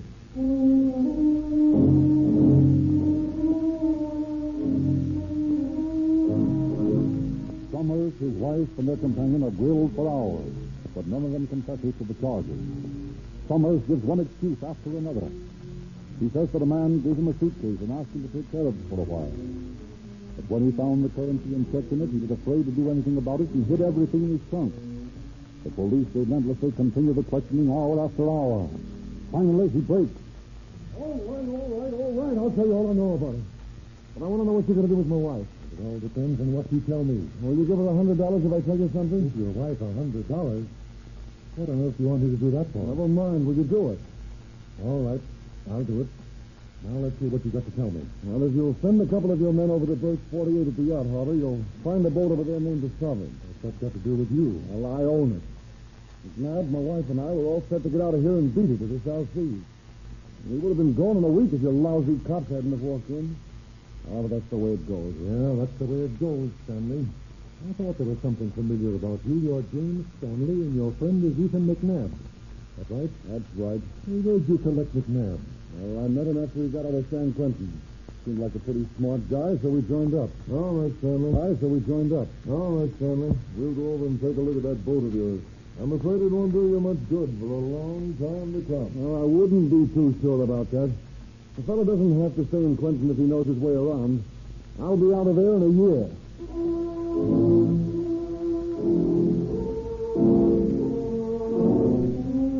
Detectives are sent to the yacht harbor, and Stanley's story proves to be true. The yacht is stocked with enough food to last 30 days and carries a complete arsenal. From the harbor officials, they learned that the boat had sailed down from Vancouver, docking 4 days before. and had been bought by Stanley for $11,500. Stanley and McNabb are tried in the court of Superior Judge Homer R. Spence of Alameda County. Earl Warren, fighting district attorney of Alameda County, prosecutes the case himself and secures a conviction. On the day of July 17, 1929, the two men are found guilty of bank robbery and sentenced to Folsom for from 15 years to life. On September 7th, the same year, they are sent to Folsom, and the San Francisco police close the book. But Stanley and McNabb, determined that they will not stay in prison, make two attempts to escape, both unsuccessful. Then Stanley strikes up a companionship with a prisoner by the name of Marty Colson, one of the toughest men in the penitentiary. Together they plan a way to break out. Colson, while working in the machine shop, constructs a homemade gun out of a piece of pipe and pieces of junk material he steals from the shop. His continual boast to Stanley is that he'll never be taken alive. Finally, after months of preparation, Colson and Stanley are ready to go. They force their way into the office of the warden, and using the homemade gun as a threat, Phone the warden and tell him to come over. And don't tip him off or I'll plug you, see? All right, don't shoot. I'll ring him. Warden, you're wanted to get off at an important business. Yes, sir. He'll be right over, son. When he gets here, he's going to find something that he didn't expect. Marty, what's that? I found out about it. So what do we do? We'll be every guard in this place in here in a second. We haven't got a chance in the world to get All right, well, what are we going to do then? They won't get me alive. Marty, where are you going?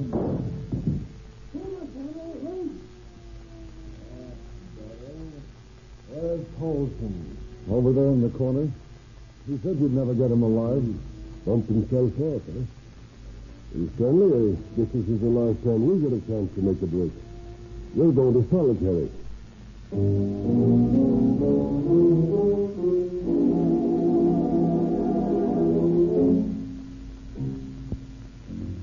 James Stanley has been in solitary confinement ever since. McNabb, after several attempts to break out of Folsom, finally made a desperate attempt to scale the walls with handmade ladders. He was caught, but in the excitement, a guard was seriously wounded.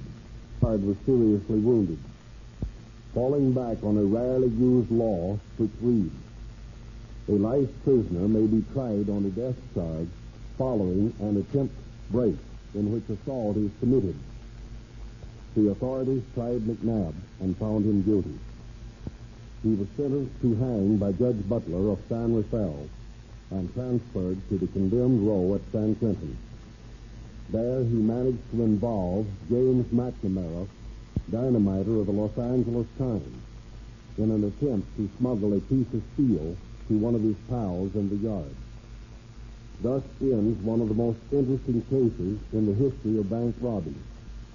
Interesting because during the entire career of both McNabb and Stanley, they never had to fire a shot. They were both cool, smart criminals. But they, like all other lawbreakers, made the mistake of being too sure of themselves. Thank you, Chief Davis.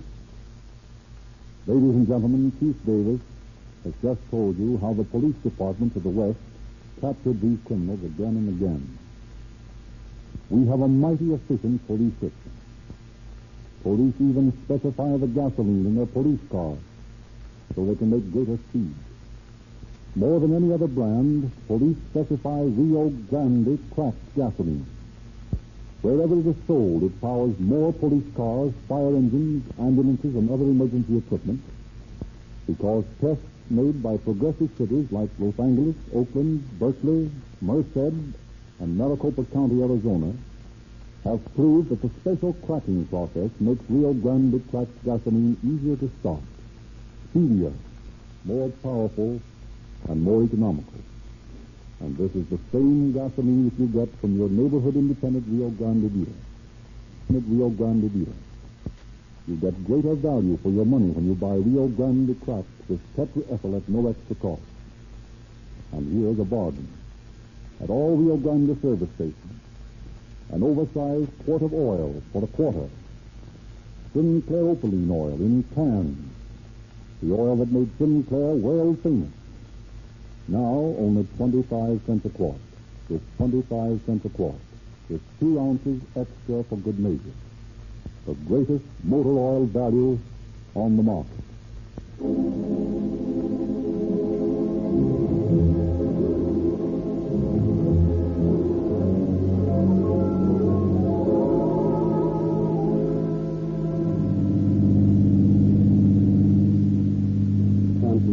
Police calling all cars. Attention all cars. Cancellation broadcast 66. Suspected case now in custody. That's all.